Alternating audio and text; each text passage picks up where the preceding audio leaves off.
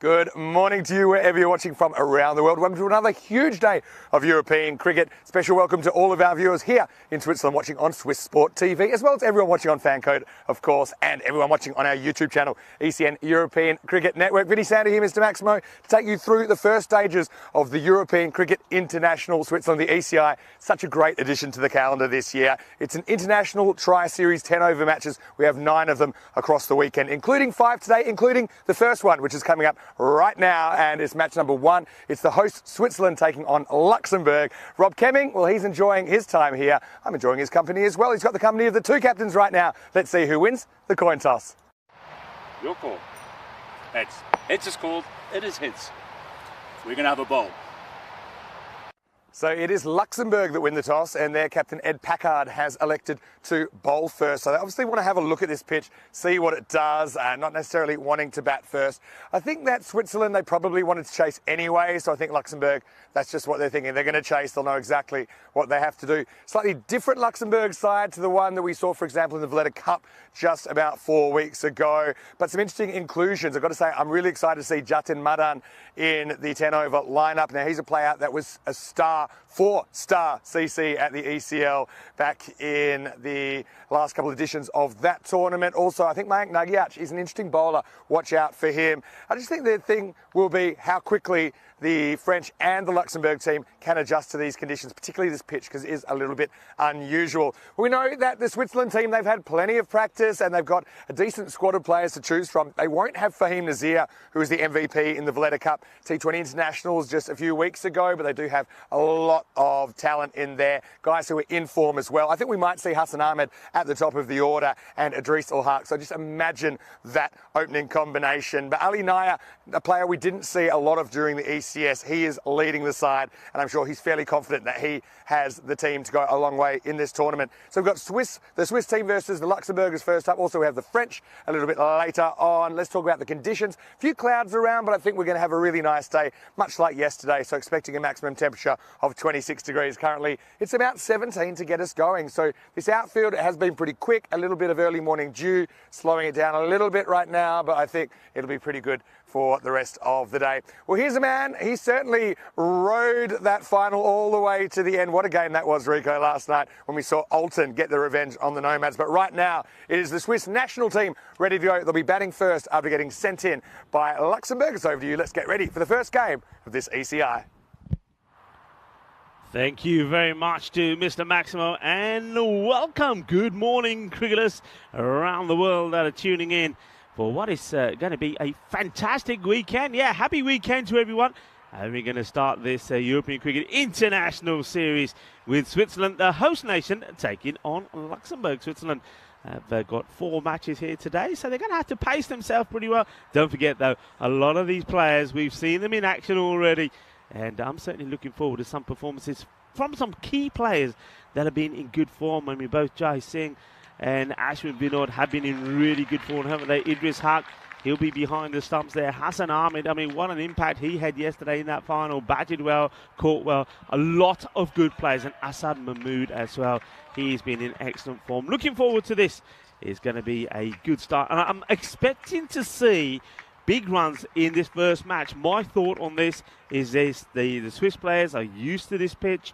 They're used to the ground. And I think the batters will relish the opportunity to go out there and put big runs on the board quickly and make it an uncomfortable start for Luxembourg. Luxembourg probably, I don't know if they've ever played on such a pitch before. I mean, they may have done. You know, it's cricket, European cricketers, the thing about them is wherever they are around Europe, they want to play cricket. And, this is just one method of doing so with this pitch. You can see there that we've talked about it a lot. So basically, I mean, this ground is used primarily for a football pitch. It's also used for show jumping from horses. But obviously, you want to play cricket, you have to then be innovative. And that's what they've done here. Put some boards down and laid the mat on top of it. And that is then sort of nailed down to the deck. And we have a pitch. And, yeah, it's different, but it's played so well. And one thing it has brought us is stack loads of runs. And I just get the feeling that this weekend we're probably going to see a lot of that. And one team that'll be looking to really get going quickly is Switzerland, because they've got that home advantage. And like I've already said, a lot of the players have already played on it. A very good morning to some of the early birds on the chat. It's lovely to have you with us, and quite a lot of people there as well. Hello to Helix, to Ivan B. Hello to Dear Maria. Nice to have you with us. Chris Smith is there as well. Rob Thompson. And a lot of people are looking forward to the action here. Hello to Jules as well. And let's hope we're going to have a cracking start. And Liam Day, a very good morning to you. It is international cricket. And Liam Day is saying that Karunamurthy is going to be great to watch. Well, Liam, yeah, he's another guy that's been in very good form. A very good morning to our umpires, umpire Raj and umpire Said, as we get ready to go. And the first ball is going to be bowled here by Kamal. Kamal bowling to Idris Haq, who has shown good form. He's sort of lost his way towards the end of that series, but he'll be looking to come back with a bang. He's out there with Hassan Ahmed, the non-striker. Played out into the offside. Good start from the bowler. And one thing that if the guys from Luxembourg have been watching, is they would have learnt, and they would have heard myself and Vinny Sanders saying that one thing bowlers didn't do so well during the course of that European Cricket Series was bowl wicket to wicket. They started to do a lot better the last couple of days, and that's a nice start. Well, that's a good response from the batter. It would just slow down. Well, that's an agonising for the batter. Plays a nice shot, thinks he's going to get a boundary, but the ball just slows down. So it'll be just a couple. So, Kamal, Sukia. Oh, he's gone down here like a sack of potatoes. Wow, the foot goes. I wonder if he just caught some of the edge of the pitch there, which can move. And then you see the umpire just investigating. You know that bit of carpet can move here. I wonder if that's where he's going down. Puts the foot down on it. Oh, that looks nasty. That was his foot twisting quite badly, but he's okay. He's up straight away. Wide get signalled. And he recovers well. Fielders gets past the infield. Should only be a single, which gives us a chance to see Hassan Ahmed face up first time. And that's just one of the things that the teams will have to get used to. It is the same for all the teams, of course. The only advantage is that Switzerland have played on it, and they should be used to it. Hassan Ahmed, this guy, wasn't he good all the way through the series? Scored over 500 runs in that European Cricket Series. And he did break his finger, which meant he couldn't keep wicket. This is why we're going to find Idris Haq is keeping wicket here for Switzerland when they're in the field. But it didn't stop him yesterday in the field when he took some outrageous catches in that final. He just works his way on the leg side. We'll take the single. Nice throw from the fielder. Direct hit. Asking the question, but nothing there from the umpire. And the bowler, well, once again, ends up on the floor. And let's see how, is it the same as before? Let's just have a look at that foot. And this time, I think, what happens here? I think he, oh dear. Oh, that's so nasty. Ay, ay, ay. Well, that's both of his ankles. Both of his ankles now. Well, I tell you what, he's made a strong start. He just wasn't watching.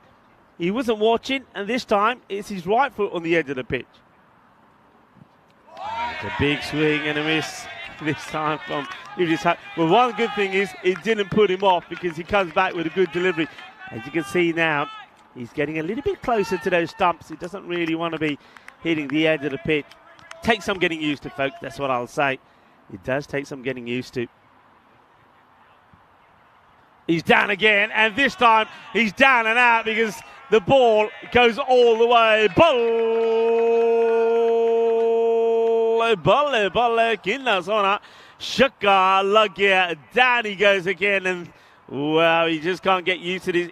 Because he keeps catching the edge of the pitch. Watch here again on the edge of the foot. Oh, look at that foot. I tell you what, that's painful to look. So there's twice on the left, once on the right. And this one goes all the way. 6 runs, 11 off the first over. Oh, you hate looking at that, don't you? Because you just think sooner or later, if you're not careful, you could hurt yourself. Talking about international cricket, don't forget, in 44 days' time, the Euros of cricket will begin in Spain. Cardamania will rock the world once more. Coming to you from Malaga. That is the Cardama Oval. And, well, if you're looking it up, find Cardama. It's on the road that goes from Coin to Cardama. It's nestled in some beautiful Spanish countryside. It's a delightful pitch. And, well, come on down, enjoy the cricket, enjoy the buzz. Come and join everybody in the fan zone as well. Second over, it's down the leg side. That's 4 runs. This guy plays this shot in his sleep. And Edmund Packard will learn pretty quickly, as will the other players playing in his international series. You do not bowl to Hassan on his legs because he is powerful. And well, this time it's 4 runs, but believe you me, he can go bigger than that. So the last 2 balls have been boundaries. And Hassan Ahmed finding his rhythm. Oh, well, he doesn't learn. He gets away with this one. It's a little bit too wide. Even Ahmed can't get to it. Namaste. Salam alaikum. Sasri Akal. Eyeball 1 to our family in the South Indian continent. I hope you're all well, and happy weekend to you all. It's nicely played down the ground. 4 carreras. Both badhiya shot Maria. And Usidda. Chokka lag gaya. Shaba. And international days today. Well, I can tell you a big one. It is the World Elephant Day today. And a day that is all about raising awareness of the plight of the elephants and doing our bit to help them and their environment. This one gets warned by Ahmed. It's one that he would normally put away. So yeah, urge everybody, as I always do, to do what you can for the environment and also for our animals, especially those that are like the old endangered species. So well pitched up, it's nicely played.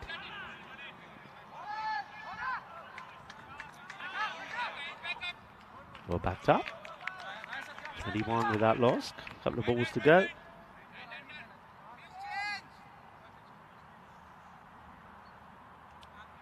Yeah, I mean, a fact on that World Elephant Day, over the last decade, the number of elephants, their population has dropped significantly by 62%.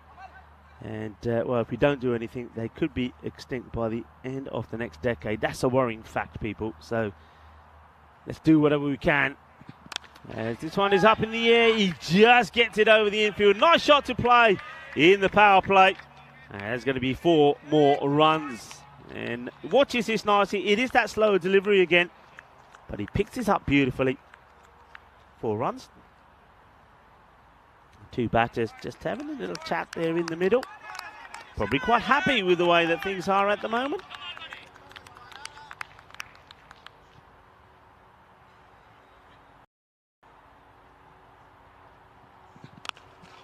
And this has been launched. Gea. Shaka. Logia. Manos. Arriba. Arbitro. Porque eso es 6 carreras. Just loses his line. Just drags it down towards the legs. And Idris Haq is onto it like a flash. Smashes it away. 31 off the first 2 overs. 31 without loss.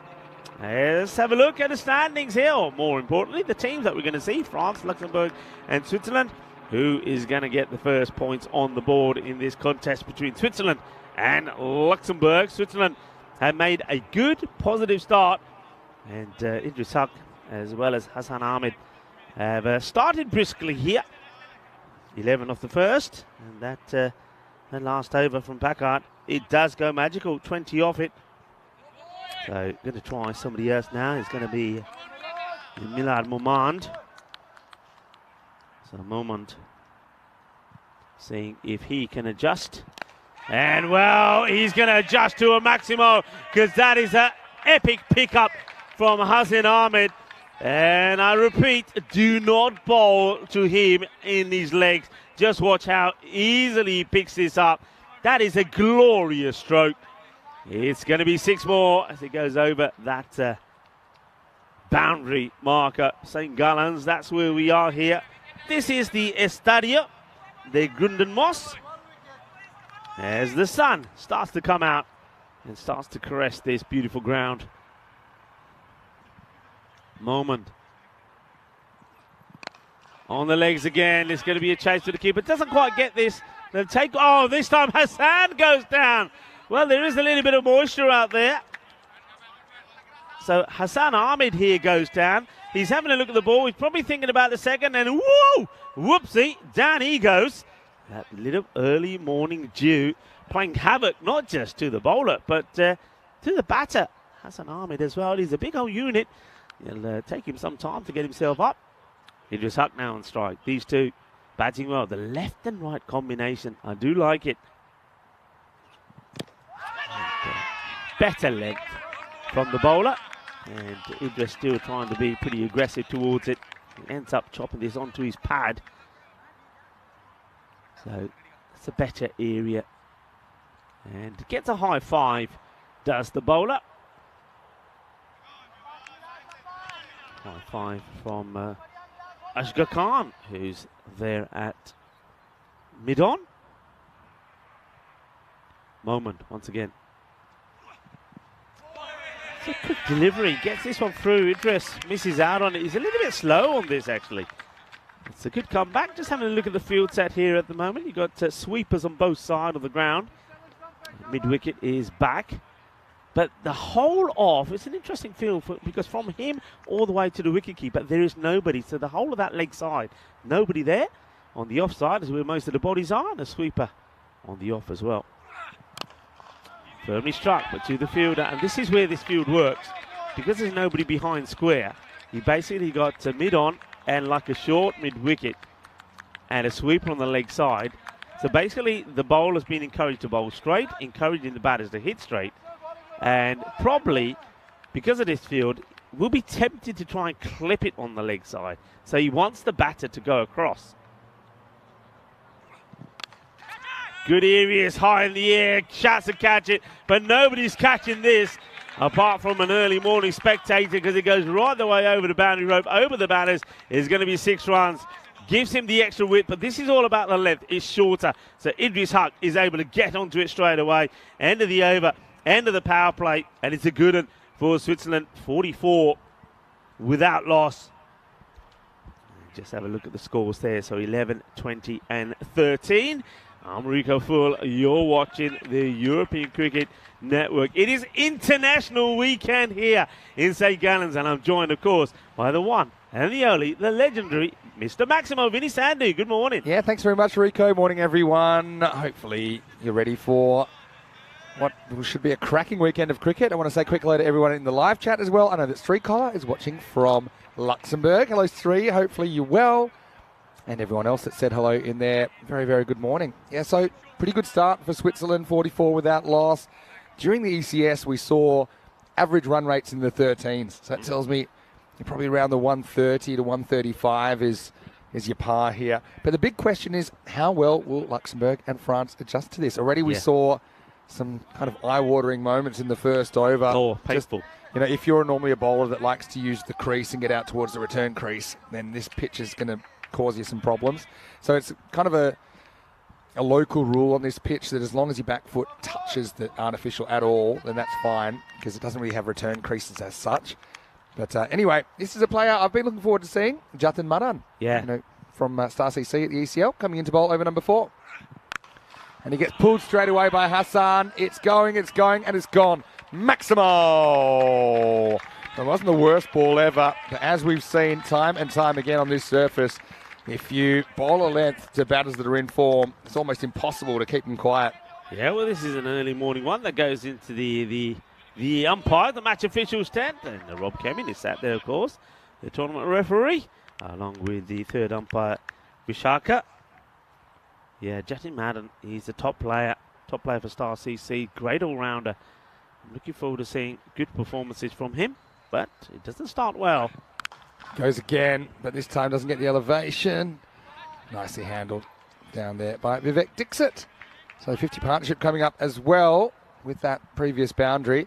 But Madan is a good player. I'll never forget his performance for Star CC as they knocked the Helsinki Titans out of ECL 22. It ended up in a golden ball, and he was the hero. Yeah, what a match that was. And those scenes we'll never forget. There's some scenes, some victorious scenes that we've seen around Europe, and a lot of them in Karma that you'll never forget. All right, Skied. Field's got a lot to do. He's going, he's dropped it. It's a good effort, though. It's going to go for 4. Again, this early morning dew. I mean, it hasn't really been raining or anything like that, but you can just tell it's a little bit slippery underfoot. I think that was a pretty good effort from Asghar Ali to try and catch it over the shoulder, but the result is 4 runs to Hark. It is a terrific effort, but I believe he's going to be very disappointed because he does all the hard work. Yeah. He actually gets there and the ball goes right into his hands, and then, of course, with the momentum that he was running at, as the ball falls out, it goes over the rope for 4 runs. So Huck gets 4. This partnership moves to 55.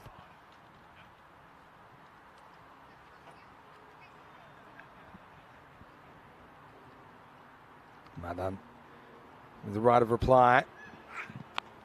Oh, right off the end of the bat. They're going to run on it. Direct hit will be out.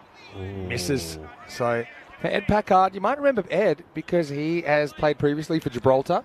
But now he's living in Luxembourg, and he also played for Lathbury Lightning in the ECL earlier this year. So, yeah, I was a little bit surprised to see Ed in a Luxembourg shirt, but I believe that's where he is residing now.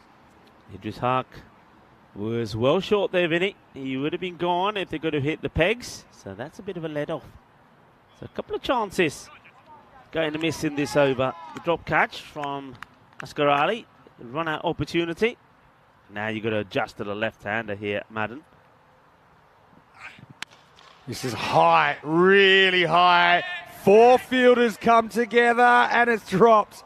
It's the Bermuda square that comes from all angles. In the end, Packard took the responsibility. Not an easy catch, running backwards. And Hassan gets the life, gets very lucky there. Yeah, I mean, it needed a good, firm shot. The thing with this, what I've noticed is nobody is really saying, yeah, I want it. It was a little bit woolly. Should I, shouldn't I, should you, that doesn't who's really going to go? Yeah, that shot doesn't really show that there were 2 other fielders coming in from the offside. Anyway, Hark back on deck. He heaves it, and there's nobody home, as you said, Rico, this quarter of the field. You might actually get a 3 here. I don't think they're running that hard, so it will just be 2, but that is an expanse, isn't there, over there in the fine leg region. End of the over, and Switzerland, they're 59 without loss after 4. Yeah, I think Madden a bit surprised there because when that ball is hit, you can see he's a bit annoyed.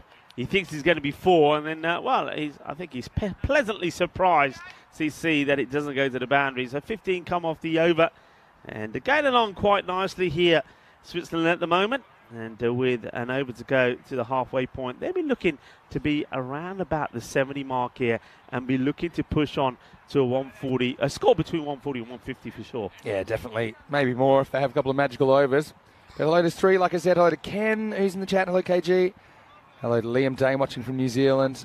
Jusada, good morning to you.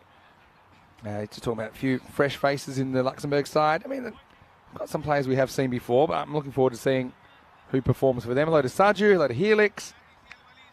And if you want to drop us a line, now's a good time. It's always a good time. ECN European Cricket Network. Okay, here's Mike Nagiach. Now, he's a player also played for Star CC in the ECL, so I've seen him before. And gets the length right first up. And I think pace or spin, that's where you got to be. The barrel's dry for ideas for me. But this one bounces right between the batter's legs. And if you can nail 6 of those, that's probably your best bet. Yeah, Nagiach, good start.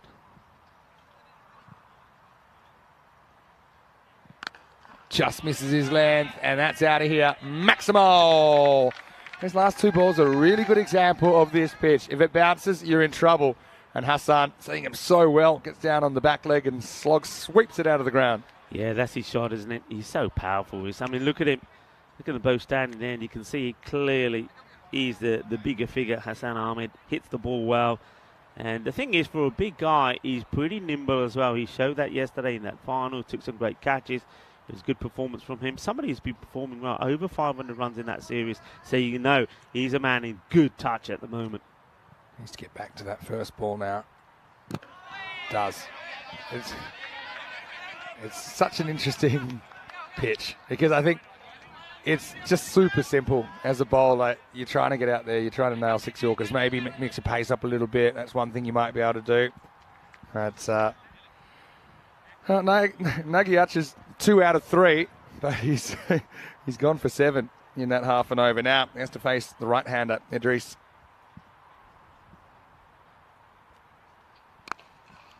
A little bit too full, isn't he? Low full toss, but that's okay. I mean, if you're going to miss, I think that's the place to miss. Still not an easy ball to get under. Just noticing, of course, this being a 3-way series. And we have Switzerland and Luxembourg playing right now, but I think the French might have just arrived. They're a very exciting bunch. There we go. And there's little Mr. Universe. Oh, that could be a roofer. Watch out, watch out. There's a cricket ball about Maximo. Brace for impact. Nagiach once again. He bounces it to Hassan, and the next bounce is on the roof. This takes a long way to come down. Everybody's waiting for it to roll off the roof. It takes a while, which tells you it went a long way. And, yeah, it's a roofer. It's a biggie. And I told you he's a strong man. And he demonstrates that with that hit. And, well, Nagiach, I don't think he's bowled badly, but it just goes to show that on this pitch, bowlers are not going to get anything. They're not going to get any relief. If you bowl a bad length, you're going to get punished. This one's being hit away as well. It's just going to be a single. We're at the halfway point, Vinny. 74 with that loss, so they're where they want to be. Yeah, they absolutely are. So Nagiach had some that worked, had some that didn't. I want to say a big hello to all of our viewers, wherever you're watching from around the world. Vinny Sander here, Mr. Maximo, along with Rico Full, as you've had a bit of a brief stay in Switzerland. You've certainly had a lot of action because you'll be heading to Germany, won't you? Ready for the ECS there on Monday. Yeah, well, at least I've had a longer stay than my luggage. Yeah, that's true. Which did Rico's arrive. luggage It did arrive yesterday, but I know people want an update. It did arrive yesterday. Got back to the hotel, and there was my bag. So this isn't just something you picked up here in the morning, but big hello to all of our viewers, of course, watching from Luxembourg. Been great to see some of the guys again. A few new faces, also a few players we have seen before, but not necessarily in a Luxembourg shirt. So yeah. I think it's going to be a great weekend. Obviously, the French being here as well. They're a really exciting side to watch. And yeah, I've put my St. Gallen green on today. I thought it was a bit of a nod to the hosts here. I like it. Yeah. And we should do. And what's nice now is that early morning cloud is starting to burn away. The sun is out, which means we are going to have a terrific afternoon of cricket here. We really are. It's going to be a great day. We're going to see plenty of action. 5 matches today, of course. Switzerland are going to be playing 4 of them. Well, this is absolutely launched out of the ground. Madan just rocks in and bowls it on, I suppose, would be called a good length, but the result is not good for Luxembourg because that one's gone across the path. Maximo, as Hassan swings his way to 45. Yeah, and at the moment, they just don't look flustered at all. They haven't really been tested. Okay, fair enough. Both batters have given a live. Huck was dropped by Ali on 24, a difficult chance. But Ali, having got there, would have backed himself to take it. And then Packard not able to hold on to one that Hassan skied up on the air when he was on 10. Yeah, I'm going to start playing a little side game called Is It a Yorker? And the answer to the first one is no. And the answer was pretty emphatic from Hassan Ahmed. He's within one swing of a 50 here. again, makes it look so easy the way that he just almost laconically keeps swinging these balls out of the ground. This is a similar sort of length, but he has Hassan reaching for it this time. He gets the thick outside edge, runs away for 4 and takes him to 49. Yeah, and you can see the bowler is learning pretty quickly, Jack Madden, that this is not a nice place to be if you're a bowler, because even when you do create a false shot from the batter, the ball still finds its way to the boundary. So he's probably looking around and saying, what am I supposed to bowl on this? It's giving me nothing. There's nada. It's a run fest. Is it a Yorker? No. Third time lucky for Justin. See what he does. Closer. Still not going to end too well for him because that's 4 more, and that's going to be 50 for Hassan Ahmed. Brings it up off 18 balls, and he continues his good form. This is a man that hit more sixes in the recent European Cricket Series than anybody else in the ECS this year, and he starts the ECI with a 50. Yeah, an international 50 for the batter there, Hassan Ahmed. He has been in tremendous form. Shaba. बहुत बधाइयां हसन आमन ने अपनी half century पूरी कर ली नाले time हैगा की पता शायद अपनी 100 इंटरनेशनल 100 भी बना सकते थे परोंठे खादे कि नहीं मेरे ख्याल आज है ना वीकेंड है रात के परोंठे खादे होने हैं. On the charge, but he gets this wrong, and it's Packard. He has plenty of time to think about it. It is dropped. He's never got set there. The feet were always moving. And that time he didn't have any company. Unfortunately, the skipper grasses it, but Hassan has another life. Well, I tell you what, I was just saying there to some of the in Punjabi that he's got his 50 and the way he's going here, he could get his 100. I could have done him proper, but he gets dropped. Maybe that's a sign because he's had 2 opportunities now. Are we going to go and see him just go on and score a century here now? It's an early call, but you know what this guy can do. As Idris Hucks just reminds everybody that he's still there. And he smashes this one out of the ground. It does get to the bank, so that's a maxi banker. It goes all the way. And he moves on to 39 of 16 deliveries. This partnership is looking dangerous. See, that's an attempted Yorker, but he misses it full. So I don't think he's bowled one ball where he's actually wanted it this over, Jatin Madan. He's a very talented cricketer. He's having a bit of an initiation here. This partnership worth 95 now. Last ball of the over coming up. And, big swing and a miss from Idris to finish the over. 6 overs down. It's 95 without loss. I want to say a quick hello to Kroom as well. Good morning to you, Kevin. Hopefully you're well. Are you playing this weekend, Kroom? Because I know he still likes to play his cricket on the weekend. Hello to Rob Thompson from New Zealand. Hello to Chris Smith as well. And they're saying a few things such as, good to hear your luggage has arrived, Rico. And Rico is always looking snazzy. Well, you are very snazzy. Yeah, I'm just happy to be reunited with my luggage. And it's always a nice feeling when you open it up and everything is where it should be. But I tell you what, though, the good thing about it is it's the easiest bit of packing I've ever had to do. It's like me in Romania. I had the same issue where I had to sweet talk my way through the passport line, and I made it, my luggage didn't, and I spent 2 or 3 days there in the same clothes, and when my bags came, I just put them on the next plane. That's hit so hard all the way along the deck. Wow. How about that? I mean, again, Nagiac doesn't quite get the Yorker, does he? I know I sound like a broken record, but there is something broken when bowlers are bouncing the ball. The batter's just finding it so easy, and that was a blast through mid-on. Yeah, I mean, the fielder who's there, and that is Vivek Dixit, doesn't have much area to travel, only a couple of meters, but he can't get there. He's hit so well. Now the slower delivery really flights his up. Good comeback, but unfortunately going to be called a wide. Yeah, it grabs the tram line on the way through. I like what Nagiac is thinking. So you can still bowl a slow ball that you can turn into a Yorker because it kind of drops into the zone. Only problem is this one floats a little bit outside, and you can see straight over that tram line called wide correctly. So 100 partnership up now for Switzerland and counting.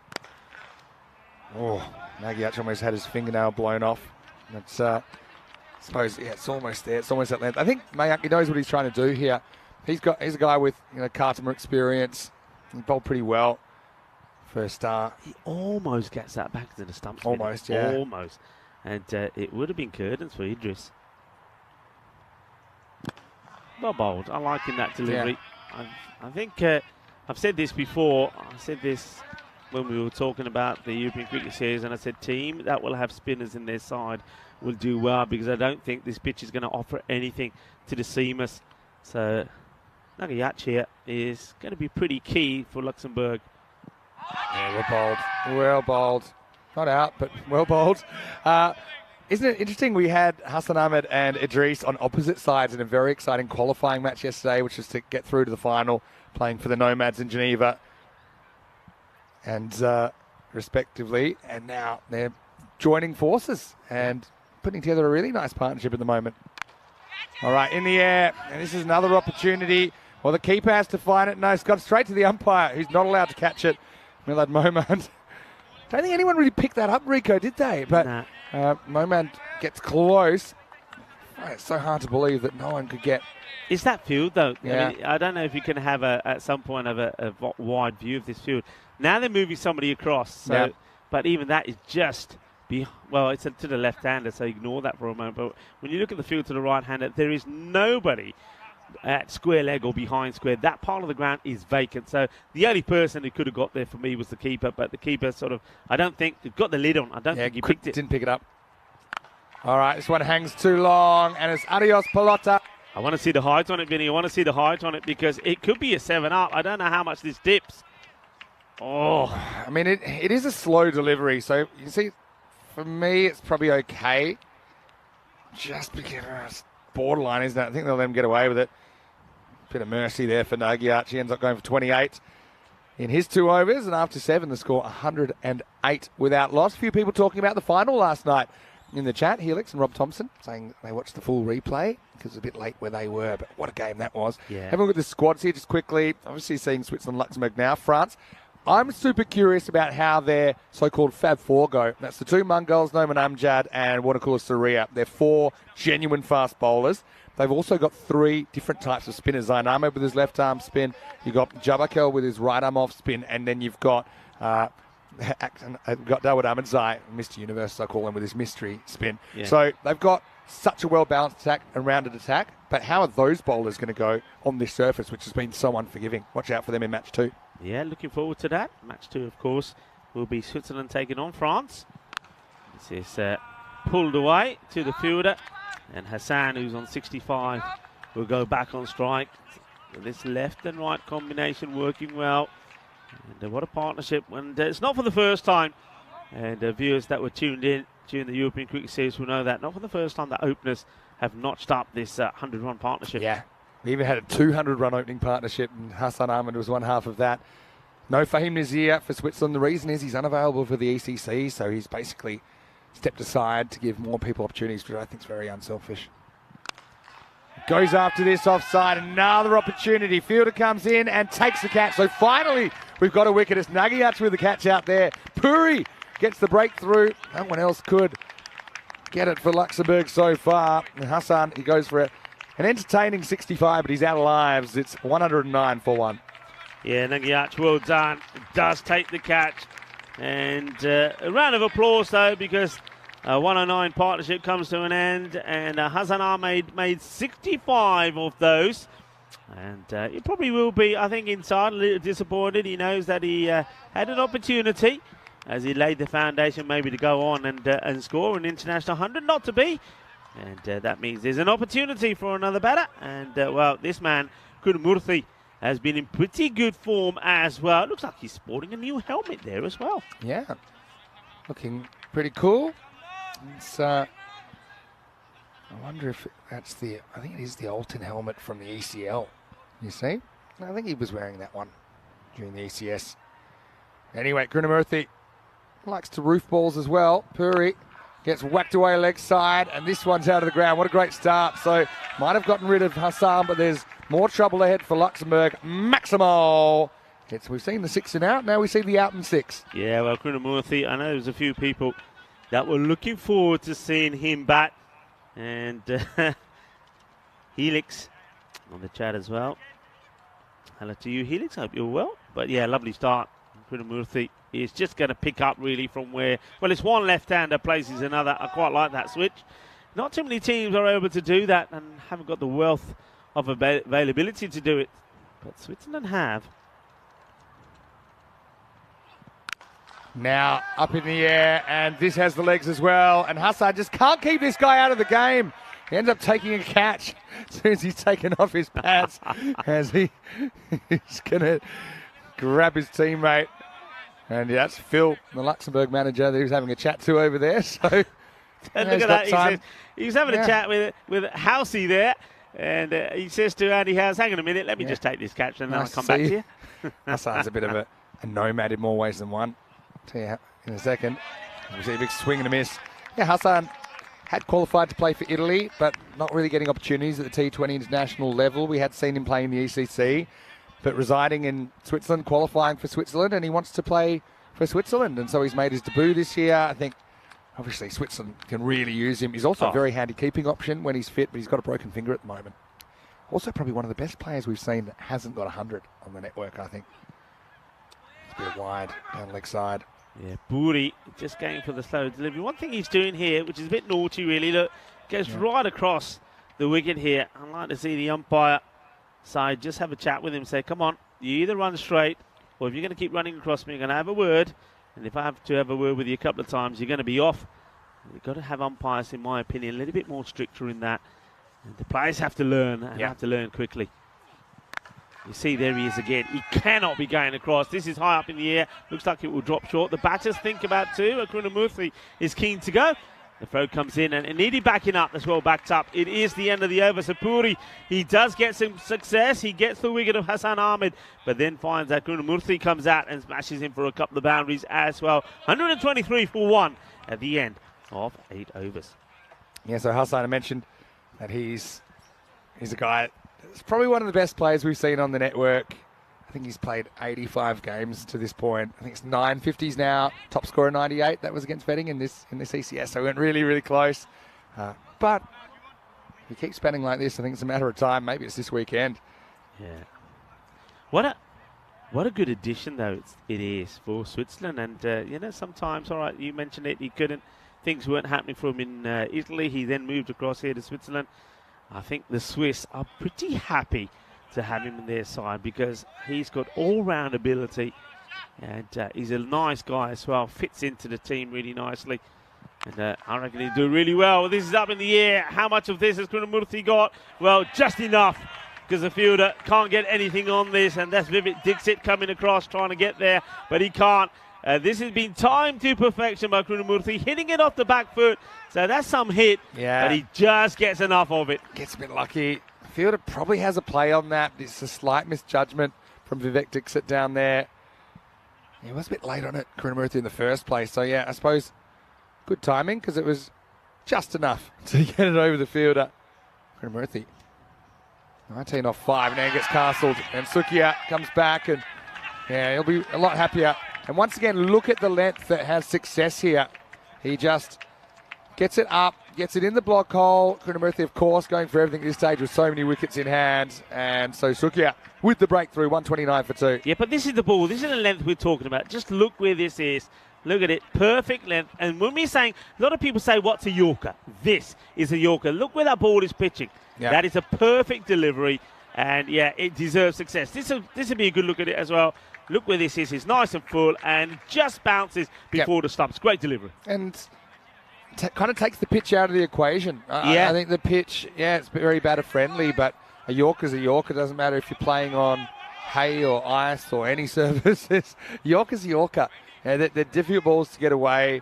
It's a defensive option, but it's also quite an attacking option because if you can get it straight, you've always got the chance of picking up the wicket as well. So 129 for 2, 10 balls remaining. Here's Asad Mahmood from Power CC, who is coming off a very good 91. Yeah, I mean, Power CC, they lost their way slightly towards the end of that series, but one man who didn't is this guy, their captain. He certainly did have the power, and he's looking to bring that power into the finish here for Switzerland. We are into the 9th over. All happens in the 9th. Well, we've seen a wicket so far. And let's see what Sukia can do here. He'll be looking to, once again, execute that Yorker. Also, big congratulations to Asad becoming a father last weekend. Well bowled. And good cricket. Oh, wow. This would have been really close. I'm going to say it would have been out in a minute. Me too. I think he's just out if this hits. Let's have a look on the replay. He's stretching, goes off the pitch, and might have been gone. Not an easy one, but I think, you take every run on offer at this stage. You know, if you get out for a golden duck, that's the way it goes. There's more batters to come, so it's pretty unselfish. Have a look at the field there. We'll come back to that in a second. We see Huck stepping inside this. He's still eyeing off a half century. Now, Idris has played a little bit of cricket for Switzerland before. I do believe it's his first time in the 10-over team, though. So making a pretty good fist of it so far. Hasn't had the lion's share of the strike, though. Yeah, that's true. Sunny ball number 21 he's faced. And, well, that's all he's going to face because number 22 is going to do him. Well done to Sukia. This is all about, look, we said a lot of the Swiss bowlers took a long time to adjust to the line. Well, he's got it right pretty well. It's a slow ball as well, but it's all about the length. So not only does he deceive him with the pace, but he gets it right on the money. Well bowled. Sukia, yeah. I'm liking what he's doing here. Yeah, excellent. Well disguised change of pace there. Basically, I think he holds it a little bit further in his fingers and rolls it out with a kind of off-cutter action. So just that side rotation on the ball, slowing it down. Idris swings all around it, but not a bad effort from him to get his series going. 41 off 22, 131 for 3. And Will Kroom, he's playing today. He said, the Suns finally made it. Final 4 weeks of the club season in England. That just shows you where we're at because we have about over 4 months to go in our season, but already they're starting to wrap things up in the UK. Of course, that's the weather, I suppose. Here's a guy that I enjoyed watching over the last 2 weeks, and that's Izzah Hussain, and he watched his first one go down on the leg side for a wide. So he was captaining Paktoon Zalmi, and he was a real gutsy player. They ended up finishing 5th. I don't think that does him justice because he did some mercurial things. But he's a real versatile player. He can do a good job with the gloves. He can also bowl a bit. He's also a decent hitter, as we see here, because he's going to launch this one up and out of the ground. Maximal! 6 more for the Swiss. Yeah, and remember, he's a valiant effort for his side yesterday, when he was the only one that kept going when he was trying to get to that big total of 198 against Geneva. He scored a fine 48 of 20. We'll come back to that in a second. Full toss, and that's going to be twice as nice for Hussain. He goes back-to-back Maximals up on the bank, and that will be the end of the 9th over. 144 for 3. Yeah, Sukia, he'll be very disappointed the way he's finished this over. It was a good over. He bowled well. He bowled intelligently. Then he got hit for one big one there from Hussain. Decided to go with a slow ball. He doesn't get the line right. The radar goes amiss and the ball goes for 6. And we can see some of the bowling figures there. So Sukia, just think 12 off that came off the last 2 balls. Otherwise, that would have been very, very respectable. Still not bad considering how some of the other bowlers have been dealt with. 144 for 3 at the end of 9. Still looking 160 here, aren't they? This is Sambhav Puri. He bowled a pretty good first over, we thought. Yeah, the importance of closing out your over. That's the thing. 1 or 2 good balls isn't really enough. You can still go for plenty. This first one gets through everyone, including the keeper. This is going to be 4 byes. That's Rupesh Bingu behind the stumps. Couldn't deal with the second bounce. A bit disappointed with this. So it's an unhit 4 to get us going. To keep low a bit. Mahmood kind of gotten himself in a bit of a muddle with his footwork as well. He backed away. Probably didn't need to do that, but it's a result for Switzerland. Yeah, it is. And I said they would want to score between 140 and 150. Looks like they're going to get that and a few extras. So that last over was a typical, we say all happened in the 9th. Well, that's why I say all happened in the 9th. It was a typical 9th over, a couple of wickets and also 21 runs. Yeah, it all happens in the 9th. 5 to come then. No full toss. Got a baseball down the ground. I'll just get one. So we'll be back to Izzah Hussain, who's made a very good start to his innings with 12 of his first 2. Puri picked up a wicket with his very first ball of his spell. Let's see if he can get another. You can see all sorts of directions Bingu giving him. Lifts it up, and that's going to be 4. Lights are on, but nobody's home over there. It's a wasteland in that area. Again, it's a little bit straight. I mean, with the length, the batter's able to manufacture something out of it. Yeah. And Hussain started very, very brightly. That's his shot. I mean, that's the same shot, whatever you want to say about it. The thing is, though, that whereas a lot of batters swing and miss, he connects, and he finds a way to get the swing in and hit the ball on that onside, and the bowlers have to try and go a little bit wider outside the off, or you bowl a slower delivery, because otherwise he's going to latch onto it. They're not making any change in the field, so they're still leaving that area open. I think to a batter like this guy, that's dangerous. And you can see the bowler wants a change. He's saying he wants somebody there, but I mean, having this man on the 45 at fine is pointless. He's going to do nothing. He's going to have to get really lucky. He'd have to get hit straight at him. Whole thing is, it was the length that led to that. Now there's a low full toss. Again, just misses the Orca and pays the price. Hussain, what a great start from him. 20 off just 4 balls. Yeah, but once again, look where the ball is on the pegs, it's full. And for somebody who hits everything in the arc, somebody that hits everything on the leg side, you can't be bowling there to him. You either have to try and draw him out of his crease, so he uses his feet coming forward, or you bowl outside the off. What's happening in the field here now? So what's the change? Not really. Well, okay, slight change, but they're still all right. They've got a square in now, really. Field doesn't matter as much as where he puts the ball. Bottom line. Okay, 157 with 2 to come. Now again, he's able to manufacture something out of the length. So just toying with the Luxembourgers right now. There's a sense of frustration from the men in blue. This is a really good shot of it. That he's got such a good eye that he picks up on the length early. And good umpiring as well. Yeah, but that's the point I'm trying to make. He's hitting there all the time. They move the man on the 45 and fine. He's got to go back. You got to go with this field. The way that this guy bats, you've got to have 4 men on the boundary. I agree. And the deep point's probably a waste at the moment. Because you know, especially now, that's the direction he's going to go. So there is the 160. With the ball remaining, 161. Puri copping a bit in this last over. Now up and over the top. The fielder is going to handle it. They'll come for 2. Will they? In the end, they decide to protect the average. And Hussain's going to finish unbeaten on 25. And Switzerland, 162 for 3 off the 10 overs.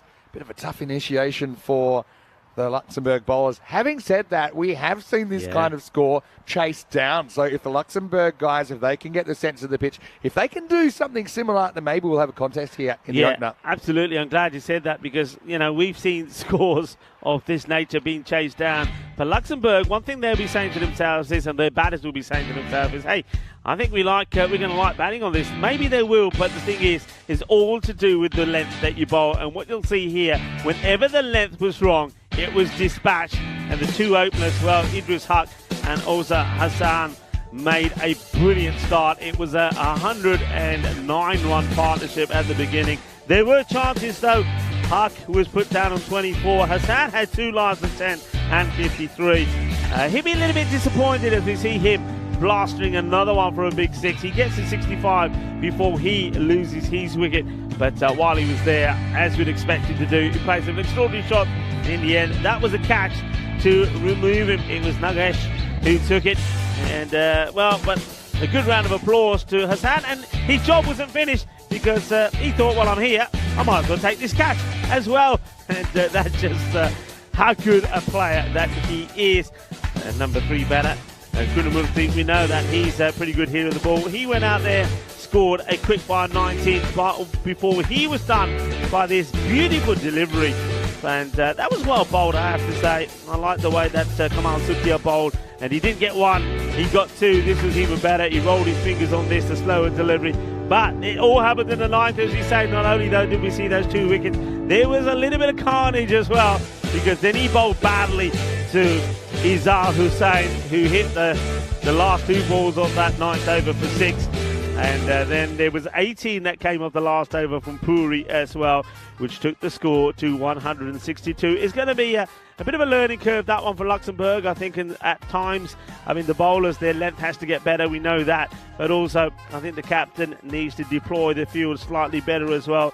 So I think the likes of Edmund Packard just needs to have a look at where he's putting the field as he gets used to some of these Switzerland batters. That's that scorecard. A great opening partnership. Hassan Ahmed once again leading the way, and was complimented very well out there by Idris Haq. And then one thing that Switzerland do, and we've seen them do it all the way through the last 2 weeks, their batters go out there, score quickly. Kunamurthy 19 or 6 deliveries, and 25 from Izar Hussain from 6 as well. Helps them to get to this score. The bowling figures, 2 wickets there from Sukia. A little bit disappointed with his last 2 balls that went for Maximo's. But other than him, Justin Madden didn't have too much luck. He went for 36. And just the one over there from Maman went for 13. But once again, I think spin could be the key. And Nagiak didn't bowl too badly at all. He went for 28, but quite easily could have had a wicket or two. There's the mid-match summary there for you. 162 for 3.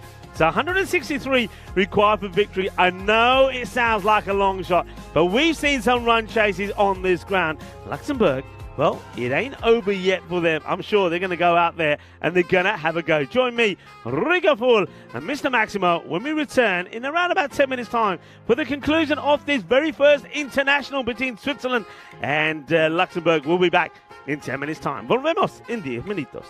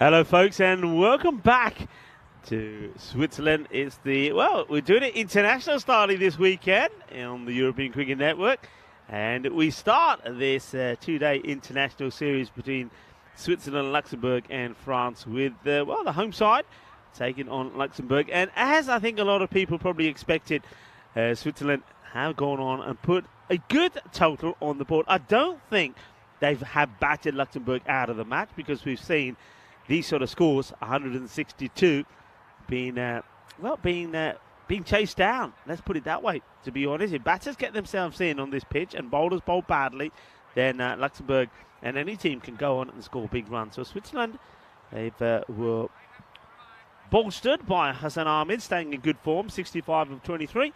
Idris Huq supported him well with 41 as well. But I like the contributions late on from Kunamurti as well as Izzat Hussain. Izzat Hussain, 25 of just 6 deliveries, 2 sixes and 3 fours.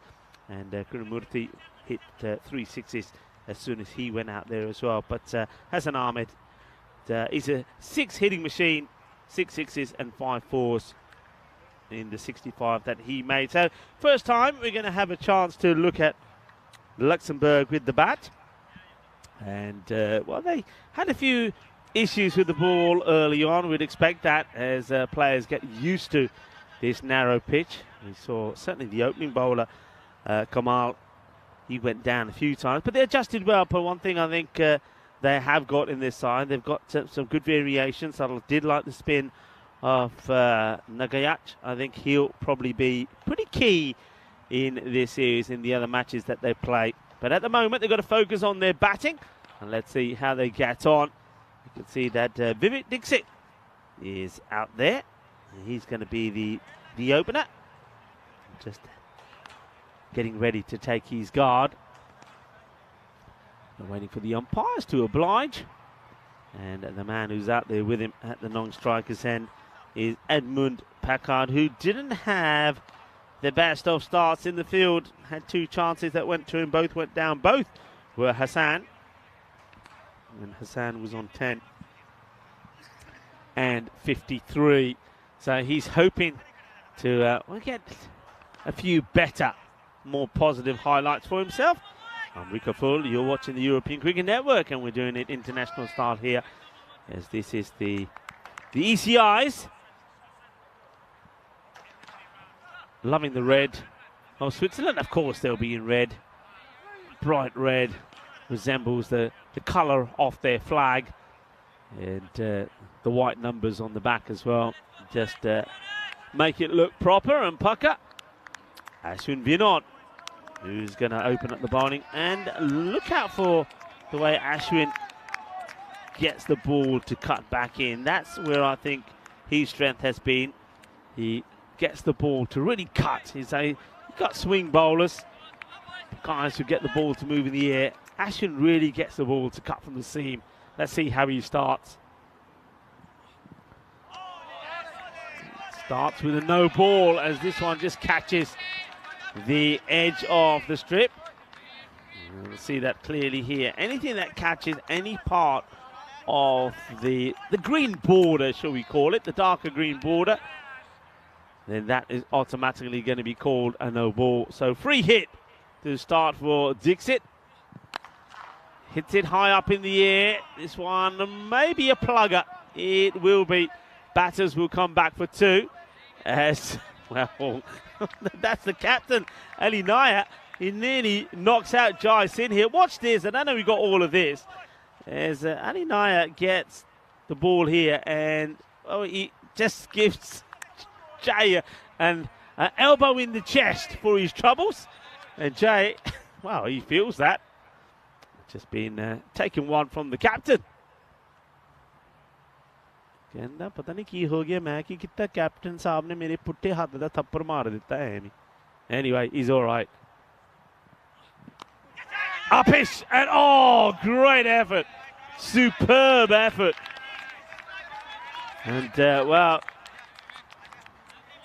Thirinanathan diving to his left, gets fingertips to it. That would have been a sensational catch, but not able to hold on to it. So Tanaritanan with a superb effort. Catch goes down though. That would have been something special. That would have had them up and about. But Dixit survives. Moves to 3, gets to the non-strikers end, and a chance for us to see the captain of Luxembourg, Edmund Packard.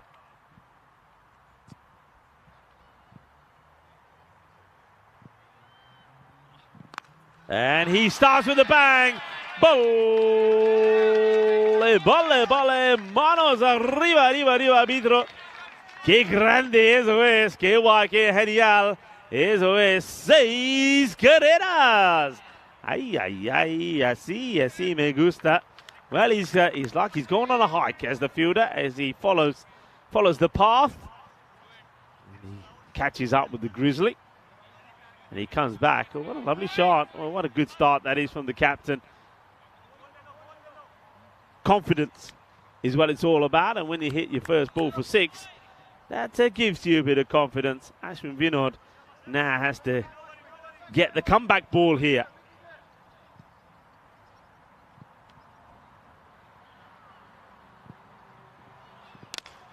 It's up in the air and he gets the comeback ball. It's not the best of shots. It's a full toss wide and it's been hit straight into the hands of one man who is not going to drop him. Hassan Ahmed, well, we saw him taking catches even when he wasn't playing the game. After he'd done his batting, that was straight to him. So it literally is 6 and out from the captain. And Ashwin Vinod takes another wicket. He was one of the leading wicket takers in the European Cricket Series. Now, well, he starts with the wicket here as well. Edmund will be disappointed. The captain hits one ball for 6, then gets himself out, and it is Vinod that gets his wicket. So the perfect reply from Ashwin Vinod. And, you know, credit to him, it may not have been the best of deliveries, but what he doesn't do is give the same ball again. He goes for something different. He gets it pitched up. It's over pitched outside the off. And I think when we saw Ashwin playing before, that slower full toss has got him several wickets. Saw him getting 2 like that in a match earlier. Well, this one is up in the air. It could be 2 in 2. It will be 2 in 2. The catch has been taken by Arjun Vinod. Well, the 2 Vinods combine, and it's 2 in 2 as it's a first ball.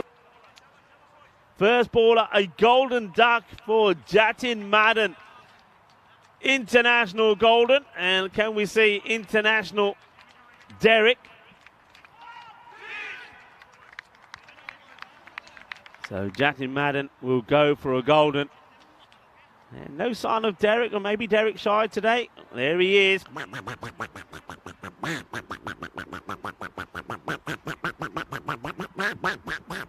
An international golden. And, well, Jatin Madden, who wasn't very lucky when he was there with the ball, now goes first ball. He's a classy player, and that's not the way he wanted to start his campaign. First baller. So a hat-trick. Ashwin Vinod, international hat-trick. Bowling to Sukhia. And Sukhia says, hat-trick what? Take that. Yeah, baby. You're watching the European Cricket Network. This is the way we do it. We don't mess around. Hat-trick or no hat-trick. We're there to do one thing, and that's hit the ball and hit it for 6. That is a delightful shot from Kamal Sukhia, who by far was the pick of the bowlers for Luxembourg. And now he starts with a 6. And that was also the end of the over. An interesting over as well. What a first over that was. 16 runs and 2 wickets. Welcome to the European Cricket Network. Welcome to the fun and the action here in Switzerland. We're doing it international style here this weekend. First match of 5 today. Switzerland take on Luxembourg. Switzerland, of course, put a big score on the board, 162. 163 the target as the captain, Ali Naya, comes on to bowl. So a nice looking shot, gets it through the infield. It won't go to the boundary, it will slow up. The batters think about 2, and they'll get 2. I don't think, well, they're not going to get the 2 because they go back. I don't think the fielder there was expecting to be involved in a bit of team fielding here, to be fair. I think the little knockback to him surprised him a little bit. Naya should be thinking about getting behind the stumps, and then he starts to run behind the stumps. That captain should know better. No point standing there like a statue in the middle of the pitch. Get behind the stumps. 17 for 2. And Kamal Sukia hit his first ball for a most beautiful, most elegant 6. Now gets ready to face his second ball.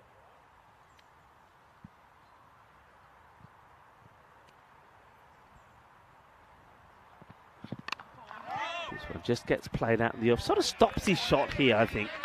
Was looking maybe to go for a bigger shot. But ends up just holding back.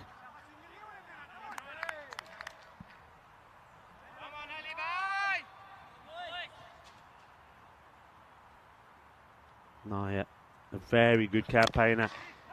Gets played down, and look at that fielding. Superbly done from Arjun Vinod. Sliding in, makes the stop. Of course, was captain in Kosane.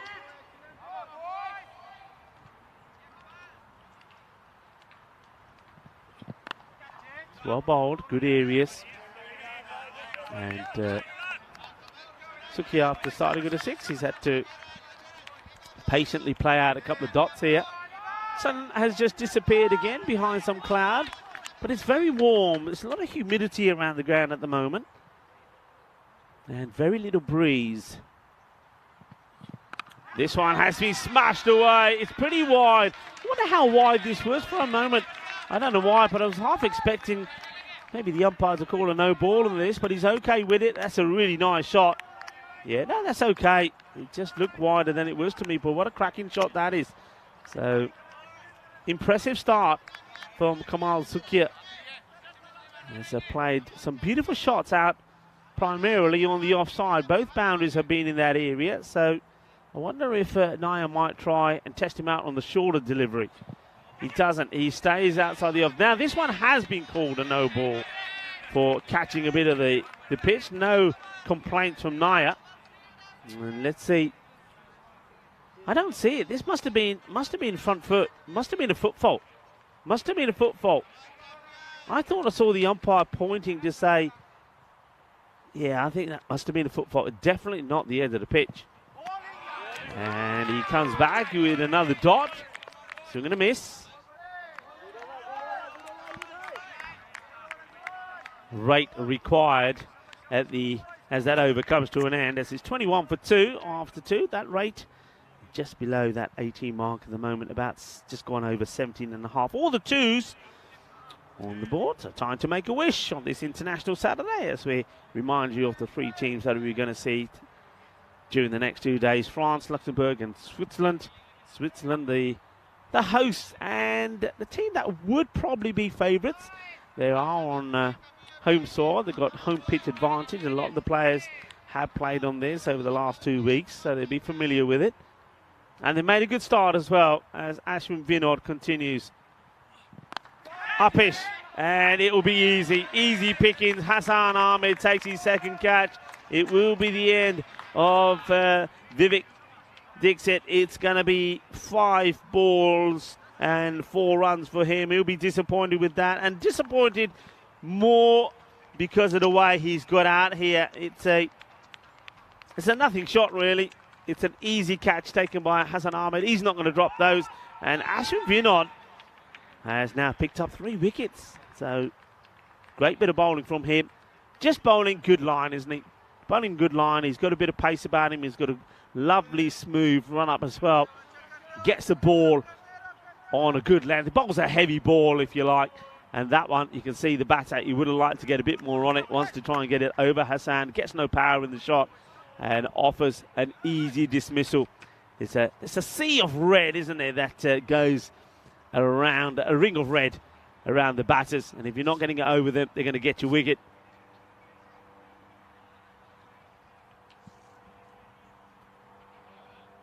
So, slight delay here. It looks like Ashwin, the bowler, just wants a bit of free spray on.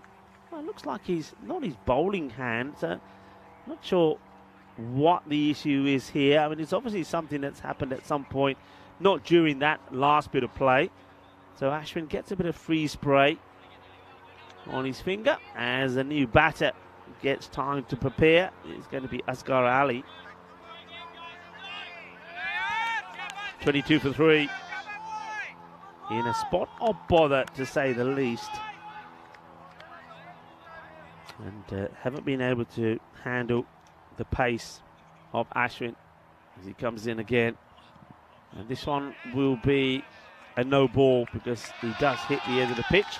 And those of you that are tuning in, maybe because it's the weekend and you're able to follow us, just go over some of the local rules here. I mean, this pitch, as you see there, is pretty narrow. Therefore, when it comes to the bowler's back foot, the return crease, as long as any part of the foot is on it, it's fine. So only if you're right on the grass, you're going to be called for a back foot no ball. That's going to be pretty rare to see. And also, anything that hits like the border, I call it the border, the green, the dark green, either side of the pitch, as you see there clearly, anything that hits part of that, it will automatically be called a no ball. And, well, this one, we know what we call this. We call this a Maximo as it goes all the way. He whips it away. There's a nice way to start. Well, both these batters have started with a 6, Kamal Sukhia and Asghar Ali. And maybe they're going to put in a nice big partnership because that is what Luxembourg are looking for here. They have lost 3 wickets, but what we have seen from both these batters, they are more than capable of hitting a big ball.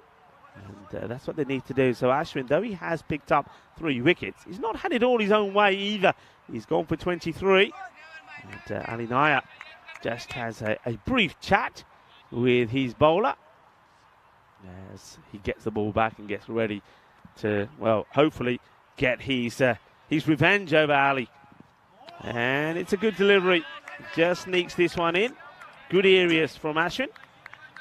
And he can afford a smile as he walks back to his crease. It's that slower ball as well. Nicely done. I'm liking that. Good areas. Ball to go. And Asghar Ali will be looking to dispatch him away for another boundary. Comes down the track and he knocks his stumps over. Jog the Hunter. Well, that is as emphatic as it gets. It's like this castle has been blown away by a stick of dynamite.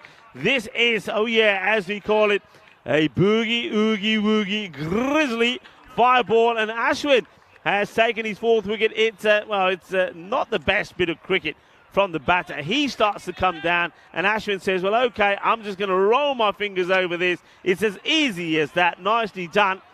And with a ball to go in his spell, we could see a 5, and we haven't seen and didn't see a 5-wicket haul in the European Cricket Series here.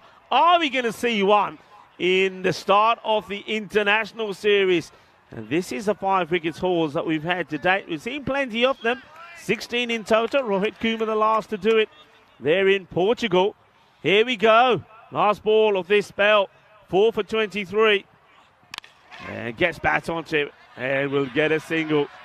Khan gets off the mark. But what a great spell of bowling there from Ashwin Vinod. And what he shows there, what he's demonstrated in this spell, is to do well as a bowler on this pitch. You've got to have variations. You've got to be brave. You've got to bowl the slower ball. You've got to bowl a good length.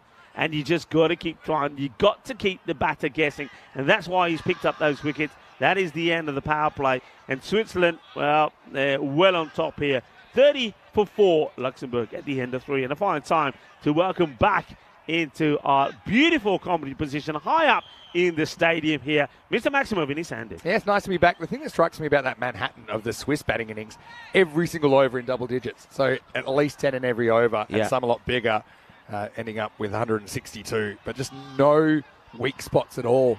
So then if you can then pull out a couple of single-digit overs like the last 2 overs we've seen here, it just pushes the run rate required up into highly uncomfortable territory. Here's Jay Sin, who is going to bowl over number 4.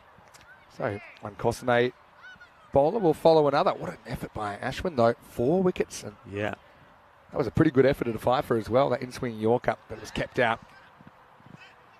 Now a big swing and a miss. So now Luxembourg are in a kind of an uncomfortable place here where they have to go for it. In a way, net run rate matters as well. So if they are going down, they don't want to go down by too many because it's a 6-game series per team, so 9 matches in total, but every team will play 6.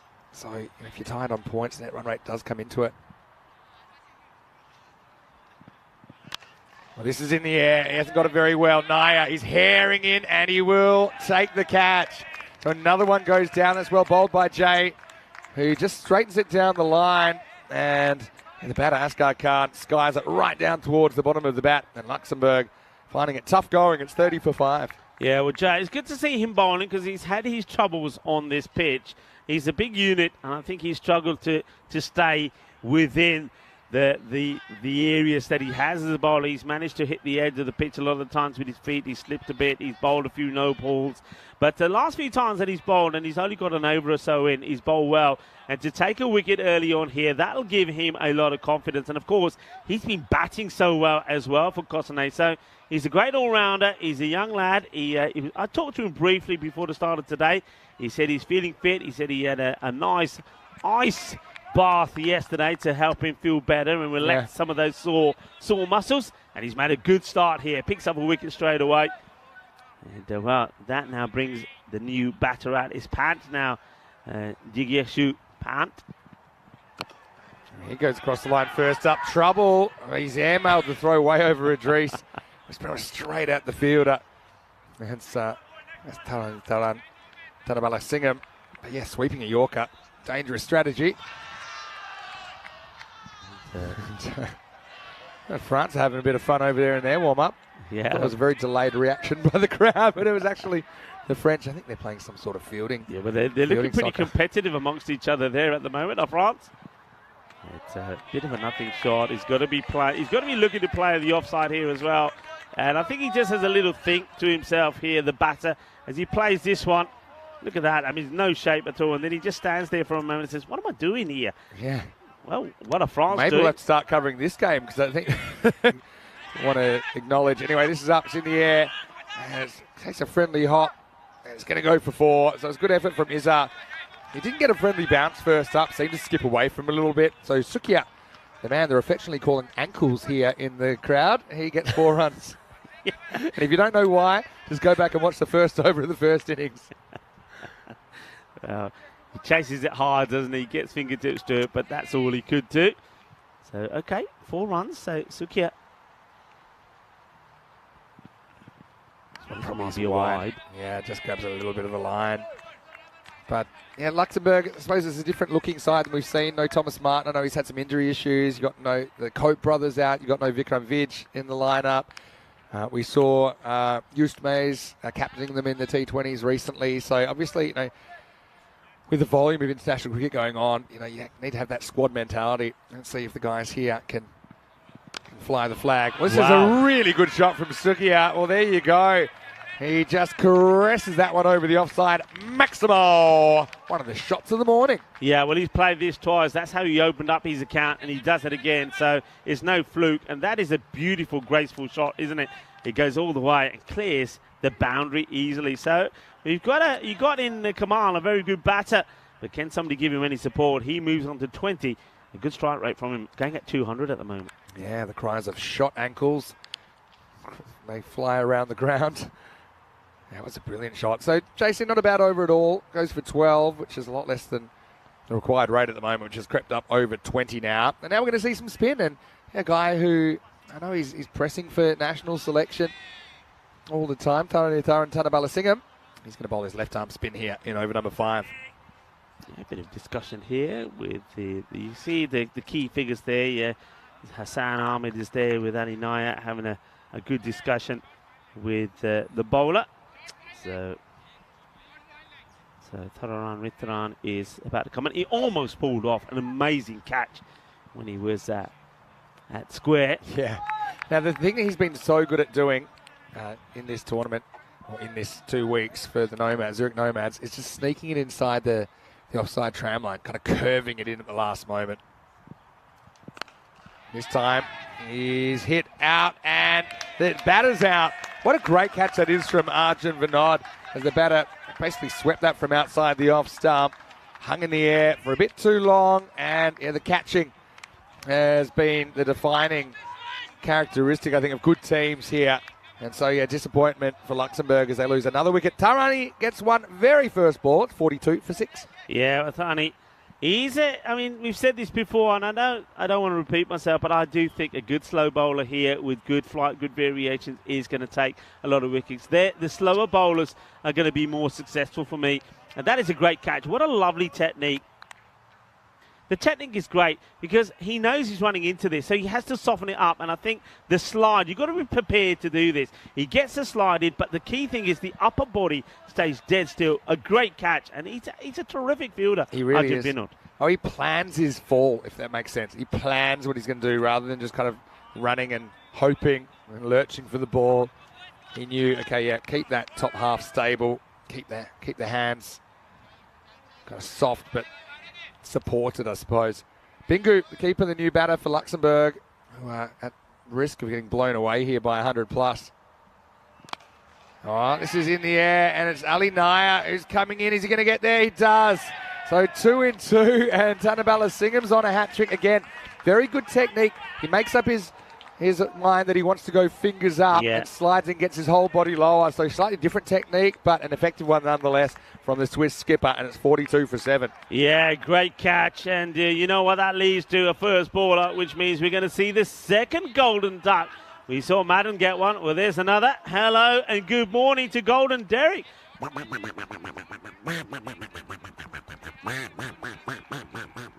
So another hat-trick. Well, Ashwin Vinod was on one earlier. Well, that's nice, isn't it? He says, don't worry, it's only a hat-trick ball. He's saying, I was on a hat-trick and I hit the ball for 6, so that's what I'm expecting from you. All right. Just the one hat-trick here in Switzerland so far. Maybe a static side for that game. Playing for Alton. So here we go. Thana. Hat-trick ball. Ooh, very close, but no hat-trick. Still no 5-wicket hauls, though. Ashwin Vinod was on one earlier. No golden balls either. So 2 bits on the bingo card we still need to fill in Switzerland. That's a good delivery, isn't it? It's a very good delivery. And, he's on a double-wicket maiden at the moment. Tarani is having a dream start. Again, he's the kind of guy not easy to drag to that leg side because where he's putting it and also the way he's turning it. Ooh. Really good bowling, Tarani. No runs off him so far. And a ball to go. Well, there you go. There's double wicket maiden. Things have ground to a halt for Lux. They're 42 for 7 after 5. Very well bowled. Very, very well bowled. And this is why, and look at the movement there. So a bit of spin on this surface as well if you get it right. So spin to win for me. Spin to win, even though, of course, Ashwin Vinod has taken a fall for upcoming events. Well, it's my last day here, sadly. I'm going to be departing later on before the last match to make my way to Dresden, where I join Charlie Hunt and bring you the action from Germany. I'll be there not only in Dresden, but also in Krefeld. But in between, plenty of cricket coming up there as well. International style, T20 Women's Internationals. We know how exciting they can be. We've got the Continental Cup in Romania, the men's version of it, and more cricket from the Netherlands. So that Netherlands Island series starts on Monday. So it's coming up so quickly. Really looking forward to seeing those two teams go head-to-head. Well, this is up, it's in the air, and another fantastic catch. Hassan Ahmed with a broken finger and everything. He wrings the hands out, but Sukia has played some really nice shots. He's going to go now. Things have really, really turned to mush for Luxembourg now in the 6th over. They're 42 for 8. And Musa Ahmedzai, who bats cross-handedly. We didn't see him bat. We do see him with the ball here, break through. Very first ball, 42 for 8. What a lovely start for Musa. He picks up an international wicket, Musa Ahmedzai, thanks to, once again, a great catch from Hassan Ahmed. And he just doesn't drop him. He took one like this yesterday in the final, diving forward, picks it early. It's all about the dive, getting the dive right, and then the landing. A nice soft landing. You can see he has got a broken finger. His hand, well, that finger is well taped up. You can see he's shaking his hand now because though he tries to protect it as much as he can, on this occasion, he's got to get a little bit of that deado on the ball, but he holds on to the catch. Is another wicket that goes in Luxembourg now, 42 for 8. I can't see them surviving the innings. It's not a good delivery that from Ahmadzai, just struggling to the left-hander. And the new batter is Manyak Nagacha, who comes out. And, well, he's going to get a wide first up. Yeah, it's tough viewing. 8 wickets in 31 balls so far in this innings. Now, they'll probably be a little bit more careful, as you see, from that back foot defence from Mayank. Yeah, Luxembourg, it's just one of those things. We knew it might be a bit tough to adjust to these conditions. Also, you've got a fair few guys that are kind of coming into this 10-over team for the first time. Well, that is a proper pucker defensive shot. You know when they say drop the anchor? This is dropping the anchor. I'm having visions of last over before tea, and when I was playing in the longer form. Now we'll get a run. So, Nagiachimi, he's not really in for his batting, obviously. He's in for his slow bowling. He does get a run here. Puri, over to him. He's yet to get off the mark. Yeah, Sanbab Puri. Didn't bowl too badly, did he? But he's got to do a bit with the bats here. He's got to see off 2 balls of this over from Ahmadzai. It's the 6th over, beg your pardon. So I think maybe we'll see them bat out these 10 overs the way that they're going about it. I always think, I suppose maybe gives you some confidence on this pitch, but the whole thing is these guys shouldn't be batting if Luxembourg are playing well. So I'd be going for glory. That's what Puri does here. It's a good shot, really good shot. 6 runs, Maximo. Well, there you go. It's a good advertisement for getting your eye in. This one, again, not quite the Yorker. Really nice, solid drive from Zambab. Goes Maximo, 6 runs, badly needed for Luxembourg. And finally, they bring up the 50 for 8 after 6. Yeah, nice shot there from Puri. A little bit of Dicky Puri about that one. I like the way he gets all of the weight distribution into the shot as well. A nice follow through, hits it hard, hits it firmly, goes all the way. 6 runs, and yeah, you're right, the 50 comes up at the end of the 6 over. The problem is, though, they have lost 8 wickets on the way as well. Well, here's a man that could not get a run off. And Thania coming on to bowl over number 2 has taken a double wicket maiden so far. And let's see if they're able to handle him in this one. All right, over number 7. Lefty to lefty. First one slides past the outside edge of Nagiach. 7 balls, no runs, 2 wickets. Yeah, I have seen it a few times. 0 off 2 overs. So it's a pretty good chance the way things are going at the moment. Surely Nagiach gets a run somewhere along the line here. Nagiach, you can see his mindset is just defence. Now he cuts and they will get the run. And that's not a bad shot, actually. So he sees the wider delivery. He doesn't get dragged out of the crease. He actually rocks back and plays a nice cut shot. So gets off the mark. He's ruined his figures now. Really. Yeah. Ruined his figures. 1 off 9, basically. Imagine if a batter was 1 off 9. That's the equivalent. All right, in the air. It could be another wicket right back to the rope. Oh, it's going to be 6.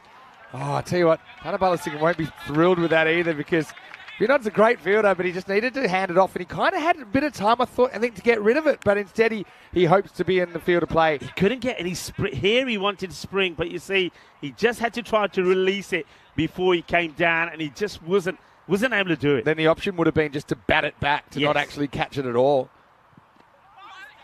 This will be off the pad, so it won't go against his figures, who are now completely ruined with 2 for 7. But, yeah, he's bowled well. He just has that good natural curve left to right, which left arms finger spinners generally get. I think he's actually bowled pretty well to the left-hander as well. So last ball of his spell coming up.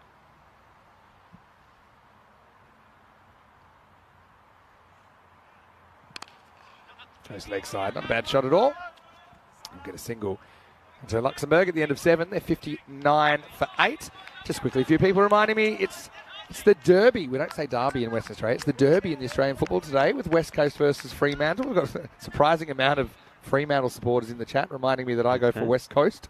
I'll come back to that in a second, but first let's have a look at what's coming up next. Switzerland versus France. Now, these two had some epic battles in the recent Valletta Cup, including a last ball thriller, last ball of the day. Switzerland getting over the line in that one, but France are a very good side. They're ranked higher in the T20 rankings at least, and the news from the toss, France winning it and electing to bowl. So once again, we'll see Switzerland batting first. Will they go with the same order? Probably, I think. Yeah. Maybe they're tempted to send an Assad Mahmood up or something like that.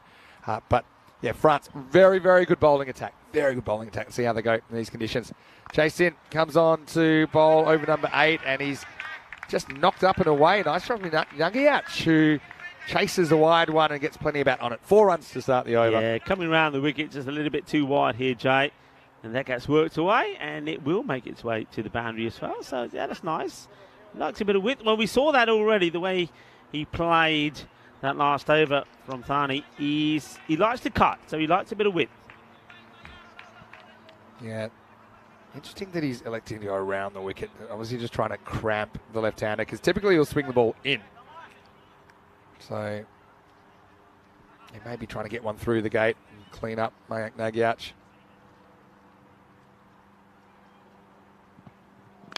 Goes the other way, though, doesn't it? It's well struck by Nagiach, who's coming into his own here. Yeah, There's a bit of consolation about this partnership, but still, at least it's something positive for Luxembourg. Yeah, nice clean stroke. But it's going to take something, of course, to beat Vinod out there on the boundary. Arjun Vinod, that is. So, yeah, hello to everyone down in Australia. I know that most of the people that we're talking to, they're not actually in Australia, but they follow the Australian football. And yeah, my team, West Coast, they're having a bit of a shocker this season, so we won't talk too much about it. It stops the whole state, though, that game.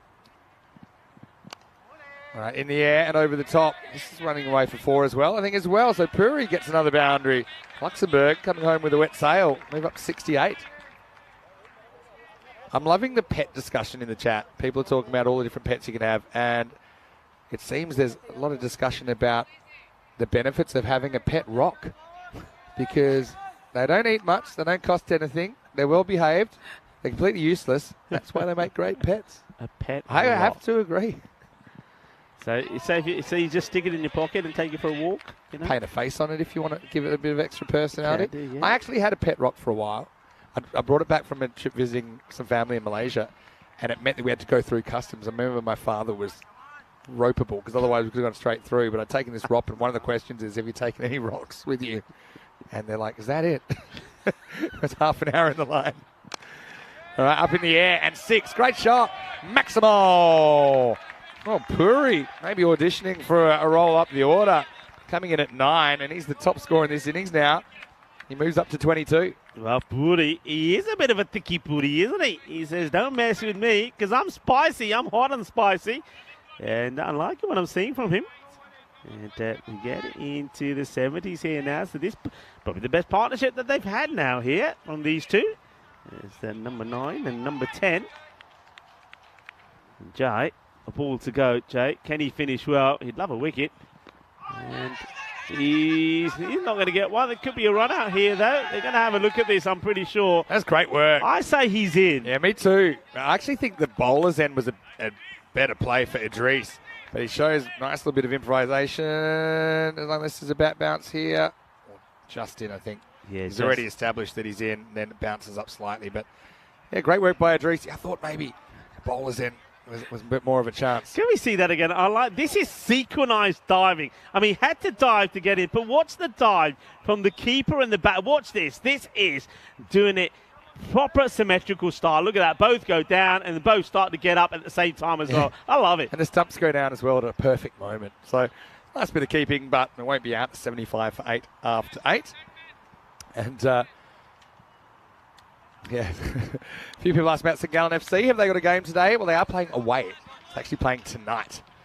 So we won't have a game here at the stadium. I know last Sunday there was a lot of buzz around the ground. I know it was just before you arrived, but we had 15,000 people in this stadium for the St Gallen FC match. And actually 3 of their players, a couple of days before they came down here, including Lawrence Adizigi, who's a Ghanaian international. He's their goalkeeper. And they were super interested in cricket and actually gave him one of the balls. After saying to Robert, definitely bring it back. And guess what? Now they're super interested in cricket. But they went away, as sports people do when they discover cricket for the first time, to trying to imitate cricket, trying to bowl. Again, overthrow here, just a little bit lazy from Switzerland. Just dropping their standards slightly. Yeah, so that was really great. We had them in the commentary box as well. And yeah, they're superstars here. Yeah. And across the road on Sunday they're playing, and yeah, it got really busy. We saw the cars building up. Is that the one where Lenny sneaked in? Yeah. Yeah. He wasn't the only one, I think, of the crew. Hit back, but Musa Ahmadzai will be able to make the stop. So, yeah, Musa is such an interesting player to watch. If you didn't see the domestic series here, the ECS, Musa bats with his hands the other way around on the bat, and he's left-handed. So he's the first left-handed cross-hander we've seen, but he absolutely smacks it. Fairly full, and cut off. That's a nice bit of work in the field. That's Asad Mahmood down there. No Osama Mahmood in the Swiss team. He's still recovering from his finger injury, so he's hopefully going to be right for the ECC, although it's probably a bit touch and go. Doctor said he should take 2 months off. 2 days later, we saw him hitting one-handed sixes for power. That's the commitment of these guys. It's a good Yorker. Oh, where's he running? Oh, no. The mic. Oh, well, this needed the foot of the fielder to stop this. Otherwise, it would have been the strangest of runs you'd ever seen. Well, I mean, he's looking for a response, but he got no signs of life because he starts running as he's watching Puri walking the other end, and then Idris's flick hits the edge of the pitch. So, I suppose all's well that ends well. It's got a good dive, these two. They're Yeah. going to make the highlights, aren't they, with their diving around. The keeper, Idris, and also the batter. This is going to be a wide and an extra run as well. He's just trying so hard to cramp Nagiach that... Oh, he's giving his leg by. Nah. He's giving us a leg by. No way. I think this, I mean, it moves off the pitch. I don't It just think moves it so catches. much. I mean, you might see it here. I mean, it does move, but whether it catches the pad or not, I don't know. I can see why it's being given, but... Oh, maybe Yeah, it did I just think flick it does. the bottom of the pad. It does catch it slightly. Yeah. It's the end of the over. Yeah, fair enough. Anyway, it probably doesn't matter too much at this stage. It'll be 79 for 8 at the end of the 9th over. Yeah, that's very plausible. If there's a little noise there, might just flick the very bottom corner of the pad. There was deviation, so there was certainly some movement, and I think the umpire probably gets that right. There was no complaints from anybody. The batter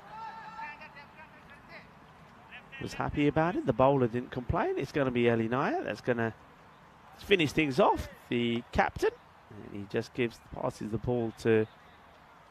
Well, maybe he's not going to finish things off. No, he's not going to bowl it. He took the ball and he's now passed it on to... I'm liking this. I think Arjun Vinod, he puts a good shift in the field, doesn't he? So now he gets an opportunity to bowl the last and maybe pick up a wicket or two. Who knows? So how I would use Arjun Vinod, I'd pretty much wait till there's a left-hander at the crease and then I'd use him. You know, I think he gives you an option.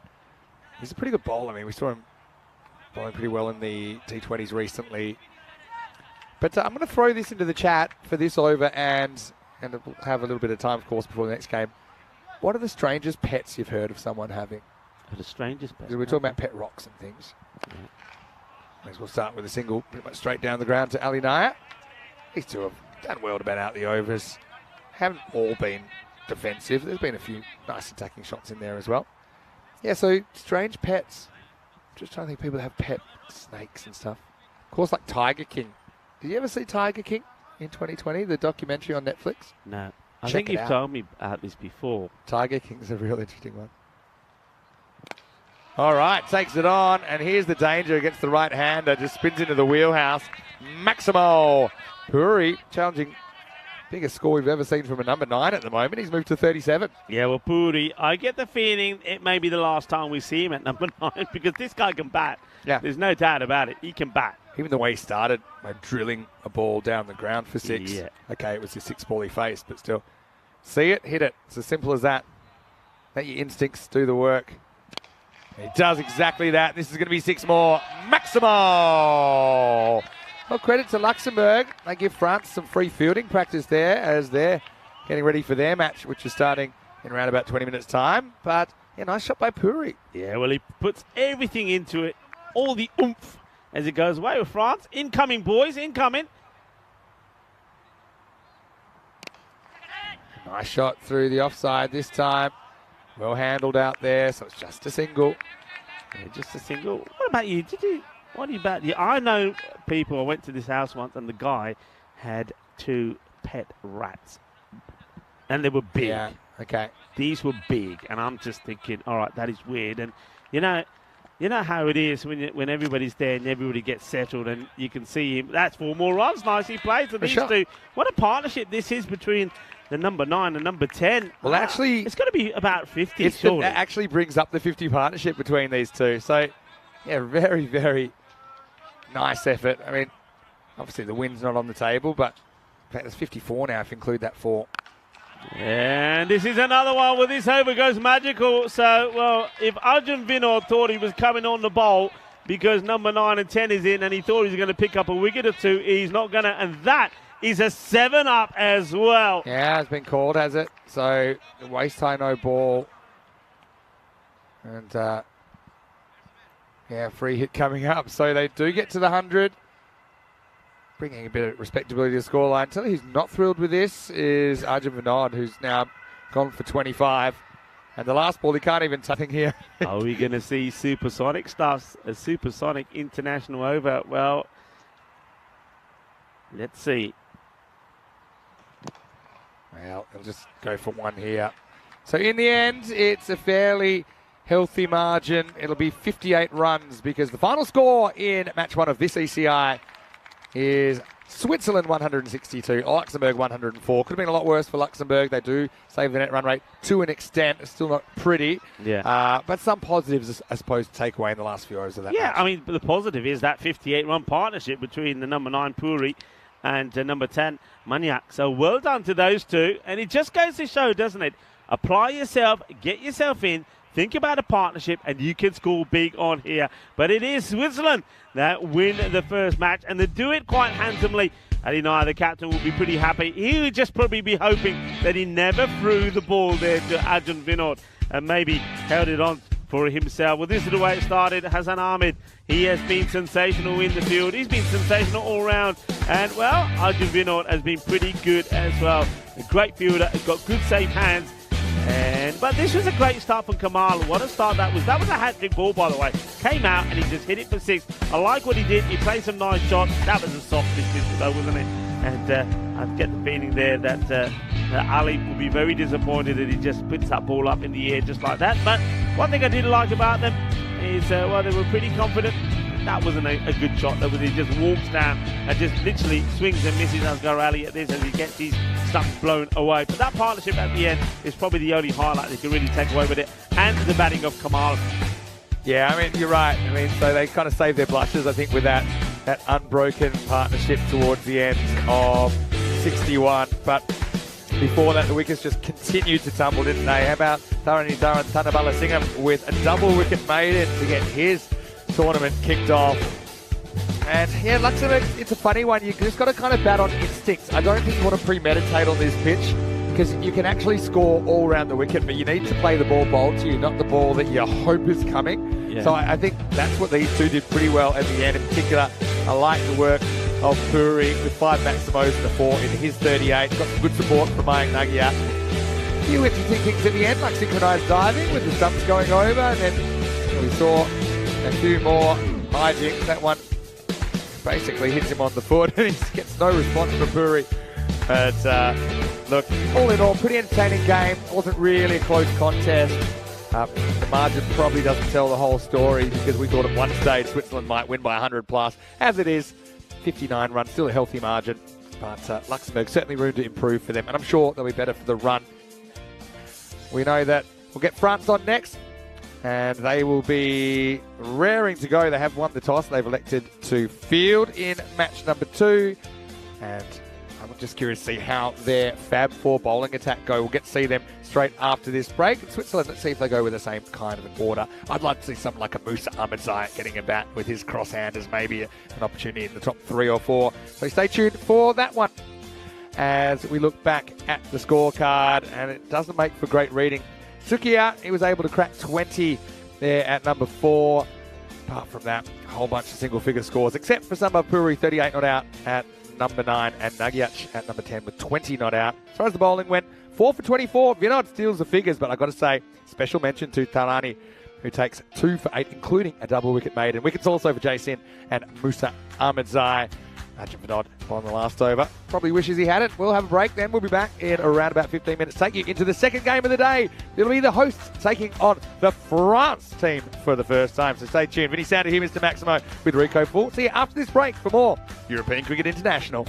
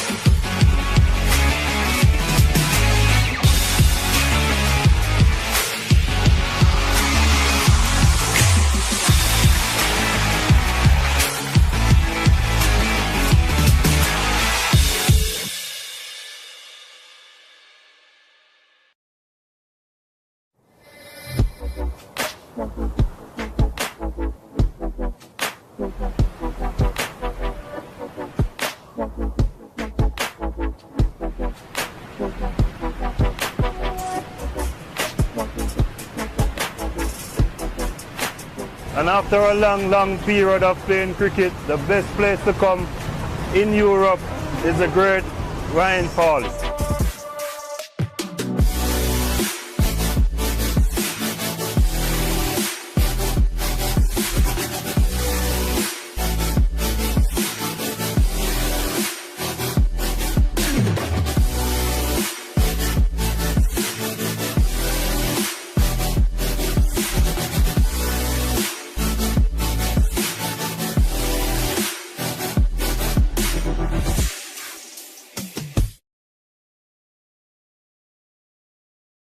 And welcome back to St Gallen. It's great to have your company here on ECN.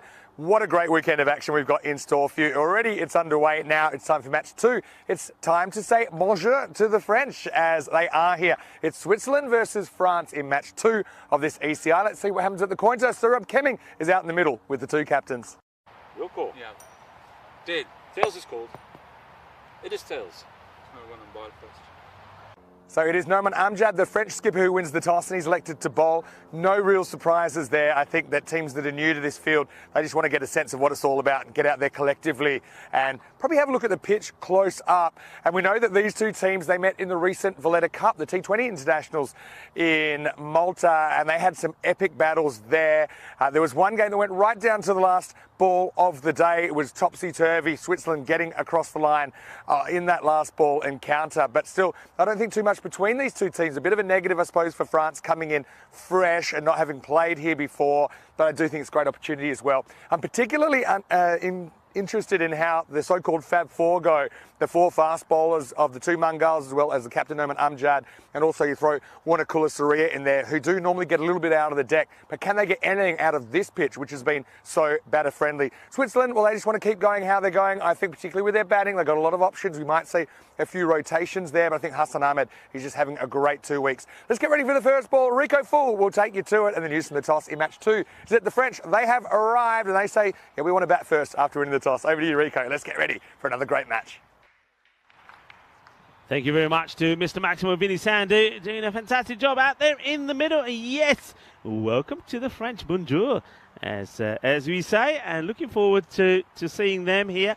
And this match, we saw the coin toss. Switzerland will be having a bat first, being put in by the French. I honestly don't think Switzerland will mind that. I think actually that Ali Naya, the captain, is probably happy that he didn't have to make a call, because I think either way, probably the way they batted in the last one would have been happy to bat first, but I think his mind would have said to him, put the French in first. So I think having the French win the toss and putting them in, he'll be saying, yeah, okay, we'll go with that. And I think they'll be looking to do the same again, going out there and batting big and scoring the runs on and putting the runs on the board. I wonder whether they change things around just a little bit. Well, maybe. I don't think, though, they'll make a change in the openers. I think they'll keep the openers very much the same. But certainly, I'm looking forward to seeing the French out here. And I think the French, a little bit like what we saw from Luxembourg, it'll take them, and particularly their bowlers, just a little bit of time to get used to this pitch, especially if they haven't experienced playing on a pitch like this before. So it will be, as we suspect, looks like there's not going to be no change to the opener. So Idris Huq will be opening, facing ball number 1, and Hassan Ahmed, who has had, well, he just continues the great form that he's in at the moment. He's in the zone, isn't he? Is the best way to put it. With the bat, he's batted really well. And if you take the half century that he scored in the last match and add it to the runs that he scored over the 2 weeks here in the European Cricket Series, he's over 600 runs, you know. And it's nice to see that there's a lot of supporters who are enjoying not just the sunshine, but enjoying the cricket. And I think more and more people, certainly I know a lot of the youngsters that were here doing football camp and things over the last week, the kids loved coming up here and watching the cricket as well. Here's the first ball. Here's Amjad to bowl it. And, oh, it's a spicy delivery. Now, this one is, well, a little bit more pace about this. That is a good start from Nouman Amjad. And Idris Huq probably hasn't faced too much of this sort of pace in the last week and a bit. So that's a wake-up call for him. That's fast. That's quick. And Idris Huq is saying, hello, what's going on here? Nouman Amjad, good start from him. Good bit of pace. Amjad once again. And this one has been worked way up in the air, but it could be taken, should be taken, and it will be taken. It is going to be a duck for Idris Haq, and I think it's just the injection of extra pace. He's bowling a yard or two quicker than we've seen. Doesn't get this right, and it is Mangal that takes the catch, and he makes it look easy. He might have taken his crocodile style, but it doesn't matter. Look at those snappers, he says, and there's going to be a duck. It's going to be a little bit of a for Idris Haq.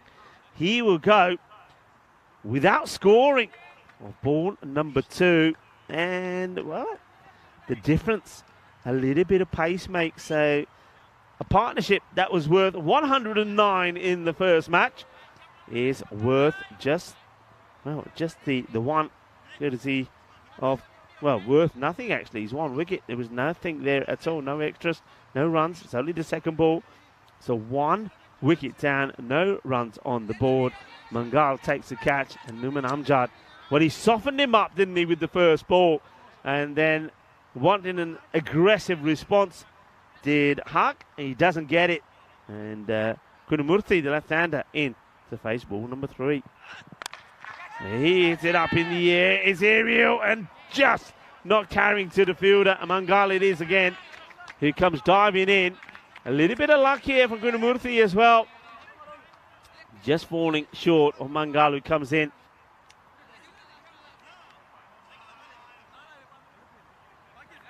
And, very good morning to everybody on the chat. Hello to crew. And a lot of people are happy that Derek did finally find his way here. Here we go. Amjad. No ball called, and a big early shot, and called for front foot there by the umpire, Vaishaka. Let's have a look if we see anything here. It's a tight call, but obviously from our camera angle here, we can't really assess if any part of that heel is over or touching the line. Remember, it doesn't have to touch. Even if the heel looks like it would have touched, you don't call it, but the umpire's in the best position. No ball has been called. Free hit then for Hassan Ahmed, and he misses out on it, and no, he doesn't. Gets called a wide ball.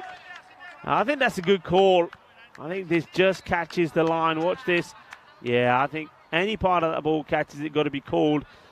I know this only a small area, a small pocket for the bowlers to work with outside that off stump, but that catches it, so the free hit stays in place. Hassan Ahmed looking to latch onto one.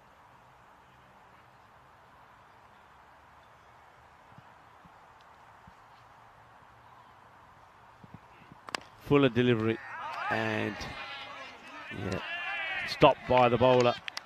What a good start this is, and I know that Vinny was looking forward to seeing how the top 4 bowlers of he joins me here. I'm pretty sure he'll be pleased with their start, and he won't be surprised either, because we know they are a good bowling attack. That's hit nicely, firmly straight. Now he'll get the single. They have to hustle, so it's not quite the start that Switzerland have made or been looking to make. Again, nice shot, but well fielded by the bowler. It's stopping for me a certain boundary, because that was timed beautifully off the middle by Ahmed. Kunamurthy back on strike. So they go with the 2 left-handers. Could have changed it slightly for me, but let's see how this works for them. Short, and just bangs it back into the deck and onto his foot. Could have gone anywhere from there. So a great start by France, and Numan Amjad gets the wicket, and he gets the wicket of Haq, who goes without scoring. It's 4 for 1 at the end of the first, as we have a beautiful look at this ground. And of course, just to remind you that cricket will start in Dresden on Monday. I'll be there with Charlie Hunt, and we'll be welcoming you all to Germany. And we're going to start off with the Elbe Tigers taking on the Berlin Cricket Academy. We are also going to see USC Magdeburg, who won their first matches in the European Cricket Network last time round after going without the win when we saw them a couple of years ago. So let's see how they've improved. And that's the key. We're going to see some old faces and teams that probably will be the better for their experience in the European Cricket Series. And we're going to see some new teams as well and some new players. So certainly looking forward to getting to that magnificent setup in Dresden once more and meeting up and reacquainting with some good friends and making some new friends. Well, this one has gone a long way. Balle, Ginna zona, Shaka, Lagya Hassan Ahmed finally gets one where he likes it. That's his slot, that's his zone. Put it there and then wave it bye-bye because it will go the distance. 6 runs as it flies over the boundary markers there. Beautiful setting this, isn't it? I love the colour, the splash of red and blue, the Let's Play Cricket of the European Cricket Network and the flag of Switzerland and St. Gallen's that border this boundary. Looks beautiful. He goes big again. Balle.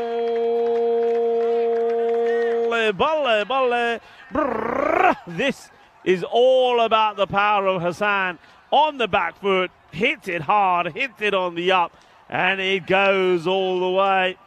So Mangal, Rahmatullah Mangali took a very good catch in the boundary.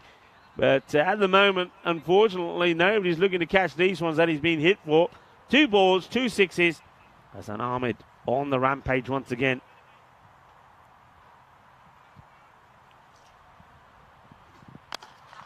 Firmly hit. Where's this one going to go? I think this is just going to drop before the rope. It's going to be 4 runs. Cuatro carreras más. And we know the saying. You know it all, folks. On the European Cricket Network, 6 and 4. Hungry for more. And Hassan Ahmed is hungry for more. He is in awesome form at the moment. Just, he's got a bit of swag about him, hasn't he? Playing with a broken finger. Let's just remind you of that. Playing with a broken finger. You know, when he was in the field, we saw just how heavily strapped up they were.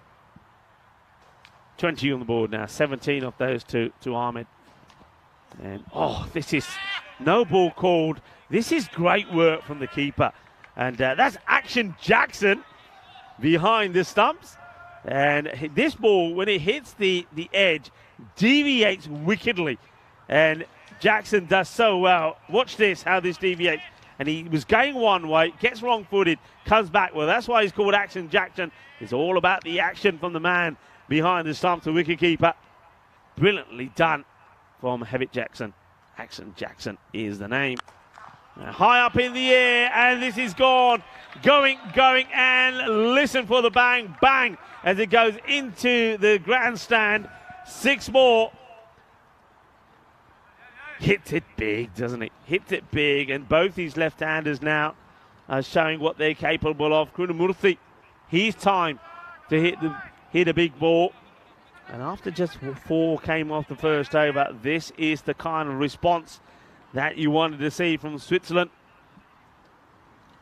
Krunamurthy made a quick fire 19 in the last match when he came in, obviously with time running out.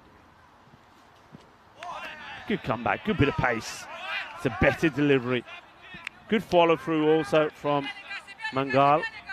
Look, straight down the wicket. Just got to watch where he lands there. That's the thing. I mean, when you think how much he's putting into this, the last thing he needs to do is get any foot on the edge of that strip when he's following through, because that could be nasty.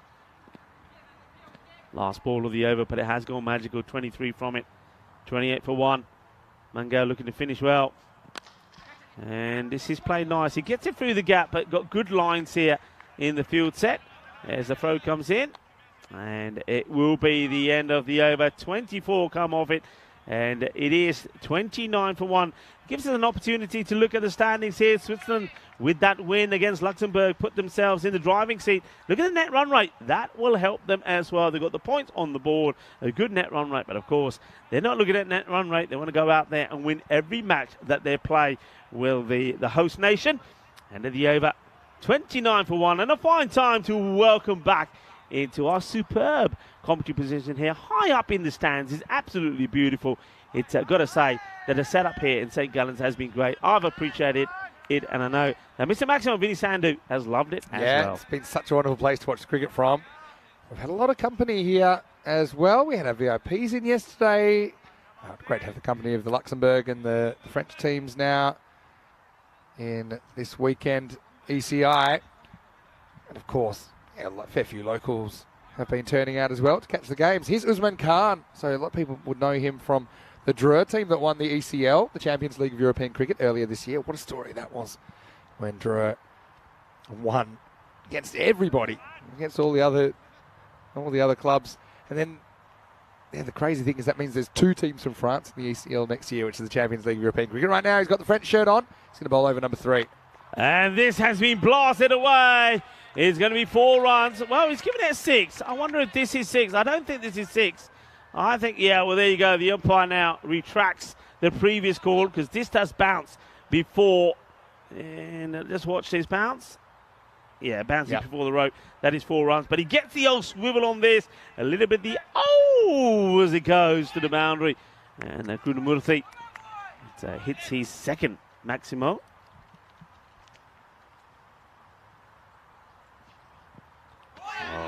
Loses his shape here completely. The wicketkeeper's just going to hold on to this. I don't think the bowler, Khan, is expecting this to be just rolled back. But doesn't get across. Watch this. It doesn't really move. He needs to be getting the feet to go across the line. He actually backs away from it. As a result of that, misses out. It's tight, I think. Look. Oh. Yeah, maybe. Not great awareness from Krunamurthy there. No ball, I think it will be, because it does hit the... Yeah, I don't think that hits the edge for me. Don't you? This is his slower ball, which does break that way anyway. Just look how he bowls it, right? So for me, it bounces on the tram. Okay, yeah, good call. On the tram. That's wide, but not no ball. Good but call. He bowls that one so well, Usman Khan. And it's something that people find very, very difficult. Almost slices his onto his stumps. That's Krunamurthy, but good backing up from Hassan Ahmed and good understanding between these two. And that's the key. That's the way to do it. Krunamurthy is not ball watching.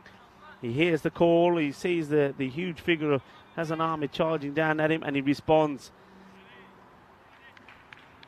So Khan now needs to bowl to the other set left-hander, Hassan Ahmed, 17 of 7. Tucks him up slightly. Not able to get good impact on the shot. We'll take a single. So far, we've seen Noman Amjad bowl the first over. He looked comfortable on the surface. Rahmatullah Mangal did not look comfortable on the surface with the run-up and these kind of things. And he wasn't quite himself. He's normally very, very dangerous. He got whacked around a little bit. Usman Khan, typically you see him bowling later in the innings, but he's bowling the third here. Slower delivery. This one is a bit of a dipper. It looks like it was going to be a full toss beamer, but he bowls it slower and this does dip a bit. So the umpires are happy with it. We'll see it here. See how it starts to dip quite viciously. Watch how this is on a downward motion. So that's cleverly bowled. We've seen that take a lot of wickets, that slow full toss. Cautiously played, and these two quite happy. I mean, this is the way you got to be. I mean, that's one thing that Switzerland have to understand. And all the teams here, I mean, you're playing international level here. You're going to play up against good players, you know, the best from their respective countries. So you've got to respect, when there's good bowling, you've got to respect it. Not every ball can be smashed to the boundary. If you're going to have to take singles, then you take them. And off the power play, 38 for 1. Yeah, it's not a bad over at all by Usman Khan. So, yeah, I've seen him bowling earlier and earlier. They're saying, actually, he's a weapon at any time. You don't have to wait till over 8 or 10. Yeah. You know, you can throw them off kilter by bowling him whenever you like, basically. So we saw Rahula Mangal take that excellent catch on the boundary. That was the only wicket so far. He'll also probably get a bowl a little bit later on. So you've got Rahmatullah. This is always confusing because you see Al Mangal on the screen. You've got Rahmatullah, who's the older brother. He's 1 year older. And then you've got Rahula, who's the younger brother.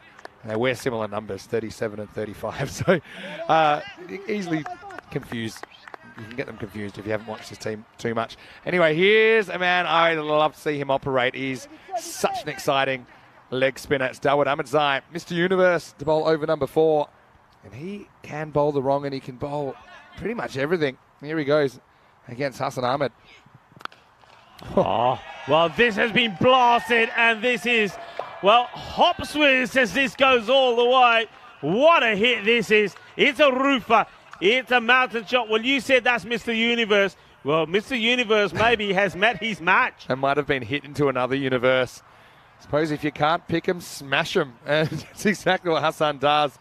I suppose the thing with Dawood Ahmadzai, though, he's not a huge side spinner of the ball. A lot of it is kind of overspin that he puts. It'll rush onto the batter, and that just seemed to come on nicely to Hassan, who absolutely poleaxed it. Hassan has got that sport, hasn't he? If you dare bowl there, he will roast you. There he goes again, and it's another one of those. It goes all the way. Manos arriba, arbitro is slot bowling. And Hassan Ahmed, he just that little shuffle across, gets him in line, hits through it, hits it big. Manos arriba, porque eso es una grande. It's 6 más.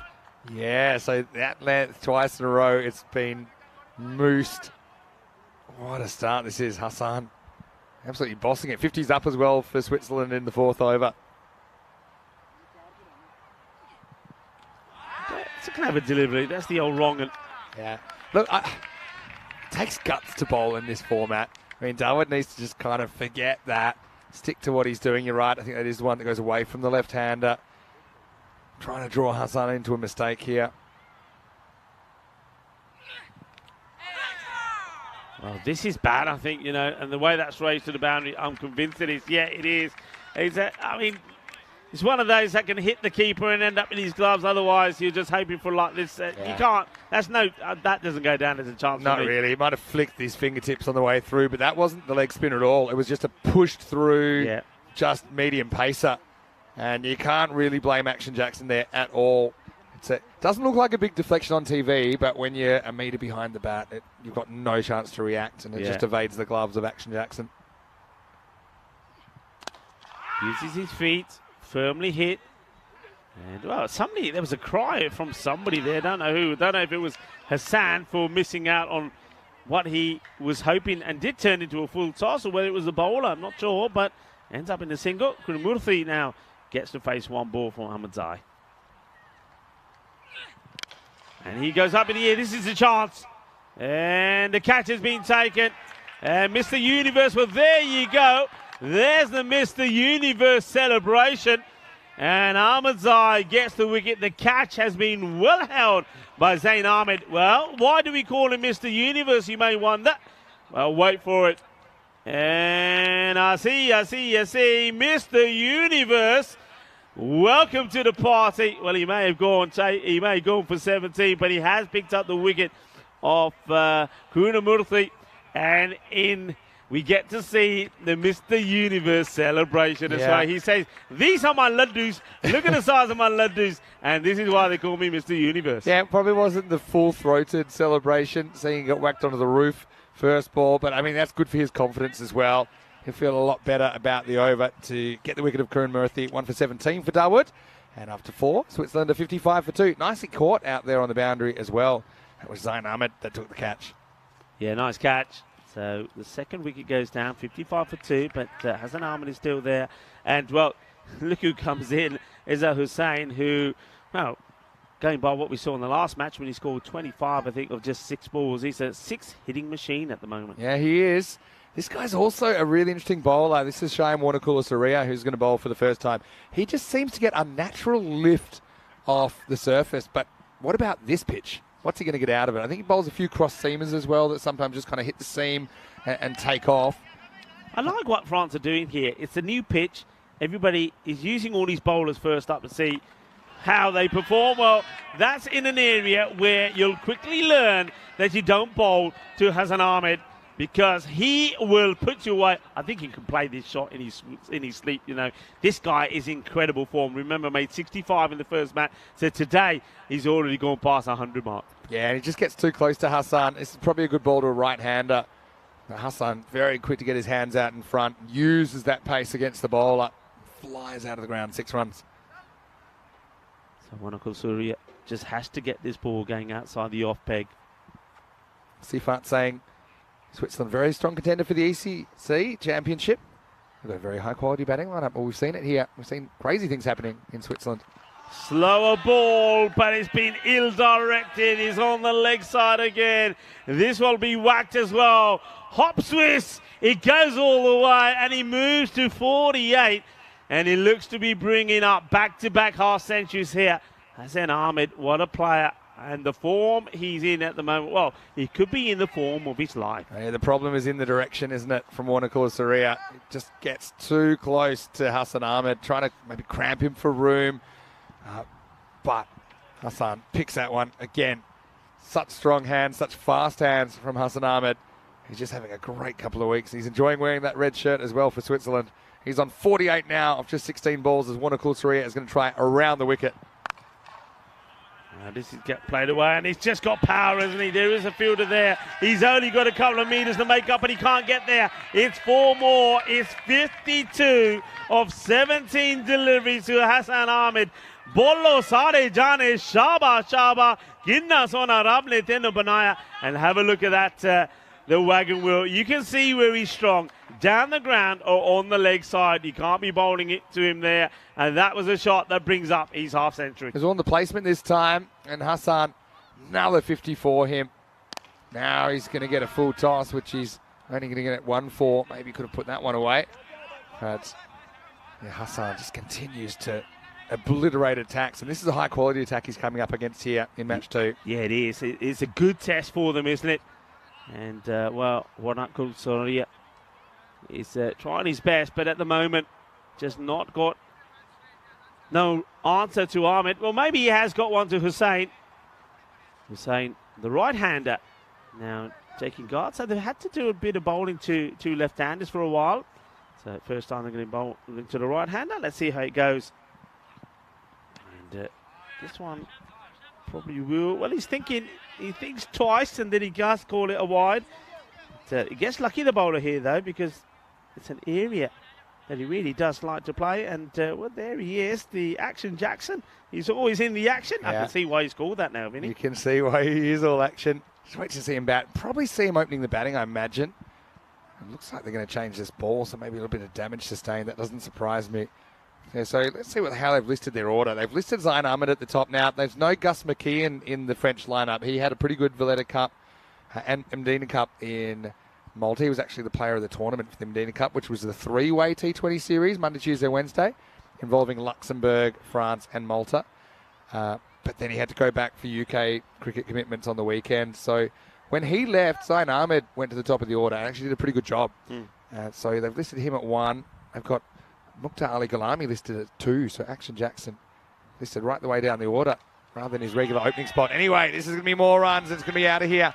Maximo. And how good is this guy at hitting sixes first ball? It is Izzat Hussain hitting his first ball out of the park. Yeah, Izzat Hussain. He won't mind me saying this. He's very much a leg side player. That's where he hits a lot of his runs. He'll try and maneuver anything in that direction. Well, I say maneuver. I should say blast, because that's what he does. And you've got to try and keep him playing outside the off, because we haven't seen too much strength in that ability from him. So let's see how this one goes. This over's gone magical now. Last ball coming up. Well, but it's not, because this is going to be a no. He does try and go outside the off, but it catches the edge of the strip, so that's automatically a no. It just shows you, though, how these conditions and this pitch, and something a bit unusual, is throwing some really top bowlers. It's only really Noman Amjad that has been able to handle it so far. The others just have not looked themselves. Goes big. Gear. Shaka. And Hussain showing what he's there to do, and that is to hit Maximo's. This one is out of here. It's in the slot. He launches into it. It goes high. Well, it goes as high as the Swiss Alps that are around here. 6 more. What a start this from Switzerland. Yes, supersonic over 31 coming off that one from Wanakula Saria. So it's 86 for 2 after 5. And he's out of here, Mr. Maximo. Rico 4 here. We haven't got to spend too much time together lately because of the crazy schedule. This is our last day together for a little while, but I'll see you in Germany for the second half of our German adventure. Yeah, I'll be there in Krefeld. You'll be in Krefeld. And, of course, after this, you're going to take a bit of time off yourself. So enjoy Thank you your very time much. off. And I know you're going to spend a little bit of time back home as well. Enjoy that. Hope it goes well. And looking forward to seeing you nice and fresh in Crefeld. Of course, I'll be tuning into Dresden, though. It's very hard not to. I am addicted to the action. Charlie Hunt will be standing by as well. Yeah. Of course, a great chance for you two to work together again. And Corey will be back soon as well. He'll be with me in Rome. So there's so much cricket coming up on the European Cricket Network. If you're tuning in for the first time, just grab on and hold on for a big ride, because there might only be 4 weeks left in the UK season, over 4 months left in the ECN season. Yeah, and right here. maybe more. And the schedule I was looking at, the next day with no cricket is never. Anyway, let's go back to the action. Here's Rahul Mangal for the first time. And he's going to be hit out of the park. And this is a roofer. And yeah, it goes all the way up. And Manos arriba from the arbitro. And Hassan Ahmed just keeps it going. Now, you mentioned that he's never scored an ECN 100. Oh, You've mentioned it. I'm going to say it. I am going to say it because you know what? You know that he's had opportunities. He's been there a few times. He missed that last time when he was given a few chances as well. Yeah. Look, the way he's hitting the ball and the form that he's hit, you can't be in such good form and not get there. He's going to be thinking about it now. He's had opportunities. He's not got there. Will this be the time for him? Mangal comes in again. Well bowled, well played. Should be looking for the single, and they will get there. Rahul is a really good bowler. They were using him more towards the end of the innings in the T20 International Valletta Cup recently. And yeah, he'll get full, he'll get straight. Hassan completes the crossbar challenge on the grandstand off the first ball of the over. This next one's a lot better from Rahul Mangal. Hello to Adi Singh. Nice of you to put a comment in saying it's nice to see both of us. Yeah, we aren't often in the same place at the same time at the moment, just because of the amount of matches we've had over this summer. Well bowled. Really good from Rahula. So he looks like another bowler that I suppose is confident with his footing. Look at where this bounces in relation to the batter's feet. Bang. Right there between the feet. That's your perfect length on this wicket. He's had a really good couple of weeks. I've enjoyed watching him go about his work. This time gets a bit of length, but straight at the fielder, just a single. Hello to Liam Day as well. Hassan's a genuine machine, he said. And Harry Haran Janakiraman saying Rico's jacket is stunning. Well, I'm really happy that Rico's wearing that jacket because that was part of his lost luggage. It wasn't really lost, it was just delayed. And we were a little bit worried if the luggage would actually arrive before Rico has to go to Dresden later on tonight. Again, full straight, but that's going to be 4, so it's not quite a Yorker. And when you just miss, you can still get hit to the boundary. This is a cracking off drive from Hassan Ahmed. Pure power. Power and timing are once again fielder probably a couple of metres away from it, but that's been hit so well that he's just moved and the ball's gone past the boundary. A lovely shot. Once again in the 60s, but can he get out of the 60s? And can he once again get close to that 100 mark? We know he's got close. 98, you said, Vinny. He has got to. He's made 129 runs today. Oh, he slices up. No, you've jinxed him. And, he's going to get dropped again in the 60s. Oh, what can you say? Hassan Ahmed, he made 65 in the first, 64 in this one, 64-21. And he's not going to get there this time. But Rico, at least he has got his 100 Rico overall. Picks up his first wicket of the series here. Hassan looks invincible out there. This one, bat turns in his hands. Again, it kind of comes off shaking your head. If that's an average inning, then you're a more than average player. Hassan, 64 off 22. Nice catch by Hassan Ahmed again on the boundary as the left-handed opener departs. It's 98 for 3. Yeah, he's left his team, though, once again, as he often does, in a good position. And I think the other good thing about this for me, for Switzerland, is gives an opportunity to one or two other batters to get out there and have a bit of a swing as well. And a lot of people involved in the chat. Chris Smith was saying he hopes that my luggage turns up okay in Dresden. Well, yeah, once again, though. Sounds like a threat. There is a stopover, and there's not a lot of time. So where are you stopping over tonight? Oh, don't ask know, me. do you? Frankfurt. I think we got about an hour 20. So as long as there's no delays, it's not a problem. But of course, in my travels here. The first flight was delayed by an hour, and it was the same changeover time, so that was it. Great So, slow ball. See how he gets a bit of leg spin, if you want to call it that, on that slow ball. That one's not a slow ball, though, and it very quickly leaves the arena. Maximo right in the slot for Iza Hussein, who gets 6 more. Yeah, so while you're at Frankfurt Airport, go to gate B17 and go get a hot dog for me. B17? B17. Okay. Get to know your airports doing this job. Of course, Frankfurters come from where? No, well, Frankfurt. okay. Frankfurt. Okay, B7. Any Yeah. particular one you recommend? I can't remember what it's called, but the one with a lot. They can be quite messy, though, can't they? Yeah. Hot dogs. They can you be gotta- quite messy. Chin over the table. Definitely if you're wearing the suit, it's not a good idea. 100's up now for Switzerland in the 7th over. Hey, but look, I'm going to Germany, and there's always been this question. Ouch! Ooh. Well, does he stop this with his foot, or does he get the hand in the way? Because if he stopped it with his foot, I'm amazed he's still walking. Yeah, let's have a look. I don't think it gets around a full. I think it's just a case of the ball fielding him. That's all right. It's all hand. It's not foot at all. The there you grass go. actually took a bit of pace off that on the bounce. Love that bowling, though. Love that bowling from Usman Khan. That's his trademark. Just have a look back at the hand, slow ball. Trying to take this leg side. You're not going to have a good time. I'll just stick to that. Maybe I'd be bowling 1 to 2 normal balls and over. This time he does get hit by it. I think I heard a bit of an ouch there from the bowler as well. Well, he slowly picks himself up, does Usman Khan. That was hit pretty well, but let's see this. Let's see the reverse guard. This is the camera we want to see how this hits him. Because wait for the ouch. This time does have Even the trouser had just gone up, so it hit his exposed skin as if, in a cruel twist. So Well, don't worry, because the magic spray is going to come out, and that leg's going to be stronger than ever after getting a bit of the magic spray here. I like the way he rolled up both trouser legs, as if to say, well, if you're going to spray that one, you might as well spray the other as well. Well, you're down there. So Mahmood is going to face his first ball, last ball the 7th. I mean, Switzerland in a very good position here, but France, I suppose they're known as a strong bowling team, and their batting can be a bit suspect, but they kind of found their mojo with the bat.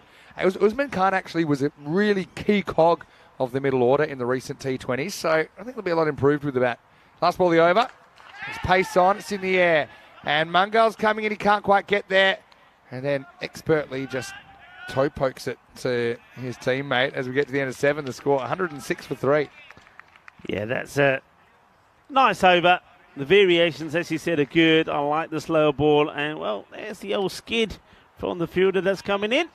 7 overs have now been completed. So once again here, I mean, could they get to that big score of 160 again? I don't think so. They're really going to have to go somewhere. As we have a look at the groups here of the European Cricket Championship. Remember, this is the Euros of cricket starting on the 25th of September. It's almost here, Vinny. It's going so quickly, but it's going to be exciting. And look at Switzerland, who they got in their group. Yeah, so England 11 as well as Cyprus, Romania, Malta. I'll come back to that in a second because I just want to highlight where the other teams are. Yeah.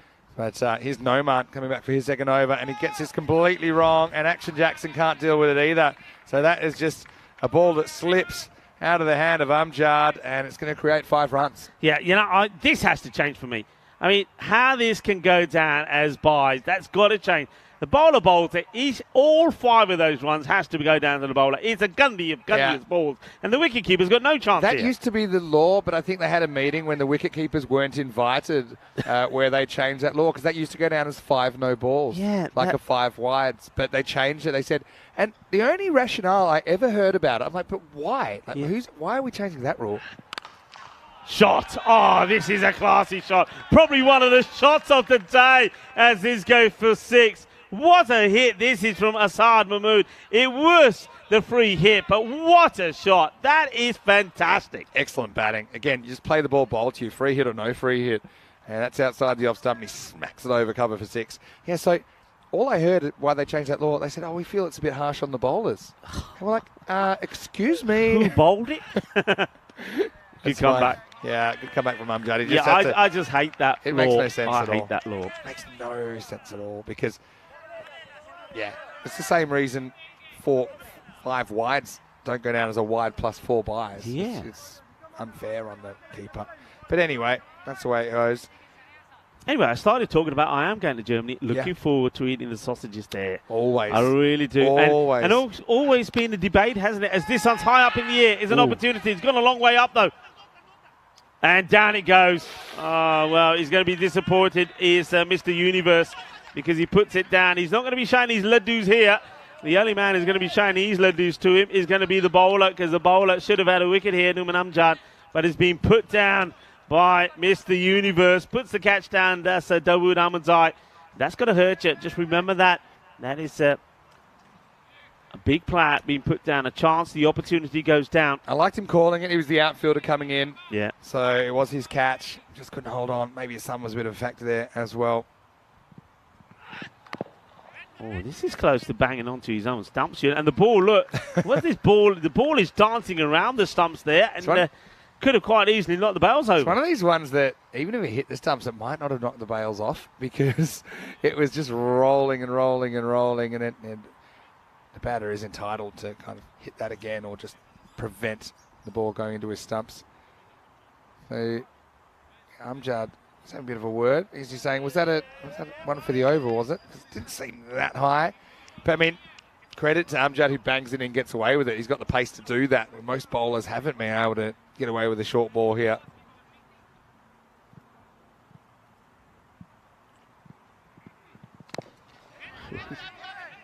Does it again. He seems to be dragging it down, doesn't he? Rather Yeah. than hitting the ball on the up. Well, He's hitting on, I wonder if it's the angle of the bat. Let's have a look at the angle of the bat here. Yeah, it could be. I think he's just backing away a little bit. He hit the millionaire's shot over cover for 6 first ball, but now you can see there's a bit of premeditation about that. I think that most of the batters have had success. Look at Hassan Ahmed, for example, and look at Fahim Nazir in the last 2 weeks.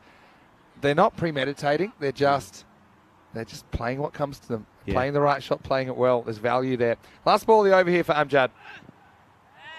Slower delivery, and he gets one through. That's a good finish to the over from Amjad, and he's bowled a very good spell. 2 overs, 1 for 13. The score at the end of the 8 overs is 119 for 3. They would still be looking to get a 140-plus score here, but they've got to go something this over. I think what Chris Smith is saying in the chat, which I think he's talking about how the buys go against the keeper off a no ball. He said it makes as much sense as a chocolate fire guard. Very good, Chris. I Very love that. good. I love that. And of course, we are in Switzerland, and plenty of good chocolate over here. Export something like 122,000 tons of it. Here's Rahula. And Rahula is going to go big because Hussain gets hold of it. And this guy, when he's on strike, he's so exciting to watch. He finds a way to get under most of them. Look, see how low he starts to get there? Yeah. He starts to crouch, starts to get low, gets right underneath it, and he blasts it over the boundary. It's all on the leg side, though. You've got to bowl well to him. You've got to try and keep the ball outside off. Yeah, and Rahula just doesn't get that where he wants. I think he needs to go full. Needs to go Yorker. He does go fuller. He listens to you, Vinny, and he gets the reward. It's just a single. Yeah, he learns the hard way, doesn't he? Just rocks in dodge the ball. This is not a bad ball most of the time. It's got a length ball outside the off stump. Just gets hammered over long on for 6. So, yeah, keeping half an eye on the clock here as well. I think they should be okay. I've got to bowl 4 more balls in a tick under 3 minutes.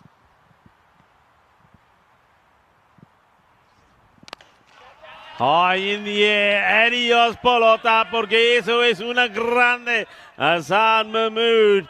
Well, after swinging and missing at a few, hits another one out. What a lovely moment that is. A young lad who's out watching the cricket gets a chance to get his hands on the Grizzly. Yeah, he was a natural there, wasn't he? Once again, Rahula doesn't get the Yorker and he pays the penalty. Just keeping half an eye on the Women's World Cup as well. Australia right now playing France. They're into the last bit of extra time, 0-0 in that quarterfinal. Oh, this has been absolutely crunched. That is a biggie. And that is hit sweet out of the middle of that bat. Well, it's sweeter than the Swiss chocolate we've got around here. What a hit this is. If you bounce the ball, there's a fair chance it's not going to bounce on the field again. That's what we've learnt this over from Rahula Mangal. Clean hitting, though, from the Swiss, Nasser Mahmood. He's certainly come to the party with a couple of big blows this over. All happening in the 9th for Switzerland. Yeah, it certainly is, isn't it? And look how that score has already. I said they'd be looking to get to a 140 plus score here. Well, they'd be thinking 150 again here as Mangal comes in. And he gets this one through, gets the dots in, asking the question. And a little shake of the head there from the umpire, Vaishaka. I don't think this catches anything. The other one that Chris said makes as much sense as a chocolate teapot. These are very good. Why haven't I heard these before? I was going to tell you about a block of chocolate that Satish, who was filling in for Lenny last Sunday, he brought me this block of chocolate. It was about 300 grams. I think you could have hit one on the roof with this block of chocolate. It was solid. It felt like a cricket bat, actually. Last ball of the night. And it's been mullered. It's going to go, and this one will end up on the bank. So that is a banker. What a hit. It takes them into the 140s. 144 for 3. They needed this over, and they get a good one. This one goes magical. Superb hitting. The power is there. And these two, Azhar Hussain and Asad Mahmood, putting up a pretty quick partnership between themselves, both on 27. Both on 27 or 12. Yeah. I think Rahula needs to go back and have a look at that over. He's been used as a death specialist, but where did he pitch those balls? Way too short. He doesn't hit his Yorker. I think he might have got 1 out of 6 just there. the one. Yeah. 1 out of 6. So, like I said, he finds out the hard way. Now his older brother, Ramatullah Mangal, is going to bowl over number 10. He had his own issues last time we saw him at the bowling crease. And right now, Switzerland, they are exactly where they were after 9 overs in the first game. 144 for 3 after 9. Yeah, and remember what happened in the last. That's a good delivery. Well, they are listening, and this is the length. This is what we're talking about. Not only is it the length, it's in a good area as well. Watch where this ball pitches. Yeah, probably between his legs. Yeah. Yeah. Or, yeah, just past the back foot. But Yorker, Yorker, Yorker. You need to just be keeping it that simple. Okay, change of pace occasionally, those kinds of things. But I think if you bowl 6 balls there, you're going to be fine. And, well, inside edge knocks him over. But once again, it is the fuller delivery. And Rahmatullah Mangal gets a breakthrough and gets the wicket of Azhar Hussain. And the other thing is, remember what I've said all along, Azhar Hussain likes to play on the leg side. So if you're bowling it here, look like he's still trying to hit on the leg side. It makes it very difficult. It's too full. Gets an inside edge, knocks his stumps over. A good time to get a wicket. Yeah, just basically loses his shape there, doesn't he, Azhar?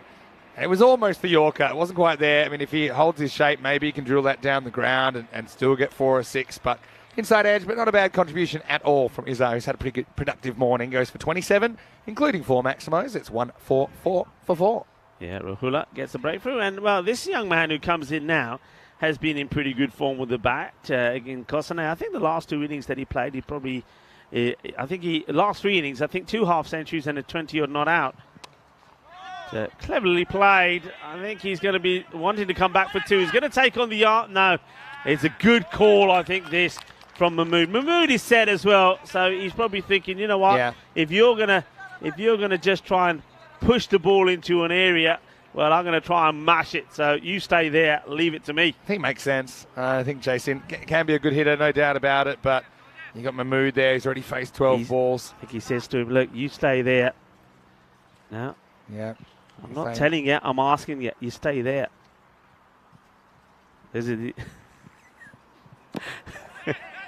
Plays is out. Well, they go for a single. I'm surprised. I'm surprised to take this single. I don't think you necessarily are turning runs down right now. I mean, if he bowls another 3 of those, are you meant to just keep eating dots? Look at this perfect Yorker. Guys, watch. Yeah. Watch what's working. Yeah. Just, you got to bowl Yorkers. If you miss a Yorker and you get hit for 6, it's not because you had the wrong plan, it's because you didn't execute it. And so you bowl 6 Yorkers, you're gonna have good results as a bowler here. It's the only way, I think, based on what we've seen. Oh, this is a no ball. It hits the edge. And once again, good reaction stop from Action Jackson behind the stumps. It was going one way, has to go the other, smothers it. They've listed Action Jackson at 8, but he regularly opens. I'd be pretty surprised to see him batting that low. Maybe they could use him as a floater. If they're not going to open with him, I think they like the idea of opening with Gulami and Zain Ahmed. But then, yeah, I'd like to see Action Jackson maybe just unleashed in the power play if they lose a wicket. Well, this clocks the bowler on the ankle. He probably definitely saves a run. If this didn't go to the boundary, certainly wouldn't have been 2. See, this is a free hit as well, but you can't do anything with it. Look where it's pitched. Bang. It's right down the bottom of the bat. Somehow fielded with the trailing foot of Rahmatullah Mangal, who's looked a lot more comfortable in this over compared to the first over when we saw him. So, I mean, I think France, they will get better in these conditions as the weekend goes on as well. It's not a bad effort from them. We did see 150 plus chase in the final last night. We've seen 3 such chases in this series. That's what they're looking at here. No ball. They're running anyway. Run out can be, and it's missed.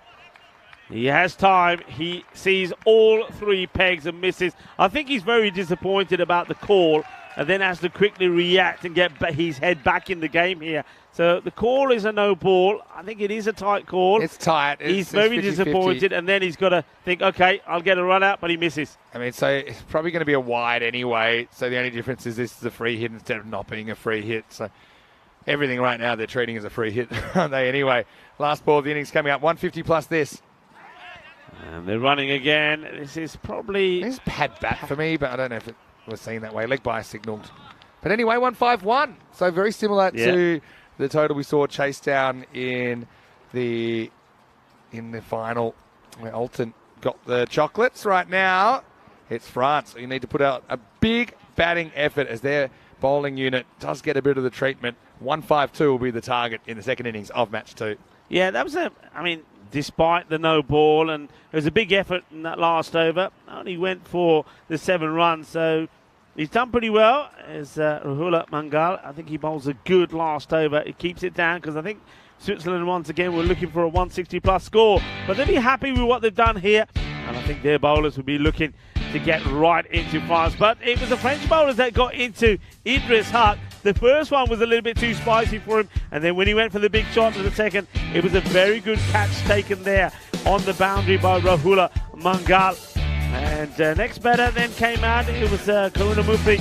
He played a couple of nice shots before he got caught on the boundary by Zain Ahmadzai as well. And then we saw the Laddus from Mr. Universe when he got that wicket as well. But then we started to see some big shots as Izal Hussain came out. This guy can really blast the ball. And of course, he put a fine partnership together out there with Hassan Ahmed. Hassan Ahmed has been in some form, hasn't he? But he seems to be getting himself out in the 60s. And this one was the catch to remove him after he played a marvellous knock. 64 of 22 balls that he made. And on that knock, it was 7 sixes and 4 fours. And then we saw a superb shot from Asad Mahmood. But he was a little bit hit and miss for me, Asad Mahmood. He played some nice shots, but he put a few down. Talking about putting a few down, well, that one was a big one there as well.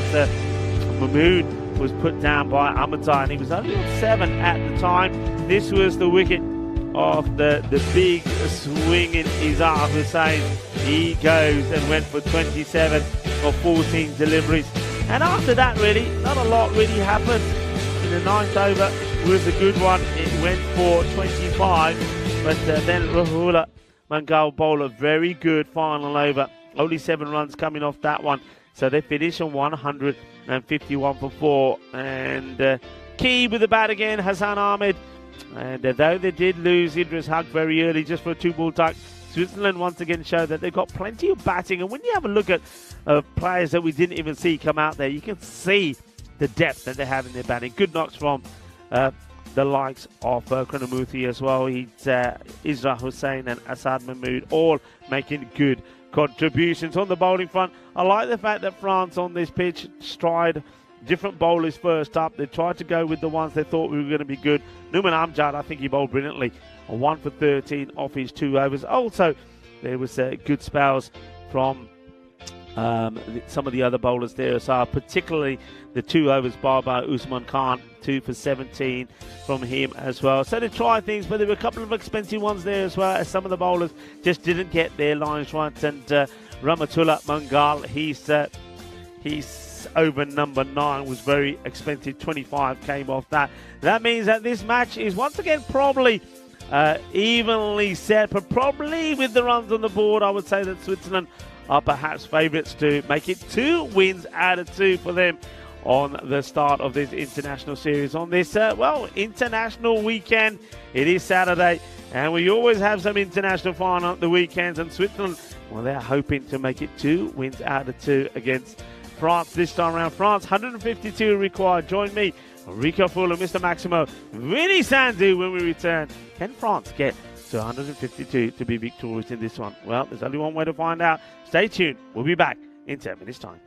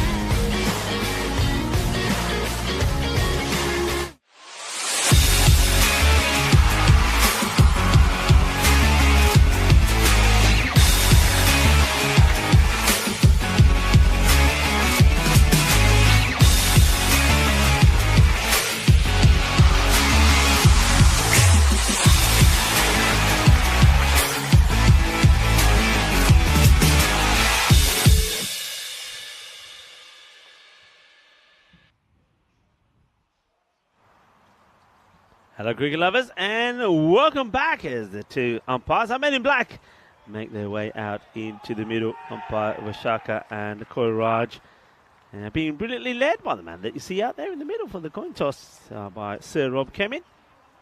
And Sir Rob Kemin doing his last European Cricket Series on the European Cricket Network. We will see him, of course, in the European Cricket Championship, but yeah, it's a venue that Rob hasn't done before. It's great to have him here. He's a great friend of mine and such a knowledgeable and experienced campaigner on the cricket circuit. Always a pleasure to be working alongside Rob Kemin and doing a great job here as well, and leading the umpires really well. And I know that the umpires out there have really appreciated the coaching and nurturing that they've got from Rob, as well as we get ready to see the reply from France. So Switzerland, they've put the 150 on the board again, 151, thanks to another fine knock from Hassan Ahmed, 64-22. And then we saw a good contribution there from Asad Mahmood and also Izzat Hussain, both making 28 and 27. And they put a good partnership together themselves. With some good bowling performances also from France. I think Nouman Amjad was particularly good. And his 2 overs just went for 13 and just the 1 wicket. And bowlers have struggled on this bit, especially the pace bowlers, so he's done very well. Now it's time to see how France fare. They need around 15 and over to get to this score. Switzerland's bowling has been good. And they've got some good variations in their lineup. Ali Naya, the captain, has got a good bit of pace, and don't forget Ashwin Vinod bowled very well in the last match against Luxembourg, where he picked up 4 wickets as well. So certainly keep an eye on him as we get ready to start, and it will be Ashwin who will have the ball in his hand, and he's been successful with his slower full toss, and there's no other way to put it. His slow full toss outside the off stump has got wickets. Normally Hassan Ahmed has been the catcher. So here we go. Here's the first delivery. And, a little bit too high, but nice, quick, attacks the stumps. So Zain Ahmed looking to work this away on the onside, but this one, I think he beats him by pace. Certainly does. Zain Ahmed is out there with Mukhtar Ali Gulami, who's the non-striker. This is high up in the air. Doesn't really know where this has gone. He gets lucky with this. He has no idea, Ahmed, where this ball goes. He'd be relieved to see that it does actually go to the boundary. So the first runs on the board for France comes courtesy of this boundary, but doesn't know too much about it. So 4 runs to start with. As looks like Ali. Now, yeah, just making a few changes now. The captain in the field. Third man does now go back. A wide long on is the other fielder. Swing and a miss. Once again, gets beaten by pace. Lovely straight action from Vinod. Got a good smooth run up. Got a good build, hasn't he, for a quick fast seamer. Comes in again, nice, steady approach to the stumps. This time, the third man in play. So good change up in the field there from Ali Naya. So he does push the third back. He's happy with this field at the moment. It will stay the same to the right-hander. It's the first opportunity now that we get to see Ali Gulami.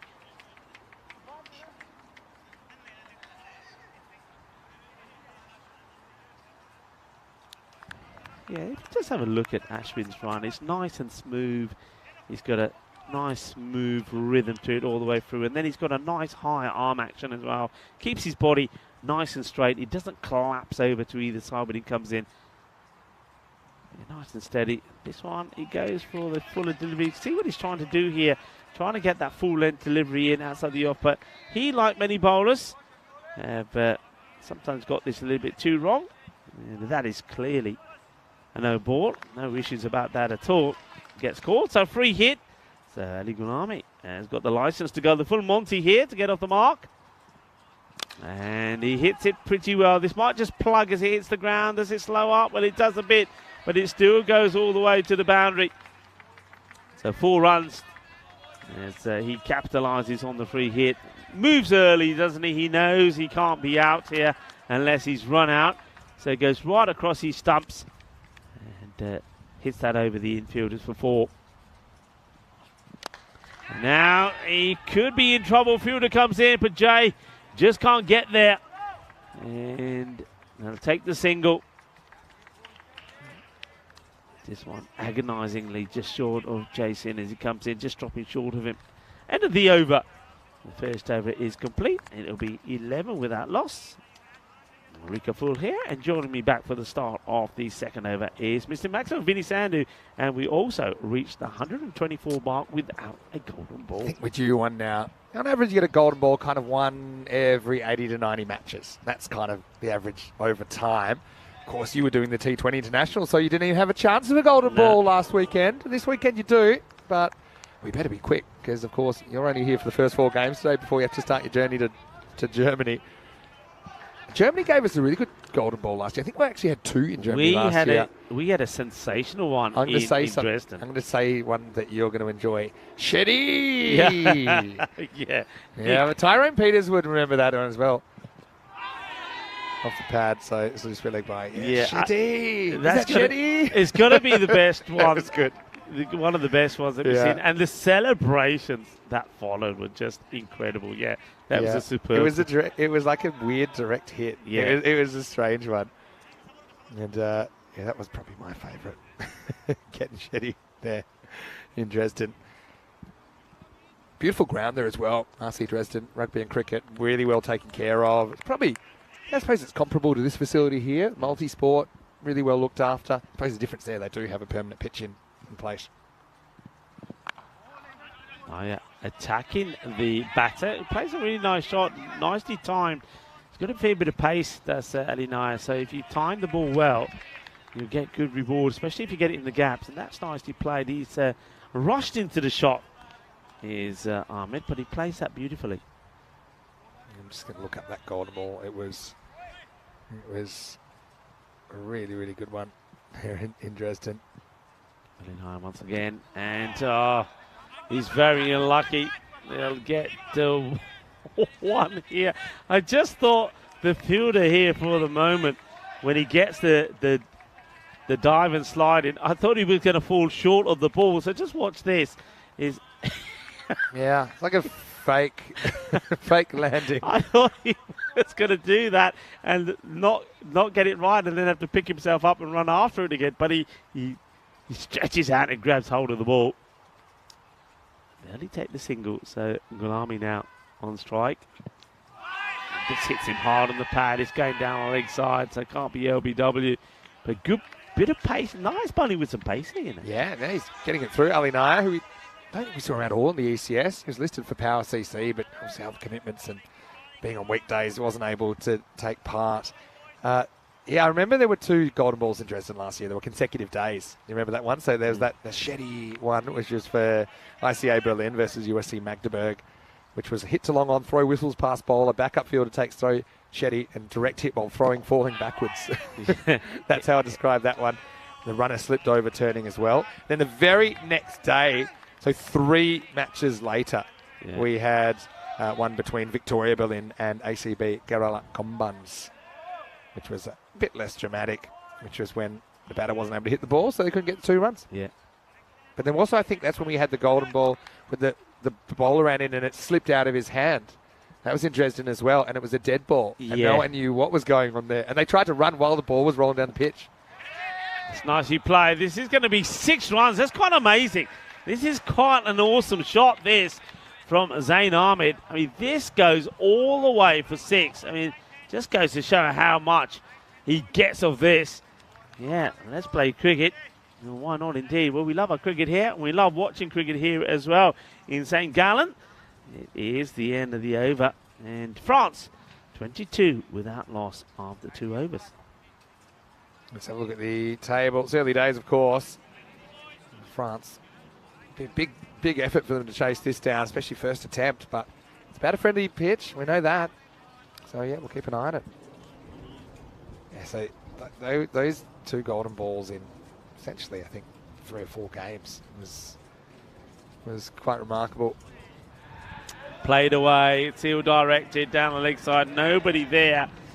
And the man who's behind square has to go a long way to get this one. So ill-directed delivery and not the best of balls. You can see that Ashwin, the look on his face says it all. He's disappointed with himself to be bowling there.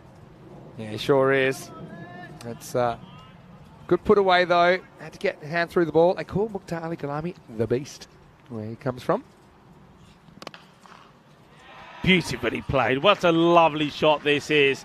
And what we're seeing here is Gulami. He can play shots to all parts of the ground because this one is not a bad delivery. It's what we've been saying. The bowler's got to bowl full length outside the off. And Ashwin, he does, but the batter is up for it. Look at the timing on this. This is a glorious shot. It really is. Yeah, reaches with the hands. Really good hand-eye coordination there.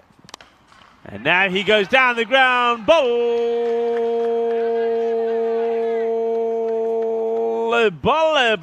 quinta zona. Shaka, Lagia, 4 y luego 6. Que guay que genial. Well, 3 boundaries in the over so far. You saw the little nurdle for 4 on the leg side. We saw a beautiful shot out on the off, and this one right down the ground. So 4, 4, and 6. Good batting from the Beast, Mukhtar. Such a great mentor for a lot of people in France, and he also does a lot of coaching in the women's cricket there, Mukhtar. So I know a few of those players will be watching. Certainly made a bright start here. Slower delivery, going down the leg side. He's unfortunate to. Well, oh, ouch! There might. Well, this hits him. I mean, he's not deviated, so they're not going to peel here. If he's just continued along the same line, but I don't think he's looking to get hit with the ball here. Put it that way. He says, "Uh-oh." He just knows he has to run, but I think he would have been home, but he wears it anyway. Well, if he's the Beast, well, the Beast gets knocked out here, and well, that's right on the old culo. Nasty one. And explain that bruise later. On the up, and this is another one that will go all the way. Outstanding batting from these 2 at the moment. Turning on the style, and well, Ashwin Vinod, he may have taken 4 wickets in the last match against Luxembourg, but France are taking a bit of a liking to what he's bowling here. He's gone for 31 with the ball to go in his spell, and this over, well, it's turning out to be good, and it's gone magical. 21 have come off it already. That's a cracking shot, isn't it, Zayn Ahmed? Been a great choice at the top of the order. This one's through the gap as well. It's 4 more. 25 come off the over.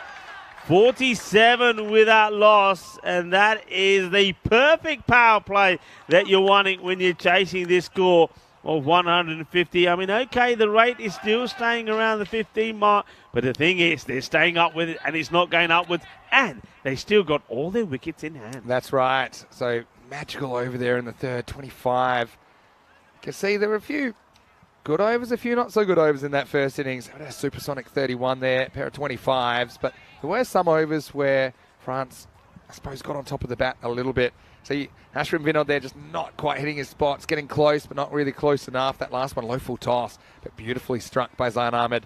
Now back to Mukhtar, who will be facing up over number 4. So we're out of the power play now, which means up to 5 outfielders can be employed, and I feel like they will be employed by the Swiss skipper, Ali Naya.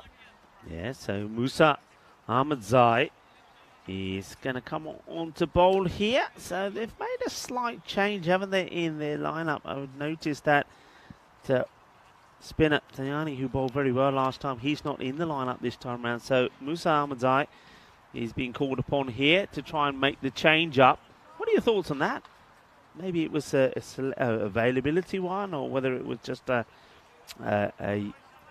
decision made to leave out the spinner, Thani. Yeah, I suppose, obviously, you name the team before the second half of the match. So maybe that's what it's got to do with.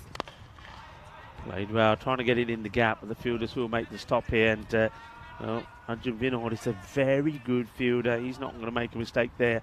So starts with dots, and not a bad start there from Musa Ahmadzai. So he once again take a a glorious look at this beautiful setup in St. Gallen. A lovely ground this is. Been thoroughly enjoyed myself at this stadium and of Grundon Moss in St. Gallen. Hit it hard, straight to the fielder. Good pick up and good throw. Galami gets hit with the ball again as it comes in. But it just shows you, if you hit the ball hard and you both run straight away, and that's lasered to Grunamurthy there, and more often than not, you'll get home. The run rate's pretty comparable at this stage for the two teams.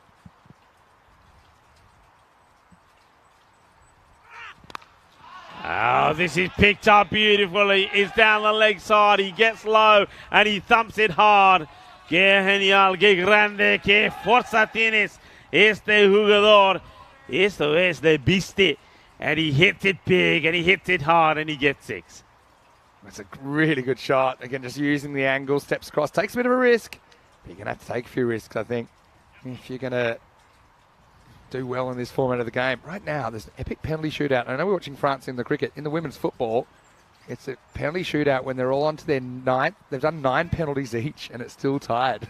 I'm following it as well on the social media. Well, I'm definitely going to have to watch that one back later. Anyway, right now, France with the bat in their hand. Just miscues this one. It's a slightly slower delivery from Ahmadzai. Keeps the pace of it. So it's 6-all in penalties. Tell us who's playing. It's the quarterfinal of the Women's World Cup in Australia. And it's France versus Australia. And there was I'm not watching it, I'm just following it on social media. But there was a save, and then they reordered the retake, and it was saved again. Obviously, maybe the goalkeeper moved or something. I hate those rules. Let the goalkeeper do what they want. It's so hard to save a penalty. Why always protecting the taker of a penalty? Yeah. Let him dance. It's like having a free hit in cricket and saying the batter can't move. Honestly, don't get me started. I actually think the goalkeeper should be able to stand anywhere in the box. Why? It's impossible to be completely still. Might as well just tell them they're not allowed to move at all. Put them in a chair. Anyway, rant over. Oh, France have missed again in penalty number 10. So we're getting to the point where the goalkeepers will have to take them if they haven't already, because you can't retake. You can't have the same player take a penalty twice until you've run out of all your players. Mm-hmm. So now Australia will shoot for the spot in the semis. Wow. Oh, wow. Talk about wow. This is wow, because this is big. Qué grande eso es. Qué golpe dulce. Más dulce de tata de chocolate. This goes a long way, and it's not a good finish from Ahmadzai. He was keeping it pretty tidy, wasn't he? But the last thing that you want to do, and the last thing your coach wants to see your bowler do, is go for a boundary of the last ball, and he does, and it's a biggie. And that's going to be 6 to score at the end of 4 overs, 64 without loss. So spoiler alert, I'm going to tell you the result of the quarterfinal now. Australia beat France on penalties. They score their 10th. France do not. So it's 7-6 on penalties. Wow, and they're what through a to the match. semis. What a match. Wow. But don't say that too loud, because the French here, Yeah. there's some Well, of the French maybe they'll have a bit more luck on the cricket field. Yeah, maybe. Maybe. Very entertaining tournament, that one right now. Here comes Jay. Starts with a very wide delivery, and it will be called a no ball. And some of the problems that... well, hang on a minute. It was called a no ball, now it's been called a wide. I don't know what's going on here. I mean, it's probably called a wide because it goes past the crease before it hits the deck. Yeah, that's what it is. It is a correct call. Wide ball is the call from the umpire.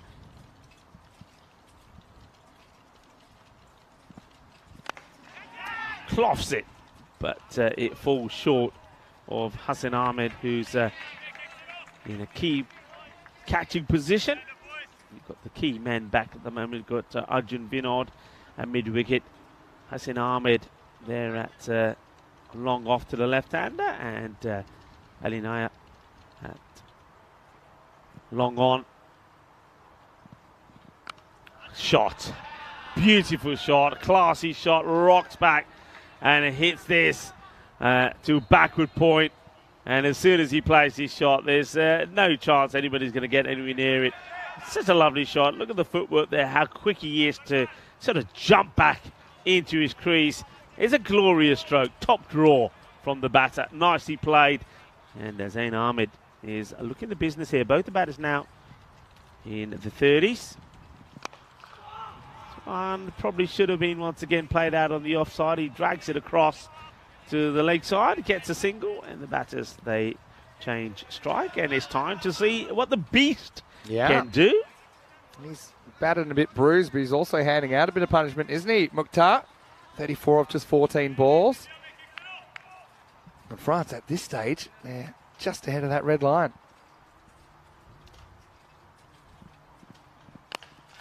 Over pitch, but doesn't really get hold of this. He's been a little bit disappointed, I think, Gulami, that he hasn't met more of that. You can see he gets at a non-striker's end, and he's wondering why he's not being able to put that away. But they rotate the strike well. It's still a run. As long as they keep the scoreboard ticking, they'll be happy here.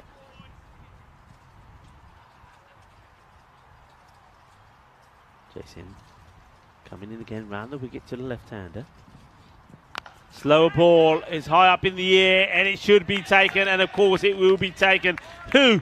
Hassan Ahmed. Who else, of course? Jason, well bowled. Clever bowling. Variations are everything. It's not a bowler's game, especially here on this pitch in St. Gallen. So your variations are key, and that's nicely done. And Zain Ahmed, after playing some lovely shots, will depart for 31, and in that 31, 3 4s and 2 6s to him. A good strike rate, a healthy one of 220 plus. But he will go. He's the first batter to fall. The first wicket of France goes down with a score on 73 for 1. And with the ball to go in this 5th over.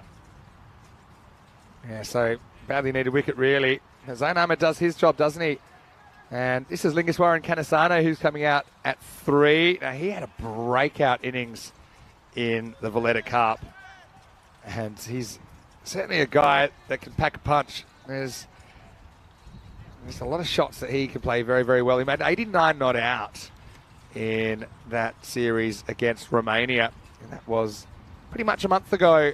I called that one. Before that, his highest score wasn't a lot more than 20 or 30, but he just had a breakout innings, hit the ball to all parts. And so looking forward to seeing what he delivers on this surface.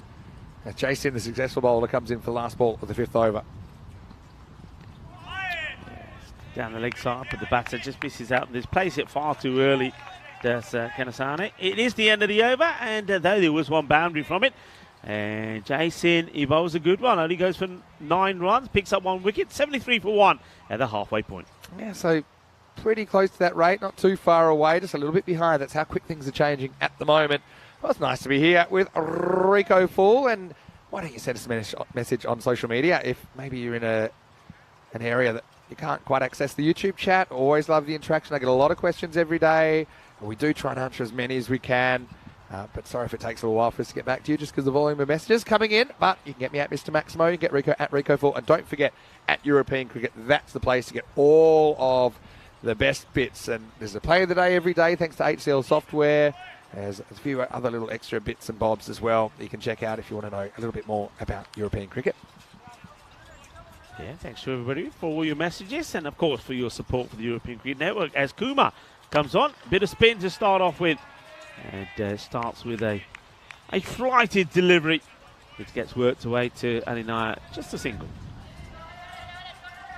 So they're using Anish Kumar as the spinner in this game. So kind of like-for-like replacement, isn't it? 2 left-arm spinners. And, well, you got to get it to pitch because he bowls a full toss on the legs. And this has been put away emphatically. And Kanasane gets off the mark with a 6. And he'll be grateful to be given a full toss on the leg stick. And you can see there that the umpire square saying, that's 6 runs, my friend. That's 6 runs. Yeah, it's a pretty powerful strike. And Isha's a guy we have seen playing in the ECC for Switzerland last year. Took 4 wickets. And it's too full again. He's not learning his lesson. Got to get in the pitch. And you can see the batter, Kanasane, he's just waiting there. I mean, there's hardly any footwork at all. He just stands still and goes boom. Shakalaka. Yeah, absolutely smacks it baseball style. So just like that, they would be ahead of the rate, I think. better. It's a bit better. What he's got to try and do is just, this is the teasing there. He's just trying to convince the batter to try and go for him, come out the crease. High up in the air, and this should be taken. It's got to be called, and it has been. It's nicely done. So the wicket falls. Kuma gets a breakthrough. Nice catch held there by Gunamurthy. And that's the important thing. Get the ball to pitch. If you're getting it to pitch, and then the batter, you're basically saying to the batter, right, if you don't use your feet and come to the ball, you're not going to get to the pitch. You're not going to get the power in it. And he doesn't come down the track. He tries to reach for it, skies it up in the air. And, well, he may have hit 2 big sixes, but he goes. He's going to go for 12 of ball number 5. He just lost his shape, didn't he? Just dragged it leg side, whereas I think straight was probably better value. But they've got that fairly straight fielder, so the Southern Cross field. So I think maybe that discouraged Katasane to go very straight. And well held by Roshat there. I think it was good communication. I think the outfielder made it clear to Roshat that he was the one that had to catch that. So he knew that it was his, he had space, he had time, and he held it nicely. So 86 for 2 as Usman Khan comes to the crease now. He had a really, really good series with the bat. Batting normally at 5, but he was involved in some really big partnerships and some rescue jobs, to be honest, after a few early wickets. Right now, his team's not in bad shape. Let's see how he goes on this surface. Yeah, they're going well, but again, that rate is just staying around the 15. It's gone down a little tad, then it's gone back up again. It's going to be an interesting match, and, well, the fielder, he gets very lucky with this stop, or does he? And, well, he's just having a little time to himself, playing a little game that he's invented. They really should have got 3 here, but Usman doesn't really run it that hard because the fielder originally decides to take off to try and take a catch. I don't mind that, but he finds himself in a terrible no man's land, and Musa Ahmadzai then swings the arm at it, then has to go on a secondary chase, and then there's no one there to help him, so then he has to pull it back to himself. They could have run about 5 there if they'd sprinted, but they just get the 2. End of the over, 88 for 2. Yeah, it's a wicket there for Anis Kuma. Not a bad over. He goes for 15. He was attacked, wasn't he, by Katasane, but he did get his wicket in the end, thanks to a catch by Gunamurthy. Yeah, nice little moment there as Musa moosing himself for a bit. I didn't think he was going to let anybody play, but okay, we go back to Jason, who bowled a very good first over, 1 for 9. And it's just going down the leg side, I think. Good call for the umpire. Oh, he's got, wow. Me. Now, why doesn't, you can see the keeper here saying, why didn't you throw it to me? Why didn't you throw it into my gloves? And look, he's still saying that. Yeah. I wonder if it's a bit slow to get there, though, Vinny. Well, what do you think? It's not even, he's got so much time. And look, Andrew's just calling here. But the fielder goes at the stumps. And so if the keeper doesn't need to get to the stumps. You need to throw it to the keeper no matter where he is because the batter's nowhere. He's meters and meters and meters out. You just need a little shovel pass to the keeper, and that's out. Well, this is out, as I think there might have been a little bit of an inside edge from Usman Khan. So he's going to lose his wicket. As well bowled from Jason. He's getting the earies right today, isn't he? Keeping it outside the off. The batter wants to go big, gets a little sneak onto it, snaps it back onto his stumps. Jason takes his second, so that's very well bowled. 89 for 3. Yeah, and Usman's got this little habit of giving himself room, and it does kind of work for him a lot of the time, but he found himself reaching for a ball that wasn't that far outside off stump then. I agree, it was just a little bit of bat down. And let's just be positive here towards the French, as it was mentioned in the chat by Helix. Very organised gear setup. I don't know if we can show their bags again in a minute. Yeah. But first, let's have a look at the captain, Noman Amjad, coming out. Still no Action Jackson in the top order. They've listed him at 8. Obviously, they're trying a few different options up the order. Anyway, Jay, playing pretty well here. 2 for 9 now. And this is up in the air, but I think just gets enough of it to lob the fielder. Yeah, he's bowled well, and the reason why he's bowled well is the variation has been good. His slower ball has been very effective. Yeah. He's been able to get it in the right areas. Yeah, he's been good. Don't forget, Jay has an ECN hat-trick. Took it against Germany in the ECC last year. Have a look at those bags, though, Rico. How's the organisation from France? Shot, hit well, hit down the ground, but well fielded by Alinaya. Yeah, it's a bit like you're getting ready for Evel Knievel to come along and jump at this. Well, talking about jumping, well, the Grizzly gives Jai a bit of Grizzly action. I wonder if you can see all of this. Yeah. I want to see this ball. Well, this is Grizzly action for you. Almost takes out Amjad in the first place on the shot, and then watch this. Another bruise. 2 to come in the over. That slower ball again, well bowled. Good variations, liking this from Jay. He's done his homework, hasn't he? He hasn't had the best of time with the ball in that European Cricket Series, but the way he's come back, the way he's worked on his form and worked on his line. Remember, he had all sorts of trouble with his follow-through. He was hitting the edge of the pitch when he was following up. But he's done well. Well, he's done well up until then because that is a glorious shot. He over-pitches. It's all about the length. Over-pitches, and Amjad says, thank you very much. Hits his first boundary. A lovely shot from the captain. Again, look where this bounces. Not quite the Yorker. Metre in front of the front leg. That's perfect drive, and let's go up and under. That one rattles the seats in the stands. It's also the end of the over. 97 for 3 after 7. A lot to do, but they're still in touch here, France, as we look ahead to what we'll have in the next match. It'll be Luxembourg versus Switzerland in match number 3. Sorry, no, it'll be Luxembourg versus France, pardon me, in match number 3. And so, got some news from the toss there that France have won the toss. They're going to bowl first. I thought they were going to bat first, actually. So, let's have a look at the teams, but I'm just going to say that you were out there, Maxie. If anybody knows, definitely you know. said he wants to bat first. But Okay, anyway, unless they've changed their mind. Well, now I'm confused. Let's just stick to this game. You But I don't can tell you the often- next game we'll start in half an hour. You don't often see a player with a minus to poor the net, but Jatin. poor Jatin didn't have any good joy with the ball. He was unlucky. Then, of course, he got a golden duck as well. So it's not often you see that. And it's not often that you see dot balls. This is a nice start from the spinner. Kuma, he has bowled well. And look at the way that ball is spinning in the air.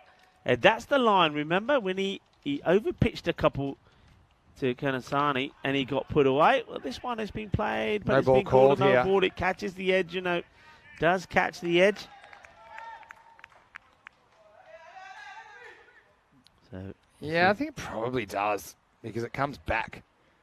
I don't think it was intended to. It's a line ball call, but for me, I can understand why he calls it. And this one is going to be moosed out of the ground. Well, free hit cashed in by Amjad. Maximo brings up the 100 as well for France. Well, just listen to the sound of this as it echoes around this stadium. What a hit. And that was power. Well, he had the license to go the full Monty, and he does. He absolutely clobbers it. And the bowler now, Kuma, needs to come back with a reply. Numan Amjad, he's hit 2 big shots already. He hit Jay down the ground for a big 6, and now he's gone over cow corner. And this is going to get over the field. And I cannot believe that this has been dropped by Arjun Vinod. I cannot believe it.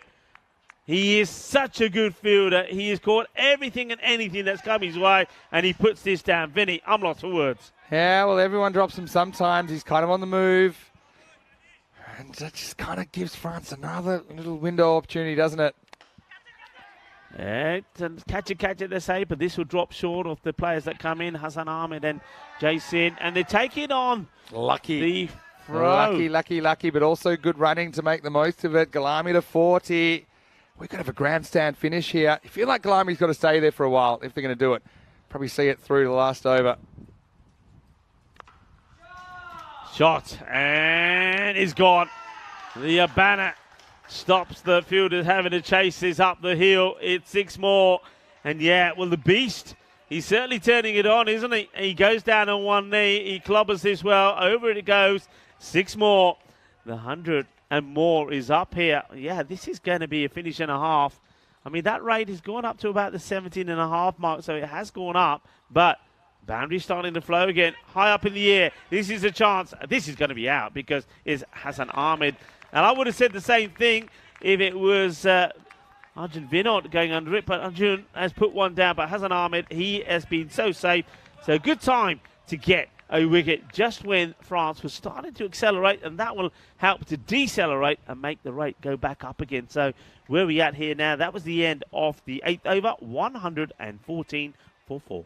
Yeah, so now, what are we looking at? 38 off 2 overs. Won't be easy at all. Need a big over, but that hurts to lose the beast just then. Let's see who they send out now. Looks like could be Perabakaran, who we didn't see bowling. He's kind of their fifth seamer. So he'll often play when they're giving one of the frontline four seamers a rest. He's probably not quite as quick, but he just does a bit with the ball. Also a pretty handy bat. He won't be facing because it's the end of the over. So they need a big over here basically to stay in touch. I don't see any issues with time for Switzerland. So, yeah, 38, long way off. I mean, even if you get, say, a magical over 20 here, you're still looking at 18 off the last over. So it's a lot to do. But France, I think there's been some good signs with the bat here, even if they don't quite pull this off. Ali Naya to bowl the ninth. So well bowled, but I am surprised that there's nobody who deep behind the boundary. They're going to have to hurry here. Wasn't the best of throws. A better throw may have had the batter in trouble. Let's see how close this ends up being. Here's the throw. He's got a fair bit of work to do here, the keeper. And you can see if it was a direct hit or a throw right above the stumps, I think the batter may have struggled. Took a weird line there. I mean, I think I'd be trying to run on the pitch rather than on the grass. I think just the transition of going from the artificial to the grass is difficult. So he just lost a little bit of yardage on the turn there, Amjad. But he is back on strike. Really need a boundary here. Firmly hit, but goes straight to Jay. Would you have somebody back on the boundary here? I mean, Naya bowls with a bit of pace, and batters are going to be swinging. You want to be stopping boundaries. I just think leaving all of that open, no third back, no final back. I think it's a dicey one. Yeah, I suppose you can't have them everywhere. It's a slightly slower delivery, angled into the pads of the batter. This is a waste for me because it would have been a big wide. And then you're asking questions of the keeper to stop it. Maybe you can get more than one wide, but instead, Perabakaran blocks it with his pads. Look how far down leg side that ball is. Yeah, it's a wide that's being wasted. Waste the wide if you like.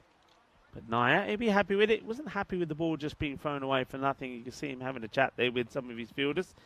And this is what I'm talking about. I think when you got somebody who's bowling a bit of pace like that, you got to have some protection there. And yeah, I called it. I think he's got to know that he bowls with a fair bit of pace. He's probably the quickest bowler on his side, and I think he's right up there, along with the pace of what we saw from Amjad. You've got to have some protection. Nobody there. It's going to be 4 runs.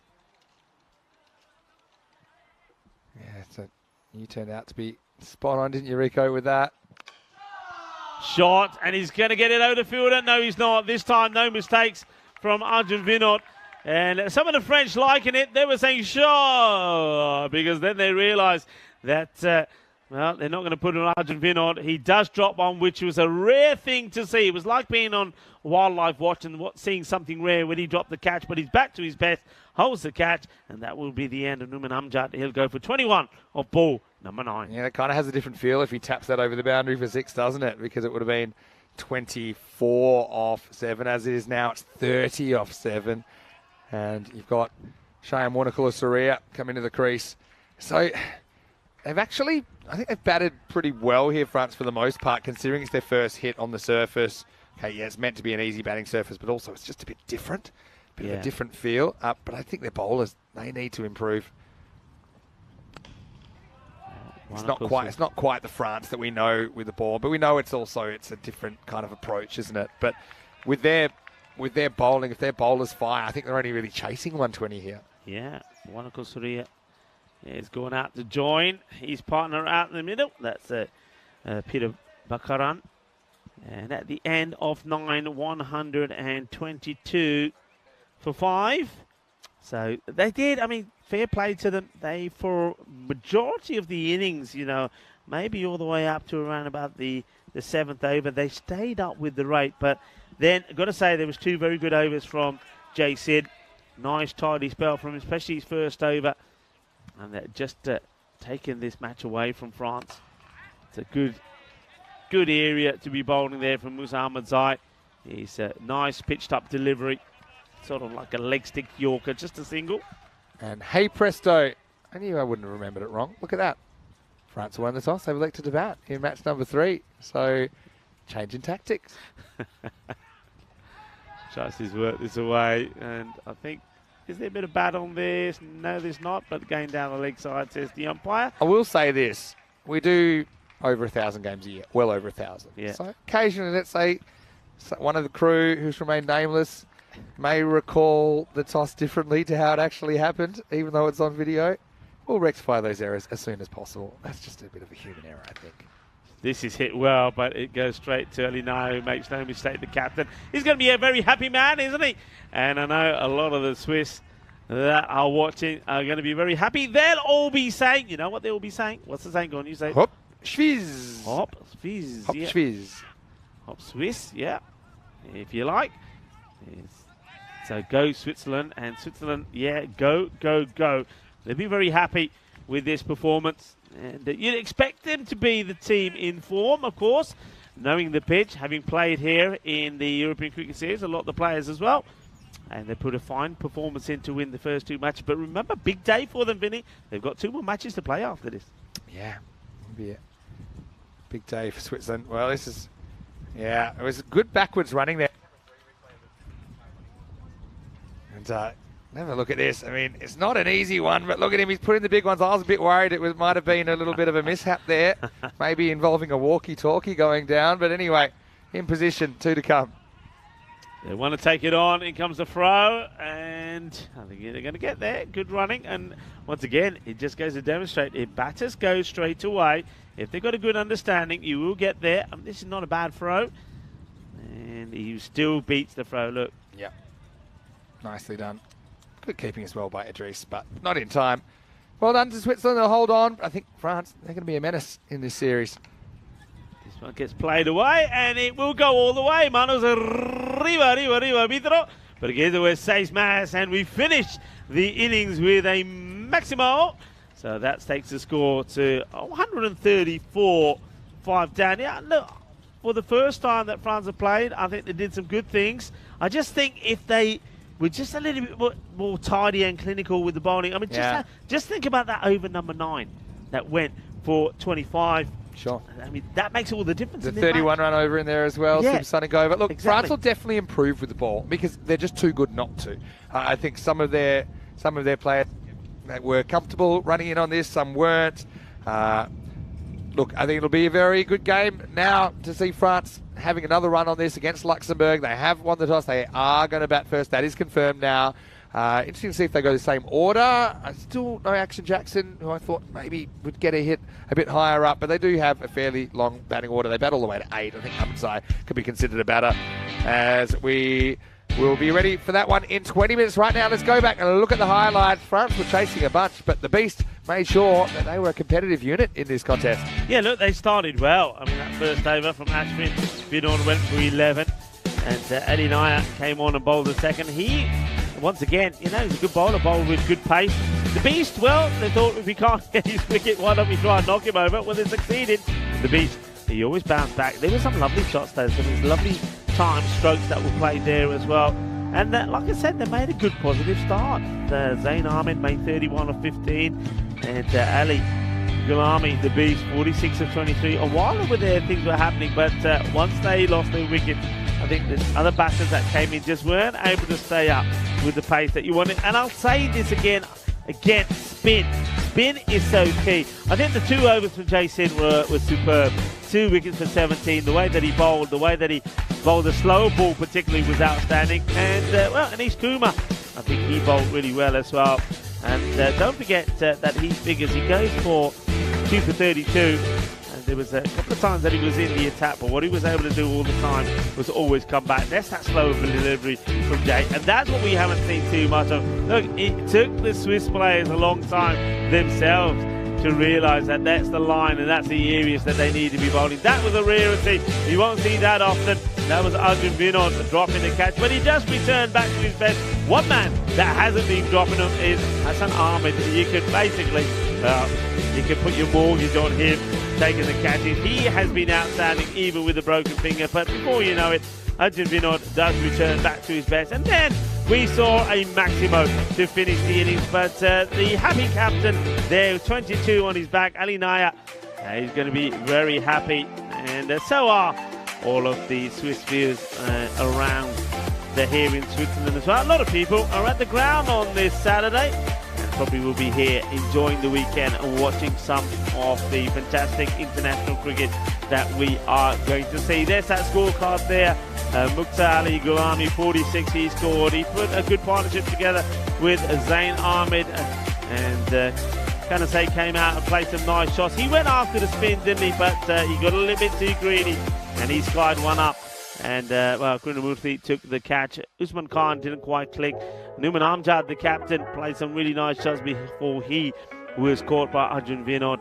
And well, that was it really. So France, it was encouraging. I think if I'm in the French squad, I'm going to be pretty happy with that performance. It's the first time you play there, and also you're playing the next match. You're taking on Luxembourg, who also went down to Switzerland 162 to 103. You're going to be pretty happy with that and taking that form into this match coming up in, you can see there, coming up in just under 16 minutes time. I'm Rico Full, and with me is Mr. Maximo Winnie Sandu. We'll be back in 15 minutes time to talk you through match number 3 of this ECI series here in Switzerland. Join us back for what I think is going to be another good match. So one of these two teams will be getting their first points on the board. Who will it be? Will it be France? Will it be Luxembourg? Join us back when we return to find out.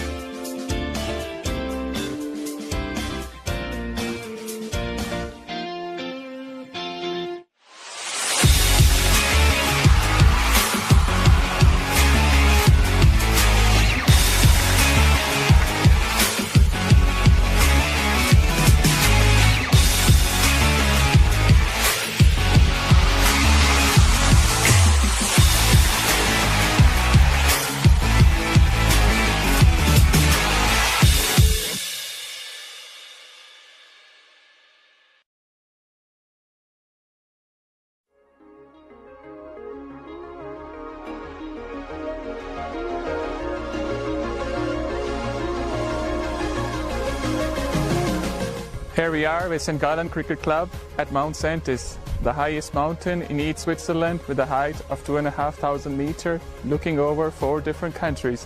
What an unusual place to play cricket.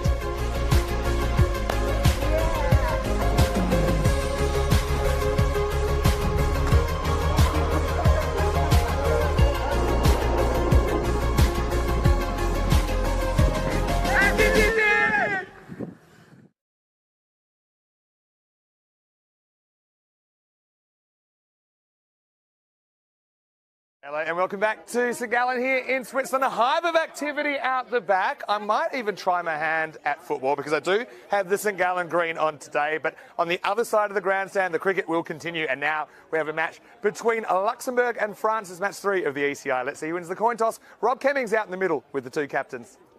Your call. Yep. Dead. Tails is called. It is tails. We're gonna bat first.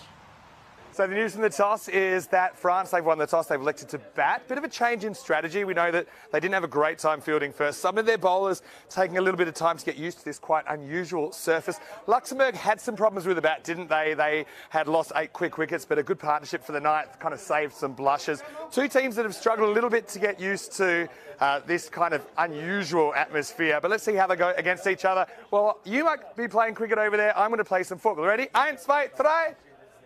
Let's get ready for the first ball. Oh dear, that was a bit of an own goal there, I think, from Vinny Sandu. Stick to the cricket, Vinny.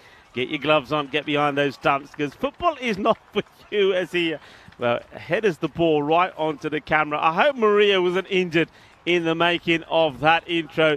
This is what we have for you next. France taking on Luxembourg. And you've got to say probably France are the team that will go into this feeling the more confident. Luxembourg will, well, both teams will beat them by Switzerland. Luxembourg, well, they lost by 59 runs, 162 to 103. Whereas France, they got a little bit closer, 151 to 30, 134, so 17 runs. And it was sort of good performances there from France. And both teams will improve after their first games. But I just get the feeling that France, maybe batting first here, were looking to do what Switzerland have done so far and trying to get big runs on the board. Umpire Sahi is out there with umpire Waishaka. You can see that Luxembourg just warming up and getting ready to go.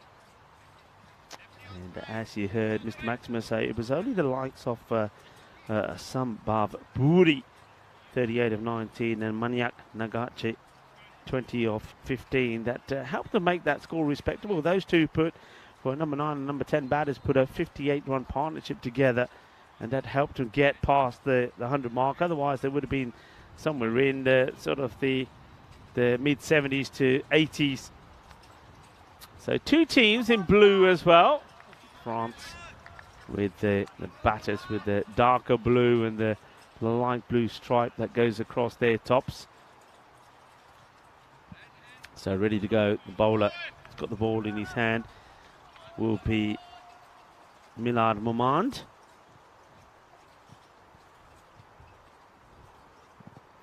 Starts with one down leg side, and this one actually bounces and hits the wicketkeeper on the side of the head. He clonks this, you know. The wicketkeeper clonks this. Watch this. Well, this is Vinny Sandu doing a headering. Now the wicketkeeper, you see, Vinny, what you've started? You headering the ball, and now all wicketkeepers think they can header the ball. And that's not a good one there from Rupesh Bingu. Bingu is probably thinking, well, maybe I should put my helmet on. Momand. That's a great delivery. That's an absolute beauty.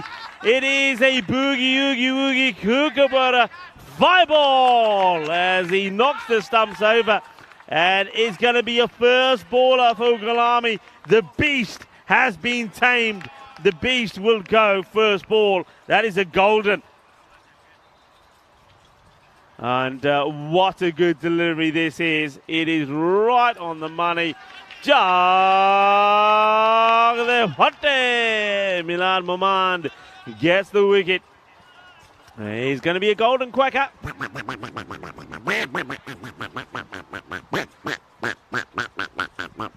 Well, perfectly aligned team kit bags. And the thing is, though, it's a very sorry side of a batter going back to that.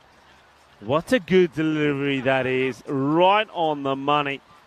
And the prize scalp of Mukhtar Ali Gulami will go. Very first ball. No runs off the bat yet. Gets done by a beauty from Maman. That was a great ball. It really was. It was full, right up there. And that's what you've got to be looking to doing. Kanasane, there comes out. And he wants to be aggressive straight away as well. And it's another dot. Kanasane joining Zain Ahmed out there. Zain Ahmed, of course, yet to face up. So, two openers that made a good start. Not to be this time for France. Well, this is dragged onto the onside, gets it through the gap. The chase is on from the fielder. Chौका लग गया, fielder ने काफी कोशिश की थी, पर ball नहीं फर हुई. And 4 runs. Just goes across the line, doesn't he? But he backs himself. It's just the length again. If you don't get the right length, batters will have a field day on this. Maman gets hit for a boundary and now needs to come back. And does he sneak this in? No, says the umpire. That's a little look back at the umpire. Let's have a look at this. It's not that far away, but you can see it's going right over that line. It's a good call from umpire Saeed.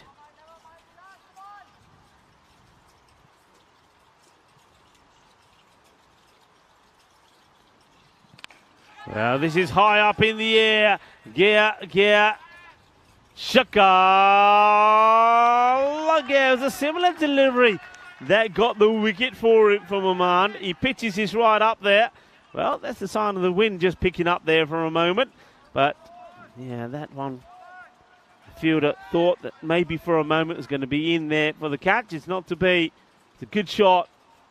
And Kanasane played some nice shots. Open stance. And, well, that's a bit of a slog, isn't it? It's a number 11 would be proud of that shot. He just slogs this right across the line. Nice to see some of the French players. They're opting to sit up in the stands and watch the action. Maybe some of the bowling department that are hoping that they don't have to go down and start putting their pads on. Last ball potentially off this first over. It's a nicely played down the ground. The timing on this is beautiful. What a shot this is. And the two men are up in the 30-yard circle, mid-on and mid-off. And this is just a delightful off-drive. It's timed beautifully. It will go all the way to the boundary. 4 runs. So Momand is a bit of a mixed bag, really. Does pick up a wicket, but also goes for 17. Again for the Yorker length delivery, but it's a very small margin for error. If you get it wrong, then there's going to be runs. Talking of runs, I think there's going to be plenty of runs in the Euros of cricket there in Khartoum. 44 days to go to the start of the Euros of cricket. 31 nations, of course, will take part.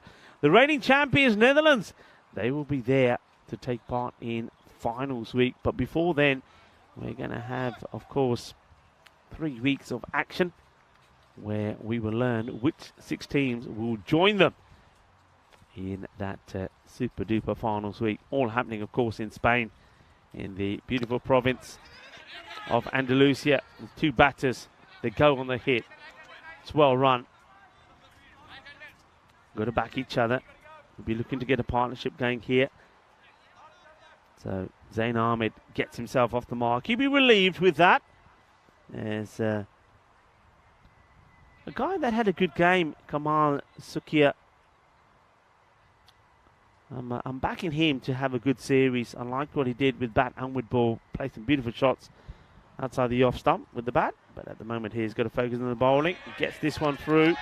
Once again, it's a Kanasane, he's a man in a hurry. He's not looking to play anything on the offside, not looking to drive, not looking to play for the covers. He just seems to be swinging across the line. So I'm quite surprised that there's not been a fuel change here. I'm surprised they haven't brought maybe the man in actual cover in and pushed the mid-wicket back.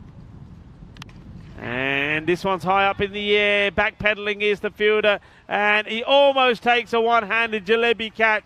But unfortunately, I think Jatin Madden, who is not having a good start to this day, all he does is he palms this ball over for 4. Madden having a bit of a mare. But that, again, goes back to what I'm saying. You've got to batter on strike, can I say, who's looking to hit everything on the onside. Why is this field set the way it is? You've got 2 men on the offside. Yeah, finally you see a change. It has to be a double change for me. I think you've got to get the mid-wicket back, and I think long on, Madden needs to go back as well. Bring the men out. You don't need any sweeper on the offside. Well, that's another way to do it. As Sukia can just go full and straight and knock them over, and that's what he does. As Kanasane once again tries to go big on the leg side, misses out on it. And, well, it's a case of, well, if I hit it, I'll get a boundary, but if I miss it, I'm going to get myself out. And Kanasane will go, and he'll go for 18. Yeah, I'm not quite sure if Kanasane is quite the top order batter for what I'm seeing. I think, swinging and playing like this, I think that's pretty irresponsible.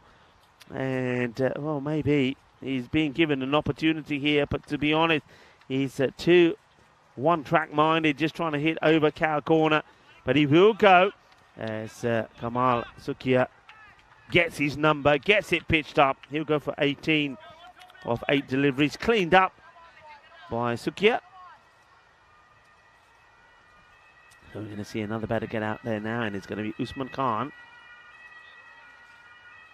to see if he and Zain Ahmed can put some sort of partnership together. 22 for 2.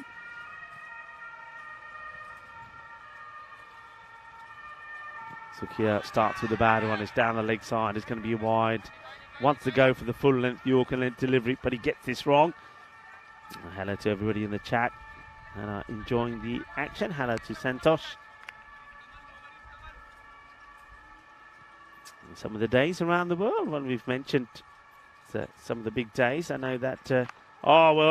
This one almost is an ankle breaker for Sukia. He goes down. It's going to be 4 runs. Just watch the ankle here. So, that's horrible to see. Horrible to see.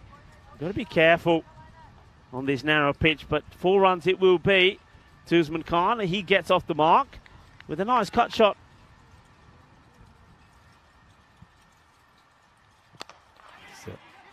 Played well, good pickup. In comes the throw, and it's thrown to the keeper's end by Madden.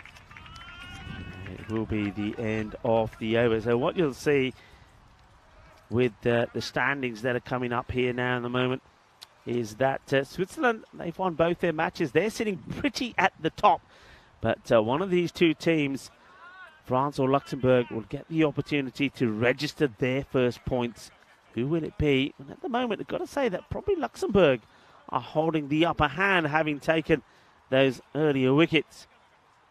So we're getting ready for the start of over number 3. Momand will continue. So 28 for 2 after 2. It was a mixed bag for Momand. When he got it right, he was clinical, but he also did go for 17 and goes for that full delivery. This is being played down the ground, but no run. Well, it's going to be a big evening, I think, in America today when it's National Bowling Day. That's, of course, temping bowling. And, IBM PC Day today as well. Remember the old IBM personal computer? Well, that's the delivery that was signaled the end of Gulami, but this one, he just gets it to nip back into the batter. Misses the stumps, misses everything. Is going to go down for 4 byes. It was destined to hit the stumps over. And then, late movement, you can see the bowler, Maman, not happy. He's saying, yaar, Farlinda. And I think he's been a little unkind to the wicketkeeper. I think that one moves quite big. And Rupesh Bingu not able to keep hold of it. Yeah, August 12, 1981, the day that IBM revolutionized the business world through its innovation. And, well, a bit more luck here. Ahí poco suerte. Suerte on 2 levels. First of all, the 4 buys in this one. Doesn't really know what and where this is going, but it will go all the way for 4 more. It's, well, if we've got any people that are tuning in from Thailand or from Thailand origin, don't forget it is Mother's Day in Thailand today, so make sure you have sent a message to your mum to say Happy Mother's Day. Oh, beauty. That's an absolute identical delivery to the one that got Gulami. What a good ball this is. It is right up there in the block hole and knocks the stumps over. Well bowled. It's the end of another batter. What a lovely delivery this is. And it's the end of Usman Khan. He'll go for 9. And well bowled once again from Momand. And like I said, it is a bit of a mix-up, but he's fired up, isn't he?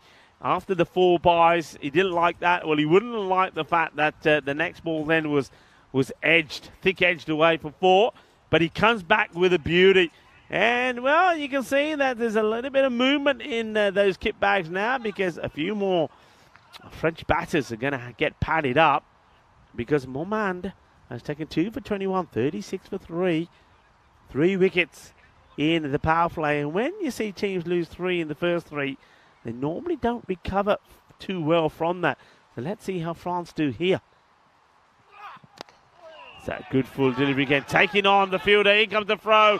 And agonisingly close for Jatin Madden. Well, Jatin Madden started this match on -4. He'll have a catch that will go as a catch going down in this one as well. That certainly won't help his fantasy points. That one would have, if he could have got the run out. So close, yet so far. Momand. Oh, well, he's going to get stopped here because the batter not quite ready. Yes, there's been some movement in the field. Zain Ahmed has only faced 1 ball and he scored 1 run from it. And in that time, he's seen 3 batters get out. Now he faces the last ball off the power play. And he carves his away, he gets it over the head of the bowler, and the ball makes his way over the boundary rope. It's going to be 4 runs. Almost ends up being a corner bowled. Just couldn't quite get to it. So 4 to finish. So the second ball that, amazingly, that Zain Ahmed faces, the opener, is the last ball of the power play. He puts it away to a boundary. I think it was important that he did that. 41 for 3. They won't be too disappointed with the scores that they have as that over goes for 13. It's the wickets that they've lost. And, of course, they're big wickets as well. The Beast has gone.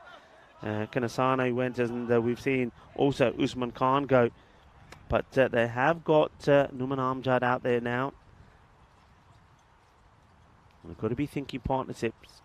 It's a good opportunity, though, also here for Luxembourg now to spread the field and make it a little bit harder for the teams to, or for France, I should say, to get to find the gaps. And they've gone with 3 men out on the leg side, so quite an authentic field. 3 on the leg side, including, of course, the long on, and you've got long off and a sweeper in place on the offside. I say a sweeper, he's more sort of in the extra cover mark, so he's giving the bowler protection straight. Now there's a change to the left-hander. So what are we going? Same sort of field? Yeah, the same field. Exactly the similar field, identical to the left-hander. So 3 on the leg side, and you've got extra cover really in place as opposed to a sweeper on the offside. Edge, and chase is on. You've got to chase these because it could just slow down. It only just makes it. Never think that ball is going to go past the boundary rope because there are times, there's specific areas in this field where it just slows down and the Grizzly puts his brakes on. That one does go all the way. So once again, it's another edge. It goes to the boundary. There's been a few of them. Hello to everybody. Santos is saying, hello Rico, we will miss you next week.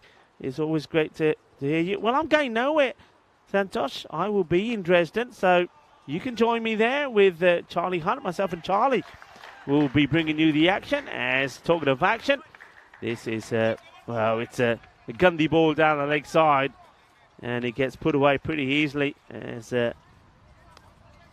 Mayank Nagache comes on to bowl. Up in the air, it'll be one bounce and fielded by Justin Martin.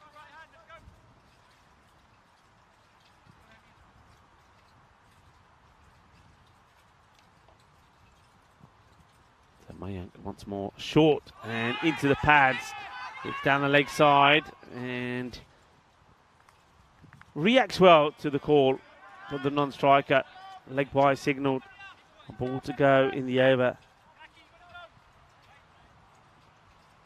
Nagayach. Good start from him.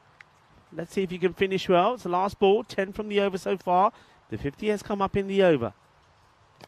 And he will finish well. Should just be a single. They think about a second because it's a slight fumble from the fielder who then, well, he sort of shot puts the ball back to the bowler. That is the end of the over. 53 for 3. So they're around about, I think from here, if they can keep this partnership going, 120 to 130. If somebody goes big from here on in, they could be eyeing up a 140 sort of score, I guess. You can see that it started well with that first over, even though there was a wicket that came from it. Now these two trying to make something happen. Zain Ahmed took him an age to get on strike. Remember, I only faced 2 balls in the power play, but now he's starting to make amends. And it's going to be the captain of Luxembourg who's going to have a bowl, so Edmund Packard.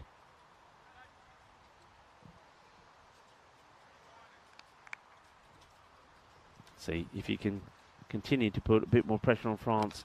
Well, this is high up in the air. I get the feeling he's going to go over the fielder. It does. And he just gets this right, doesn't he, Ahmed? He has, well, I think centimetres to play with as he gets this perfectly over the fielder. Goes down on one knee, carves it away. And at any point, if a hand is touched on that, it was always going to be a boundary. It's a good, clean hit. 6 off the first from Packard.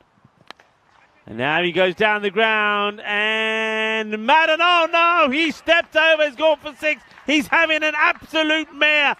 Oh, he's having an absolute mare, Jatin Madden.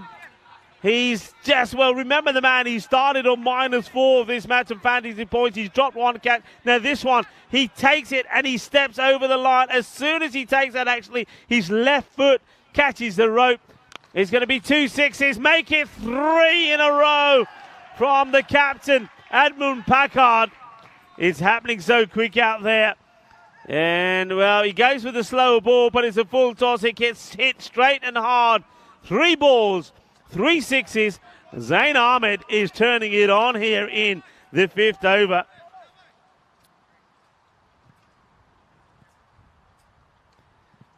Well, will he go again? Are we going to see 4 out of 4? We are! 4 out of 4! Are we going to see something special on this international weekend? Zain Ahmed has hit the first 4 balls from the captain of Luxembourg, Edmund Packard, for 6. Well, you know, whatever happens here, he's going to be trying to make it 5 in a row. As well bowled, it's in the block hole. And everybody got excited for a moment, but fair play to the bowler and the captain. He gets one right in the block up of the over, already gone magical. Ball to go. And he's going to be bowling this one to Numan Amjad. So just like that, out of nowhere, it looks like a 150 sort of score again, doesn't it? So this recovery comes. Remember, they lost 3 wickets in the power play, but the good thing is they kept the scores going. This is down the ground, and it's going to be 6 number 5 in the over. So 5 sixes and 1 single. 31 of the over. Quite incredible. And the score goes into the 80s just like that, Mr. Maximo. Wow. Well, Maxi is back. Supersonic stuff. I am back, and what a time to come back as well. I mean, I thought lunch flew away pretty quickly, and there's a little bit left for you, but these balls are flying all over the place. 5 Maximos in the over. It just changes everything in an instant. That is what this format is all about. Yeah. You just can't afford to lose your length. Lose your length, big batters will go. And I was saying in the power play that the openers there, Zayn Ahmed, he only faced 2 balls in the power play. He's the guy who's got to have strike. He gets on strike, and look what happens. Well, he's going again. He's a miscue. Madden, can his fortunes change here? Oh, only just. It wobbles about. And finally, that could be the moment that his fortunes change. He's had an absolute mare, Vinny. An absolute mare. But this one, he gets down on one knee and says, please stay in my hands. The ball wobbles, but it stays put. Yeah, he'll feel that some little bit of luck's gone his way. Yeah, he ends up giving a little cuddle, doesn't he? It's nuzzled into his neck. But, yeah, France lose a 4th wicket. Yeah, I've been watching this one from downstairs. Bit of a topsy-turvy affair, isn't it? But Zayn, he's going to have to go, and it's 84 for 4. Yeah, and it's the spin that gets the wicket to well bowled by Mayank, and he's been pleased that at least this time the catch has been taken. So that was a wicket to get, Zayn Ahmed, after showing how brutal he could be with his hitting. So to get the wicket after that, well, quite extraordinary last over. That went supersonic, 31 came off the captain Packard's over. So 84 for 4. So one of the set batters has gone. So Luxembourg now an opportunity once again to keep chipping away at the other batters. The bowled just jams down on this. They might look for 2 here. Wasn't a particularly quick bit of work from Sukiya to jump on it, as they will get back for a couple. Pirabakaran off the mark. A few clouds around at the moment. Just taking a little bit of the edge off because that's been pretty humid conditions so far. Still about 26 degrees. Just misses the length, but Madan is not going to miss it. He's on a heater now. This one almost catches him. It was flat from Pira. And so he goes 2 and out. That's 5 wickets down now. 86 for 5. Well, he holds on to another. And that's how quickly things can change. We said how quickly things can change out there in the middle when Zayn Ahmed just hit 5 sixes. Martin, who's had a bit of a mare, hasn't he? And, well, after taking one which almost bobbled out of his hands, this one, well, he has no time to think about it. And maybe that's the thing that's on his side. Well, good players, big players, they always bounce back. And maybe this is the time that we're going to see Madden bounce back as well. That was cracked, but he takes the catch. And now they're 5 down here, 86 for 5. That was hit hard enough to go for 6. It was just flat, wasn't it? Madan intercepts it. So this brings Ibrahim Jabakel to the crease. Now he's an off spinner. He didn't play the first game. He's come into the side. Watercooler Surya is left out. And so let's see if the France bottom order can battle here. I mean, the run rate's outstanding, but they have lost 5 wickets already. This is almost a 6th one as it just gets past the infielder. And it'll just be a single. I know Yach. He's been reasonably good at dropping it in the block hole. Just misses this time, but with big consequences. Maximo! And that is probably only half a metre short of the block hole, but I think that the new batters to this surface are realising really quickly that you can drive it on the up. What a great bit of 12th manning, actually, from Cheyenne. But anyway, this is where it needs to be. And you can really clearly see when the bowlers get it right and when they don't. They're very, very different outcomes. End of the over, it's 94 for 5 after 6. Ben, hello to you. Nice to see you in the chat. He's saying, well, I think that most cricketers would agree that when it's not your day, you hope the ball doesn't come anywhere near you as a fielder. But what I will say is, they keep coming at you, then at some point it's got to turn around. And that's kind of what happens with Jatin Madan, who, by the way, is a very, very talented cricketer. I loved what he did for Star Cricket Club, the Luxembourg representatives at the European Cricket League. So never say never. This game, I suppose, France in control with that run rate up at 157, but 5 wickets in 6 overs. If Luxembourg could grab a couple in the next couple of overs, maybe it slows France down a bit. Here's Izzah Hussain. And some more spin. Ties up Amjad, who almost takes off for a run that wasn't there because it never really left the area. There's a bit of a laugh with the keeper. Rupesh Bingu. A little bit of light rain falling. I thought I saw some in the distance. Same result here, except this time it does get away from the keeper. They'll get a leg by. So, yeah, this rain's come out of nowhere. Saw it in the distance. I thought maybe it was a mirage. But we just got light rain falling at the moment. I don't think anything that will stop play. Maybe just a passing shower. Really good bowling from Hussain. I like that he's really taking the pace off. Now, we didn't see him playing in the first game. So his inclusion certainly making a bit of a difference. Now, do you run at him here, though? Because if he's going to toss it up, he should be able to get on the half volley and bang it down the ground.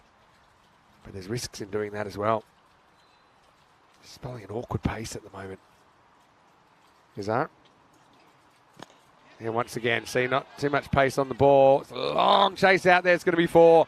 Kapuri can't chase it down. So it shows you how fast his outfield has become. We thought there'd be hardly any 4s when he first arrived here in Switzerland a couple of weeks ago. Nice shot, nice bit of timing there from Ibrahim.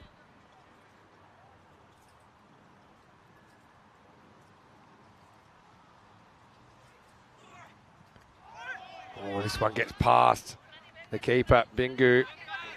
Go for a second bye. Good throw might have been close, but he's safely home. So it'll go down as 2 byes. Yeah, the keeper just doesn't. Keeper doesn't really follow the line of this. It goes between the batter and the stumps, you see, and he finds himself just grasping. Maybe expecting a bit of turn there, Rupesh Bingu. Again, the throw wasn't particularly powerful and took a bounce, which took some pace off it.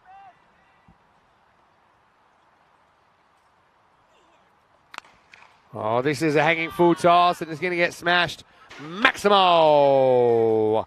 That one's about 8 rows back. And Jabakel says, I can definitely hit that. Channels his inner Barry Bonds, doesn't he? As he lifts it up and out into the stands. And so, good over gone. I won't say bad, but I suppose average in the end for Izzar, who goes for 11 in his first over of the tournament. 107 for 5 after 7. So what's quite interesting is that these teams this weekend that you're seeing, France as well as Switzerland and Luxembourg, they won't play each other in the ECC unless they win their group and they meet in Championship Week. So good hit out for them, I'm sure. And all these games are getting used as, I suppose, information by the selectors of how to pick those squads. Of course, the Dream 11 European Cricket Championship, it's the Euros of cricket. And it'll be coming away from September 25. Okay, over number 8, and Jatin Madan. Maybe he can turn things around with the ball. Having a bowl for the first time. And this is up, it's in the air. It's kind of into the gap though. Fielder comes around, can't turn it into a catch. And good throw, be close here. And the throw draws the keeper wide. They'll go back for 2. So where are they? 107 after 7. Let's go with 36 off the last 3, 143. International level, 130s par, maybe 140 par. Hard to say. Now this is beautifully kicked away from Amjad, who just gets it into the pads, and Madan gets it wrong. Amjad gets it oh so right. Maximo! And have a look at that. It's missing leg stump. And beautifully just flicked away dismissively by the French skipper. He's a good player. Know how good of a bowler he is. He also is a genuine bat. He's a genuine top 6 bat. The rain seems to have blown over now, which is good. Now, same kind of a shot. We can't get as much bat on it. It'll just be a single.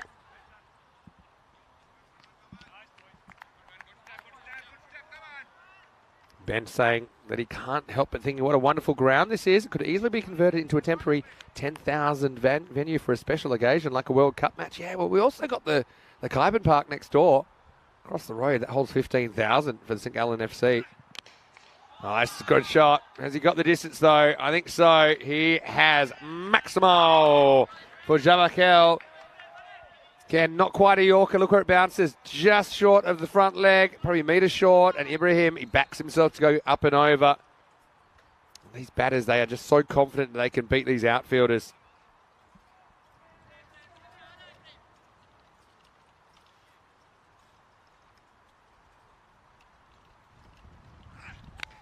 Oh, now goes leg side. This is an all-out assault now on Madan, who goes magical in the 8th. Maximo! Back-to-back. Madan just cannot nail his Yorker today. We saw it earlier. They bowled him earlier last time in match 1. Now he's coming up the depth. He's got one job, and it's basically to hit the crease. Anything that's bouncing is disappearing. I said it before, but I'm going to keep saying it. You got to try and bowl Yorkers. I don't think he is at the moment. If he is, he's not really doing a great job of landing them. Last ball of the over coming up. Slightly slower ball this time. They hit 1, they look for 2, but not quite there. So very productive over for France there. 8 overs down. It's 129 for 5.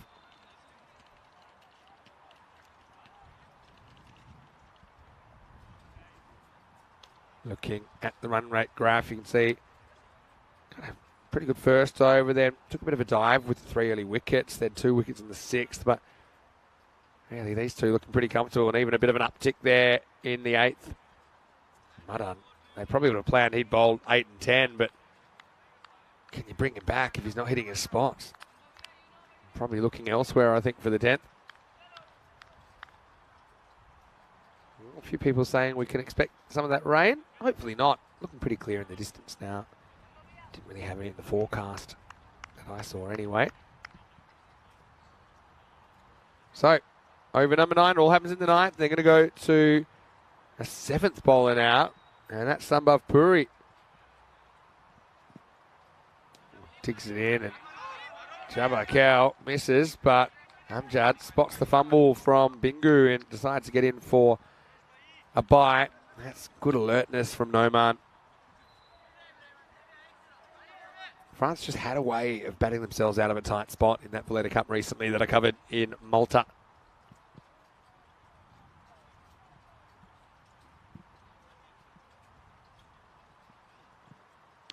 Down leg side. So all that matters on this pitch is accuracy. If you've got genuine pace, maybe you can occasionally rush a batter, but even so, I think accuracy, accuracy, accuracy is all that matters here. Take 20% off and just make sure you land it. That white line between the batter's legs, that's the perfect length, I think. This is a slightly miscued pull shot. No ball called here. Puri must have overstepped here. We'll check it out in the replay. Well, oh, it's for the edge of the pitch. Yeah, okay. So, yeah, must have hit the edge of the pitch. And that's why it's a no ball, not for a foot. So it will be a free hit coming up. Jabakal to try and cash it in. Gets a fair piece of it into the gap. And 4. So they do get the boundary. You know, that's not Olivia Newton-John from Let's Get Physical out there on the boundary. Got to say, I'm loving the lime green look from Milad Momand. 4 more to France. He looks set to still post 160 plus, despite the wickets lost in this innings. Similar kind of a shot that Jabakal missed out early on. He's kind of asking, is that another bouncer? But I don't even think we've seen a genuine bouncer yet. Yeah, it's way below the shoulder. Umpire probably saying 3 to come. That's what the signal is when they say halfway, but also coincidentally indicating about how high that one was. So do you stick with that again? Or do you try and go full? Slower ball, end of the bat, hanging in the air. Fielder should get there and will, and he catches it. So guess who? It's Jatin Madan, who now has 3 catches to his name. That's a pretty good effort, considering how he started. But it will be Jabakal that goes. But pretty handy contribution. He's a spinner that bats a bit. He goes for 28 off 12, and France with 8 balls remaining. They're 137 for 6. Yeah, thanks again for all the contributions in the chat. ECN European Cricket Network. It's great to see France and Luxembourg out there. 2 teams we have seen fairly recently, along with Switzerland actually in the Valletta Cup, like I said, which was only 4 weeks ago or so. Maybe 5 weeks ago now. Really enjoyed that experience. Really hot conditions on that occasion. It's a lot more pleasant now. About 26 degrees right now. Rahmatullah Mangal, the new batter, comes out at 8. And he probably wants to smash this out of the park. When he tries, he won't get a 6, but he will get a 4. It's a really nice shot when you consider this guy, who typically will bat number 10. Okay, he's a couple of slots higher today. He's a talented cricketer. This hits through the line. No outfielder back there. Finds the gap in the infield. And Cuatro Carreras gets him going. Puri's gone for 11 here in the 9th. Last ball of it coming up. Similar kind of shot. This time it's a great catch by Packard, who launches himself like a goalkeeper up and to the right. Well, Luxembourg rejoice. That could be the catch of the day to Ed Packard. The batter didn't do too much wrong here. He hits, and have a look at the poise of Packard. Gets 2 hands to it and then braces for impact on the landing. What a wonderful piece of fielding from the Luxembourg skipper. That means that Rahmatullah Mangal goes 4 and out. End of the over as well. It's 141 for 7. And say it with me, folks. It all happens in the 9th. Great stuff. Having a look at the bowling figures. Puri ends up with 2 fuck, but he won't bowl again because he bowls the 9th. He can't bowl 2 in a row.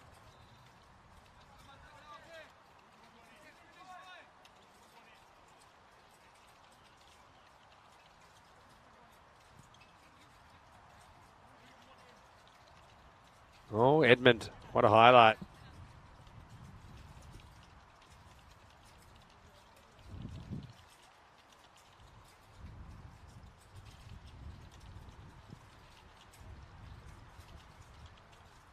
All right, so they are going back to Sukia, who were affectionately calling ankles earlier because of the fact that he kept landing off the pitch, and he was making my eyes water. Let's see how he goes here in the last. Oh, this is high, catchable as well. There's Nagiac, it's under it, and he'll take it. So 2 wickets in 2 balls across the over, and Luxembourg fighting back. Again, we don't really know what to make of their batting yet because they did collapse pretty horrendously in the first game. So who's to say they can't chase down a score in the 140s, maybe even 150. We've seen those kind of chases pulled off here in St. Gallen. That's nicely taken by Mayank Nagiac, player I remember from Star CC at the ECL as well. And it's the end of Noman Amjad. He goes for 26 and 5 balls remaining, 141 for 8.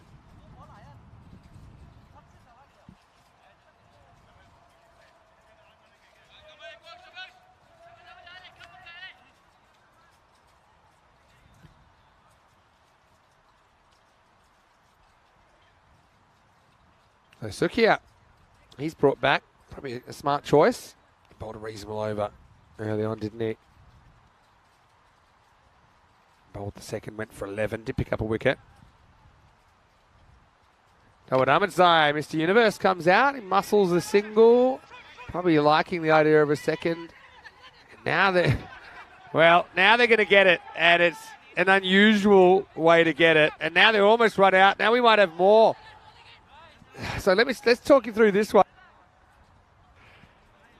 There's really no reason to throw here if you're Sukia because it's not actually saving a run.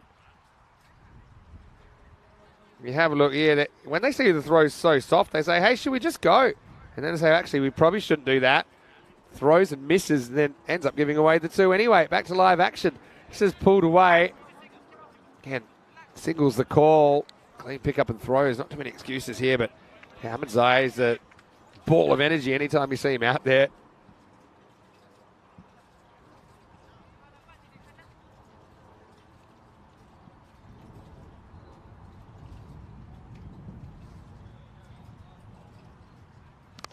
Slow ball, hit straight and hit well. Well, that's the roofer. That's coming down. Has gone a long, long way. What a shot. Straight as the day is long, and it's strong from Rahula, who puts the first ball he faces on the roof. His teammates enjoyed that. Rahula, he typically might see batting 11. Shows they bat all the way down here at this level, France. Now, again, bowler thinks to throw, says, you know what, I'll just eat the one here. 150's come up now. Make that 151 after that single. Dawid Ahmedzai. Well, if he puts one on the roof, I'll be impressed. Here we go, last ball. Well, he'll get a fair bit of bat on it. They should get 2 here. And a good throw might be interesting. Ahmedzai is going to sneak home. And so they're going to end up with 153 for 8 off the 10 overs. Pretty solid batting performance from France. Probably 20 over par. Luxembourg, if they bat very well, they might be able to chase this down, but they are going to have to bat very well. Certainly a lot better than they batted earlier on in the day against the host, Switzerland. And, well, nice moment between the two sides there as we reflect on the opening here. And, it was Milad Moman, who's rocking the lime green headband and skins combo. Came up with that early wicket. And that was Mukhtar, the beast, Dalami, who went very first ball. Zain Ahmed actually didn't have a lot of the strike in the power play. Kanasani came out, he whacked to 6. And Madden, had a bit of a shocker in the field early, but his day would turn around. I think it's swung all around that one. Luxembourg certainly in the field, they believe that they're able to compete. Again, some of the bowlers find it hard going on this surface. That was a nice Yorker. Again, the power of getting the Yorker in. Sometimes we've seen it, sometimes we haven't. Packard came on, he got launched. So really should have had a wicket here. But it was that last step. You see the left foot actually comes down on the rope. And so Madan, at that stage it wasn't going great for him. That was a bit of a teaser he couldn't get around to. But things would turn around for him, even though it was a bit of a dropped and then caught moment. Captured that first one, and the ball just wouldn't leave him alone. He was able to get that one pretty much straight in the breadbasket. Would end up taking 3 catches in the innings. They tried a few different options as well, didn't they? Madan made it 3. So I suppose he has a winning record, 3 and 2, if you want to be technical in his fielding. Ramatullah Mungal came out, whacked to 4, but how about this catch from Ed Packard? He launches himself up to the right, takes an absolute screamer. He enjoyed it. So did his teammates, so did all of Luxembourg, I'm sure, as well.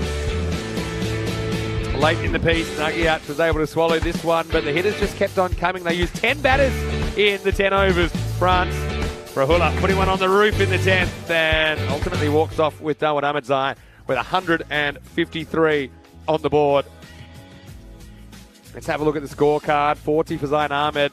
He got out just as he was getting going, 40 off 12. 26 for Noman Amjad in there, holding things together for a while. Ibrahim Jamakel with a nice impactful 28. Batting at number 7. But yeah, I like some of the hitting down there. Ramatullah with a boundary then out. Rahula with a 6 on the roof. And some good hustle from Ahmedzai. Get them past the 150 in the end. Luxembourg took wickets, but they couldn't really stem the flow. 4 bowlers take 2 wickets for them. Milad Moman as well as Sukia Nagiach and Samapuri. He just bowled the 1 over. And you can see just a couple of overs went out of control. A supersonic from Packard, a magical over from Madan. He just can't get his Yorker right at the moment. Ultimately, it's a big chase, but it's the sort of chase we have seen. In fact, it's the exact same target we saw in the ECS final last night, and Alton ended up doing that with 3 balls to spare. So we'll take a quick break. Back in a few minutes. We'll see if Luxembourg can chase these down. Until then, it's Vinny Sounder here, Mr. Maximo. Rico Full, he'll be back shortly as well. We'll see you after this break for more European Cricket International.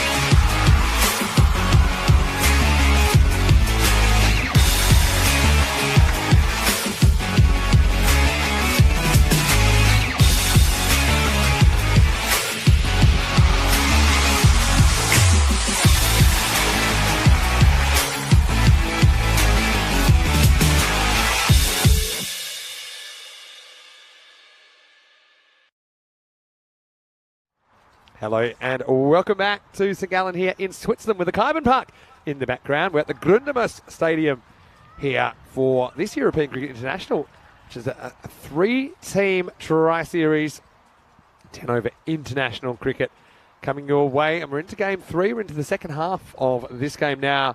Luxembourg coming out to chase 154 for victory against France. France 153 for 8 in the first innings. Wouldn't say everything went their way, but the French lately, well, we've seen them on ECN, they've just found a way to back themselves out of a tight spot. And that's kind of what happened here as well. They'd lost 5 wickets in 5.5 overs. But then a pretty useful 51-run partnership between Noman Amjad and Ibrahim Jabakel. And then some good late hitting saw them up and over the 150 mark. So 153 for 8. Luxembourg just need a good start, don't they? Really need a good start. Askarali is going to open the batting out there with Vivek Dixit. Let's see if Luxembourg can make something out of this power play. Vivek Dixit, of course we know Mohit Dixit from Luxembourg, but Vivek playing for the first time on the European Cricket Network.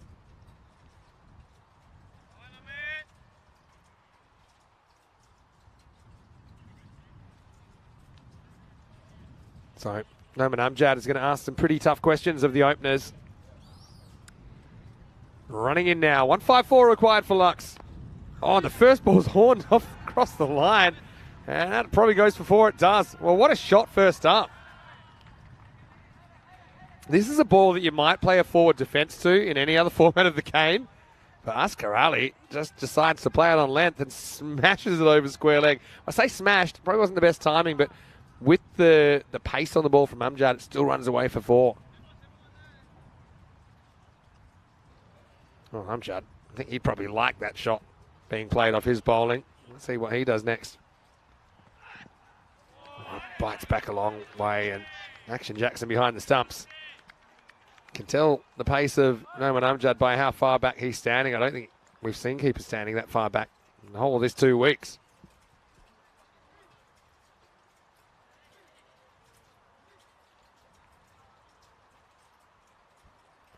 Amjad seems to have found his rhythm pretty easily on this pitch. Not all the French bowlers have been that way. Now this is in the air and almost turned into a catch by Mukhtar, who came in. He's good fielder, Mukhtar Ghalami. Infield or outfield. Smothers this. It's a good surface for diving on as well.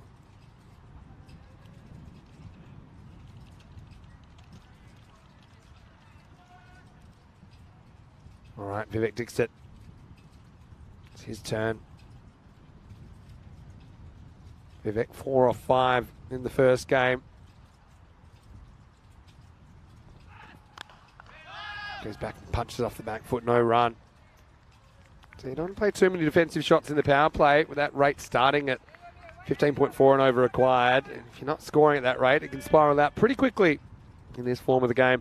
Bit of discussion in the chat about the ground we're playing on, and perhaps one day when cricket's a bit more established in Europe, it'd be a great venue for more international cricket. This stand holds 4,500. Plenty of great vantage points around the field as well. Driven down the ground, Dixit off the mark. And because it's kind of,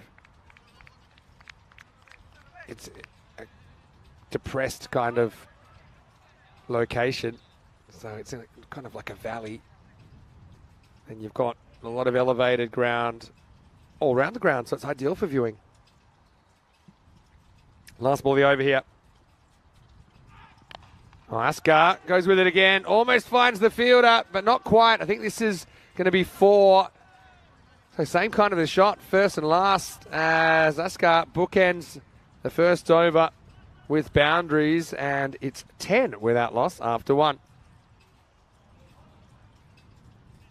125 matches since Golden Ball. It's the only thing we've been missing. I suppose that and a 5-wicket haul. The 2 things, I suppose.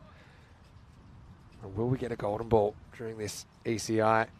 And to my mind, we have not had a Golden Ball in an ECI match this year. And we've had a few matches In fact, this is ECI match number 104. Now, this is interesting. They're bowling Darwood in the power play. We saw France do this in the ECC last year, and it worked quite well. So Darwood with his wrist spin. Got a bit of a pasting first couple of balls against Hassan Ahmed, but also came back with a wicket in the first game. This should be a good test for these two batters. So something a bit different in over number 2. It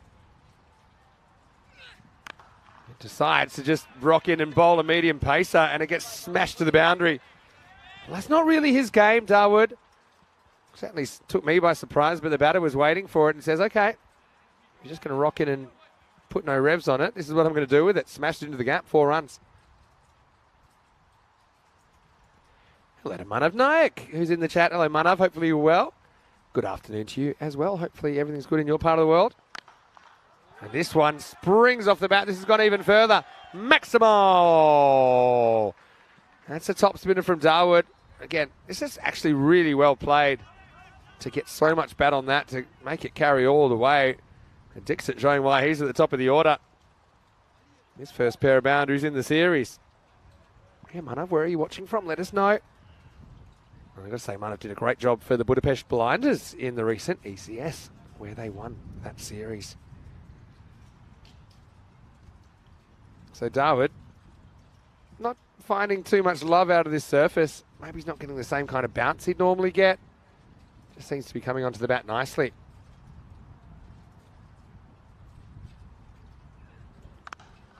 And this is another ball just short of a length, but punched out to Galami. No real harm there for France. Just a single. Let's see how Askar Ali takes on Dawood Ahmedzai. He's heaved everything to square. And there is a deep mid-wicket, but no square leg back on the fence, so I think that's where he's looking.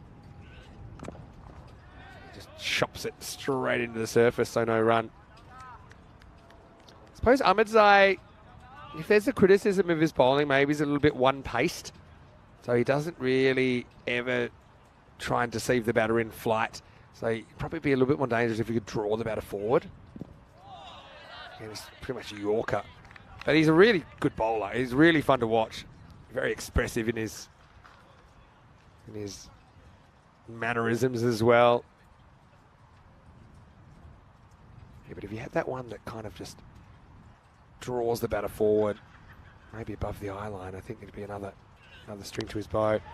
He again rocks in and just bowls a medium, and there's medium to large hit on the other end of it. Maximo, Mr. Universe, goes for 17 in the second over, and it's game on, 27 without loss after 2. Looking at the table, things can change very quickly at this stage. This is the 3rd match, so after this match, all the teams would have played each other. That's 1 round. Then, of course, there's the 2nd round and the 3rd round, so 9 matches in total. Nisando here, Mr. Maximo, for the European Cricket Network, enjoying the company of Mr. Rico Full, who rejoins us after hopefully a very tasty lunch, Rico, and a bit of tasty action out here on the field as well. Yeah, it looks pretty tasty as, well, France get to that 150 score, so teams have been hitting that at regular basis. And yeah, lunch was very tasty, but a chili con carne. And it had a bit of spice to it. I'm sure you added plenty of extra chili in yours. They must have brought out another tub of it because I thought I finished it all. Anyway, here's over number 3, and it's Noman Amjad to come back. He gets driven beautifully into the gap, probably catchable height, but just bisected the 2 fielders in that area. What throw could that us? 4 to start the 3rd. Yeah, this is a good shot. He waits on it, doesn't he? Gets the extra width and drills it through the offside. 4 runs, beautifully played. And it's a nice, promising start, this, from Luxembourg. There's a big chase on, but they've got to believe and they've got to stay up with the rate. And at the moment they are. They're doing exactly what France had to do earlier against Switzerland. Stay at around about 15. That's well bowled. It turns him inside out, but unfortunately the wicketkeeper's going down on the leg side. And you just see here, he starts going one way, the ball goes the other. He can't do anything about it. 4 more. Yeah, beat him all ends up really. But Luxembourg, I think if they're going to chase this down, they're going to need a bit of luck as well. And they get it there. Dixit is off to a fly out, then practices walking across and pulling it. Well, I'm not sure that would have been easy either. But Amjad, he's a good bowler. He's one guy I was just saying, Rico, he seems to have been able to still find his rhythm on this surface. Not all of his compatriots have been able to do that. Searching for an early wicket. Here he is. Now this is out. Eventually, well, Jabakil, he fumbled and he fumbled. It was straight to him. And so Dixon, after a bright 20, we saw him hit a 4 into that gap around the same height. This time it's straight at Jabakil, who I thought for a second had fluffed the chance, but he does hug it in the end. The first wicket goes down. 35 for 1. Yeah, he does. And it's un, dos, tres. Yeah, the third time of asking. It was hit pretty hard. And what he does is he keeps nice, still and steady and holds on to the catch. And he looks pretty cool afterwards as he's wondering what was all the fuss about. But he holds on to it well. It was firmly hit, but you'll see here it is a little bit of a uno, dos y tres. Finally, it's not the first time that a fielder has to hug the ball into his body to take the catch. Now, Jabakil is going to want to get an over of his off-spin in later. If he drops that catch, I think his chances are next to none. Because if he drops a catch off the captain's bowling, with all their bowling options, you suddenly go to the bottom of the list, I think. But anyway, Jatin Madan, who ended up taking 3 catches in that first innings, despite, I suppose he took 4, including the one where he stepped over the rope. But yeah, he wasn't having a great time. Again, hasn't quite nailed his spots when he's been bowling. Again, he went for a magical over, and the 1 over he bowled, but maybe he can do something with the bat here, coming in the pivotal number 3 position. Jatin Madan. And sometimes little things need to happen and go your way, and when they do, then, well, your luck can change. Well, him taking those catches, well, maybe that's what he needed, because it didn't start well in the field once again for him. And let's see how it goes here. He just back cuts, but straight at the fielder. So, yeah, Madan.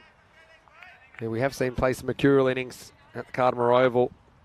Right here, right now. Needing to keep the pace up. Need to be about 45 to be on track at the end of the third over. I can't see that happening. But they're not too far behind either. Amjad's a good bowler, though, isn't he? He's getting something out of this surface that I don't think we've seen any bowlers get so far. There, gets this good cut in towards Madan, who gets himself in a muddle. And gets a little tap on the chest, saying, "You're right." He said, "Yeah, I'm fine." Yeah, it's this pace that he bowls at. You see, the batters, whereas with some of the other bowlers are a bit slower, the batter can step inside it and pull it away or play the hook shot. That's onto him so quickly, he hasn't really got time to react. You can't back away to Amjad. It's going to follow you. How much did that seam? Came in a long way. So you'd rather get across. If it misses your pads, it'll be down the leg side. Try and flick with the movement. No fine leg either. So last ball of the power play coming up. Last ball for the French skipper, Noman Amjad. And so he backs away again. He cuts, but he can't get a run. So very good over there from Noman Amjad. He certainly didn't have it his way in the start of the over. Went 4 and 4, but then wicket, ... End of the power play, Luxembourg. Hey, oh, hold on. We got a no ball call here. Wow. Well, I did not see that at all. The umpire just saying it's your front foot, and he demonstrates to him as well. So, didn't see this coming. Let's have a look where he ends up. Mate.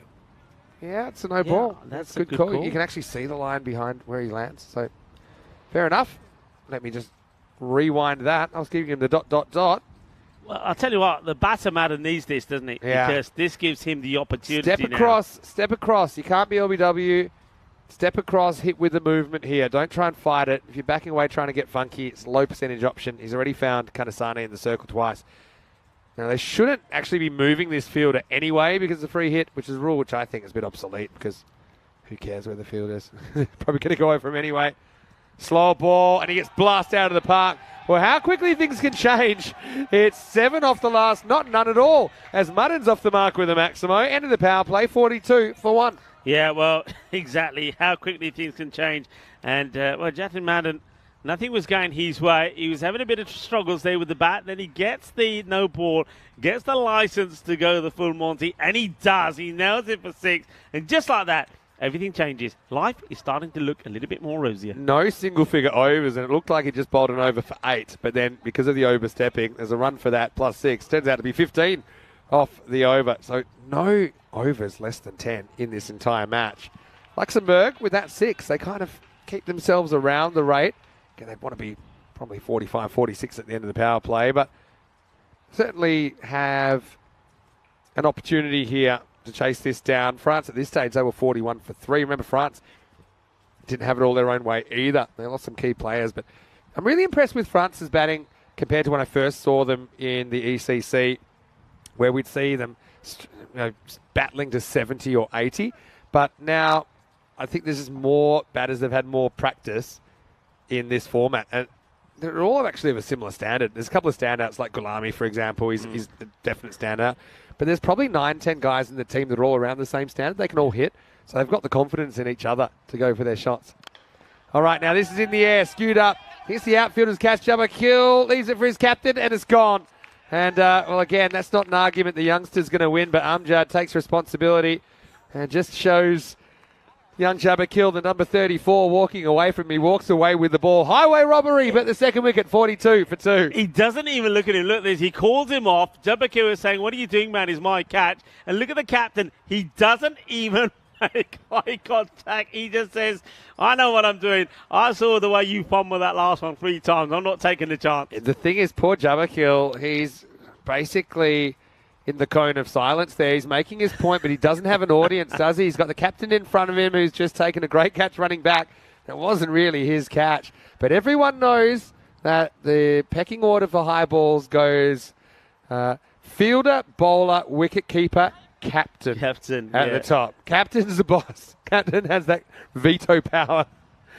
And Jabba Kill, again, well, he did hold that one off the captain. So maybe he's still in the frame to get a bowl at some point. Well, here's Sukia, a.k.a. Ankles, coming in at number 4. And a wicket first ball for Rahmatullah Mangal, who just seems like he's found his approach now. Rahmatullah had a tough first over of the tournament.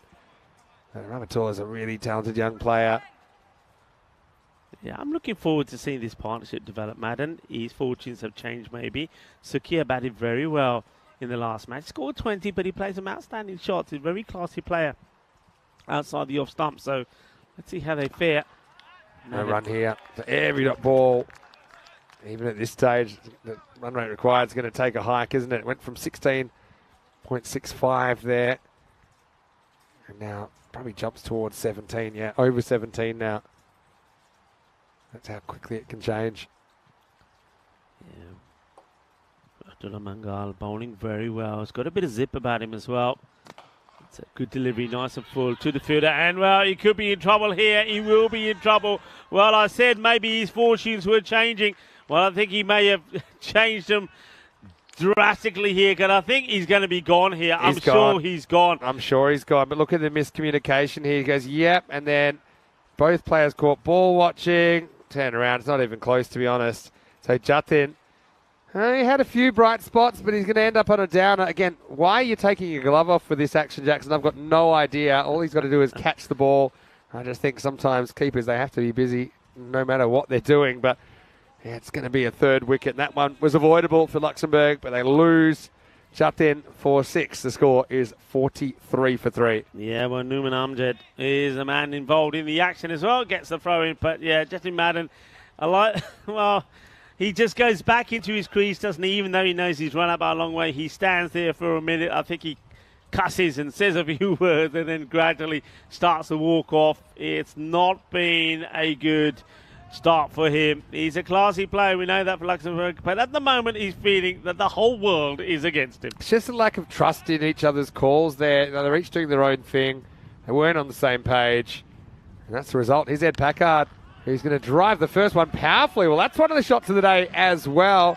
Just stands, and this is no half volley. Ed absolutely smashes it through extra cover for 4. Yeah, beautiful shot it is, and a good start. And the captain, he's got to be assertive. He's got to be decisive, and he's got to score runs pretty quickly, because, well, that little passage of play that we've just seen means this score almost goes up now to that 18 runs required per over. Now, while you were chowing down your chili con carne, Packard took one of the catches of the weekend. I think he took one in the circle, goalkeeper style, up and to his right.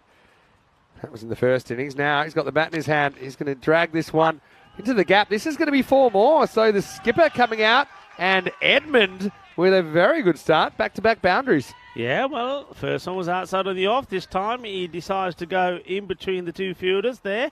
between the man at long on and mid-wicket, and he'll get another boundary to his name. That's a good way to finish the over. Couple of boundaries. The score goes up into the 50s, so 51 for 3 after 4 overs. So you can see they're a little bit behind on the worm, but to be honest, they're pretty close to where France were. But then, over number 5 for France, things got a little bit heated because they were able to smash that one for 31. And you know who bowled that one?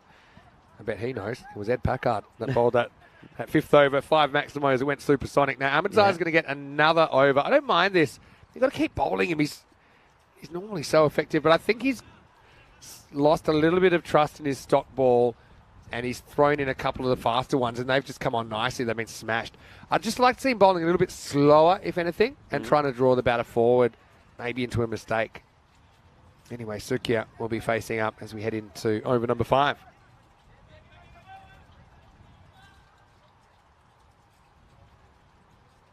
Checks his field.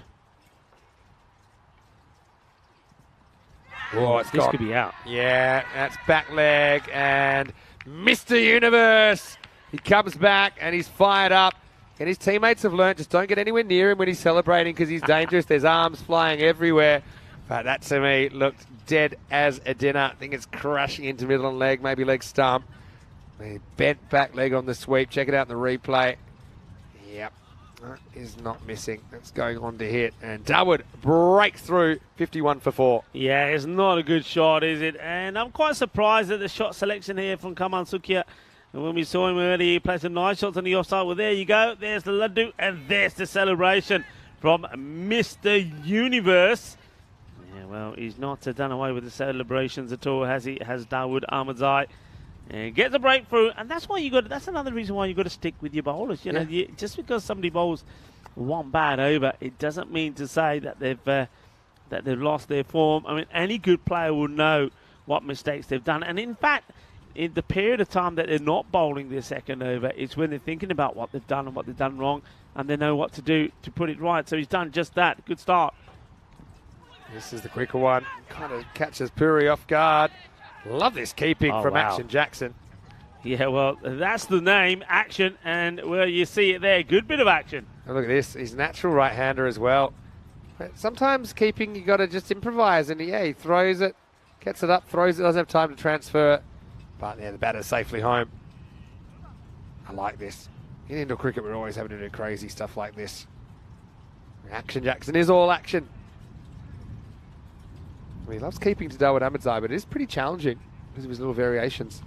That's where bowl. That's where Dawood's got to hurry here. Oh, I think this could be gone, you know. Yeah, I think he's giving it on the field of play, you know. He might have lost his bat. He's running away from us. Let's see what happens. But this is Puri who's going to be gone. Remember, Puri made all the runs in the first game for Luxembourg. He's struggling. And look at Action. He's got 2 feet in the air.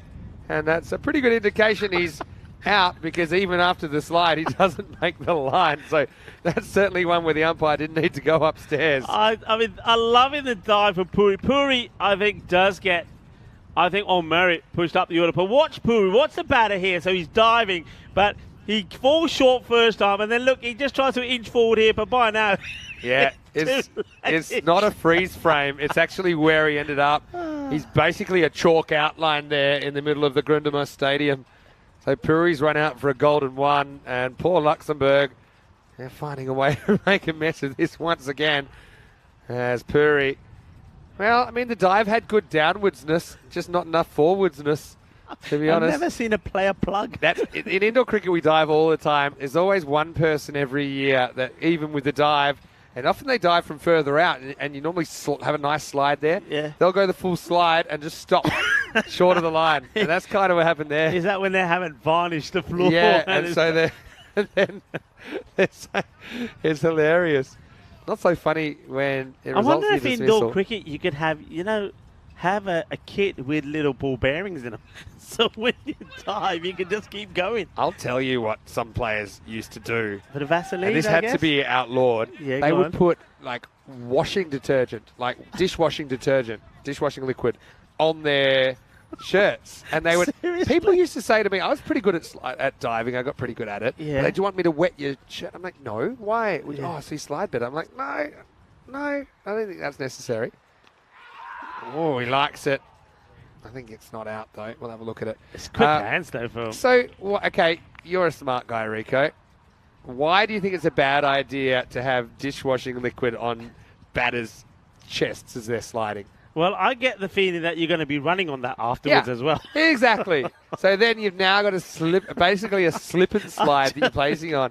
So now it got to stage where you had to have inspections of So there you go. Those of you that play indoor cricket, you heard it first from me, Rico, for when you get your kits done next time, get them to put little ball bearings in them on the front. But here's the... You don't need washing up liquid. You just dive and you go. The benefit is, though, I mean, the kits were smelling beautiful. So anyway, end of the 5th over. It's 53 for 5. Luxembourg are going to need a ton plus in the second half if they're going to do this. That's looking less and less likely. Let's have a look at the upcoming events, and you can see here that these are all the events coming up to the ECC. We've had a great time here in Switzerland, but the next stop is Dresden. In fact, you're heading off tonight. Yeah, I'll be on my way. Well, I'm going to have to leave you around about 20 past 4 when the ride comes to get me going to the train station, and an hour train journey through the scenic route of Switzerland, getting to Zurich, and then from there on the flight. So it's not a direct flight, so once again, I'm worried about me luggage. It'll probably end up in Frankfurt somewhere. But I'm anyway, the only one we'll that wait hasn't. and see. I was going to say I haven't had the luggage issue, but then again I did. I had it in Romania. Yeah. It's one thing for if it's just late, that's all right. But if it's lost, aka Andy in the Blue Crew right now, then that's a real problem. Yeah, because he's, 12 days and he hasn't shown up. This is played out.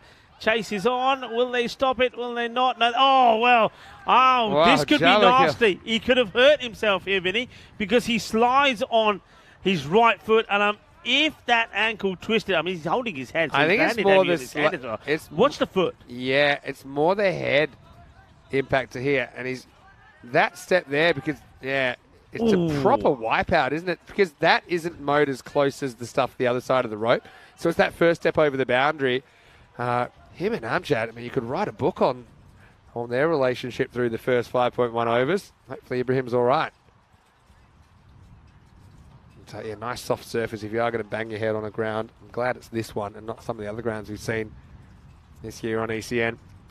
Rahula Mangal gets hit straight and straight to the fielder, and it's caught by his brother. That's Ramatullah Mangal with the catch. So it's Akhilesh Kumar who tries to muscle this one down the ground, but he'll be the 6th wicket to fall. Luxembourg 57 for 6. Yeah, and well, we've seen this a little bit from Switzerland, where Vinod have been in action, and now it's the two Mangals, bowled by Mangal, caught by Mangal as another wicket goes down. You have to say here that Luxembourg, they've kind of thrown this away, haven't they? Because at one point they were looking okay, they were playing some nice shots, they made a nice start, they were 42 when the first wicket fell in the power play, but thing is, after that, they have somewhat given their wickets away, and France, well, they've taken full advantage of some of this, you've got to say, ill-disciplined batting approach from Luxembourg. Yeah, definitely. It's just not happening for them, is it? France, we knew that their bowlers would get better and better as well. They've got such natural talent. I think you're seeing them all feeling a bit more comfortable on the run-up to this surface. Probably the one missing link now, Shane Warnakula-Saria, who's not in the 11 for this game. I'm pretty sure we'll see him later on back in the side. Now, if he can get going as well, that makes them even more dangerous. Nagiach, who actually batted pretty well in the first game. He's up a couple of notches here, but tough situation, 57 for 6. And he almost nicks off first ball. Yeah, almost does, doesn't he? So, Nagiach. And needs to try and get a point. I mean, this is the other thing. Sometimes you've got to play smart cricket. Now, we know the captain, Packard, he's faced only 3 balls. He's hit 2 of them for 4, and he can't get on strike. Yeah. So, new batters coming in when a wicket falls. What should you be doing at this situation? Get the single, get your captain back on strike who's hitting the ball well. Now, tries that one, but he just couldn't get on it. Same here. He gets a little bit funky, but misses out again. Now, I think Rahul's going to get a talking to, saying, hey, what happened here? Because he's run right in front of the umpire's eye line. It's a bit of a tough one for the bowlers because, okay, it's that extra step to his left which is making it tough for the umpire. And that's why he's getting a dressing down. But I can understand bowlers wanting to maybe stay on the artificial surface till they're confident they're not going to hit the edge and do their ankle. So I can understand that. But yeah, you can't really be running and crossing the middle stump. I think that's a no-no. Nagiac, third time lucky. Nope, strike 3. But you're not out in cricket, but he's still there. Meanwhile, this run rate required has crept out of control. Yeah, I get the feeling here, I mean, he's on the walkie-talkie, so I think that the umpire here, Shaka, is having a chat because he's done it again and he's probably said, right, okay, I'm giving it now. This, I think you can see he's saying to the captain, where's the captain? He's saying, hey, Cap, I'm giving your bowler a warning because he's I like to see this. We need to see more of this. I think so. I agree. So this is good. So now he's been told, now, if you're the bowler here now, what you should be thinking is, okay, I need to change. I can eliminate doing this. I'll come from the other side. And maybe he wants to. No, doesn't yet. He's running in from about 65 metres, though, Mankar. And yeah, slightly better. This one will be called a wide, though. The irony being that he probably blocks the umpire's view of this delivery as well. And have a look at it. Yeah, touch and go. Did move away. Yeah, but it's all it takes for an umpire. One quiet word, and he does it again, and then he says, okay, this time I'm going to give you a warning. Talks to the captain, tells the bowler, and just like that, you can see the bowler here, like he did in that one. Now he's running straight. He's not running across because he knows if he continues to do it, he'll be in trouble. So it can be done, you see, as long as you tell them, and that's what the umpire's duty is to do. And if they do it right, then the players do abide by the caution and they get it right. So well done to the umpire, well done to the bowler as well for getting it right. It's the end of the over. The scores are going to be 59 here. Well, here's the bad news. Packard loses a strike again as Nagiac gets a single off the last ball of the over. And so it's just nuts. He's going to be watching again. Meanwhile, yeah, the batters at the other end aren't really doing any damage at all. Packard's actually come out and banged a couple of really good shots. Yeah. He's faced 3 balls, 2 of them. He's hit for 4. Yeah. And hit with authority as well. Anyway, Usman Khan to bowl next over, and he hasn't bowled in the innings yet. He has one of the best slower balls in Europe. He's perfected that back of the hand slower ball. Yeah. It's one of those things where I think sometimes you can pick it, but then you still got to hit it. So the thing is, though, he doesn't just bowl the slow ball, but he gets it to move. He hits the deck and it moves. I mean, to the right hand, it will move away, so to the lefty, it will come in. Yeah, that's right.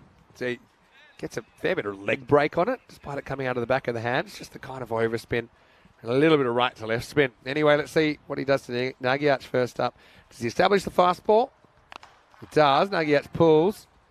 It should just be a single. So, yeah, I think at this stage, I suppose he can bowl anything at any time, considering the game situation. But I still think it's handy. Yeah, bowl that first one on pace, and then you're kind of establishing the pace that the batter's expecting, and then you can slow it down. Let's see if Packard's done his homework here, because he's well known for that slower ball. So this would be like a 50-50, I think, whether he bowls it here or not.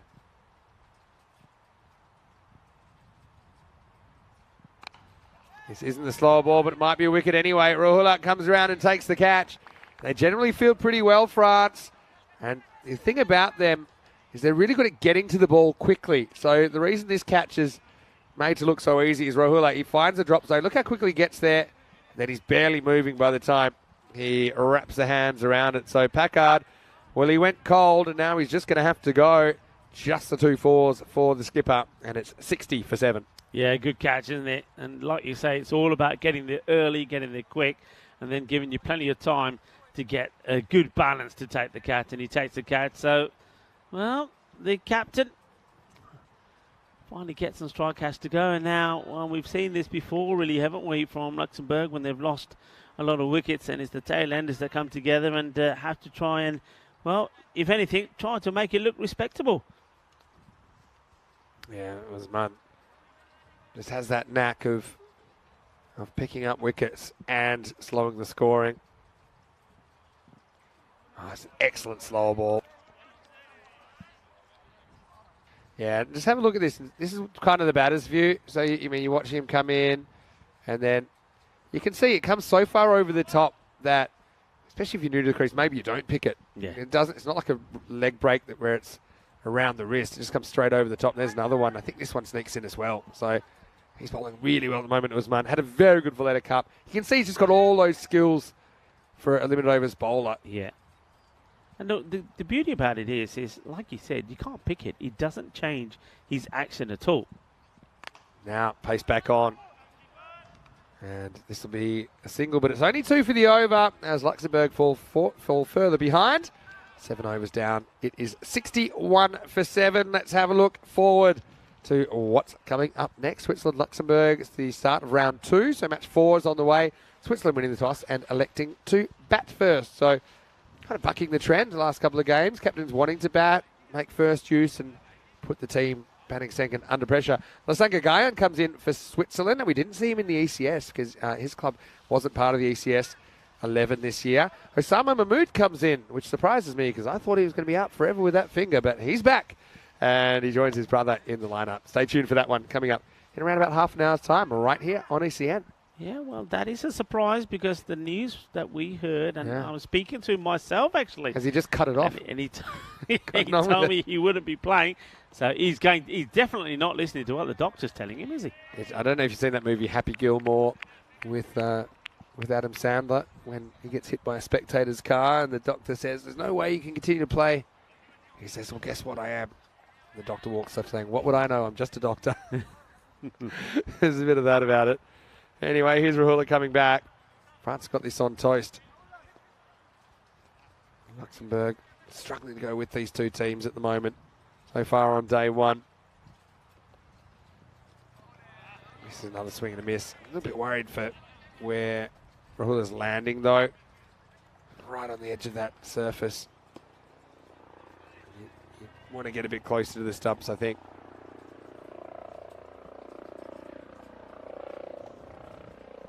Here, another chopper overhead, probably coming to land. So this one is played out on the offside, will just be a single. Yeah, there we go. I saw a tractor come in. Where's the helicopter coming? Let's test our camera skills here. That's got to be coming into land, doesn't it? Maybe it's going up on the roof to get all the cricket balls up there. There we go. Tell you what, our crew from Spring Productions, they are pretty good at what they do, aren't they? Well, a lovely shot that is. Well, yeah, and it's going to be landing there. Just a little bit worried they're going too close to where we were here on the artillery going off it in that area. Hold your fire. Oh, that's a nice shot, isn't it? Down it comes. Yeah, beautiful. Great work from our production crew, Spring Productions. This one gets put away, and it will go all the way. Bolle, bolle, bolle, in la zona. Shaka Lagi. Yeah, Spring Productions here. Chris Taps, Maria, and Valentine have been absolutely fantastic, doing a great job. And they're bringing us, well, not just the high-flying Grizzlies, but some of the old helicopters that are going down to the far side of this military base. Good shot by Nagats there. Just used Rahula's pace against him. Now goes over point, almost picks out the fielder on the full, but bounces just in time. See, France, they're a team, they're a really close-knit team. You know, I love watching them work together. They're having a lot of fun out there. They've come from all different backgrounds originally. They've come together to basically represent their country, and they absolutely love doing it. That's something that's really obvious. Last ball over here. And it's right up in the block hole, and this is what Rahula does well. And we almost have a run out. I think this would have been out if he hits Rico. Yeah, it's a really good bit of fielding, and I like the way that he can go for this full-heartedly because he knows the backing up is in place. Good bit of fielding. And that, watch this again. The beautiful pickup, lovely throw. And, yeah, I think there's no acceleration from the batter. I think he's gone if he hits. Yeah, if that hits, I don't think he's got his back down, and it starts off lazily, then he gets the acceleration in, but it wouldn't be enough. And what's not going to be enough either is this reply from Luxembourg because they're just going the wrong way. The distance between where they are and where they need to be getting bigger all the time. So, once again, we're seeing Luxembourg struggle, particularly with the bat. They haven't really had someone play that innings for them and take to a decent individual score. This is a swing and a miss first up from Izzar Hussain. This is the Izzar Hussain from Luxembourg. There's also an Izzar Hussain for Switzerland. It is not the same person, obviously, as Hussain, who captained Pakhtun Zalmi in the ECS. But you can see Rahmatullah looks more confident with every over. This is a pretty good shot, though, as he's whacked away. One bounce four.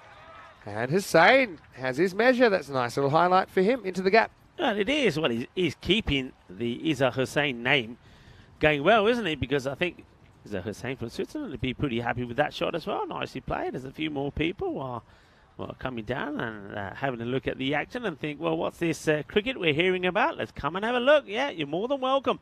Come on down and have a seat in the stand and join the other spectators.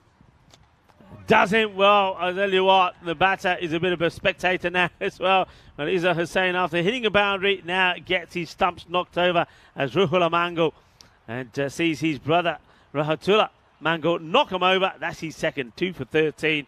It is going to be, well, another wicket that goes down, and 74 for 8. They've been there before, same sort of time when we thought, are they going to bat the way through? Well, they did manage to do so against Switzerland when we saw a very good partnership between number 9 and 10 flourish. But this time round, well, look, that's the perfect length, isn't it? The perfect length. I sound like a broken record today, but look where this bounces, right between the legs. That's all you got to do. Now we'll come back to live action. But yeah, the one that got hit, it was too short.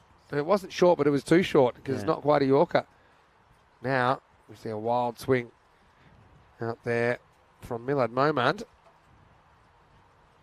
But, yeah, pretty complete performance from France here. Couple to come in this over. And only 2 more wickets in hand for Lux.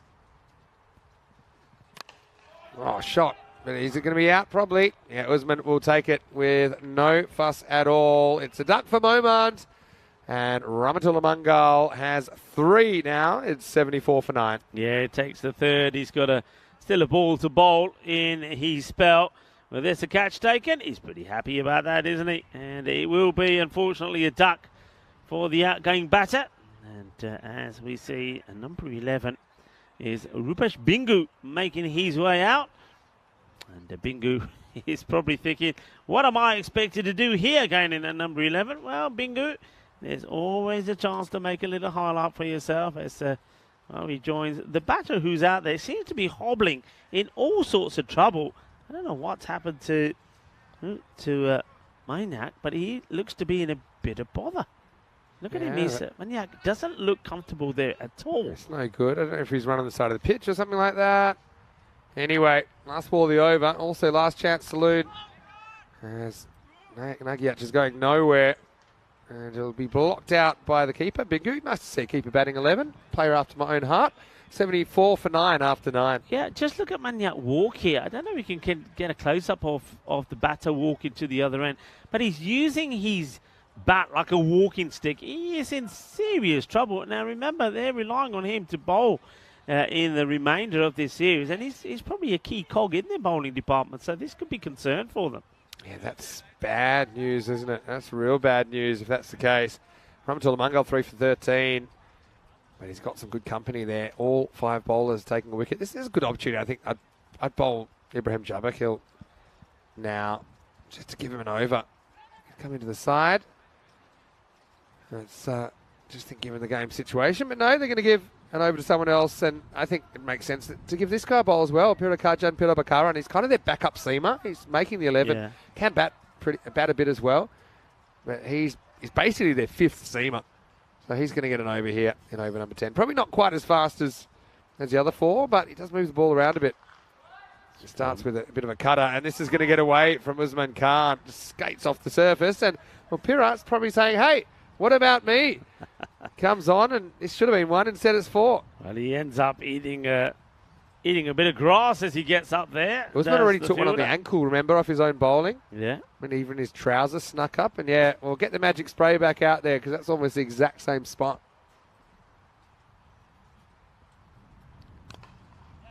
It's a long way outside leg stump, yeah, but it'll just get 1. So we'll get to have a look at Bingu. Real issues there, though, for Maniac. He really is struggling. Keith Richards over there, taking in the action. Gets around, doesn't he?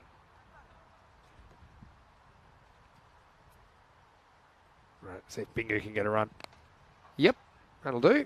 Maybe 2 if he pushes, but you know what? Nagiach is really struggling, so they are not getting a 2.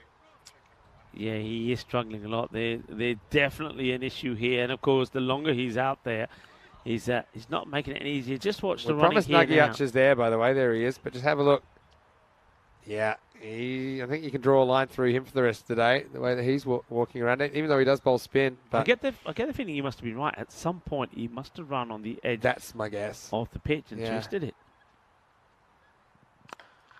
Another cutter. Pura with the older ball, he's kind of rolling his fingers on a few here. I think with the newer ball, he can swing it around a bit, which is a pretty handy bowler in his own right. Good to see a bit of activity around the sports fields today with some football on.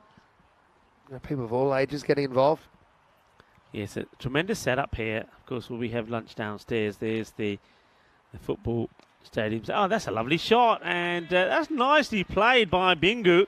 Well, Bingu didn't look very happy to be wanting to go out there, and I did say, well, the reason you're out there, you can create a bit of a highlight for yourself. Well, that will be a highlight. Well, that's one you can save, and you'll be showing all your friends and your family and say, look, this is me playing international cricket, and I'm hitting 4 runs as he whips that away. Nice looking shot. Nice shot, and especially because Rupesh did make a golden duck in match 1 against Switzerland. He'll be happy to have some runs to his name, and he has his first boundary of the series. Yeah, certainly will. Yeah, what I was saying, you go downstairs, you have your lunch, you sit outside, and you can watch the youngsters playing some footy. Of course, a lot of football being played as well. We were playing, you were seeing and watching international cricket there. Well, there's some international football happening as well. Well, you were happy earlier, weren't you? Because, well, we were watching France play here, and we saw Australia beat France on penalties in the Football World Cup as well. As that is the end of that. The match is done, and it's a very comfortable victory for France. They win this one quite comfortably, and unfortunately, Luxembourg lose out by 67 runs. They finish 86 for 9. Yeah, so 67 runs, probably a fair margin, I think, in the end.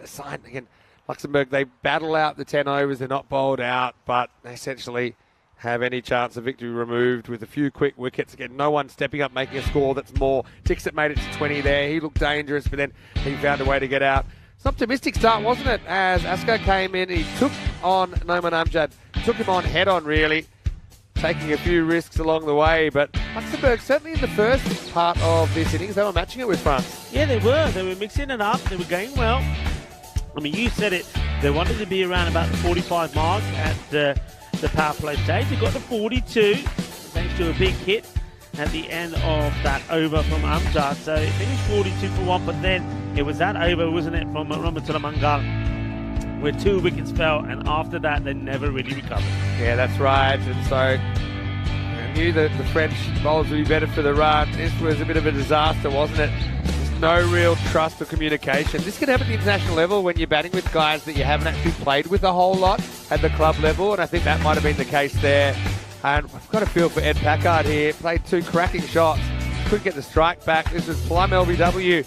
That's Mr. Universe, who was getting into his work. You know that he loves the wicket.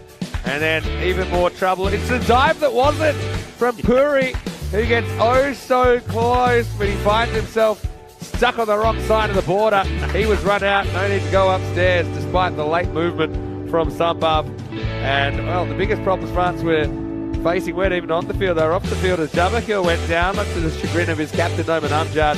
That really, Luxembourg, when it comes down to it, they just got to find a guy that can play the big innings, because if they don't, they're going to have a really tough time for this weekend. Yeah, absolutely. You've got to find their way, haven't they, pretty quickly. I mean, it was a low-scoring innings, but it certainly had plenty of action, excitement, and drama as well, as we see the stumps knocked over as well. But once again, Luxembourg, one thing they do late on is that they find that 1 or 2 players to come out and perform a bit of a highlight, and that was a nice shot there from Bingu.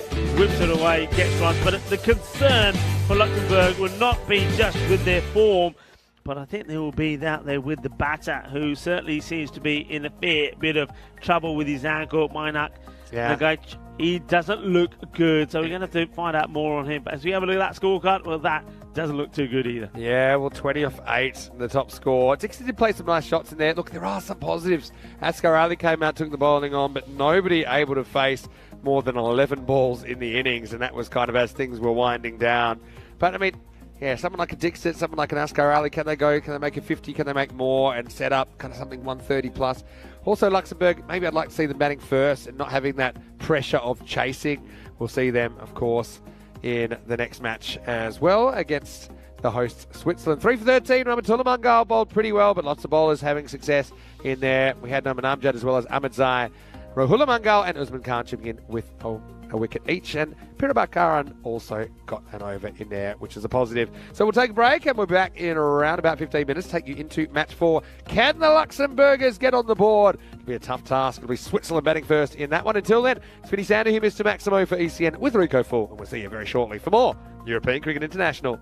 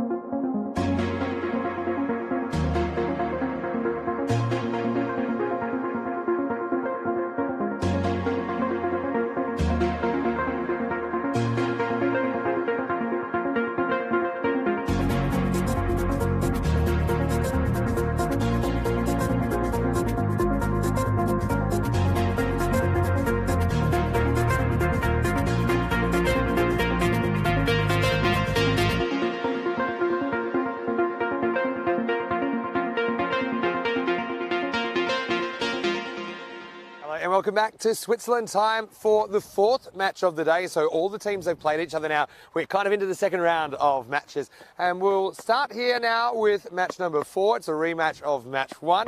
It'll be the host Switzerland who are taking on Luxembourg.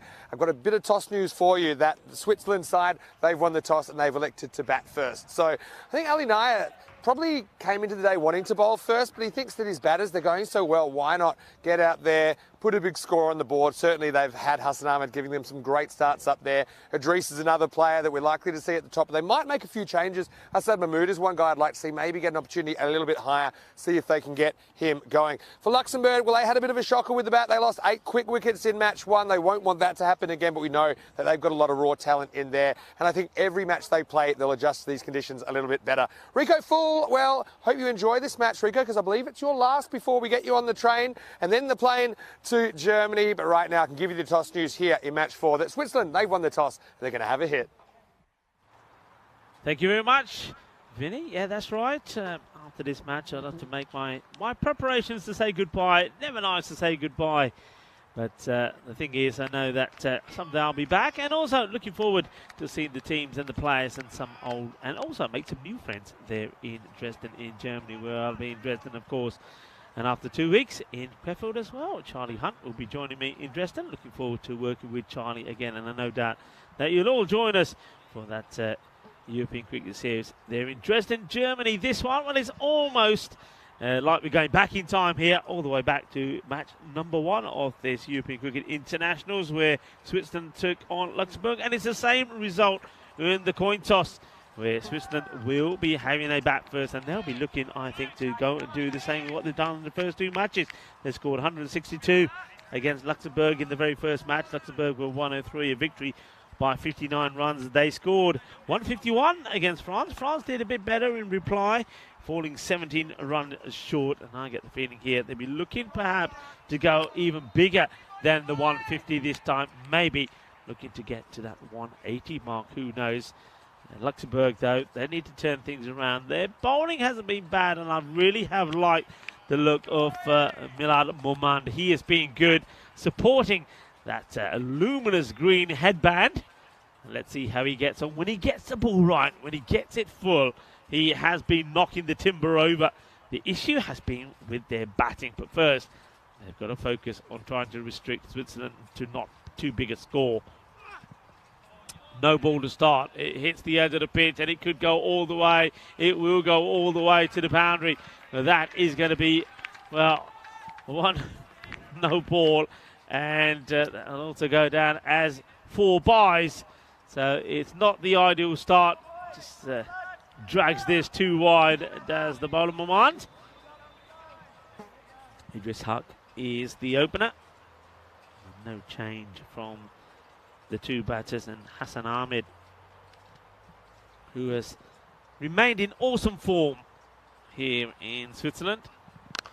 Well, there's the bit of in swing and caught, but it is a no ball, of course. And he, well, he's not the only one, I think, that forgets about it. He takes a blinding catch, and you know what it's like? He takes a catch and there's muffled silence around him, and he's probably thinking, I've gone deaf or what? I've just taken a catch. Why is nobody wanting to celebrate with me? And he's saying, hey, boys, what happened? They said, oh, yaar, free hit toga. And he was like that. So there you go. A bit of fun, a bit of action, a bit of cricketainment for you.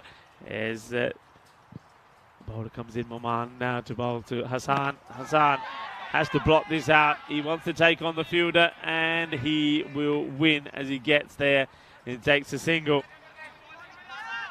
So an entertaining start. Hello to everybody that is joining in. Hello to KG1 and Chris Smith as well. Great to have you all with us, enjoying the action on this Saturday. International weekend for you. Momand. Once again. It's that full delivery that has been pretty successful for him. Gets through smart. Back he goes. Yeah, supporting this quite a snazzy headband, I have to say. The old bright sort of luminous green. He's he's not very well colour coordinated, you could say, with his kit on, and he's got the red armbands and the green headband. Here he comes. Slower ball is high up in the air, and no ball is called straight away. So it can't be out from the catch, but they can be run out. Calling it straight away. That's the slower delivery. Doesn't get it right. So the second no ball in the over, but this time it's for the height, the full bunga. So it's another opportunity for a batter to go big. You can see that that one, when it doesn't come out the middle, gets felt by Huck. He's at the non-strikers, and Hassan Ahmed can open his boundary account here. And he will, in typical Hassan Ahmed style. He backs himself to play his favourite shot, the favourite part of the ground for him, as he shuffles across, gets plenty of it, and he'll get 6 runs. And that's why the no ball, getting it wrong, can be so costly, because it allows good batters the opportunity to get themselves in. And sometimes it just takes one good shot out the middle.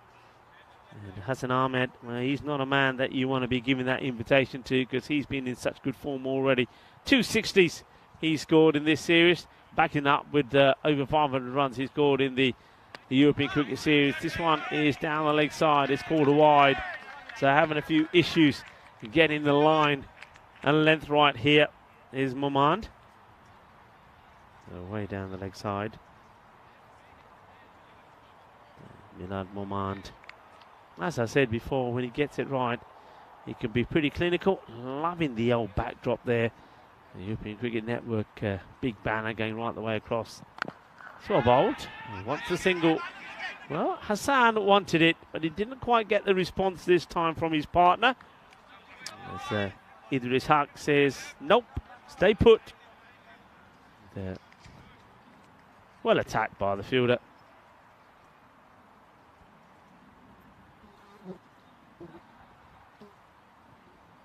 Interesting thing, observation basically. Let's see this one first. And this is high in the air. This is an opportunity. And it's really well taken. You got to hold your catches. And Kamal Zukia does hold it. And they do get a man that on 2 occasions today has already put 60 on the board. Hassan Ahmed will go for 7. Ahmed out. So somebody else has got to score the bulk of the runs this time. That's a really nice catch taken by Kamal. So to get the breakthrough. 7, and it's ball number 4 that he falls to, and it is Momand that gets the breakthrough. And just have a look at what's coming up on Monday. Remember, international action continues here tomorrow, but on Monday is the start of that European Cricket Series in Dresden in Germany, and a few teams to watch out for. The Tigers will be in action, Berlin Cricket Academy, Magdeburg as well, Einheit Halle. So plenty of action to start off with. 5 matches a day, of course. And don't forget, also, as Vinny Sander pointed out, the series in Netherlands will be starting as well on Monday. 16 off the first. 1 wicket as well, as this one's going to be a no ball, as the man who took the catch, Kamal, comes in. Yeah, the observation I was making is that Manyak Nagaiche is in the side. Now, he was hobbling around all over the place. He didn't look fit at all. Looked like he was ready to be stretchered off, but he's in the side here now. Unless there's any late news coming across. This one's high in the air. The fielder eventually finds it. Batters want 2. Oh, this is risky. He's running into trouble for me. He gets there, but that is a risky call from Idris Haq. I think he was, he could have ran himself out here. I mean, he backs himself to make it. Goes a long way up the air. Look, he's a little bit slow going. Puts his head down, and when he gets to the other end, he says, yeah, I can make it. I want it. And watch. I think a better throw, he would have been in trouble. Well, this time it's the bowler that's in trouble, because he fires this down the leg side, and Sukia has got to get his line right, hasn't he? He can't be bowling it there. Yeah, so Mayank Nagiach, I can't see him on the field. I don't know where he's fielding at the moment, but it'll be interesting to see just what his fitness is like, because he was in all sorts of trouble. I get the feeling that he might be there at behind square. Swing and a miss. He gets a dot ball in here, Sukia. That's better. It's better areas. That's where you've got to be.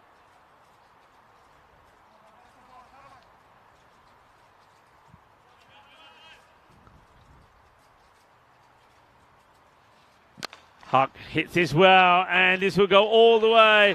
Manos arriba, arriba, arriba, arbitro, porque eso es 6 carreras. बहुत अच्छा shot Maria, but के Maria, ball middle to गई, छक्का लग गया.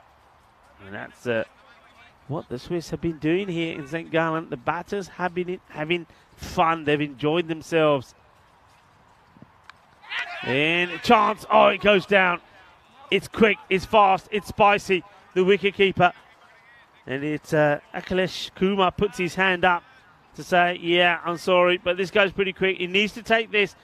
And ends up palming it up in the end. You can see there's the hand to say, yeah, that's my bad. But you've got to take these chances. You may not get too many of them.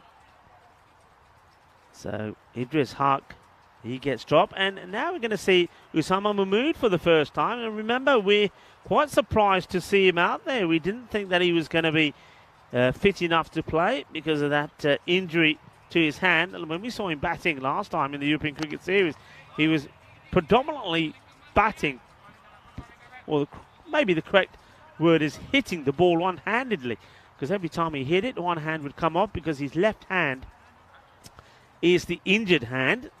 So he, like Hassan Ahmed, is playing a bit injured. We see that France have got their first points on the board as well. They're now 2 points behind Switzerland by 2. Luxembourg are yet to open their account, and quite a hit their net run rate has taken as well. That was the end of the second over, 30 for 1.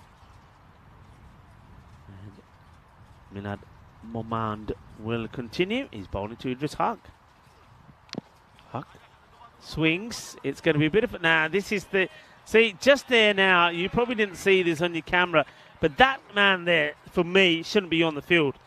I mean, Manyak is in trouble. Now watch him here. As this is played, watch he turns. Ah, look. That's painful to see. You can see he knows he needs to go after it, but he turns to go, and basically he buckles down on that right leg. I mean, why is he there? I don't get it. Why is he there? Why haven't you got another player on there? Why haven't they changed the squad? Because he's going to struggle. And got him. This is the delivery. How about that? Well, right in your face, he says. And what a delivery this is. He gets the wicket of Idris Huck. It is 19 Huck will go for. But he likes his celebrations. That's Momand.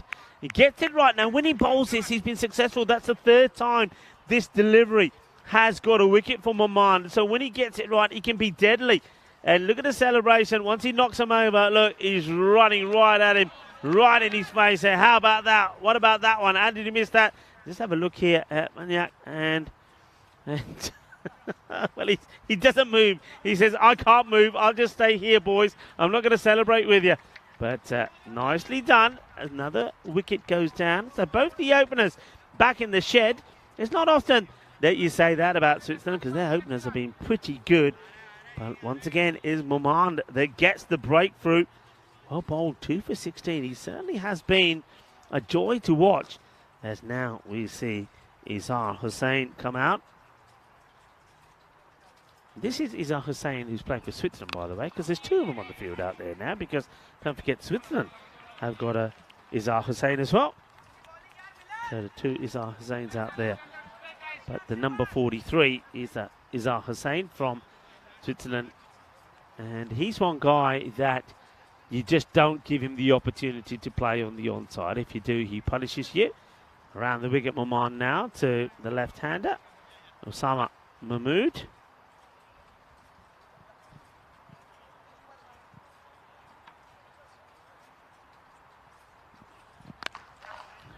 Hard into the deck, goes out into the covers, gets fielded by Sambhav Puri. There's been one man that has made a highlight for himself here, wearing the Luxembourg colours.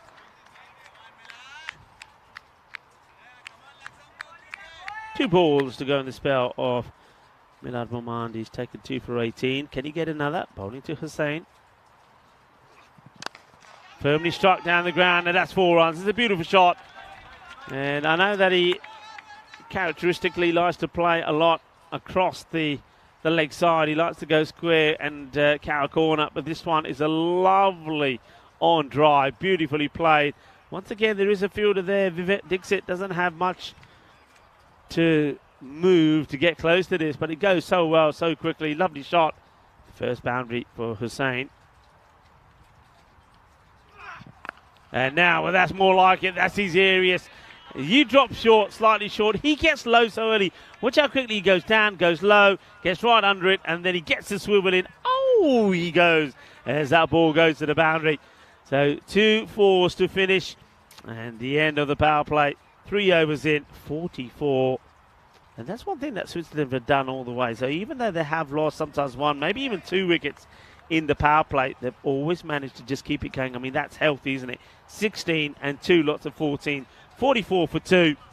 And a fine time to welcome back Mr. Maximo into our delightful commentary position here, right up at the top of the stadium. Yeah, it's been a lovely day. Maybe not as much sunshine as I thought we might have had. We had a slight shower as well earlier, but still pretty pleasant conditions.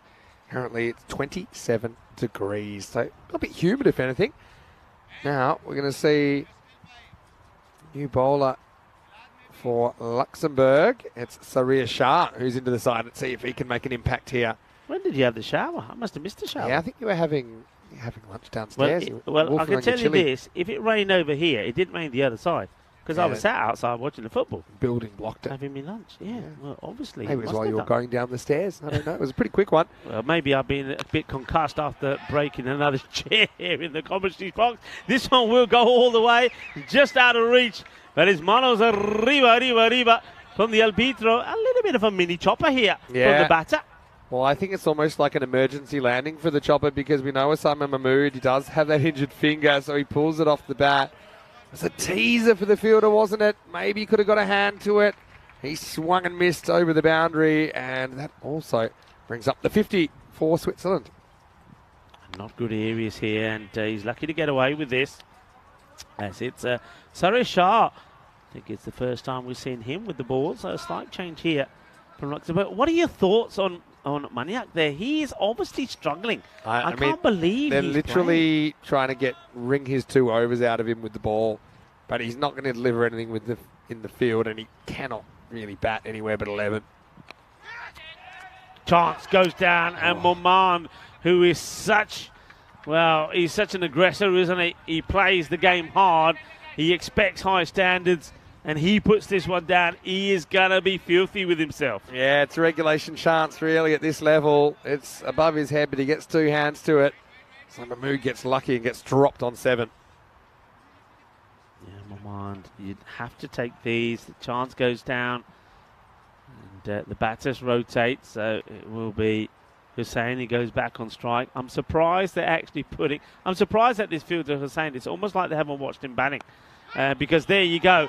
I mean, this will be 6 more runs. He's on the leg side. Manos Arriba from the arbiter. Have a look at this field to Hussain. I mean, you've got a point on the boundary, long off on the boundary. This guy does not hit. Well, normally does not hit boundaries on the offside. There's nobody at square leg. And this field is just all wrong to Hussain. It's all wrong. Poor Nagyach. I mean, if you're going to have a fielder over there, it can't be Mayank because he can barely move. He just had to trek up a hill to try and get it with obviously some sort of ankle injury. If you're trying to hide somebody, I don't know if that's the right spot. In fact, he's going to go back on the boundary there now. So just wait for the next. It's so likely there'll be another ball hit in there for sure. The next 3 balls here, the way Hussain's batting. Well, this one will be mid-wicket. So they have got mid-wicket out. They've got long on. And now they have put a man in where you just said Maniak is.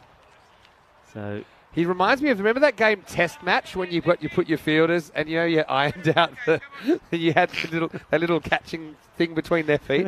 That's pretty much what Mayank Nagyach has been reduced to in the field.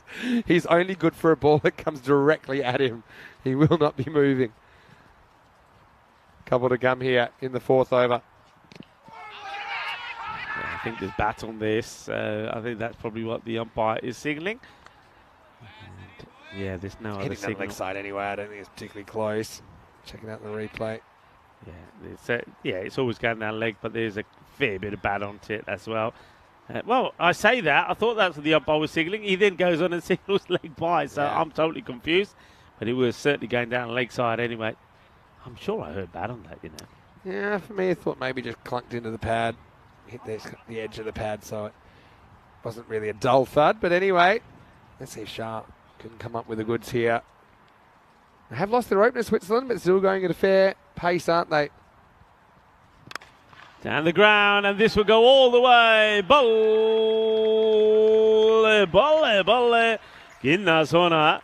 Shaka, Lagia, lovely shot. Takes a couple of steps to get to the pitch. Hits through it, gets 6. That was a really good shot. I'd actually like to see Hussein hitting that way more. I think sometimes he can lose his form trying to overdo the leg side. Just that was a really well-balanced, elevated straight drive out of the ground.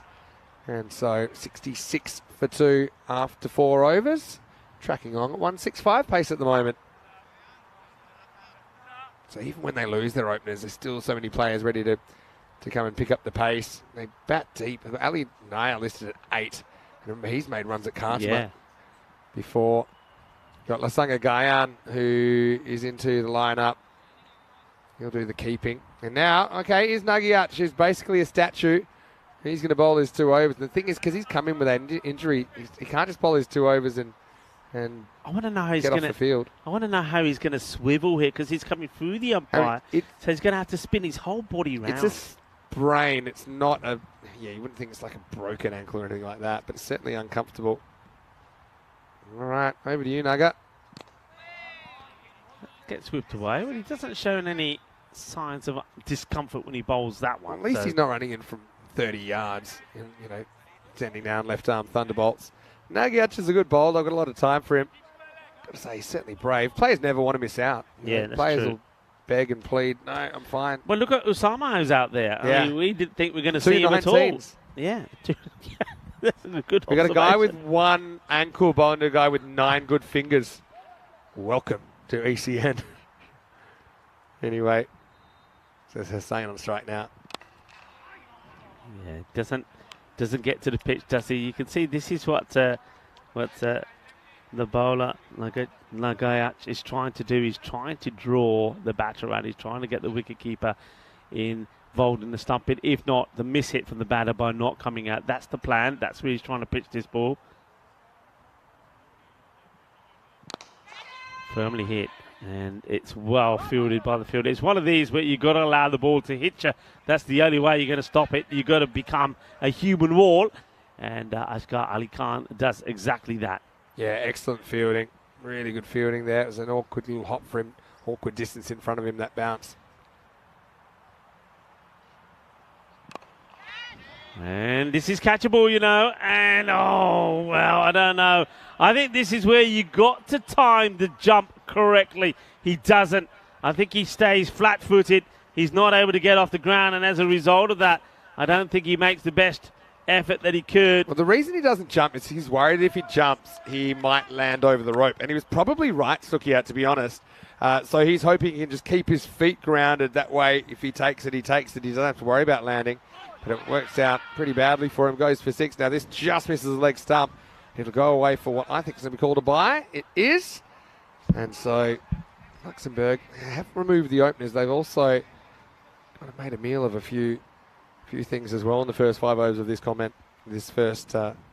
this contest. Nagiach to Osama Mahmood. Hits it high in the air and hits it good and proper. This will go to the boundary as well.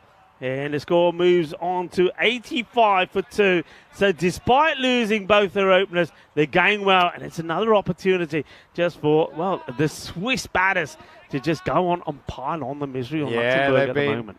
Putting up numbers a bit like a few Swiss bank accounts, haven't they? The Swiss batters today, and I suppose they have come in with cricket under their belt on this surface, so they're very confident. They've got a long batting lineup.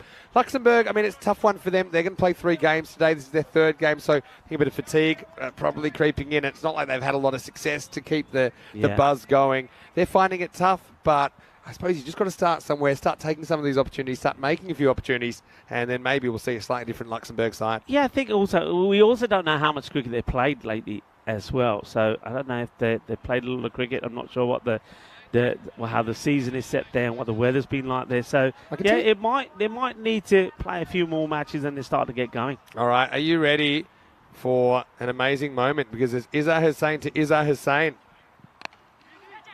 And I'm backing Izzah Hussain in this contest. This reminds me all the way back in Brescia in 2021 when I was with Danny Hudacek and Sukhvinder Singh was bowling to Sukhvinder Singh. It was Jinnah Brescia versus Jandra Brescia, I think. And Danny said, the only thing I need right now that would blow my mind was if the umpire's name was also Sukhvinder Singh. But we got the battle of the Izzah Hussains at the moment. Right now it's Mahmood, though, at the other end. This is well hit from Mahmood. Well, Mahmood is in the mood to party. That was Ali there in the action. I'm so glad Ali decided not to take I thought he was going to, I mean, he's a daredevil. I thought he was going to dive on the concrete here. And then I think he was thinking of it. And then last minute he pulls out. Look, he thinks, you know what? Maybe that's one I should be leaving alone. And Ali, I think you're right. It's a gallant skipper there in the action. Well, that ball smashes into the concrete and then it almost rebounds back into the officials' attempt. Well, that ball gets a little bit of a makeover. The umpire's just picking bits of concrete out of it there and says, all right, over to you. It's a big hit. So Izzah Hussain continues to bowl to Mahmood. And he hits this hard. Oh, this is big. This is huge. This is may not even come down this side, because I think it might have gone all the way over. I really think it's gone all the way over. Yeah, that's gone. This was huge. He launches into this Mahmood. That has gone a long way. Yeah, it's probably bounced off the solar panels and gone over. So it's not clean over, but pretty good stuff. And Chris Lodge, the manager, enjoyed that. Have a look at his reaction. He says, whoa, that is big. We are at altitude here. He said it's a goner. Yeah, it is a goner. That was a great shot. My ball as well left by Mahmood. He doesn't get drawn into going anywhere near this. It's one way to stop getting hit for six, I suppose. Yeah, this one comes out all wrong. The arm gets dropped. So Izzah Hussain under attack. And this one will be attacked as well. It's a Gandhi ball. It's a half tracker and been smashed away. A catch has been held over there by one of the French players. That's the beast. He's saying, yeah, look, I was just having a little phone call trying to catch up with a loved one. Can you imagine this if you're on one of those, video calls? Let's have a look. And he says, hang on a minute, love, I'm just going to put you down here. Yeah. But, hey, did you see that? And now he goes back to it and says, hello, sorry, I just got disturbed for a moment. Multitasking of the highest order. There you go. Eventually get one right, and it takes 21 runs to find it. This is such an unforgiving format, isn't it? Particularly for the bowlers. That's a good one, though. Drops into the block hole. Yeah, that last Maximo did bring the 100 up as well. So they're well on course for another big score. And he leads into this as well. Well, watch out, watch out. There's some grisly action about as Mahmood, well, playing his first match, is motored on to 40. That is the end of the 6 over. And 109 for 2. And the attack continues from Usama Mahmood and Izzah Hussain. But it's all about Mahmood at the moment. 40 or 13. But, well, Hussain, a 300 strike rate for him ain't bad either. Yeah. Well, imagine if you had 10 good fingers for Usama Mahmood. He's such a good hitter of a cricket ball. So he's just playing that on length. He knows this pitch pretty well by now. He's not expecting a large amount of side spin, just playing the line of it, absolutely moosing it. That roofer was a good one. I think, yeah, it skates over the roof and ends up in the football fields. Yeah, there's plenty of action the other side of this ground as well, and they were having a bit of a barbecue. Well, I reckon that one could have ended up in somebody's hot dog. Bit of grisly action over the other side of this magnificent stadium.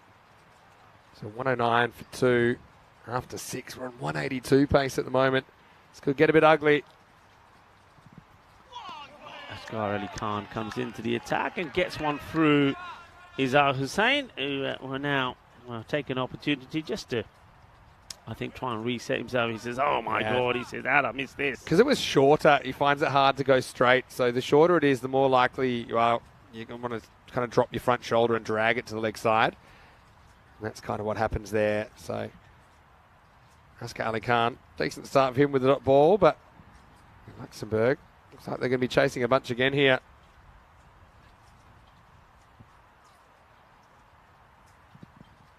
It's a nutmeg. And, he wants to be stepping inside it, not over it. Well, he's practicing his dance moves here. Watch this.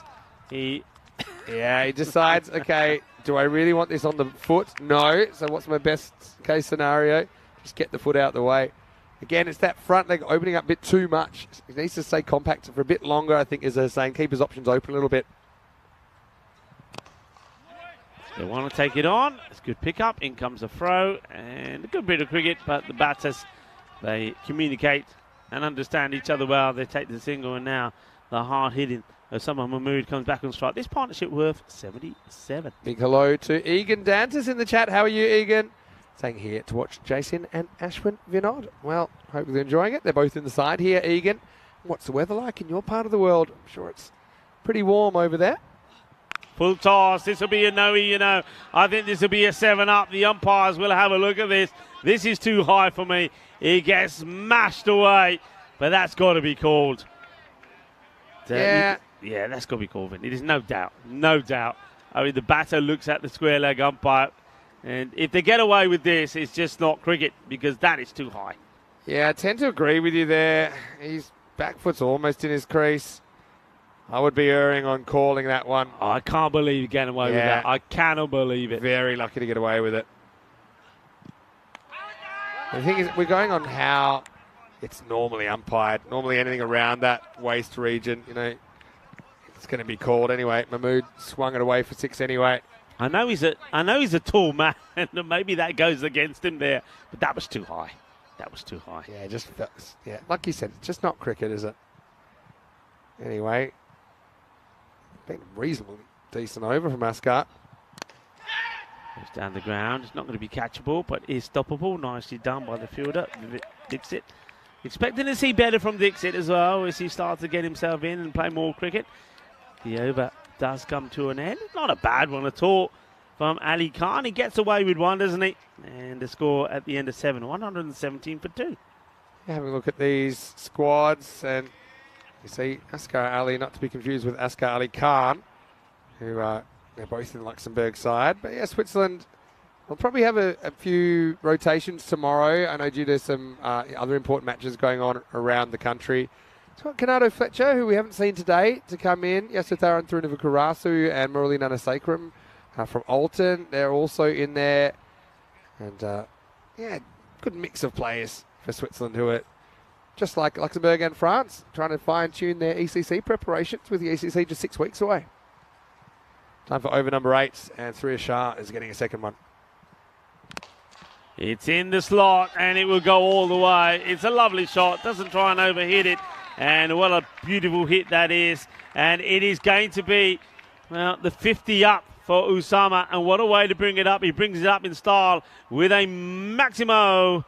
Board Badaya, Usama Mahmood now. Not a bad effort for a guy to come in with a slightly, quite badly injured finger. Yeah, this time he goes out in the off. This will take some stopping, you know, because his motoring has great bit of fielding. And, well, that is Shambhav Puri, who has impressed. Yeah. He's been one of few players on Luxembourg side that has really stepped up the mark. This is a really good bit of fielding. Yeah, I agree. I've liked his day.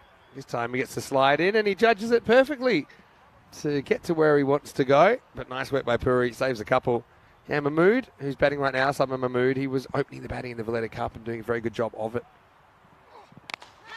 And has he got enough of this? Yeah, he has. By a few feet as well. There's a fielder right in that spot. But he gets it right. He gets it proper. And this partnership now worth 97. Delightful hitting. Going back to what we've said several times, if you don't get your Yorkers in, you're going to have a bad time, especially once guys are set. This partnership rapidly climbing towards 100. Hello, Louis Bruce as well, along with Egan, watching a good old friend Ed Packard, of course, who has represented Gibraltar before, and Lathbury Lightning in the ECL. Once again, you bounce it. It ain't bouncing again. That's out of here. Maximo as the 100 partnership comes up in rapid time. Switzerland out of control on home turf. Oh, he's mashing it, and he's mashing it big, isn't he? And he's enjoying himself out there. Well, we've seen, I'm going to say it, and you're going to tell me up, I'm going to say it, we've seen twice on 2 occasions that Hassan Ahmed has got into the 60s, and he's been set to go and to go big. Well, maybe Usama Mahmood will show him how to do it, because he's now on 67 of just 20 balls, and there's enough time out there if he gets enough of the strike for an international century, you know. Love Ed Packard just having a word to Surya Shah, and I'd love to be a fly on the wall of that conversation. Any ideas? Not really. Good luck. Here we go, 2 to come in the 8th. Oh yeah, that kind of works, but they'll probably get 2 if they hustle. Usama Mahmood just never had his heart in it, so he's just going to take the 1. So you see what Shah's trying to do here. He's trying to cramp Usama, but a quick bit of footwork, gets inside it. I think Usama must be a pretty good dancer, do you reckon? He's got dancing feet as he gets out of the way of that one. I don't really think he wanted to get to the other end. I think he wanted to stay on strike, but he won't mind. And I think Izzat Hussain won't mind having a go as well. What's going on? Well, I think what's happened here is that Akhilesh Kumar, who's got the gloves in this game for Luxembourg, he's got that right on the end of the finger. So, yeah, they hurt, and he's saying, do you reckon you could tape it up for us? It actually looks reasonably serious. He's quickly gotten the keeping gear off. And he's saying, hey, look. And the umpire's saying, yeah, you're not kidding. He's saying there's that ring finger on his right hand.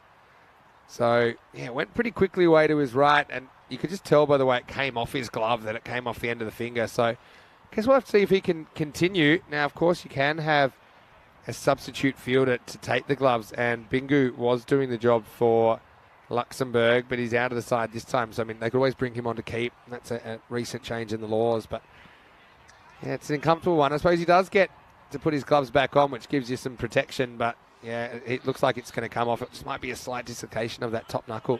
Yeah, I think, well, he's taken the pads off, so it looks like he's saying, no, I can't continue. They're putting a bit of freeze spray on it because I think he's asked for something else which they obviously haven't got in that. He's in a lot of pain. Let's see who gets the job here. It looks like Packard might be putting the stuff on. I wonder if they're aware that they don't have to have the keeper come from the 11 these days. But yeah, certainly hope it's not too serious for Akhilesh Kumar. You can see he's very uncomfortable. That ball was just swinging away from him. Done a bit of damage to that ring finger, yeah. So I think we're going to see Packard coming out to do the job as the substitute keeper. I mean, the 12th man will come on. We'll have to see who that is. Not for the faint of heart.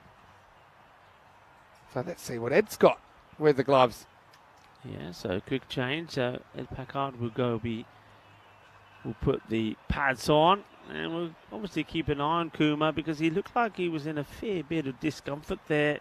Yeah, you can get one of these ones, and basically what happens is the top knuckle, if it's just basically the top of your finger bends back slightly, and you just don't have that normal ability to bend your finger anymore. Trust me, as a keeper, I've had every sort of finger injury you can possibly imagine. Some are more serious than others. Some you can play through, some you can't. I think that was just one that he felt he didn't have any chance to continue. So Packard is thrust into the role of a wicket keeper with 2.2 overs remaining. Surya Shah gets a victim, but not the victim he was hoping for. Yeah, he sends his keeper to the bench. 2 to come in the 8th.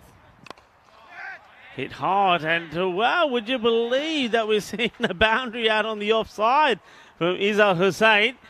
And, well, he doesn't try and hawk this out over the onside, so that's going to be 4 runs.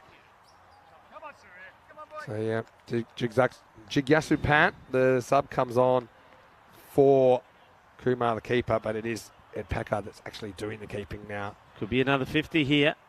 Yeah, not the type you want, though. And where's this one? Has he sneaked this in? I think this is all right, and I'll tell you why. It kind of bounced on the tram line, but it bounces after the popping crease. Check it out in the replay. So I actually think that's perfect. I think that when it passes the crease, it's just inside. So all's well that ends well for Shah. But, just try not to look at the scoreboard. 47 come off his 2 overs. Welcome. And after 8, it's 143 for 2. They're going along nicely, and they've got 12 more balls here to try once again. I think the highest score in the day was in this fixture, match number 1 earlier, where they put 162 on against Luxembourg. Luxembourg finished with 103 for 8. I think they're looking to go beyond that. I mean, they should be looking at 15s here, Vinny, I reckon. Oh, yeah. That's minimum. Well, at the moment, they're going at 18s. I don't think they want to go slower, put it that way. As Oscar Ali Khan bowled a pretty good first over. Let's see if we can follow up here in the second. But it is the ninth. And the big swing, and this one will go to the boundary. And look who has to take it. It's like, do you remember the $6 million man when they showed him running and they would do it in slow motion? To me, Mayank looks like a guy that's been through some sort of survival show, and he's crawling towards the finish line, coming out of the desert, badly needing a drink of water. You know, he was setting off an expedition that he wasn't too enthusiastic about there. 4 runs to Mahmood, who's casually knocked up 70 in his first appearance in the series. Yeah, well, let's see what he can go on to here at 70. There's still 11 balls to go. Hits this down the ground. Well bowled again. Haven't seen enough bowling there. Again, we don't really have all the ability to go right into the analytics, but I'd love to know what the strike rate is off Yorkers versus full tosses / anything else. Oh, yeah, you know, I think off Yorkers, they'd be lucky to be getting, probably 8 and over off Yorkers. Elsewhere, 18. And well, this is just the difference length makes. So this one goes in the region of Tana Oros there. Who's been snapping away for, some pictures for you on the European Cricket Network, on the social media. But, yeah, once again, this is what you're talking about, Vinny. If you get it right, slightly shorter, look at this one. Look where this pitch is. So he's able to take a couple of steps and says, thank you very much. And over it goes. It's going to be another boundary, 6 more. Yorker versus not a Yorker. Yeah. As simple as that. Ball comes on so nicely on this surface. We haven't really seen too much of Ed Packard's keeping it, have we? No, we haven't. They haven't actually missed any. 150's come up as well, so they've got past the 150. So on course for around about a 180 score. Well, this one, there you go. It's not the first time that Hussain has done this. He's got to learn to get this foot to come back in. He's got to take dancing lessons from Mahmood. Yeah, or at least try and jam the bat down and maybe get a little edge on it. Yeah, a little bit of free advice to Izzar. Keep your legs together. This partnership worth 120, as you can see there on your screens. It's been exceptional. Well bowled again. So, again, you see, pitched up. Batters trying to be aggressive, but can't get under it, so it'll just be a single now. Can he do the same here to Usama Mahmood? Well bowled. Good length. Last ball of the ninth coming up. I think we're looking 170s here, Rico, the way things are looking. Well, he wants to go for the run, and the throw will come in, but this should comfortably make it. Well, we almost saw the wicket-keeper in action, Packard, but it wasn't to be. It goes right through him. Guess who backs it up? Nagyarch. He takes it as he falls to ground. End of the ninth over here. Switzerland, after winning the toss, electing to bat in match 4, 156 for 2 after 9, and the bowling figures not too pretty, but Oscar Ali Khan, the most economical of the bowlers, just conceding 21 off his 2 overs. And who's going to bowl the last? Just having a look. It looks like they're going to go to Kamal Sukia. Yes, Sukia's been pretty good today for Switzerland. I prefer that he's now not necessarily landing off the pitch, which this morning was making my eyes water. Anyway, in the air. Is he going to carry? Fielder comes around, can't quite get there. And now they think of a 2, but they're just happy with 1 in the end. So Hussain will take the strike. Yeah, Hussain is probably claimed a bit more of the strike ever since that the 8th over. So Mahmood is sort of looks like he's going to get stuck in the 70s. Hussain will be keen to bring up a half century. And fair play to the bowler there. Sukia just reminding Mahmood he shouldn't be thinking of going too far down the wicket. Otherwise, he's very entitled to knock the bails off. A friendly warning, I think, at this stage. Sukia, it was within his rights there. I tell you what, it's the point that Andrew Leonard made to me off air about maybe the way to deal with these is to just give 5 penalty runs if you get out that way, because you're trying to steal a run, so you penalise them with runs, not with a wicket. I don't know. Just an idea. Because, yeah, it always kind of leaves a bad taste when it's a dismissal. Not saying it's not fair, because I suppose it is. Smashed, 1 bounce, 4 runs. So Mahmood Looking to get into the 80s here. That's a lovely shot. It takes them into the 160 to 162. This is where they got to in the first match of this European Cricket International Series between themselves and their opponents, Luxembourg and France. Match 1, this was the score that they posted against Luxembourg, but they're going to go beyond that, and that will help. Well, he's going to get a little snick on this. I thought this was going to be a while, but he tries to play a little a nothing paddle shot. And what about this from the captain who took over the gloves?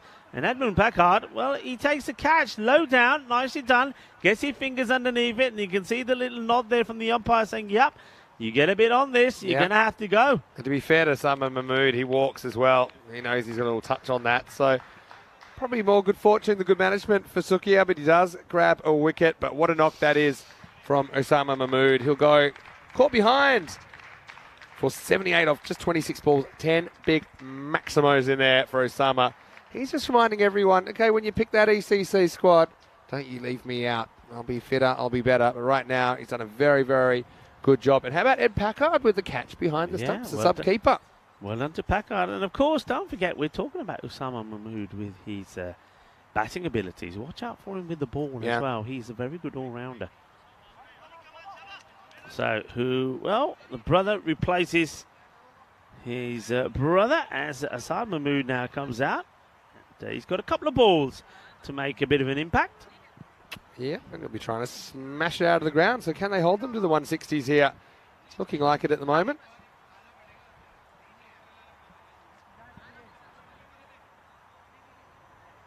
And Luxembourg, they're staring down the barrel again, aren't they?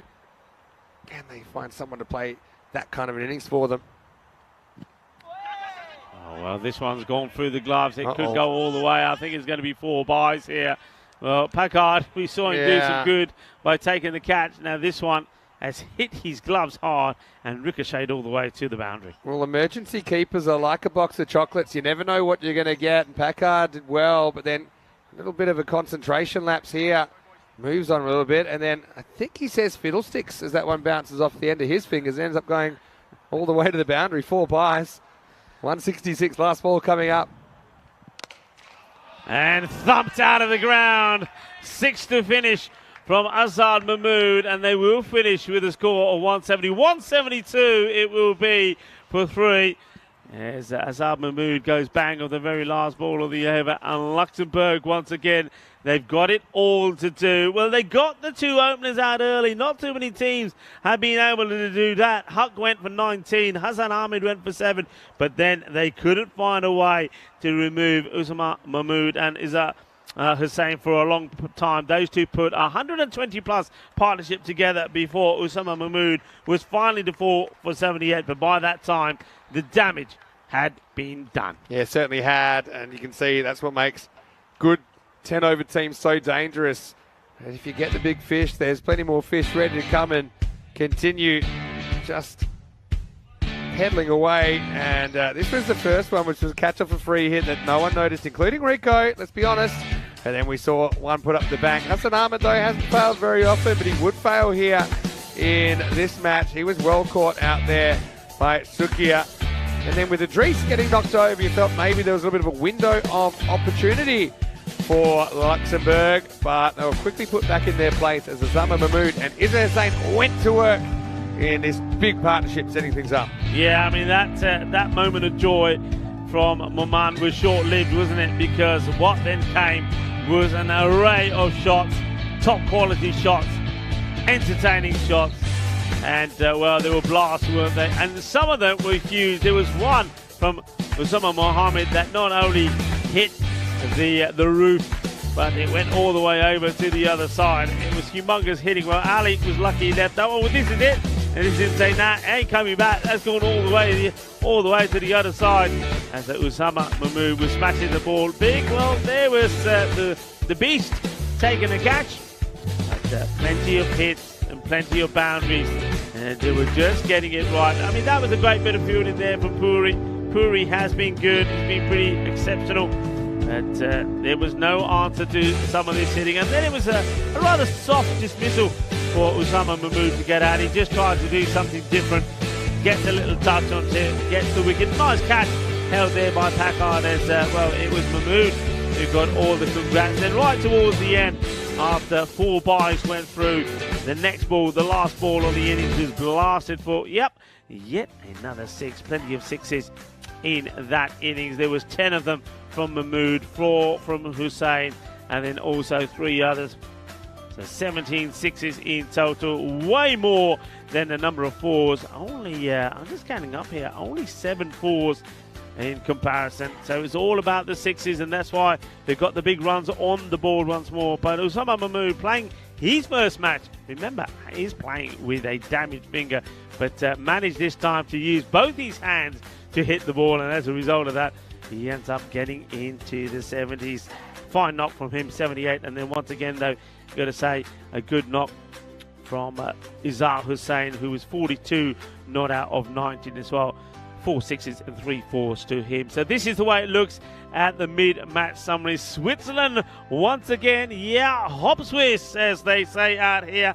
Well, they have got the hot hands. They're hitting the ball well. They're scoring a mountain loads of runs, and they'll be hoping that once again they've got too many on the board for Luxembourg. Join me, Rico Full, and Mr. Maximum when we return for the conclusion of match number 4 of this international series.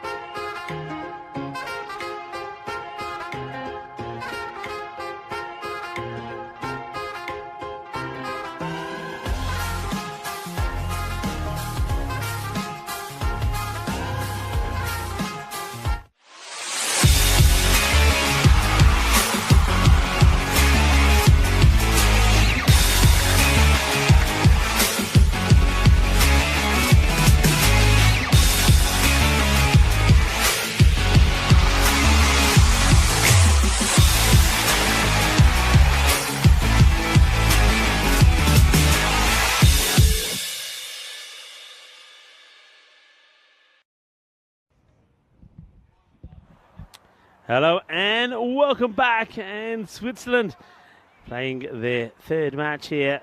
Third out of 4. We're going to see them in action one more time, but in this one, they've done what they've done so far in the previous matches against Luxembourg and France. Playing Luxembourg for the second time, they've got the runs on the board. The biggest score yet so far in the day, 172 for 3, thanks to this time Osama Mahmoud, 78-26, and he was well supported out there by Izzat Hussain as well, who got into the 40s.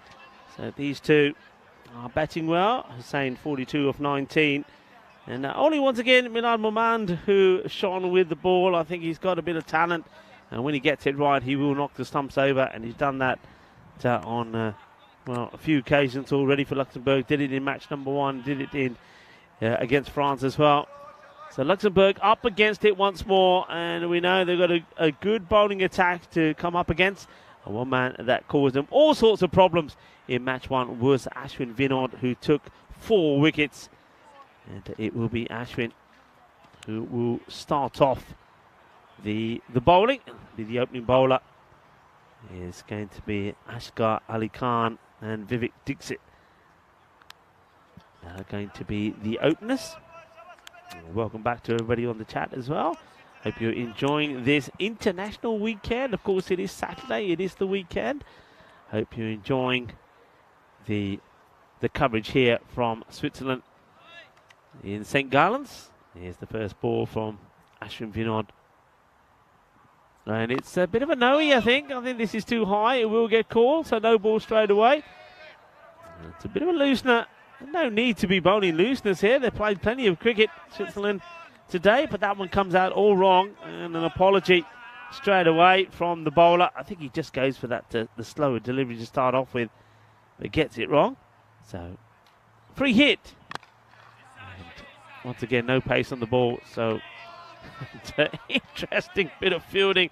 Well, when they say you got to throw yourself at the ball, and he's Kumar, well, takes it literally as he does throw himself. Well, that one could have been, well, it was a 1 foot lunge. Maybe wouldn't have been the colour of his jersey. May not have been a red, but it could have been a yellow card. Been on now to Dixit. And this is called a no ball as well. So another no ball this time for off the pitch, I'm guessing. Yep, off the pitch. So no ball.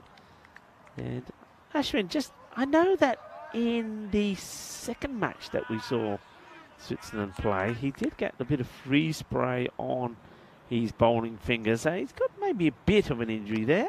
This is high up in the air. Well, that'll do nicely. It's 4 runs. Dixit gets off the mark with the boundary. And that's what they've got to do. They've got to swing hard. They've got to play the shots. They've got to be brave. One thing I think I'll be saying to Luxembourg here is whether you get there or not. I mean, it's a big ask. I mean, it would be an incredible run chase. Whether you get there or not, just play positive and make it a good run chase. Make it something that's gonna suit you well going into the matches that you've got coming up tomorrow. It's their last match of the day. This one will drop short of the fielder. So go out there and put a performance together. Go out there and put a batting performance together. Make it a good score and make it something that's going to be positive. So we've seen that they've scored 103, chasing 162. We saw them fall to 86 for 9 gain after France's 153. So try to get close. Another no ball as this is off the field. And it's certainly been giving enough extras here in this first over. That's going to be another no ball. It's another free hit coming up. Can they make this count? So yeah, just go out there, and if you don't win it, get close. You know, try to finish on a 130, 140 sort of score. That's at least you then go into your next match knowing you can get to those sort of scores. Firmly hit, and I think this is a good choice from Ashwin to take his hand away from it, really, because can you imagine taking this catch and then breaking your fingers and then finding out that he did it for nothing because it was a free hit? You can see how hard it was hit. It gets past him, it gets past the fielder. And that was Ali Naya, the captain, and ends up going for 4 runs. So, yeah, just leave those alone.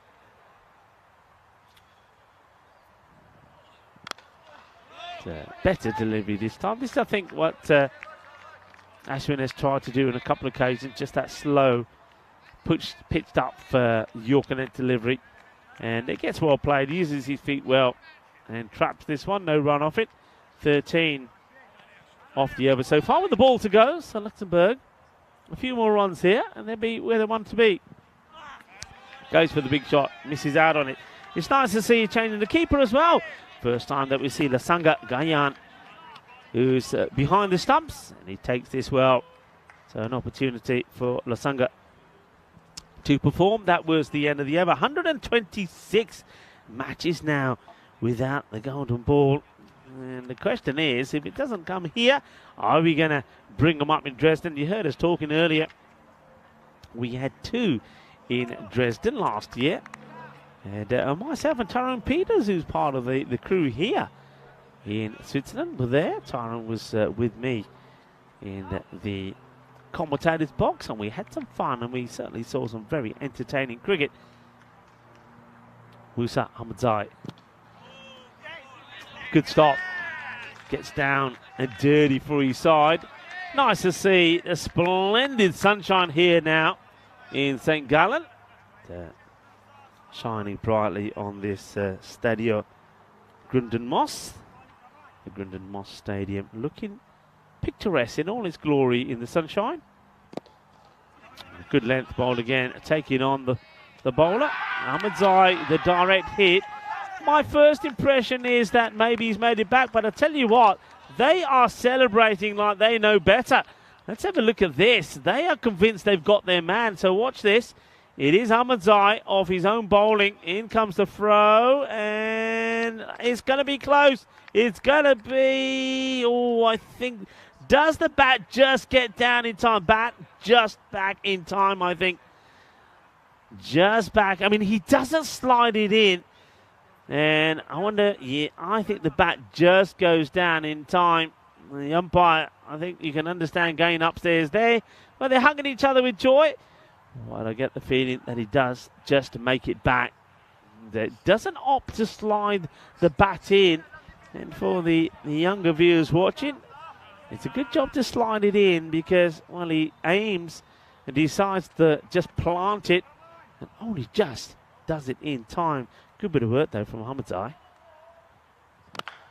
So it's nicely played. They'll take the single. So the captain, Adinaya, makes the stop. Musa Ahmadzai just seems to have got better with each game. He's bowling a very good line, causing a few issues. He's got the quicker one. And this is played back to the fielder. Josin makes the stop. Looking rather sharp with his shades on there, Jai.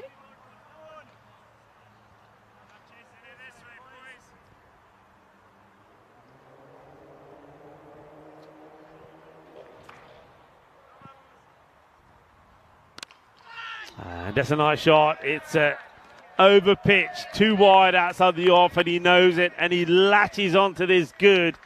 Does Dixit. There's a nice tricky shot. He gives himself plenty of room. That's what creates the opportunity. He goes down on the leg side, brings himself low, gets underneath it, clonks it well. It goes all the way. And that's 6 runs. The first scoring runs from Dixit as well. And doubles his score. It goes from 6 to 12. Slow ball and dealt with well. It's going to be back-to-back sixes to finish the over. And 27 without loss. So a much better start this from Luxembourg. That's a nice shot from River Dixit. This is the Dixit that I remember seeing play. He plays some aggressive shots. Wouldn't they love to pick up their first points here at the end of what's been a long, tricky day for them, playing the 3rd match in the day. The last match will be a repeat of match number 2 when Switzerland played France. Switzerland were victorious 151 to 134 by 17 runs. That'll be match number 5, the final match of this international series, day 1 of 2. Ashwin Vinod to continue and gets this one through. I just noticed in this match and the spell so far from Ashwin, he's not he's not bowling quick. He's not trying to fire the ball in. You can see just a few steps. And then when he's going to release there, he's not trying to push the ball through. Let's see if he does anything different here. Yeah, once again, not trying to get the ball to go through quick. So he's trying to keep the pace off. Well, he might try, but the batter is hitting it with pace on. And now Asghar Ali Khan, well, he smashes a big one for 6. And the same way that Dixit did when he was on 6, he doubles his score as well. So Dixit has hit 2 sixes. That's the first one from Asghar Ali Khan. And both batters have also hit a boundary in 4 apiece each as well. Better from Luxembourg. This is what we want to see. We want to see some fight.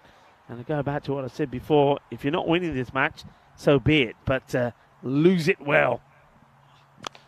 It's up in the air again. And, well, it's just slot bowling at the moment from Ashwin Vinod. Well, whatever it is that Ashwin is deciding to do in this match, which is not bowl with the pace. He's not bowling with venom.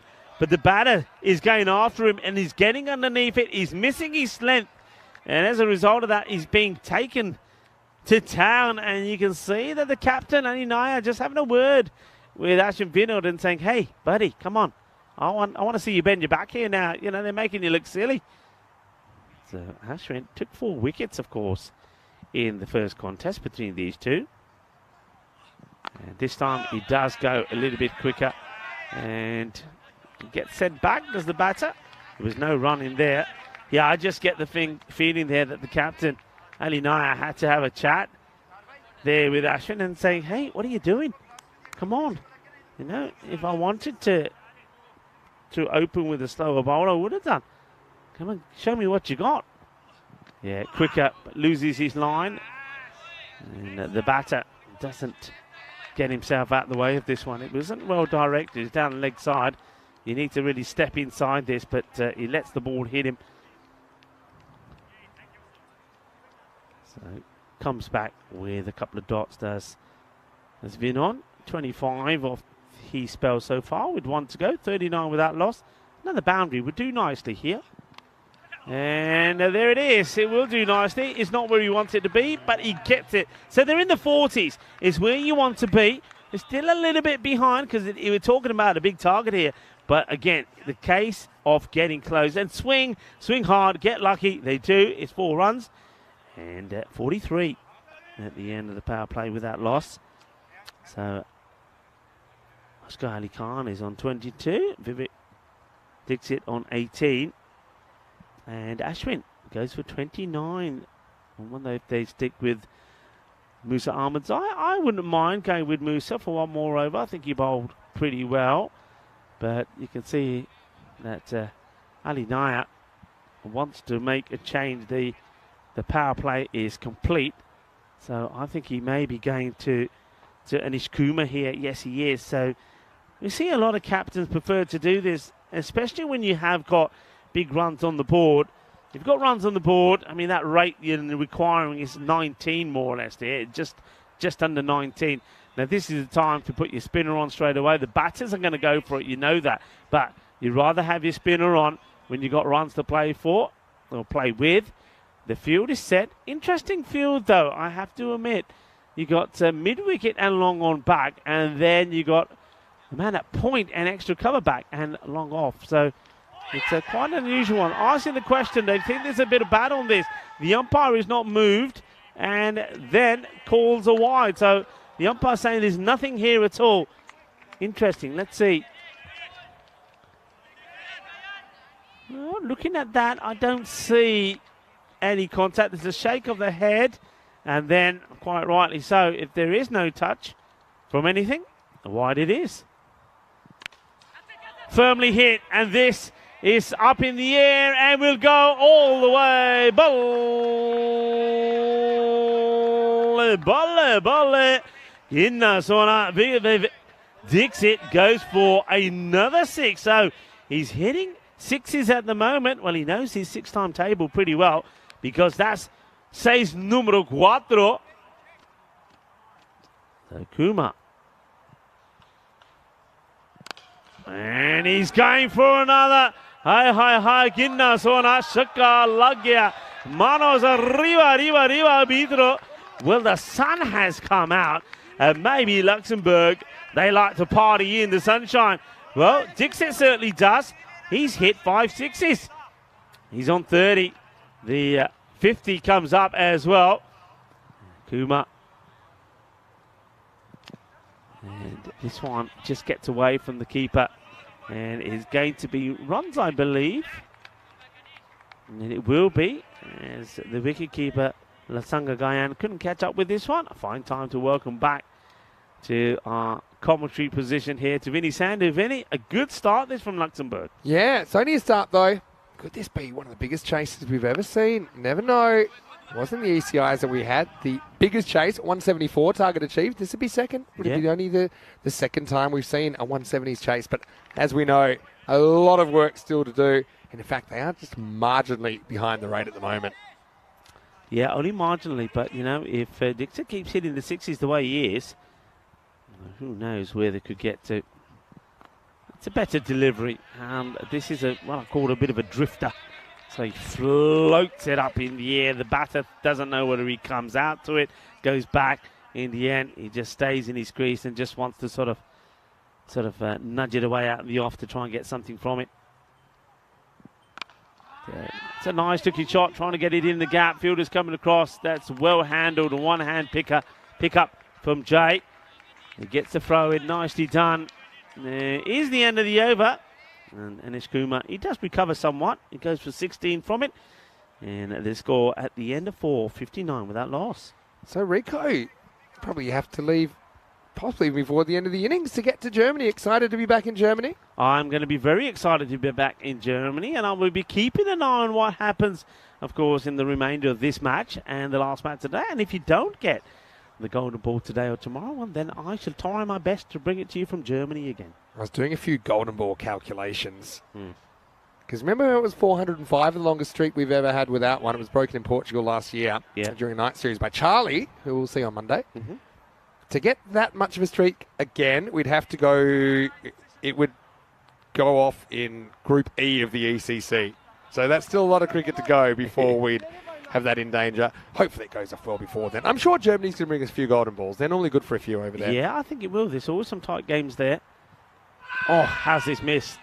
How does this miss the off peg? Well, he can't believe how it's missed, and that is a Musa Ahmadzai who does come back into the attack. That has, well, it's taken a little shaving off that peg, but it's still standing, and the bell will stay on. It's a bit of a shame we haven't seen Musa with the bat yet. I always like to say that in internationals. We've seen Balwin Singh for Austria bat with his hands the other way around on the bat and do a pretty good job. It's well bowled, but again, running straight in front of the umpire. So it's just one of those things. I know he has his hands the wrong way around on the bat, but I just don't think he's allowed to run the wrong way off the pitch. I don't think it works that way. Hey, I still remember the first time you ever went to Germany. Do you remember where it was? Where we did it? Your first series in Germany? Yeah, I do, and it was a beautiful location, Kiel. Kiel, yeah, right up in the north. I'd love to get back there again. I suppose it's just a bit tough to get back to everywhere we want to get to every year. And Germany's a tough one as well. They've got so many different locations where there's cricket. So it's really up to the DCB, which is basically Cricket Germany, to determine where they would like the series. Two really nice facilities, though, in Dresden and then Krefeld to come in the next 4 weeks in ECS cricket. This one is, I think he sneaks this in. You know, the batter tries to give himself a lot of room over on the leg side, and that's really well bowled. And, yeah, that's fine. Well bowled. Yeah, stepping away. It's not fine when he's running there. Now, he's been told once already. This is where I like to see the umpire take a leaf out of the book. How can we stop this? By Shaka that we saw earlier. Maybe the umpire just kicks the bowler in the shins every time they do it. I think that'll work. Yeah, this one gets whacked away. It's going to be 6 runs. Manos arriba from the arbitro, 6 carreras. Yeah, what I like to see here, I'd like to see, when that happens again, I like to see Rob on the walkie-talkie to the umpire and say, right, okay, you've seen him do it once. I've seen you talk to him. Right, now's the time to give the warning. Tell the captain, tell him it's the last and final. If he does it again, no ball. I want to see it. I don't want to see the threat of it. I want to see it done. And I want to see a bowler taken off. You feel for the umpires. I mean, the bowler's probably not aware he's doing it. I mean, even though he's been told he keeps doing it, now the umpire, he just gives him the cap and walks away. I want to see the umpire say, come here. And have a talk with him, say, look, I've told you, I'm going to give you a warning. Then the first and final. Third time he does it, after having been given a polite word about it, take him off. And once we start doing it, they'll stop. What happens? The umpire there says that's the end of his tour anyway. So look, oh fine, that's it. Here's your hat. I'm done with you anyway. So that's the thing with only 2 overs per bowler. So if you want to hear more of Rico's rants, maybe he'll reply to you if you get him at Rico4. I'm going to miss your old man rants. And I hope we get a few good ones. Of course, there's a bit of a generation gap between you and Charlie being on the series together. He comes up with all this modern day stuff like, I don't know what he does sometimes, and he's got me totally snookered. I mean, you're not an old man, Rico. I'm not saying that, but I'm just saying you're a different generation from Charlie. What do you think young people are into? Tell us something that they're into that you don't understand. For me, it's like I'm still coming to terms with TikTok. You say TikToking. Yeah, the TikToking. There's this. You've got a daughter. What's the picture one where it's you take a picture wherever you are, you get sent a message to say, right, wherever you are now, and everybody who's on that app has to send a picture from wherever you are. I mean, are you talking about Snapchat? No. Charlie does it all the time. Be Real? Be Real. That's it, Be Real. Isn't that where you show... all that? But you know what the weird thing about Charlie is? You know, we used to have train spotters. Yeah. But Charlie's not a train spotter. He's a plane spotter. Whenever he hears a plane, he's on his app and he's up there like this, and he says, that plane is going from here to there. I mean, is that a young person thing? I don't know what. It's definitely not a young person thing, but it's a Charlie thing. Okay. He follows. So I should have actually spoke to him about my baggage. I didn't think of that, actually. Yeah. I should have contacted Charlie and said, can you track me baggage? I'm going to put that out to the chat. What do youngsters do these days that you just have no clue what the appeal is? I don't suppose you ever know because they're always in the room. It's starting to happen to me. I'm turning. I'm 42 years of age.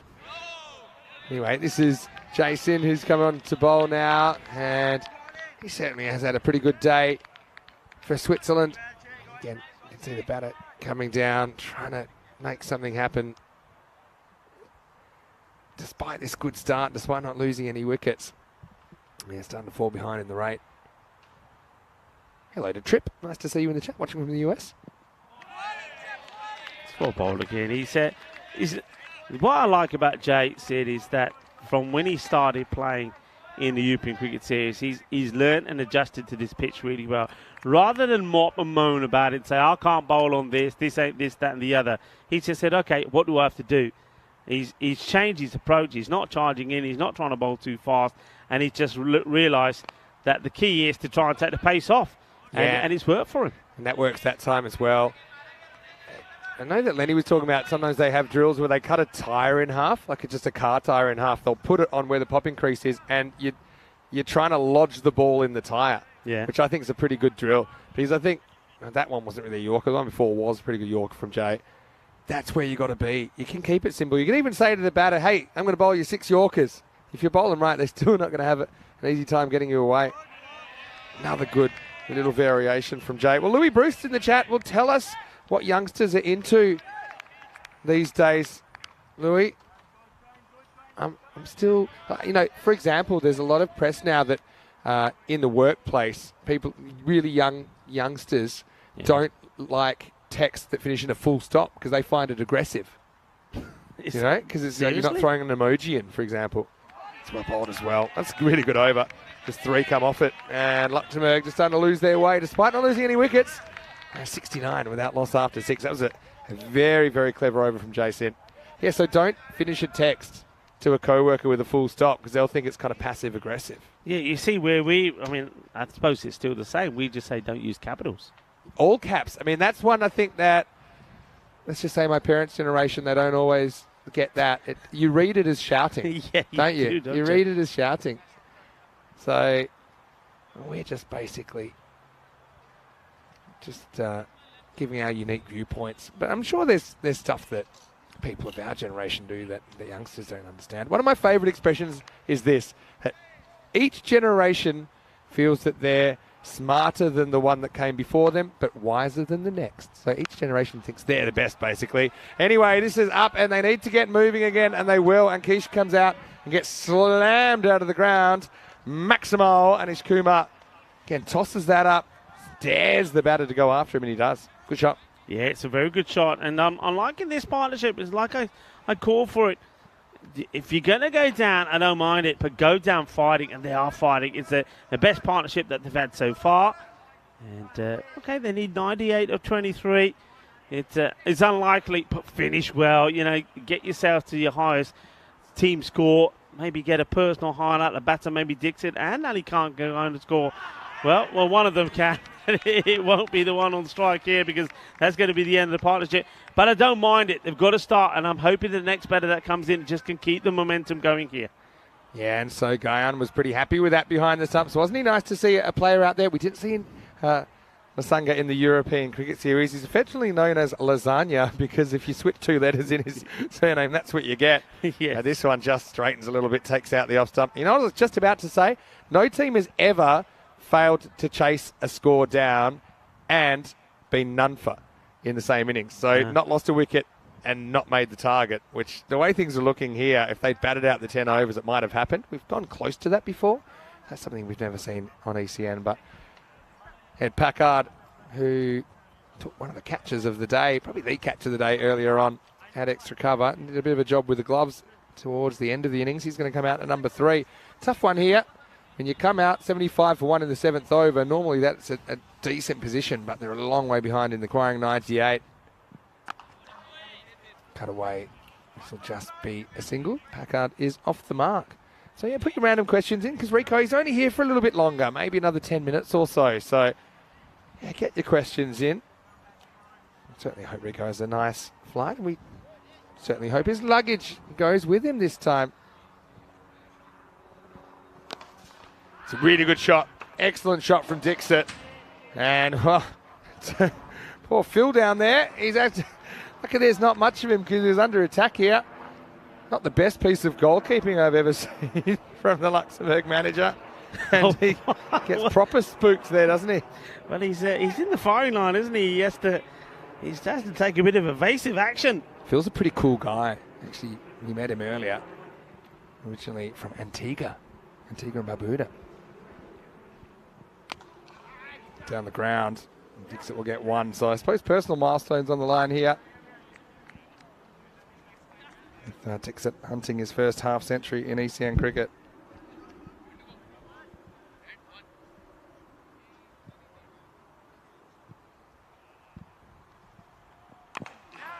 It's well bowled. Yeah.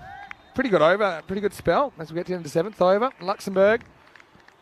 Well, they've got the whole batting lineup ahead of them, but it's not easy to go at 17s, as we found. In fact, now they need to go 30 and over. So, I suppose a better batting performance, but looks like they're going to go 0-3 through day 1. It's 83 for 1 after 7. This should be a cracking match, though. Switzerland versus France in match 5. France, I think, will be better than when they met in match 2, and I think their bowlers are slowly bringing it together. Let's have a look at their lineup. Still no Warnakula Surya in their lineup. Mustafa Omar comes in. Looks like we've got Mangal, Noman Amjad, and then you've got probably a few spinners to bowl for them. Usman Khan, obviously, probably there to bowl as well. So watch out for that game. It's coming up in about 35 minutes. All right, this is going to be 1 first up. Hassan Ahmed just lopes around the boundary and stops it. And Jason comes back into the attack in over number 8. Yeah, applauds the fielder for a good stop. He's bowled well, hasn't he? He's been outstanding. Second time we're seeing him with very good bowling figures. Just missing that wicket, which he'll be looking to eye up here. Now this is hit leg side. It's going to go a long way. Maximo Packard picks it up. He's not having a bad day at all, Ed. This is one of the guys with a bit more experience than some of his teammates in this format. He smacks that one away over leg side for 6.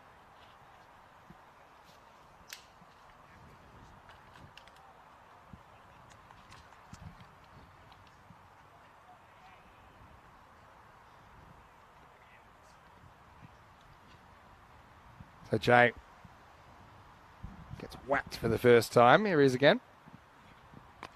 And, well, he's going to get whacked again because this will go all the way as well. Manos arriba, Vidro, porque eso es 6 carreras for Jay. Well, after being pretty tidy, his first over was a good one. And now 2 boundaries on the spin. And I'm liking this. They haven't let up. It's going to be a healthy score. I like the idea to bowl the slow ball there, Yeah. but he just gets it wrong, doesn't he? He gets it drifting into the pads. Set up for Packard nicely. And he goes aggressive again. He's high up in the air, should be taken. The sun will be an issue, but it's well done and nicely held. It's a good catch taken there by Anish Kumar. So Jay, he does get the wicket that was eluding him as it goes high up in the air. Packard will go, and that's going to be the end of him. And well done to Jay after going for a few biggies. He picks up a wicket. Well, I just want to say on behalf of everyone here at ECN and all of the viewers, I want to say a big thank you to Rico because I know you're going to head to Germany now. On your way. Say your final goodbyes. Next time we see you, you'll be doing the ECS on Monday in Dresden. Yeah, see you on Monday in Dresden. And of course, Charlie Hunt will be there with me as well. So, yeah, look forward to you all joining me for our adventure in Germany. We're going to be there for 4 weeks, Dresden and Krefeld coming up. And I'll see you back in the box in Krefeld. So Certainly we'll have a little will bit of time between drinks, but that's the way it is these days with the schedule. Look forward to when we get to meet again. I'll certainly be lurking in the chat, so I'm keeping a close eye on things. And that should be a really good series. Well, you have a good finish here. I think there's going to be some excitement, Yeah. and you never know. I think you might just perhaps get that golden ball here. Keep an eye on it when you're at the airport. I Keep will an eye on indeed. Game 5. I've got a feeling I've got a very early tingle for Game 5. Thanks again, Rico. You're welcome. You look after yourself. Adios, mi familia. Be in touch with you on Monday. All right, Rico full there. He's going to head off, and I'll take you through the last stage of this one. It's Sukia who's going to come out at number 4. Jason picks up 1 wicket. Now he gets tattooed. And that's gone roof side. What a shot. Well, Sukia comes out first ball and absolutely slams it. That's the bell there. We're waiting for the bell to ring. That one almost hits it. Sukia comes out and strikes a powerful blow. And Tripp has answered our question in the chat about the youth of today. He doesn't understand all the games the youth are playing. Whatever happened to Pac-Man or Tetris? There's still some classics there. I think Tetris is making a bit of a comeback. Isn't there a Tetris movie now? 100's up now for Luxembourg as well. Last ball of the 8th. Just an ill-directed one. Rare mistake from Jason, who now has a magical second over. No, he does have the wicket. That's a little bit of too little too late.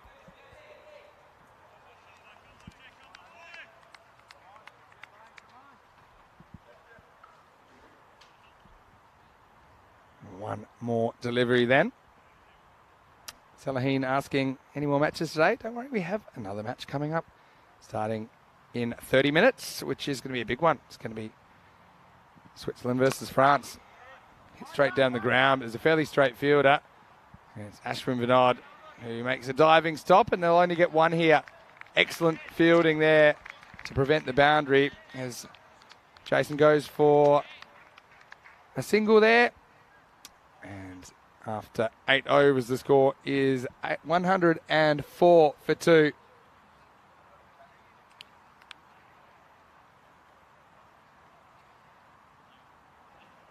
Couple of overs to go then before we put a fork in this one. Luxembourg kind of gone through the ringer a bit today, haven't they? Kind of went with the Swiss worm, but they were never really close to the 17 plus an over required throughout this innings.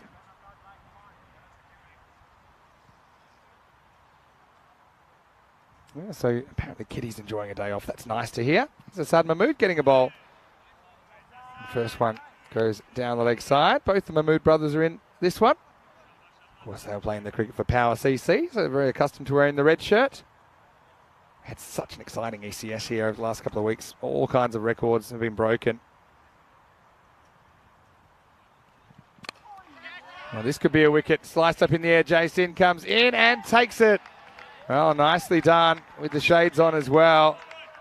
A little bit inside out there, didn't he, Sukia? So Jay does get his revenge on Sukia, who hit him onto the roof first ball. It's a wicket for Asad Mahmood. Luxembourg just falling away now. It's the kind of batting effort. If they pulled it out batting first, maybe at this stage they could get kind of 130s, put some pressure on the other side.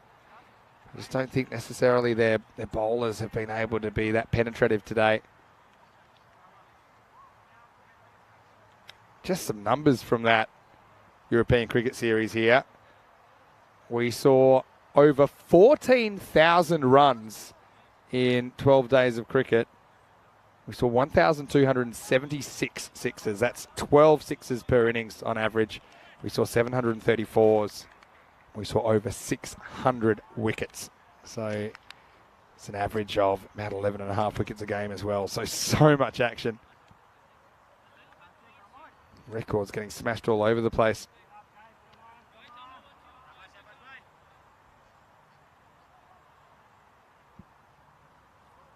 So it all happens in the ninth, as they say. Jatin Madan gets a chance to take something away from the day here. He's just struggled. And this is what he can do. He launches it high, but has he got the distance? He does just Maximo. Well, Jatin is a very, very good player. I know we haven't quite seen the best of him today. But bravely, considering the day he's had, he goes for that very first ball and just carries the boundary. Nice shot. Rico was asking about the Luxembourg cricket season. I know they just have decided the ECL qualifier with Heritage coming through. Madden goes the second time, but he might not be so lucky. Ashwin Vinod takes the catch. And so it's 6 and out for Jatin. He has had some decent moments today, but they've been few and far between. Tries to take it on down the ground. Pretty unselfish, I suppose, as well. Just trying to strike the impossible. 6 a ball required. And results in his dismissal. He's the fourth man to go. And it's 111 for 4. Hello to Trip again. Hello, Kitty, who's awake now. So hello to Ken. He's just saying that he'd prefer if they had the closed captions. So there are closed captions on the broadcast, Ken. They're auto-generated, so because they're live. So they're not always accurate, but they'll give you a good indication of what we're trying to say.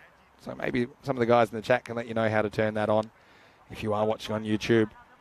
It's actually quite funny when, for example, when we say people's names to hear what the software translates the real speech as.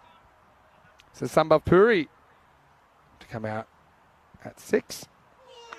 And he swings and misses at this first one.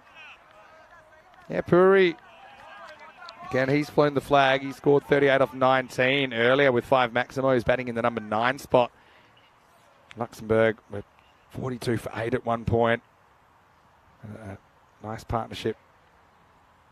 Got them to over 100 into respectability. There's a slower ball from Asad Mahmood, but pretty harmless as it goes down the leg side. Beautiful facility here. It's even nicer when the sun's out, which it has been for most of this game. Driven straight, but a lot of these teams are employing that straight fielder. Ashwin Vinod in that spot.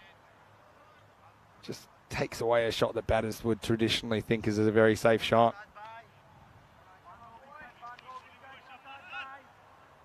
Dicks it. I suppose the only thing now is to see if Vivek can score his half century.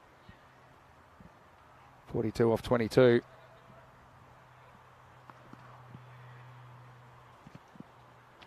That's not going to help because he can't score and he won't get the strike either. As Lasagna tries to throw at the stumps and hits the edge of the pitch. It's 9 overs down and the score is 113 for 4. So Chris saying that closed captions doesn't work on YouTube for him. Okay, that's strange. Maybe it's in some countries and not others. Asad Mahmood steals the figures, 2 for 9 off his over. This game has been on life support for a while. We'll be turning the machine off, I think. And 6 more deliveries as Osama Mahmood, injured finger and all, he's going to get the 10th over. See if Puri can get off strike and give Vivek a chance to bring up his 50. Or he could just do that. Swings all around it. And I think he's hit himself in the head here. Have a look at the follow through from Puri. He goes whack. Oh no, he's been rocked. Wow. That's proper clocked him. I thought it, with the sound, I thought it was bat on helmet. Is it a top edge? I think so. Wow, well, that's a good advertisement for the helmet there. Back and to the left. Touch of 1963 about that one. Now he's just going to play it out and get one. Oh, Simon Mahmood. Just bringing it. I'm so happy that Puri is wearing a helmet. All right, so over to Dixit. If he knew the score, I don't think he'd be running ones here. Try and whack a couple of boundaries. Lasagna's pretty keen to get in the stats. He goes the old overarm throw at the stumps. I think the batter's home. I mean, all you have to do is watch here. Yeah, he's fine. All right. Let's see if Vivek can get one away. It just needs to stop moving, I think, before the ball's bowled.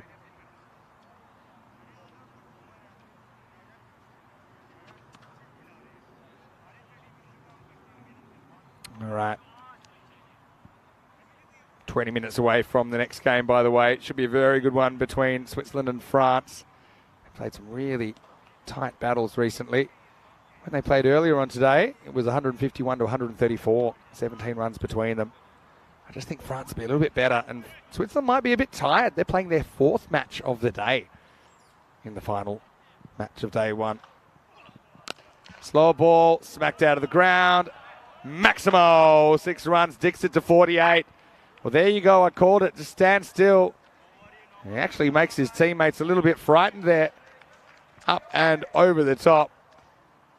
And, his teammates hunting the shade. Up in the players section. All right, 48 now for Dixit. This is where I probably would run a run, thinking that Puri can give you the strike back, but you never know. Can he get his 50 here, Vivek? He can. Probably not the most convincing way to do it. But Dixit brings up his maiden ECN 50.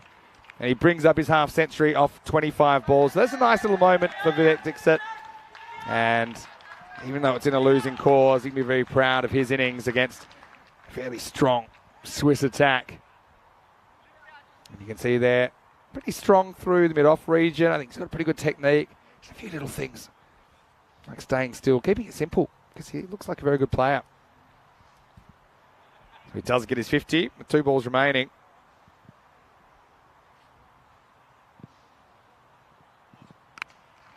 Now he'll smack it straight to the fielder. So it's going to be 50 and out for Dixit. Nicely taken out there on the boundary. So if you thought if we were heading for a quick finish, got another thing coming, because that'll take a bit of time to get the new batter out there. But yeah, nice innings from Vivek. Everyone's shaking hands, but I'm pretty sure there's another ball to bowl here, unless I've missed something. But, well, they're pretty satisfied it's over. I don't know. I guess, what have we got here? I've got .164 out in this. so I think he's still got one to go. And, well, Dixit will get a good ovation from the one person that remains in the dugout, or maybe 2, because everyone else is up in the shade in the grandstand. So, yeah, there's still a ball to go, 124 for 5. Someone will need to come out there. It's Nagiach. Of all the people to send out there, they send the one guy that cannot walk. So why would you send Nagiach out there who literally has one ankle? I'd time him out to be a pest. He's probably the only guy with his pads on. So yeah, there's still a ball to go here. So Nagiach. I mean, they're 5 out, not 9 out. So I don't even know who put Mayank's pads on, because he doesn't look capable of doing it himself at the moment. Oh, well, if anything sums up Luxembourg's day, it's Mike Nagiach coming out to bat at 7. And I can't see him running one. They're down by 50 runs in the game.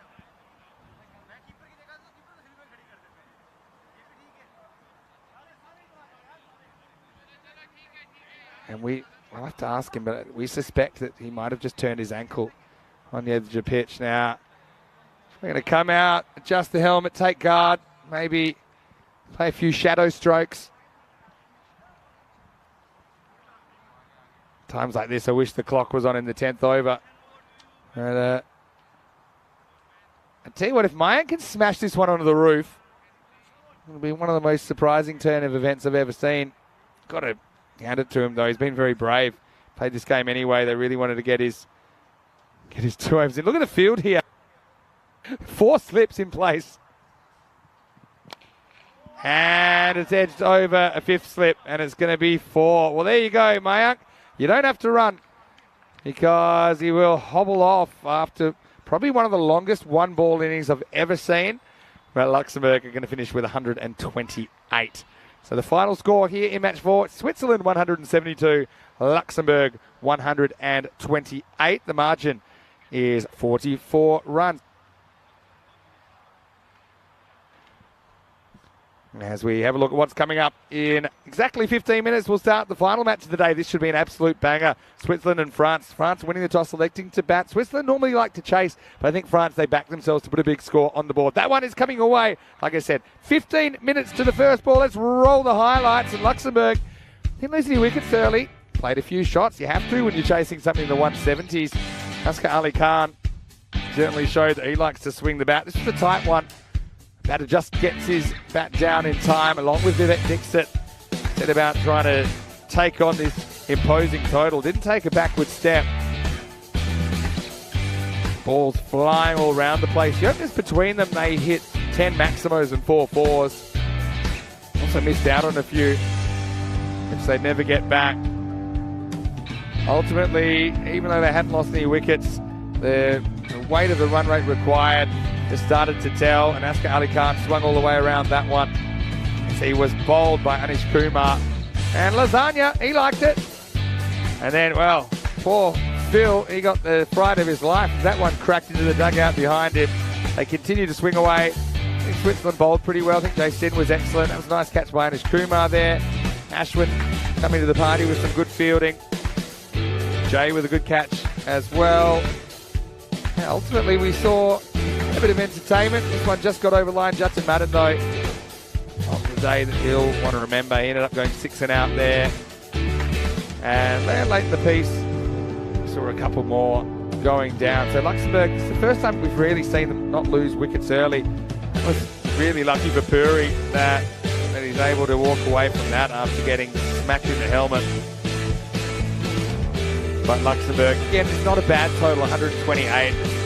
Maybe a handful less than par. Ultimately, their bowling hasn't been effective enough at keeping the other teams quiet. That's why they find themselves chasing large totals here on day one. They found themselves chasing scores of 163 for victory, then 154 for victory. This time it was 173 for victory. And it's just very tough for the batters to get anything going when you're staring down the barrel of such a big target. Well done to Vivek Dixit, though. 52 off 26 brings up his maiden ECN 50, apart from the Asghar Ali Khan opening up, scored 36 off 22, as Luxembourg would ultimately reach 128 as far as the bowlers went. 2 for 9, Asad Mahmood, and just the one over. Other wickets went to Anish Kumar, the left-arm spinner, as well as Jason, who I think bowled pretty well, although it got away from him a little bit at the end. The other wicket to Osama Mahmood. We'll take a quick break. Back in about 10. We'll take you into the finale of day one. Any sound to him, Mr. Maximo. Rico Full already on the way to Germany, but I'll be here after the break to bring you Game 5 in this ECI Switzerland.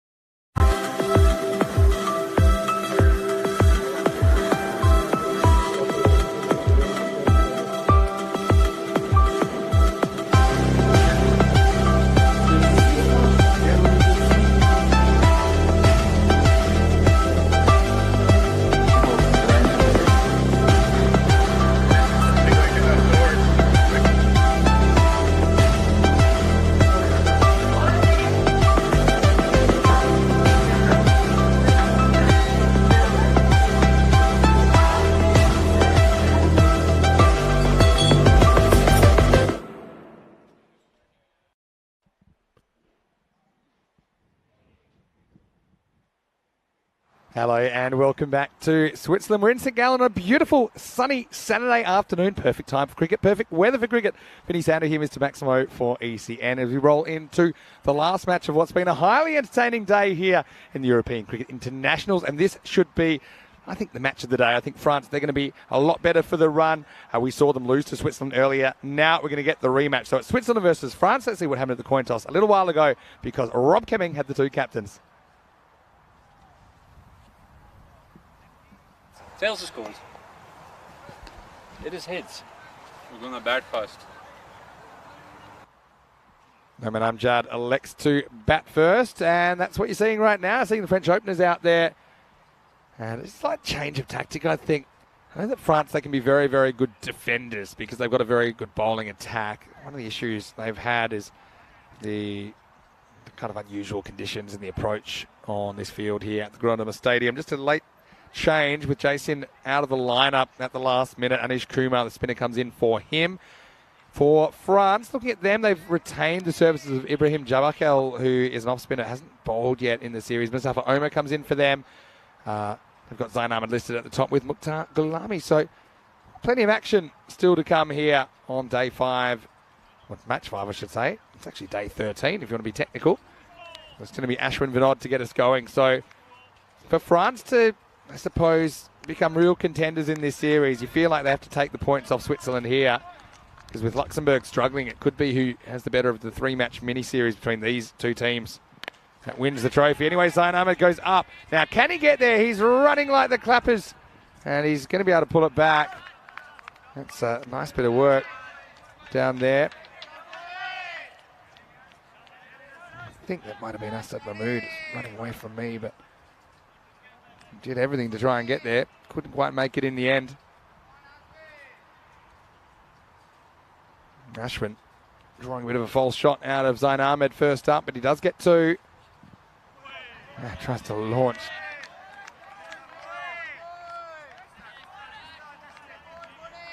So the French opener, Zain Ahmed, thrust into that position. Maybe just snuck in.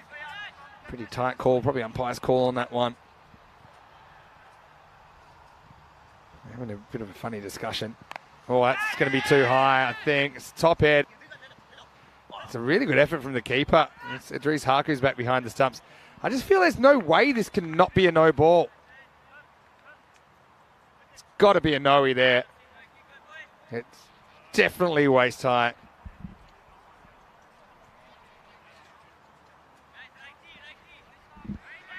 We'll wait for the signal here. I think this will be a free hit coming up. Yeah, there it is. So you can just tell the way he hit it. When you see horizontal bat shots and batters trying to hit behind square or full tosses, typically that's a sign it is too high. So a nice little moment for Mukhtar Ali Gulami, because he'll get to go. Crazy first ball because he can't get out. It's the old backyard cricket rules. Can't get out first ball. Mukhtar, certainly a real character. We first saw him actually playing for Seaside in the Swedish competition. That was back in the European Cricket Series 2020, but he's been in France. He's doing great stuff with women's cricket as well. I know a lot of his players will be watching. And this one probably climbing over the stumps. Not that it would have mattered, because that was a free hit and he's not able to hit it. So yeah, we were talking in the break in the chat about the closed captions on YouTube being auto-generated and what it might say when Rico launches into a 6. And Trip saying when he says Seis Carreras, it says Chase Care Us or something like that. All right, this time it could be trouble for Mukhtar. I think he's going to go for a duck, and he will, even though it's dropped then caught. And they think it's hilarious, don't they, out there? It's Musa Ahmedzai that takes the catch. Mukhtar probably not laughing, because he's a real key cog. This is one that he tries to hit straight, but maybe could have gone over the offside. So he'll go for a second baller.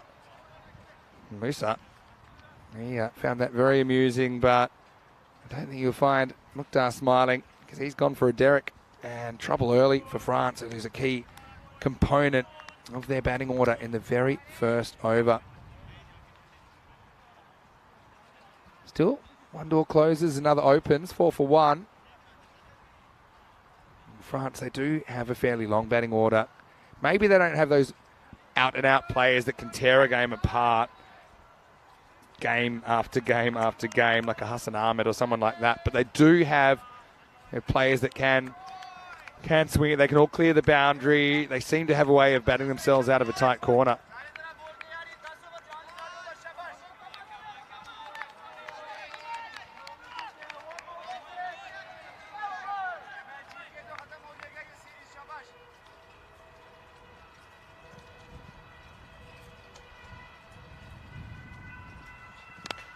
Goes after this, almost through the hands. Not sure if he gets a finger on it or not. Hassan Mahmood, but that's going to be 4. They're just taking it on. And we get a boundary.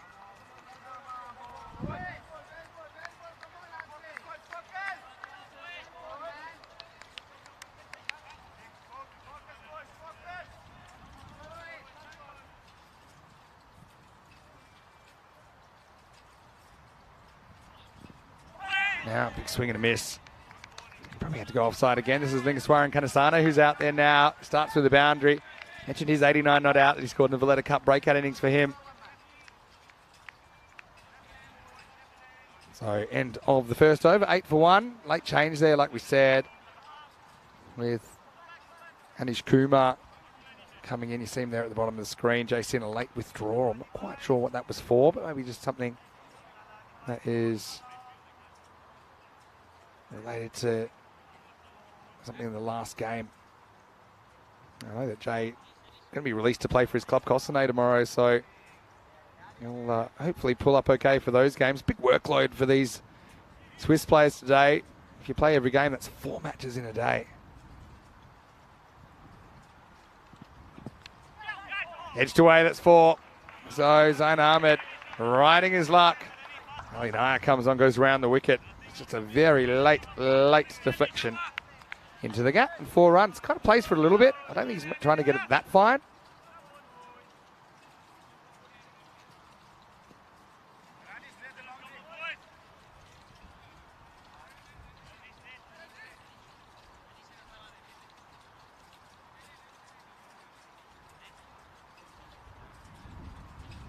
Zion has been a pretty good choice at the top of the order. We saw him replace Gus McKeon there when Gus had to go back to the UK for club cricket commitments during that Maltese T20I series. It is the last game of the day, guys. Random questions. I'm here flying solo last game of the day because Rico is already on the train. He's going to get on a train. He's going to get on a plane. He's going to get in an automobile. That's basically what he'll be doing over the next few hours. Yeah, Rico's got a big adventure ahead. I'm sure he's going to enjoy his Saturday night. And then a nice relaxing day in Germany before he starts in Dresden on Monday. Leg by signal there.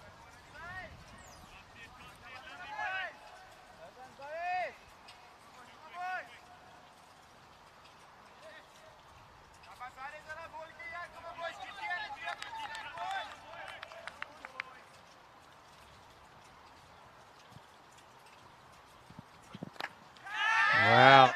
He nicks this onto his helmet, I think. Yeah, it's an interesting one. He tried to work it to leg. What does this hit? Yeah. Sounded like it flicked the helmet on the way up, maybe just the side. That might have just taken some of the sting out of it. That's why it didn't carry all the way down.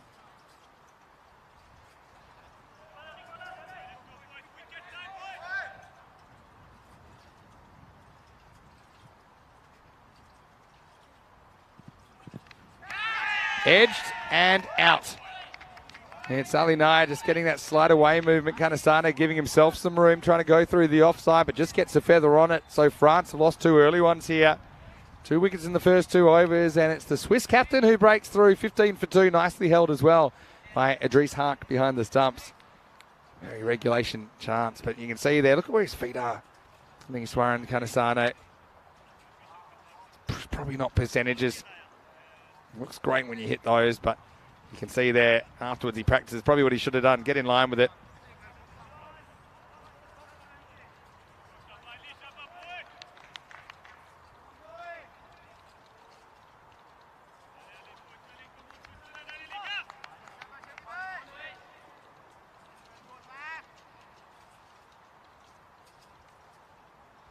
This will bring Usman Khan to the crease. Now, this is very France. I mean, they sometimes back themselves into a tight spot, but like I say, they've got the personnel to get them out of it. But the problem is they're taking on a Swiss lineup that are high on confidence with the bat. Plundered some big scores. They scored 162 Switzerland in the first game, then 151 against France in the second game, 172 in match 4.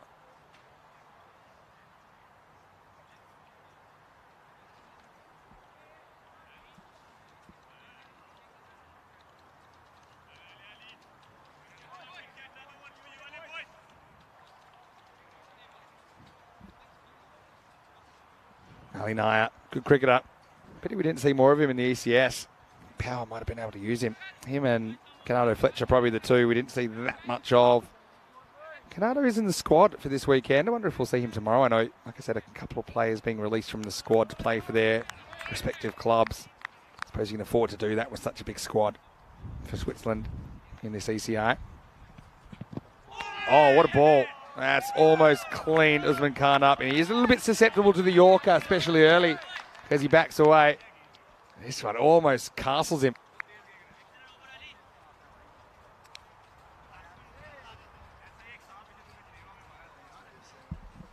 Wow, look at that. That's about as close as you can get to being cleaned up first ball. It's the end of the second over. Really good one there from Ali Naya. 15 for 2 after 2. Let's have a look at the table. So, yeah, you just can't see it happening. If Switzerland get another win here, there'll be 8 points. France on 2. So I suppose in theory it's possible that France could turn around tomorrow. But you feel like if France want to win this series, they got to get a result here. Ashwin to bowl out here in the third. He misses the pitch first up. Attempted slow ball gone wrong. You can see there, just a slightly different release. There'll be a free hit then. I don't think I've ever seen quite as many free hits as I've seen here in Switzerland.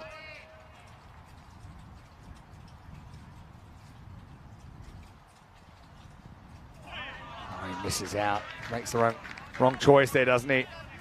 Zain Ahmed was determined to go leg side.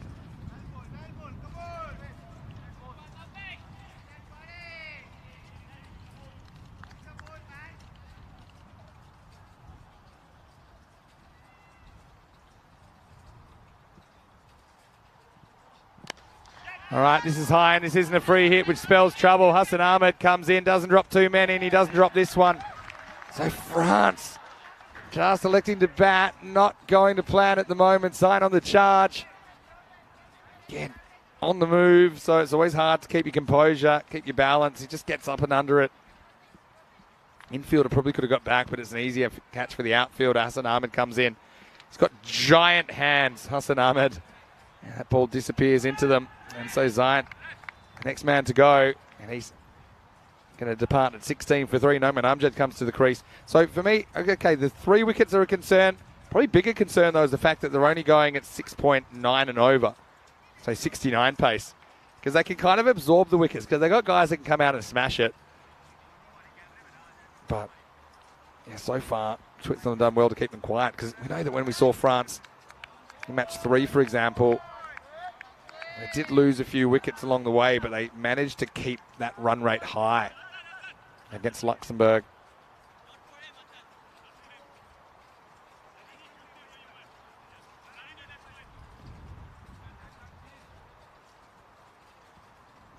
Ashwin Vinod in the wickets again, 2 for 9. Member of our ECN family. Helps out at the office, which is now based in Switzerland. So yeah, Ashwin and Jason, we've seen a fair bit of today. We are ECN through and through. Having a pretty good day here in the internationals. Edged, and that's carried. That's going to be gone as well. So Amjad goes first ball. And Vinod's got 3. He's collecting a bucket load here, and it probably isn't the right shot from Noman first up. He seemed to want to go leg side. We'll see it on the replay thanks to our fantastic crew from Spring Productions. And it's held low down by Idris Haq. Let's have a look. Big edge. Yeah, no doubt about it. See it here. He's actually got a bit of room to move down towards the bottom of the bat. It's just not the greatest shot selection from the French skipper. Maybe a bit of a tired shot at the end of a long day.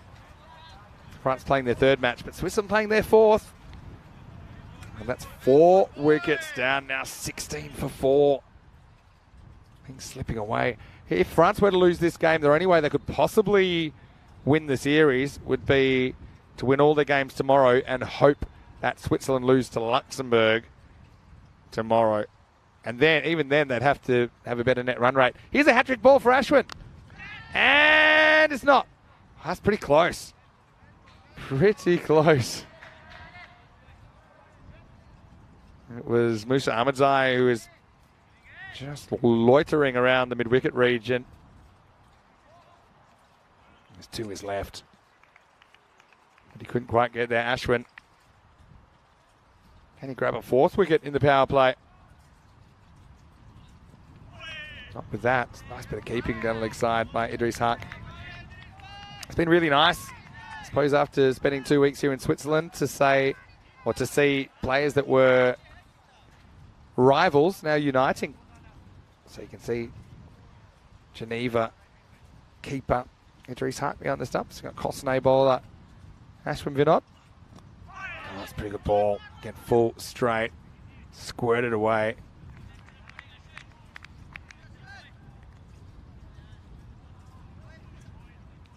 Beautiful Saturday afternoon. Still 26 degrees. We're past 5 p.m. local time. Trip in the chat asking, is this a collapse? Kind of, Trip. It's kind of a collapse.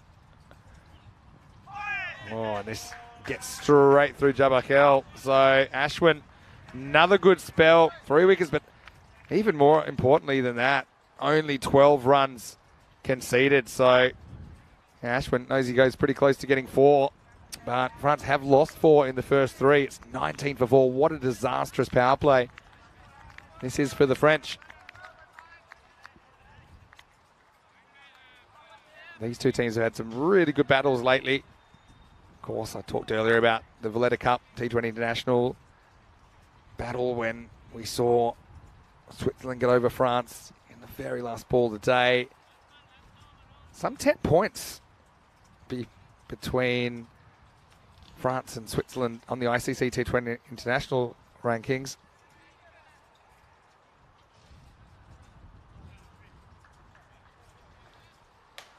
Musa Ahmadzai, the left armer, to come out and bowl over number 4. And Musa was a fun player to watch. Plays for St Gallen, the local club here, where we're hosting this tournament.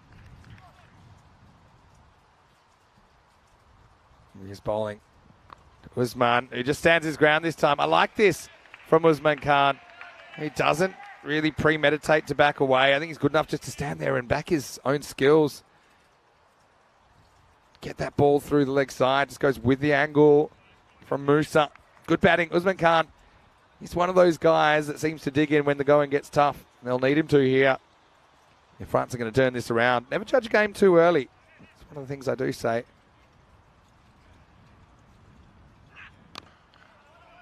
Now, pushes and runs. We're out of the power play now. So up to 5 outfielders can be employed from this point in time.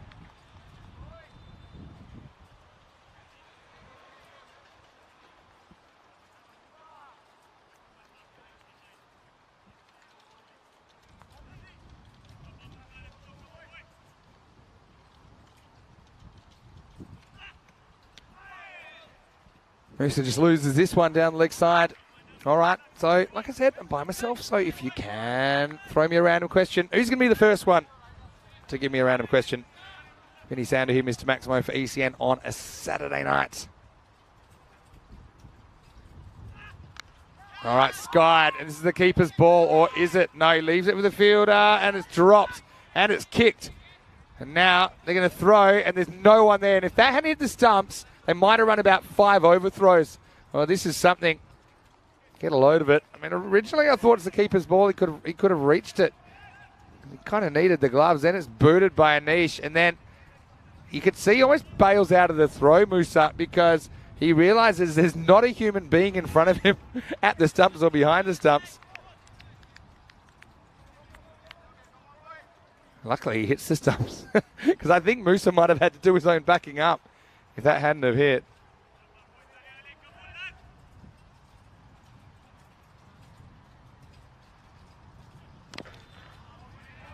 Usman jams, runs. Oh, really close. I think he's just in. And at this time of day, it's not so easy to see the line. So I think that probably is a factor. Just in. Just in. Nice bit of rebound work from Musa.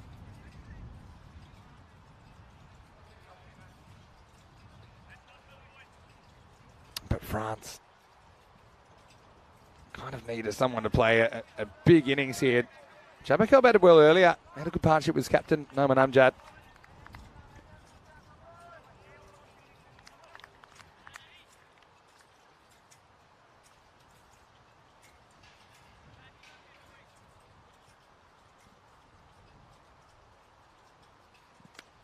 He's bowled him. And so it's not going to be Jabakal. That's going to be the man. He plays all around New York. Again, just look at the balls that have taken wickets today. Look at where they've been pitched. And the majority of them have been this length. It's full.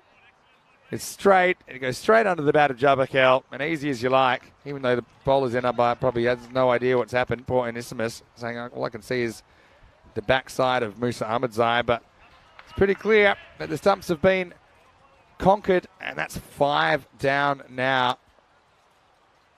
And the score is 27 for 5. Chris has got a question, random question. Vinny, have you eaten any Toblerone whilst I've been in Switzerland? The answer is no, but I do have Toblerone, and I plan to eat it probably as soon as I leave the country. Maybe I'll even have a little bit tonight. I just thought it might be easier if I left it in my baggage so that when I leave, I can really put it to good use. Yeah, Toblerone. I don't mind Toblerone. I will say it's a little bit of a dangerous chocolate because it's got vertices. So it's got points on it.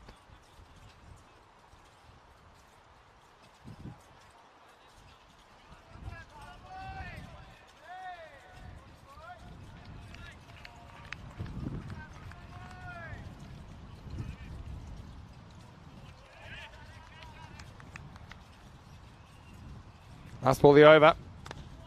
Moving it wide instead. It's Mustafa Omar who comes into the lineup, and he'll grab one as we get to the end of the 4th over. The score, France 28 for 5. So, yeah, a bit of a mess to be honest at this stage.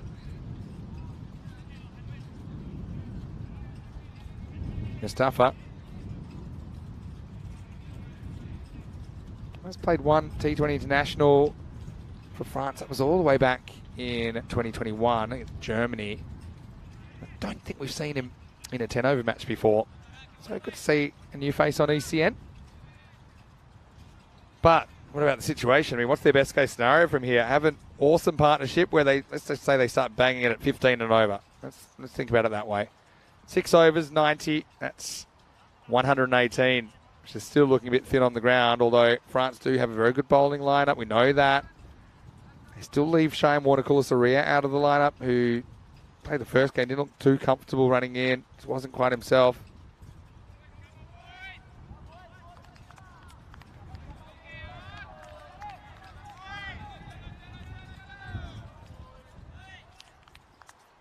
So time for some spin. And with the late addition of Anish Kumar, we've got 2 left-arm spinners. Here's Tarani coming on, and he might have a wicket first ball. He does. So another wicket. France falling apart. Sacre bleu here in St. Gallen as they lose the 6th. It's 28 for 6. Hassan Ahmed, he's had so much of the ball of leather poisoning. And right now, Switzerland probably thinking it was a good toss to lose. What frustration. Tarani comes out, once again gets a wicket first ball, as we did earlier on. Took a double wicket maiden earlier. And you've got to feel for Omar, really, because he's a guy, obviously he's waited a long time for an opportunity. He's still young, he's 23 years of age. And that's a ball. Really could have put it anywhere he wanted. Just didn't keep it down. Didn't really go after it either. And so France 28 for 6. Having said that, you've got Hevitt Aladdin Jackson, or Action Jackson as we like to call him here on ECN. He's a very capable number 8. In fact, he often opens the batting. First one he's not going to be able to hit because it's off the pitch. Does like to hustle. He'll only get the 1 extra here, so that'll be a no ball plus 1 by. And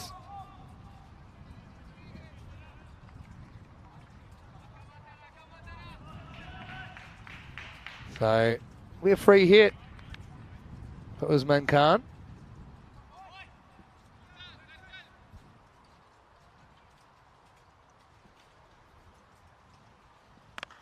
Oh, and the free hit is absolutely nailed. What a great shot that is by Usman Khan. Well, I mean, these two, in other circumstances, they might be batting number 2 and number 4.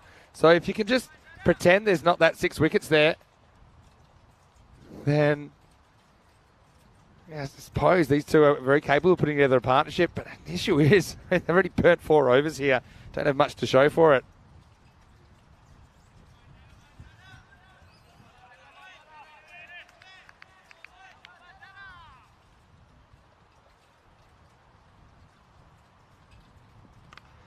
Same kind of a shot, up and under this time, and that'll be another boundary. So Talani just getting a little bit loose there. I think he's trying to sneak it inside. I like this footwork from Usman Khan, though. Again, not backing away too much. Just saying, okay, put it out there. I'll step towards it. I'm not going to step away. He's got a good eye.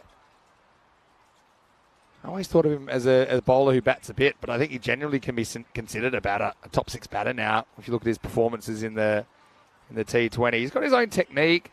I don't think it's for everyone, but it works for him.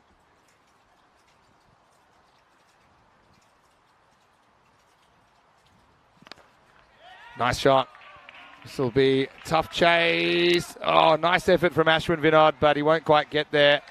So it'll be 4 more to Usman Khan. So France just starting to tick along.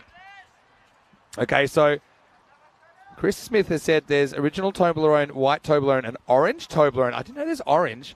Tell me all the different types of Toblerone. Educate me.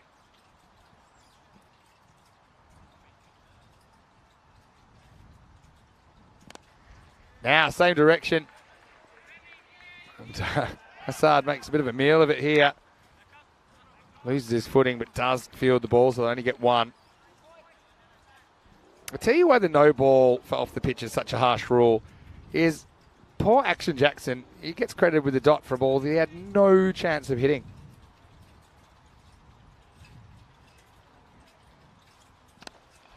Straight down the ground. More work for Ashwin. Does well. Gets it in. Almost blows Tarani's hand off with the bounce throw, but excellent fielding, Switzerland. They've got the sniff, don't they? If they can break this partnership, maybe they can roll through and maybe get France for 50 or less, the way things are going.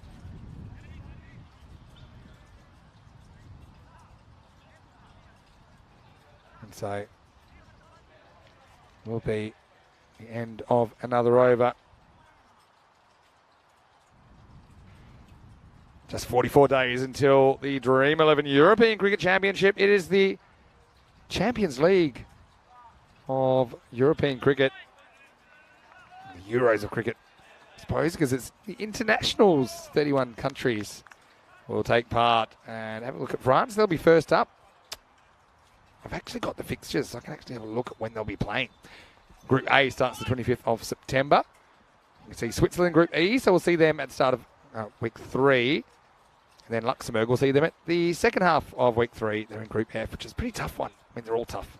But join us on the 25th of September onwards for the ECC. Well, this is trouble. Keeper's ball and gone. So Action Jackson goes a little bit late on the pull. It's Musa Ahmadzai that breaks through.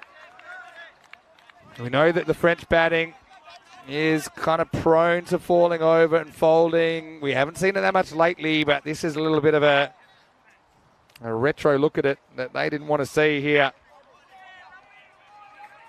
And so 7 wickets down now, 44 for 7. Dawid Ahmadzai again. He's a guy we've seen batting in the top 5 or 6 before, so I mean, he's very capable, but it's just the pressure of knowing you need to score so quickly. So yeah, even let's say you go at 15 and over, from here. You're still only putting 119 on the board against the Swiss side that have been banging 150 plus every time they've gone out there today. Good call by Idris behind the stumps as well. Makes that his, even though it's pretty much straight to the fielder in the circle. But he's got the gloves. Dawood. Solid drive.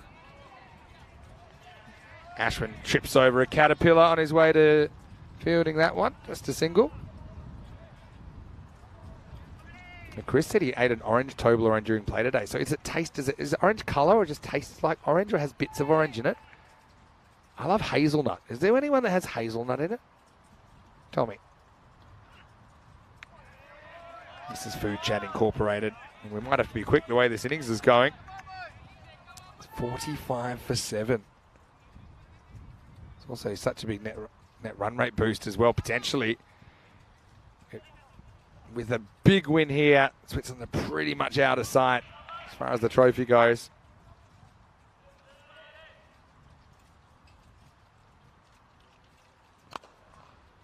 Pitched up on the stumps. Hassan will clean this up. Just a single.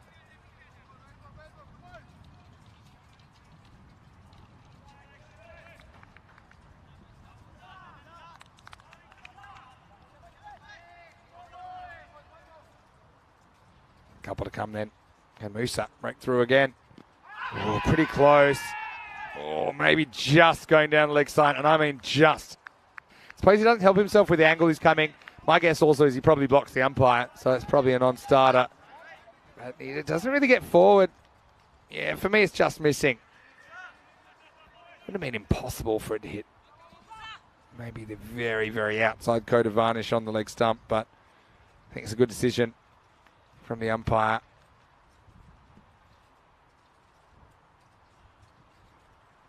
Usman, 21, trying to hold the innings together.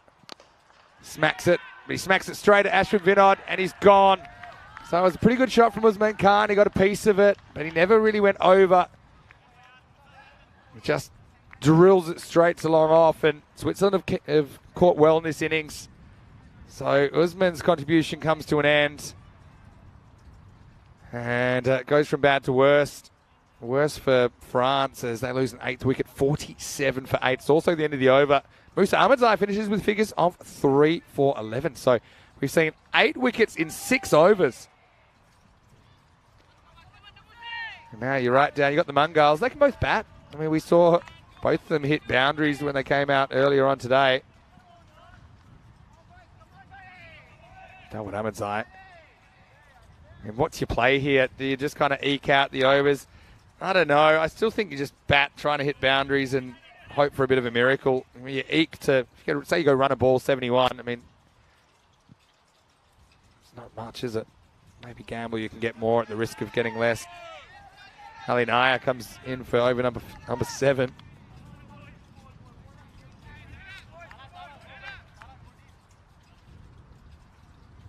Ooh. Maybe a bit lucky to get away with that. Umpire's call on the wide. Nothing going France's way at the moment. Driven away, it'll just be one. I mean, we've talked a lot about how batters have dominated this series, so you've got to give credit to the bowlers and the fielding unit when we see a team fall over with the bat. Okay, admittedly, France, this is only their first day batting on this surface. It is a bit different. And if you want to look back, earlier they did put 134 on the board against Switzerland. 150 plus against Luxembourg as well. This is in the air. Almost another catch. Doesn't quite carry. Just a single. Yeah, so it's not that France haven't been able to score runs on the pitch. 134 and 153. But right now, they're in a right royal mess here. Naya probably thinking he's 2 balls away from finishing it in the 7th. Now the cutter, which is off the inside edge onto the foot of Mr. Universe. I think it's directly onto the foot as well. Might have popped up for a catch if it had gone a little bit further.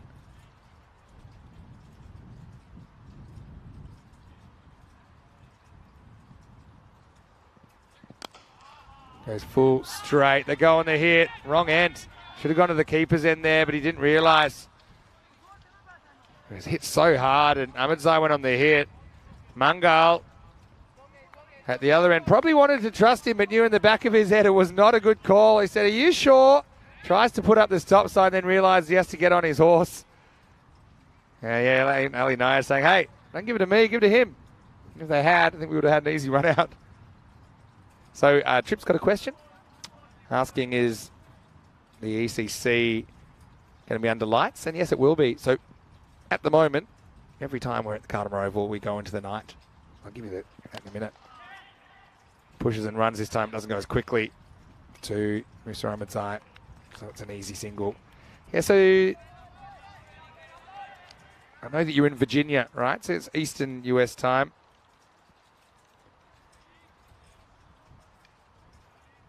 So you're 6 hours behind where we are. So I can probably give you the times as well if you like. Let's stay in the present right now, though, and look ahead to what we'll see in this series tomorrow. As we'll see Luxembourg 3 times, we'll see France 3 times, we'll see Switzerland twice in the middle games. Join us 6:45 a.m. GMT, which is 8:45 in Central Europe, and 12:15 in India for the conclusion of this European Cricket International Switzerland. And let's see if Luxembourg in particular can find another gear. I'm sure they'll look at the day and their performances and see where they might have gone a little bit better. And I'm sure it'll be an exciting finish to our 2 weeks here in Switzerland. It's been awesome. Anish Kumar, who was late inclusion, gets the 8th over. 51 for 8 the score at the moment. Yeah, so the first game at the ECC will start at 11:30 local, which is 5:30 in the morning in the east of the US. Chip?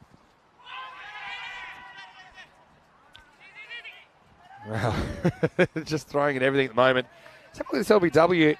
Does Kumar straighten it down the line at all here? Coming from fairly wide. I don't think that's out. That's pitched outside leg and hitting outside leg and missing leg. So that's 0 for 3 for me.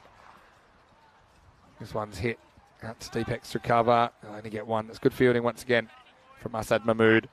Yeah, so the last game at the ECC, including the finals of every group, it's 8:30 p.m. local. That's 2:30 p.m. in the east of America. It's midnight in India. So we'll be starting a little bit later than we normally do. It's also a couple of little breaks during the day, just with the scheduling. It's during the World Cup as well. Oh, and Ahmedzai charges and pushes. He'll get one. So this is subject to change, but the fixtures that I've got in front of me show that France will actually play in the first match of the ECC against Spain.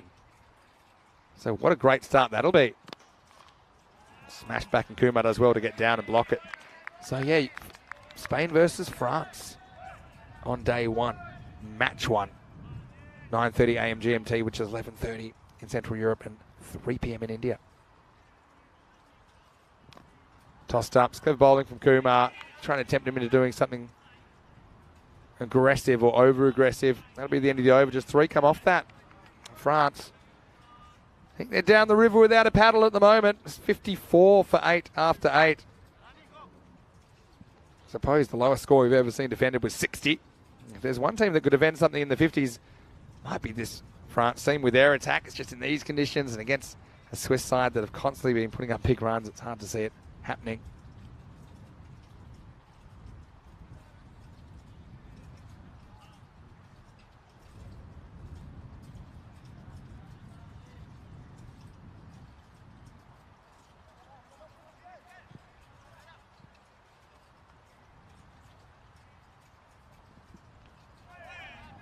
Time for a new over. Sticking with spin seems to be working. So Tana Balasingham is going to bowl the next one.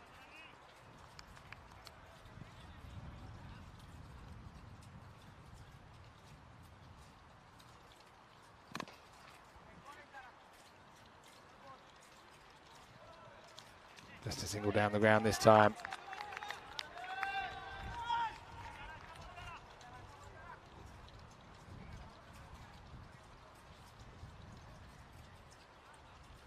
Well, you completely lose the handle on this one.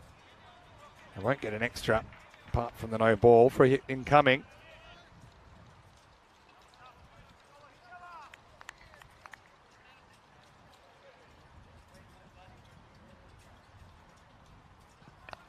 Down leg side. And it's going to be whacked away. Maximo. Hits a big 6 here, so they do cash it in.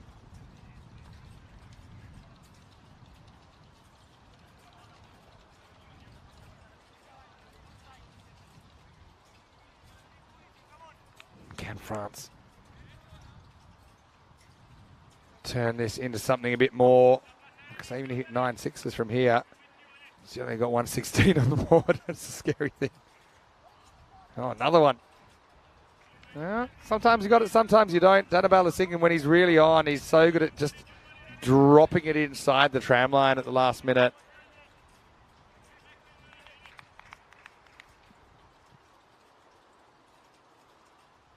Oh, wow, it's even worse. Now they're going to take it on. Bowler's end? Well, can't go keeper because he might have to go through the keeper. So, no ball plus a bite. Tanabala Singh, he looks a bit sore, doesn't he? For a guy who's just ambling it off 3 or 4 paces. He's just kind of clutching his leg there. Not another one. Hopefully he hasn't trodden the side of the pitch as well.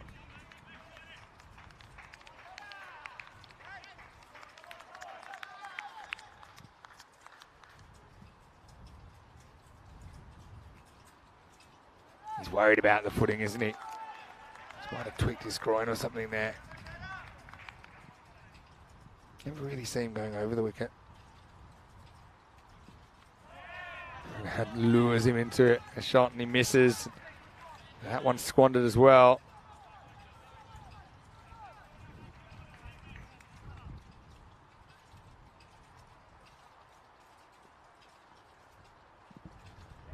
Now another swing and a miss.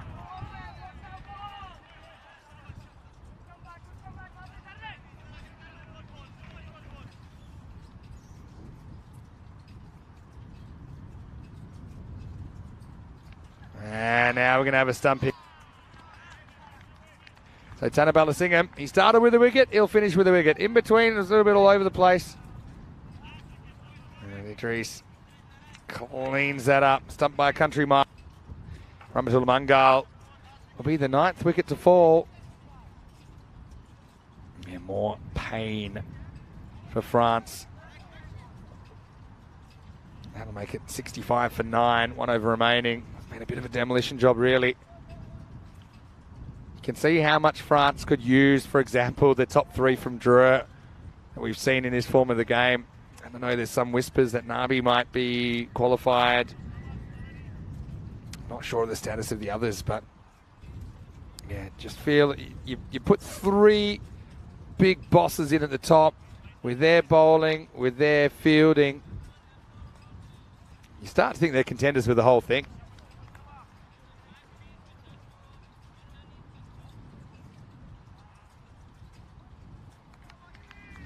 Might have a special guest for the second innings. Not sure how long the second innings will go for, judging by the scoreline. But I should also mention, of course, Lenny did break 2 chairs while he was here. Rico also broke a chair today, and I think I forgot to mention that. Don't know how I forgot to mention it earlier. But yeah, he went right over. I heard the crack from the production room between games. So yeah, it was a big crack. I found Rico on the floor, but he's okay. That's the main thing. So 3 chairs in a series, new personal best. Anyway, Anisha's going to come and finish the twin spin attack. 10th overtime. Big swing and a miss. Dawood Ahmedzai. Oh, no, Dawood. He's a big fan of smashing the cricket ball. And if little muscle man could whack one on the roof, it'd probably make his day, despite being so far behind in the game. Goes back and misses this, strike 2. Kumar, late inclusion. He's loving life out there, putting up some very economical numbers.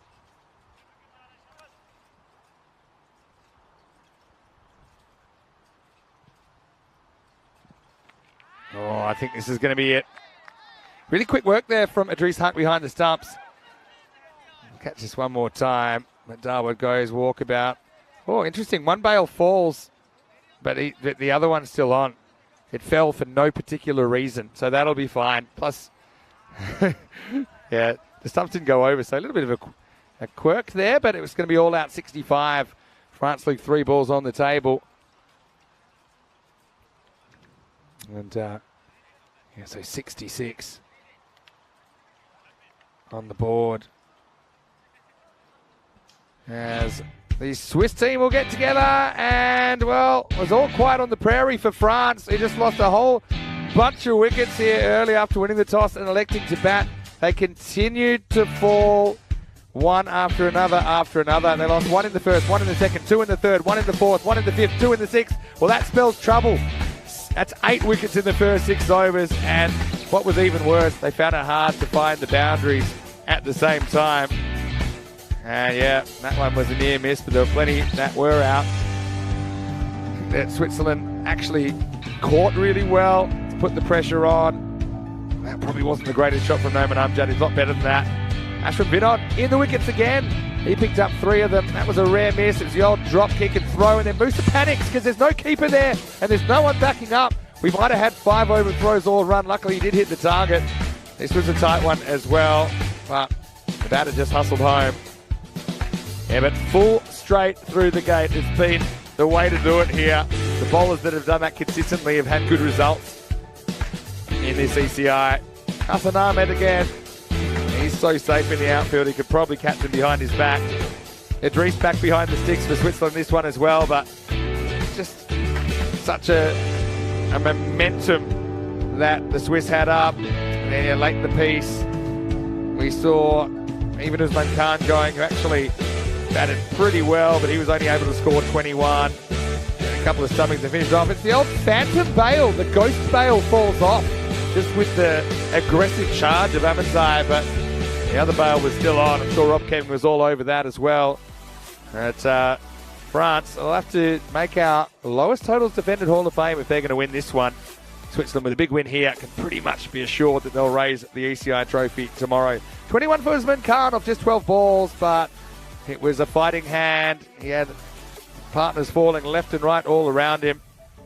As we saw, the only other batter, Dawood Ahmadzai, getting to double figures, 10 off 14, and just nothing really going right for France in that one. 3 fers for Ashwin Vinod and Musa Ahmadzai. 2 wickets for Taran Tanabalasingam, who bookended his spell with wickets, and then 1 each for Ali Naya and Anish Kumar, who were both very, very economical. Vinny Sandhu here then for ECN. I'll be back in just a few minutes with the chase, with a special guest as well, if I'm lucky. Until then, it's Vinny Sandhu, ready for the last innings of the day. We'll see you very shortly for more ECI Switzerland.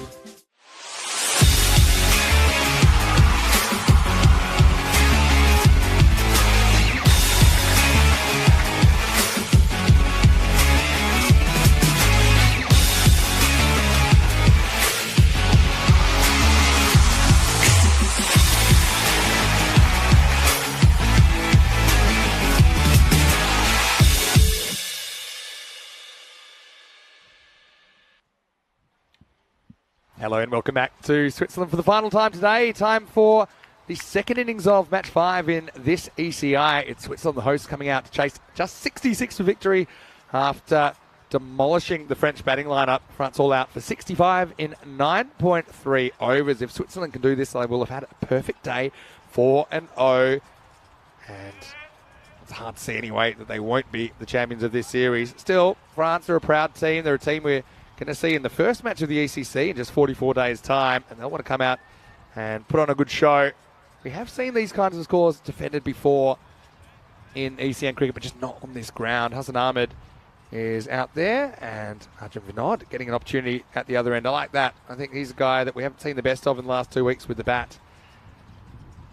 Vinny Sandu here, Mr. Maximo, and someone that knows a lot about Arjun Vinod because that's his club captain is going to join us for the last innings of the day. ECN's very own Jason. Jay, welcome to the commentary box. Good evening, Vinny. Thank you. Good to have you with us. Here's Amjad. He gets the ball to bite away. Called it wide first up. So, Jay, firstly, congratulations on your performances, not only today, but in the ECS for Costanay. I know you guys didn't quite get the result you wanted, couldn't quite sneak into the 5, but how's the couple of weeks been here for you in the European Cricket Series? It's been fantastic. Honestly, this whole setup, the ground, everything looks fantastic. It's always such a surreal experience to be playing in an ECS, let alone now involved with the whole setup, with everything. It's surreal. Yeah, it's certainly a unique venue. Wow, okay, well this is going to be a no ball. It's got to be. And +4 buys. Well, there you go. This is a genuine grubber. It's because if it bounces twice or it rolls. Well, Jay, where were these when you were bowling? I don't really know what to say, but that's we have not seen a ball like that for 2 weeks. But it's got to be a no ball. And look at a no man. Yeah, and yeah, all the signals are coming out now. And well, that one kept low. That one's flying high. But excuse my my amazement.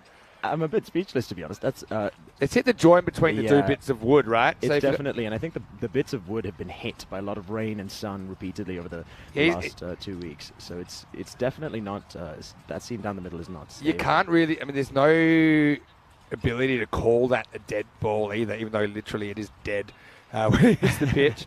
So, okay, well, our small talk has been interrupted first up. I've got a few more questions for you. If you'd like to speak to Jay, he's in with me for this innings. Who knows how long it will last, the way things are going. So that's 6 off none so far, and a free hit for Hassan. Now another one, so 7, and the free hit will still be in play. Yeah, Jason from Costanay and Switzerland. Of course, I remember you all the way back in the ECC when you took a hat-trick against Germany. So you do have a bit of history in the 10-over format for Switzerland. Really enjoy bringing that up. That's one of the things that you've brought up probably the most on comms every time I think that you'll enjoy me bringing it up because it's a very special hat-tricks are moment. Special. Hat-tricks are incredibly special, and I feel incredibly privileged to have gotten one against Germany. Yeah, especially against Germany. Well, this one does bounce. Now I don't know what to expect. I know this pitch can play up a little bit late in the day after it's been played on all day. That was a free hit, and I have a feeling Hassan totally forgot as he tries to just dab it down for one. I think he's not very stressed either. I mean, in this sort of a situation with it, so much firepower, I mean, he's been striking the ball tremendously. And this bowler himself, with a good bit of pace, Hassan can definitely put away well over the boundary rope. So I don't think he's worried about the overrate as you see the bowler come back in. Right off the end of the bat this time. So maybe tell people about the Jay Sin story. So you were born here, is that right? No, just born here? I was born in Mumbai. Okay. I grew up here. I came here as a 2-year-old. Okay. So it was an early start into cricket in Switzerland because my dad picked up the sport, who you had on comms a little while earlier of course, in the ECS, alongside Lenny. He enjoyed watching these. Good delivery. Amjad's a good bowler. He's just moving it, shaping it gently away, and with that pace as well that he generates, it's such a tough line to play when he gets it that way. Just hoping that Hassan doesn't get too caught in his shell here. He is a very naturally free-flowing player, and if he sticks to his strengths, this should go swimmingly. But yeah, like I was saying, I grew up here. As a little 2-year-old, I joined my dad at the cricket field, or probably as a little 3 or 4-year-old when it was a little more safe. Yeah, of course. Goes after this. It's going to be called a wide. No man probably can't believe this either. It's been a bit of a shocker for France in this game. Okay, so you were kind of introduced to the game fairly early, it sounds like.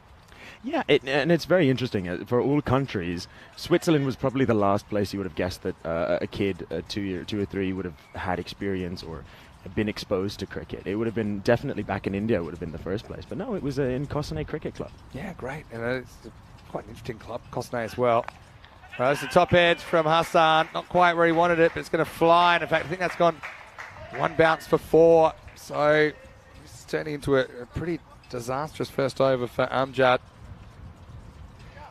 And Okay, and so you came up. So what's kind of the junior structure like for a kid that's wanting to learn cricket here in Switzerland? Well, actually, I got caught in a pretty tough situation. So Switzerland is now back with the ICC, and we're in a great spot. And you can see all of our international cricket is coming up very, very quickly. But at the time, we were no longer a part of the ICC, and that was a little difficult as a junior.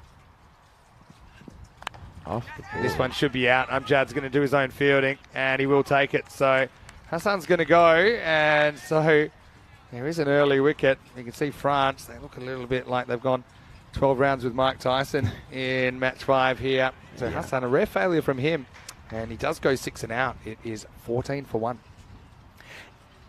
So tell us a little bit more about kind of your progression and how you get all the way to the national team then. The very first hardball cricket game I ever played was for Switzerland at the under-11s. Okay. We ended up going to Denmark, and we traveled to Denmark, and that was my first experience playing cricket with a hardball instead of with a tennis or one of those Incredibles which swing. How was that experience? Was that a little bit intimidating to go to the hardball with all the equipment and everything? Yeah, 100%. And what's worse is that my dad was, he was asked, where does he bat? How does he play? What does he do? And my dad said he's an opening batter. And so little 7-year-old Jay with all these under-11s was stood up there shivering. Yeah. I got skilled first ball. I will have to say that. Admittedly, I did get skilled. But, the experience has definitely shaped who I've become today and what I want to do going forward with Switzerland. Yeah, I've got a few more questions then. And just remind, we've got Jay in the box at the moment, so send through your questions in the chat. New batter out there is Idris, but he's going to go first ball. So there you go, 2 and 2. Never say never. Amjad's going to come back on a hat trick, and I assume we'll have to bring him straight back. That's the end of the first over. 14 for 2. Yeah, it'll be a shame if they don't bring him back on, especially after those 2 wickets. His pace and just that irregular surface is really getting on the nerves of the batsman, it seems.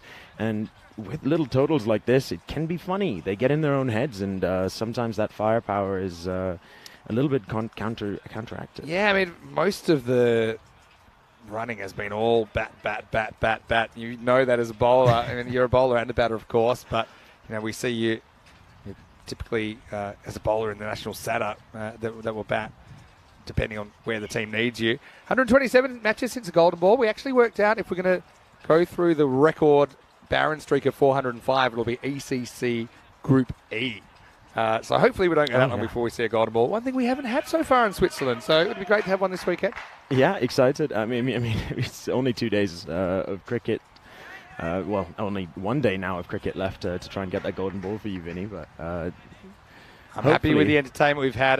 I know that you guys weren't in finals day yesterday with your club Cossonay, but what about that final? Alton chasing down 154 against the Nomads. And for the second time again, because they did that right at the start of the tournament. Bookends. Yeah, bookends of the tournament. What a performance by the Alton boys. Just a consistent ability to win. That is their raw talent. Finding a way. It was a bit of a tradition of European Cricket Series where match 1 is also the final. It happened a few times. It happened in Czechia last year, Bohemians and Prague CC. I think it happened in the Gibraltar Night Series earlier in this year as well. Anyway, it's Usman Khan who's coming on the second over. They just keep bowling him earlier. I suppose there's no point waiting in a game like this. He's a tricky bowler, actually, Vinny. He's got this nice slower one that's very difficult to pick up, and he's got this lovely shape away and gets it right in the block hole. So as a batter, it's terribly difficult to get underneath. So it's a tough ask especially when chasing these larger totals. It comes over and it's perfectly out of the back of the hand. So, maybe you can pick it, but then to play it's another thing. He gets good bounce with it, also kind of moves a little bit away from the right-hander. Now, of course, we know you, our viewers probably know you from watching you on the screen, but you're also doing a fair bit of work behind the scenes as well for the European Cricket Network now, isn't that right? It's a bit of a dream come true, if you ask me. Anybody who works in the Blue Crew knows it's a lot of effort, and there's lots happening all the time. Behind the scenes, at the scenes, and then obviously on the screens.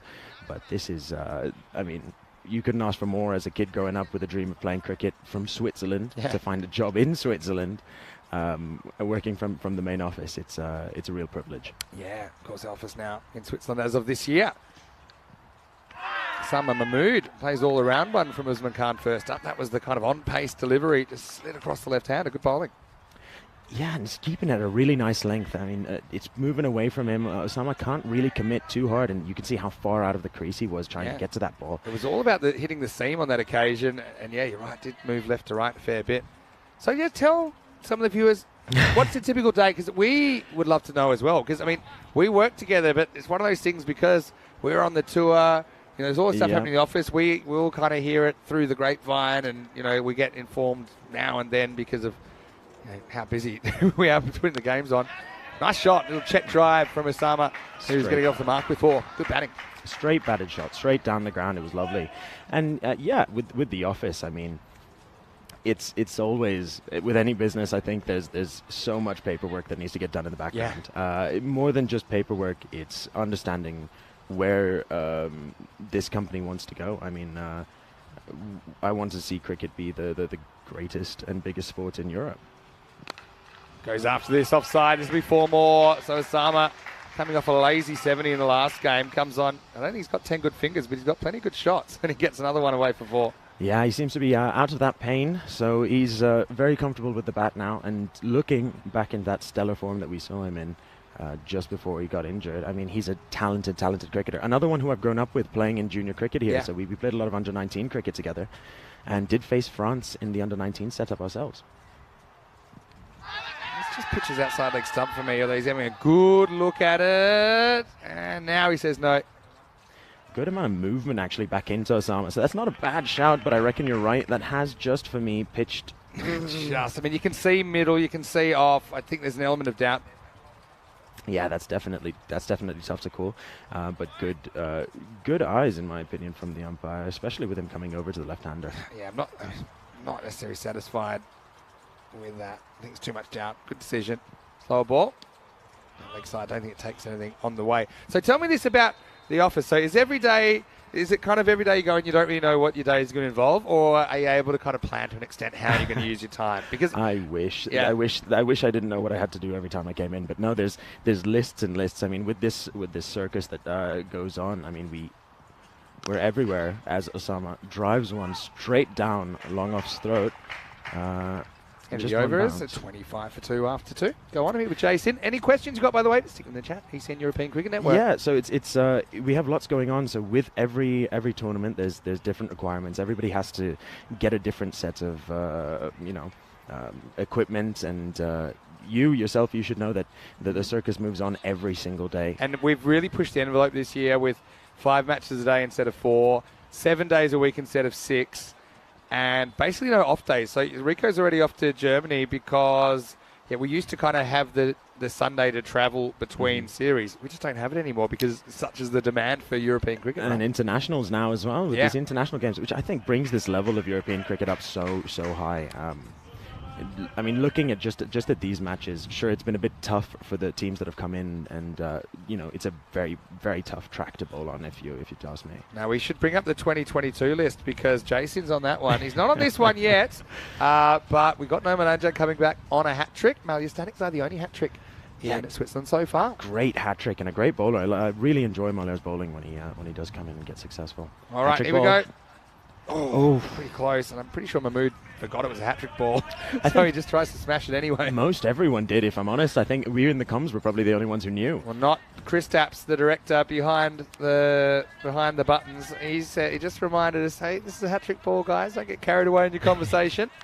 So yeah, Malya Staniks, what's his status as far as international qualification? He hasn't quite satisfied the criteria yet. He's in the squad. I think we're hopefully going to see him soon. Big short ball. This looks highish to me. Having said that, Osama Mahmood's a giant. So let's have a look at it on the replay. If it's over his head, it's a wide. His head's the umpire's hat. I think that's a good call. That's a wide, I think. That's a great call. Yeah, soaring over somebody so tall, it does show that he's got enough pace to hit the deck hard and get it to bounce back up with those springboards underneath it, really. Yeah. I still can't believe that ball that rolled off a similar to that. Anyway, Amjad, he'll never give up. Searching for a third wicket. And he might get one here, although it's a tough one. Ahmadzai going back, and almost taking a blinder of a catch. That would have been something else. One of the most energetic fielders I think I've ever seen. Yeah. Probably anywhere. Oh, and there goes the 4th chair. Well, ladies and gentlemen, we've done it, and Jason has lasted, what is that, 2.2. First, are you okay? Don't try and sit on it again, because it's gone. Wow. I thought High this drama must be a in curse. match 5 as we get 14 balls into Jason's commentary career, and he's done his first chair, 4 for the series. And, well, Jay, I know you're nursing a little bit of an ankle injury. How's your back after that one? I honestly have no idea how that's happened, if you ask me. Well, that is... I don't know what specification these chairs are. I know I'm Yeah, heavy. here we but go. That's Let's an try and insult. work out what's happened here. So we've just had a blowout, and Jason, he's a big man. This isn't a clean snap, but it's what we call a green stick fracture of the outdoor chair. Bit of a confusion in the middle. Oh. So first, are you okay? First things first. Yes, sir. Are you okay? Absolutely. Doing just I fine. don't think anyone will want to commentate with me tomorrow because. These And the thing is, I believe now that you weren't actually swinging on your chair. You were just sitting. Yeah, I wasn't and moving. suddenly, you're on the deck. Like, I've got the best chair in the whole stadium. I'm not giving it up for anyone. I'll tell you that much. Anyway, what did we miss? Still got the Amjad Mahmood battle going.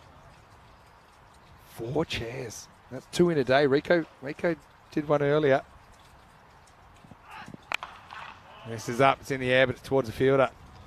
And now we're totally thrown. But if you'd like to send us a few questions for Jay, please do on our YouTube channel, ECN European Cricket Network.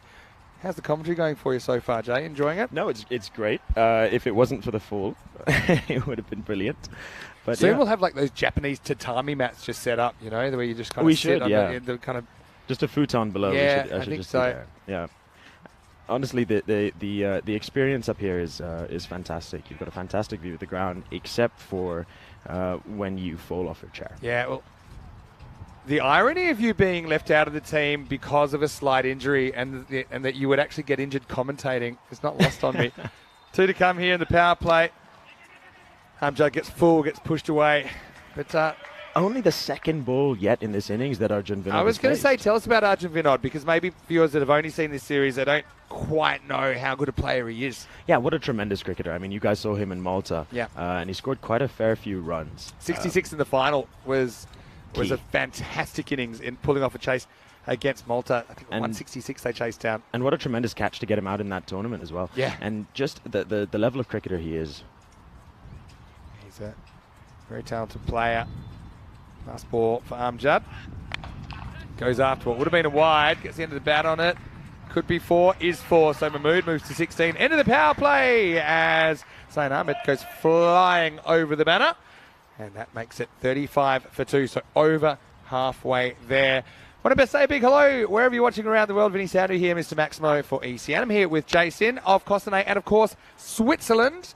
Tell us about your current schedule then as a domestic cricketer in Switzerland. How much are you playing? What sort of cricket are you playing? There is so much cricket constantly happening, especially with this ECS. We have T20 cricket, we have 40 over cricket. We've had a T10 tournament already happen, not including the ECS. Yeah. So just oodles and oodles I of think cricket. Osama Mahmood was actually telling me he'll play around 50 matches in the season. Yeah, something close to that. That is yeah. a lot of That's cricket. a lot of cricket. And it's fairly compressed, I suppose, because of the climate and the weather.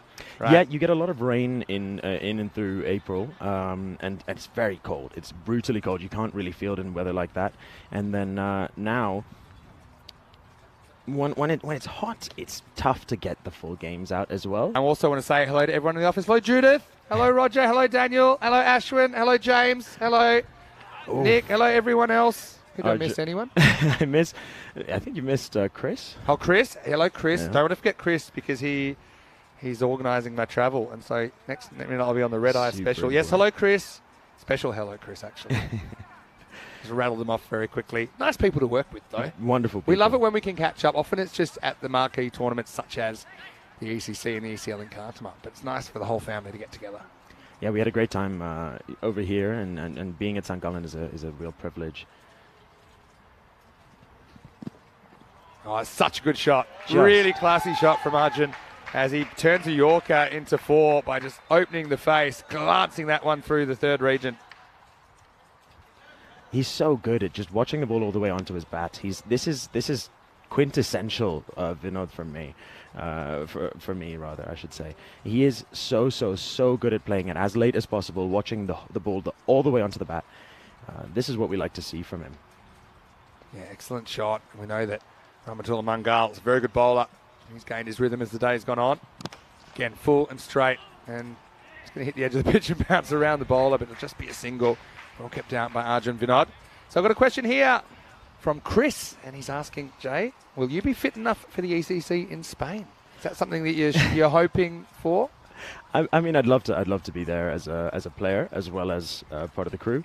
The ECC is, of course, the crown jewel, I might even call it. We had the crown jewels here. We had the trophy on display. You probably know that because you probably brought it down. I did, yes. Comes in like a full 20-car escort with all the security and the box. It comes with a free box. People don't know this, but if you win the ECC or the ECL, it comes with a free trophy box. Yeah, it's going to cost trophy. It's going to cost a bunch in excess baggage to get it home as well. Just ask the Dutch guys. Another good Yorker from Rahmatullah who makes the adjustment to Osama Mahmood. Really banging in the Yorkers. I mean, Osama is such a good batsman. If they don't get these Yorkers right, I mean, Switzerland are only 26 runs away now with still 38 balls. So it's not really that they're in a rush, but these Yorkers, that's really the only way they're going to get this win. This is a genuine Yorker, and it bounces between the feet. That's exactly what that does. I mean, how do you cope with bowling? That's my question to you after this ball. How do you cope with bowling in such a batter-friendly environment as this gets smashed towards the boundary and it's taken clean as a whistle by Usman Khan on the bounce? Great fielding. Exactly like that. You got to trust your fielders. I think that's one of the big things that comes with bowling in these environments. You could see Osama's really trying to muscle it away in that shot. Good to see that his hand isn't hurting when playing it. But you have to trust that your boundary riders will collect the ball. And on an outfield such as this, it should happen 9 times out of 10. I think this field allows you to showcase your fielding skills more than some of the other grounds that we would go to around Europe. Of course, you'd be watching a fair few of the tournaments. I know that it's always nice to get messages from everyone at ECN HQ. But yeah, this is a fairly predictable field. It's actually comparable to a professional cricket field in the standard of the grass, the evenness. You're not getting too many bad bounces, so it allows you to kind of throw yourself around and use that traditional technique. This is another ball pitched up from Rahmatullah. Pretty good over, just 6 come off that, and it's 41 for 2 after 4. Switzerland's still well ahead of the rate. I mean, I don't think they're in any rush to get this game done. But yeah, exactly like you said, the groundskeepers do an incredible job over here. The field, and just the general upkeep of the facilities is fantastic. Switzerland does a fantastic job of these sort of facilities. It's great that on the weekend it's a hive of activity. We were here last Sunday and the St. Gallen FC game was on. 15,000 people in for that. Behind us today, there was a whole bunch of football going on. I even saw American football last night. So it's always nice to see that community atmosphere and lots of people coming out for amateur sport. Yeah, there's definitely an active environment in this country. People really enjoy their sport. They enjoy their walking, their hiking, biking, all sorts of different outdoor activities. They really just get stuck in and involved. And right on cue, bit of an impromptu game of pickup cricket going on. I always love to see that. Just a bit of informal cricket. Don't know about the bowling action there, but it's nice to see people just enjoying themselves and being outdoors. Beautiful weather for it this Saturday afternoon. Here's Dawood Ahmedzai, Mr. Universe, coming in. And he just gets smashed onto the roof. Well, welcome, Dawood. Not the first time that one happened. Well, it's not quite a roofer, but it certainly is up into the grandstand. Maximal 6 runs, and the Swiss team are going to have to do the fielding there. They get close to this target. I'd say careful there, down with the camera. That ball seemed to be bouncing all the way down at you. That might be Martha over there, who is actually, her bowling's coming along. She's been practicing all week. Yeah, I noticed. Yeah. She's even had practice time on her own in between these games. She's gone down and is very keen, very eager, and I'm very impressed with her improvement. And our crew from Swing Productions, they are absolutely dynamite at following the action. This is going to be cracked away. It's going to get around one fielder, and it's going to get past another. That'll be 4. So Osama Mahmood cracks another boundary. The 50 comes up for Switzerland, and I feel that this game is on borrowed time. So the situation will be this. If your team, Switzerland here, if they win, it'll be 4-0, 8 points. The only way you could possibly lose the trophy would be to lose both your matches tomorrow for France to win all those, but then also for your net run rate to fall below France's, which the way this game is going seems pretty unlikely. Darwood gets pulled away for one. So tell us what your ambitions are. I mean, still a young man, right? How old are you now? Yes, sir. I'm 25. 25. So you're a young man. So let me throw a hypothetical at you. Where would you like cricket to be in Switzerland in 10 years' time when you're almost as old as an old man like me? 10 years' time. I don't want to push the boat out too far. I still want to put myself into realistic expectations territory. Sure. Maybe I want to see a franchise league in Central Europe. Oh, yeah. That's a cool aspiration. Well, Arjun turns this away for one. Franchise league in Central Europe. Okay. To do that, you need people following the game. You need people involved in the game. You need the community to really buy in. But, I mean, that is a pretty cool aspiration. I think a franchise is, especially because it's where a lot of commercial gain is for sport.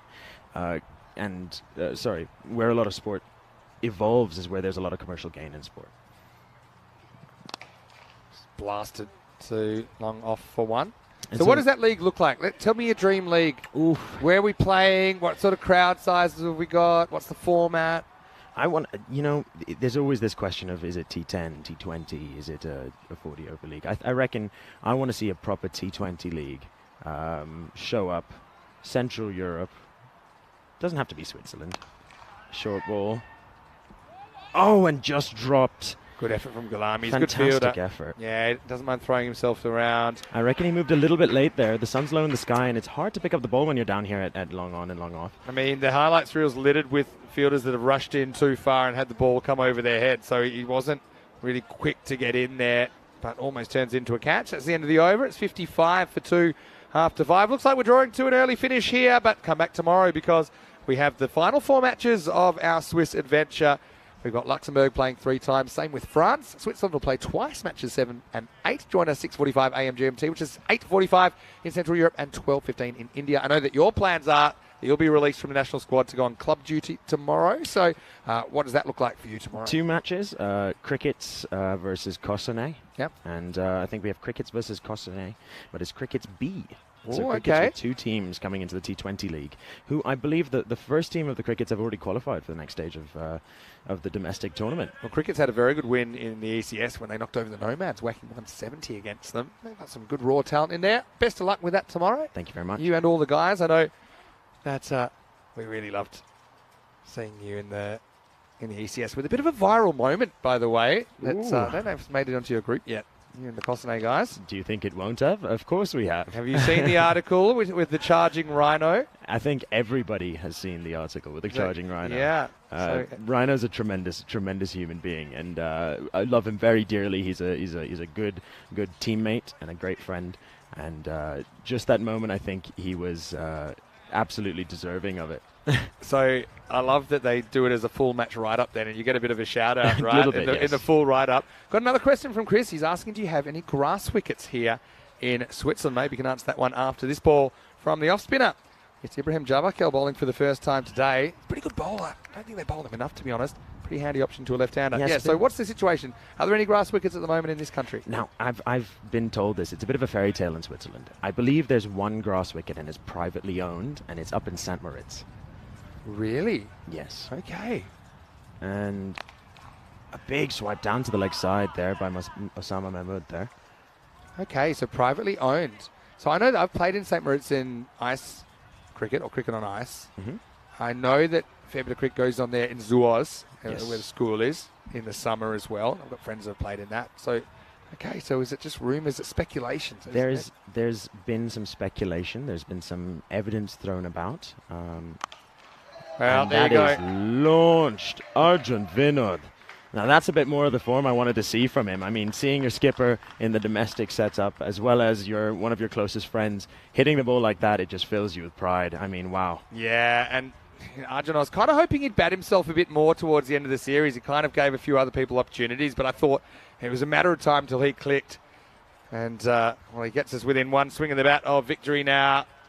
Just 3 to win. And he goes leg side, and he's gone. Well, we'll have a bit longer to chat now, Jay, as an excellent catch taken down there by Ramatullah Mangal. It's Jabakel with his first wicket of the series. So 6 and out for Arjun, and that will be the 3rd wicket to fall. The score is 63 for 3. Yeah, didn't quite get enough of it, did he? He was just a little bit high on the ball. Seemed to get a lower edge on that and couldn't get it over the rope. Would have been a great way to finish it, but a nice, simple and steadfast knock comes to an end. Yeah, so I suppose give someone else the bat as a Hussein. He's been a real breakout star. I think he batted very well for Zalmi, led the side very well. They made it to finals day, but unfortunately weren't able to progress past the first game yesterday, but he's certainly a guy that can give the ball a crack. Yeah, very confident and is very eager to get involved with Swiss cricket, and we're very glad to have him. Hopefully he can dispatch of this ball by Jabakil coming up. Well, he might be there for a good time, but not a long time. As he tries to finish the game, it'll just get one. So credit to Jabakil. Like I say, he's a good off spinner. Provides some variety to the French attack. And they have 4 or 5 seam bowlers. They've got a left arm spinner. He's their off spinner. There's also the wrist spin of Dawud Ahmedzai. So that's the end of the over, and the score is 64 for 3. Just 2 runs required for victory. Yeah, so I revealed today that France, they're actually playing the first game of the ECC. It's Spain versus France. Ooh. First up in Group A. What a spicy clash that will be. Big one, yeah, that's huge. Spain and France, two titans, I'd almost say. Kirsten Corder saying that grass wickets would be the catalyst for growth here in Switzerland. Yeah, I suppose just the issue is the finances, aren't they? The resources, both the natural and the financial resources, the expertise you need to keep a grass wicket going. It's still very much an expat community that still plays this game. In Switzerland, it's as much as we would love to have locals, we aren't getting as much traction with the locals as we'd want. It takes time, doesn't it? It does. It takes time. All right, Ahmedzai is going to come on and bowl an over that I feel he might not get to the end to. Just 2 to win now. Oh, good bowling. I like this ball from Ahmedzai because, in my opinion, he doesn't bowl enough actual leg spinners, because at least that puts it in your mind that it might turn past your outside edge. He bowls a lot that kind of shoots straight on, but that one certainly seems to turn a little bit. Yeah, he's got a fantastic, energetic little action, and when you put lots of revs on the ball, it's got to turn eventually. Hello to Jeff Maguire. Well, just telling you, Jay, or anyone looking, you can tour Northern Ireland. You can get in touch through Blast NI Sports Tours. Grass wickets there. Well, thanks, Jeff. Thanks for lurking. All right. This could be it, and it will be it. It's going to go for 4, and it's game, set, match. Switzerland, a perfect day on day 1 of the ECI. They go 4-0 and have one hand and maybe a couple of fingers on the other on the trophy. And they just blast France into submission in the last game of the day. What a good effort. Congratulations, Jay. 4-0. Pretty good effort from your guys. Thank you. Yeah, I'm really proud of the whole crew there. They've really sort of gelled as a team lately, and it's really showing in their performances. Yeah, for sure. That was the one that did it. Probably not the most convincing finish, but it is a finish, and that's the most important thing. France, I know, they're a proud team. They'll come back strong tomorrow as well. You know, they don't really care about the tournament situation. They'll always give 100%. They'll just be disappointed that they had one of those innings. We know it can happen in any limited overs cricket where nothing seems to go right. And the truth of the matter is they just can't put that competitive score on the board.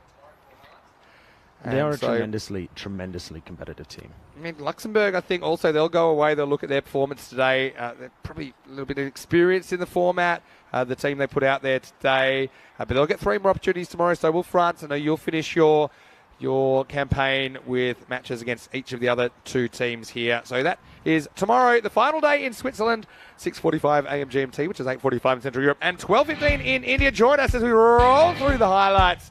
And it wasn't going to take too long. And, well, they had everyone doing a bit of a double take about what the exact laws of physics were in play. And Nomad then was trying to find a defence, but he needed a good lawyer. It was a no ball plus 4 buys. And really, even though they recovered 2 wickets in 2 balls to Amjad, he was on a hat-trick at one stage, but really, this was never in doubt, Jay. Yeah, always going to be in a really good spot here with only 6 and over to chase. As a drop goes down by Ahmedzai, he really chased that one hard. Osama Mahmood also putting on quite a few runs through that middle stint. And Arjun Vinod showing the class that he really does have. That's one of the shots of the day. I know it won't probably grab too many headlines, but the way he used the pace there shows what a good player he is. That one was endangering Martha. He had a free cricket ball to play with and practice her bowling. But really, when it's in the 60s, I don't even think we've seen double digits defended here in Switzerland. So it's a sign that you need to be getting the 100 plus, probably 120 plus to be competitive. It's been the highest scoring 2 weeks we've ever had. That was a good catch late in the piece, consolation wicket, as Vinod went 6 and out. And that was the one that brought it up. It was all over. That is the end of match number 64. in 13 days. Just the 4 to come now in Switzerland, but plenty more entertainment. And there we go. Marta saying, that is that. We'll go home. And don't forget, we will be back tomorrow as we look at the scorecard in this one. Hassan, a rare failure for him, but he still scored plenty of runs on the first day. He was 6 and out. Arjun Vinod was 16. Osama Mahmood with 30 not out off just 18. He had a pretty good day, scoring over 100 runs. And then Izzah Hussain helped towards the end by hitting the winning runs. And in the end, it's 22 balls to spare. So pretty comprehensive stuff. Yep, a good win for Switzerland and leading on into the second day. Hopefully they'll be taking that momentum. Yeah, so Noman Amjad bowled one of the most strange deliveries we've seen, but he also picked up 2 wickets, 2 for 20. Ibrahim Jabakel, the off spin, I like him. He's still pretty raw, but I think he gives it a rip, and he's certainly a bowler that provides a nice balance to their attack. So there's the tail of the tape. Switzerland rolling France for 65. France leaving 3 balls on the table, and Switzerland chasing it down in the 7th over. But once again, I want to say a big thank you to everybody out there. Thank you to Chris and everyone for all the questions, the comments, to Kersley, to Jeff McGuire as well, and everyone that contributed in the chat today. Special guest, Jason. A bit more than a guest. He's part of the family here at the European Cricket Network. It's been great to have you in here. Congratulations on your performances. I know we won't see you in a red shirt tomorrow, but you'll be in the blue shirt or Cossonay. Please give my best to the guys. And thank you very much. Hopefully enjoy the rest of the season as well. Yeah, thank you very much. And hopefully we see you in the ECC. Yes, well, I'll be seeing you one way or another in the ECC, that's for sure. So special hello to Christoph as well from the office. I'm going to mention you first this time, as well as Judith, Roger, Daniel, Nick. Who don't forget? James. Don't forget James. Ashwin. Daniel. Daniel's important to remember as Ashwin. well. Ashwin. Well, Ashwin's here, so I'll say thank you. But anyone behind the scenes, especially all the local organisers here, big thank you to Ali and all the gang for looking after us. It's been a great day of action. Like I said, we'll be back tomorrow. 4 more matches. The Swiss will feature into Luxembourg and France. They'll be wanting to up their game a little bit as well. Final thing we'll say is if you watch on YouTube, please like the video and subscribe to the European Cricket Network. Tell your family, tell your friends. If you don't have any friends, make some friends and then tell them about the European Cricket Network. Don't forget also our social media at European Cricket and our home of cricket, the website, europeancricket.com. Give me a high five. That's that. Saturday night's all right. We're back for more action coming up tomorrow. But right now, here's some of the best bits of the day. Thanks to Spring Productions on behalf of everyone here at the European Cricket Network and the European Cricket family. Vinny Sandy, Mr. Maximo, Rico on the way to Germany. I'll be here tomorrow, though. Join us for more cricket right here on the European Cricket Network. Hasta mañana.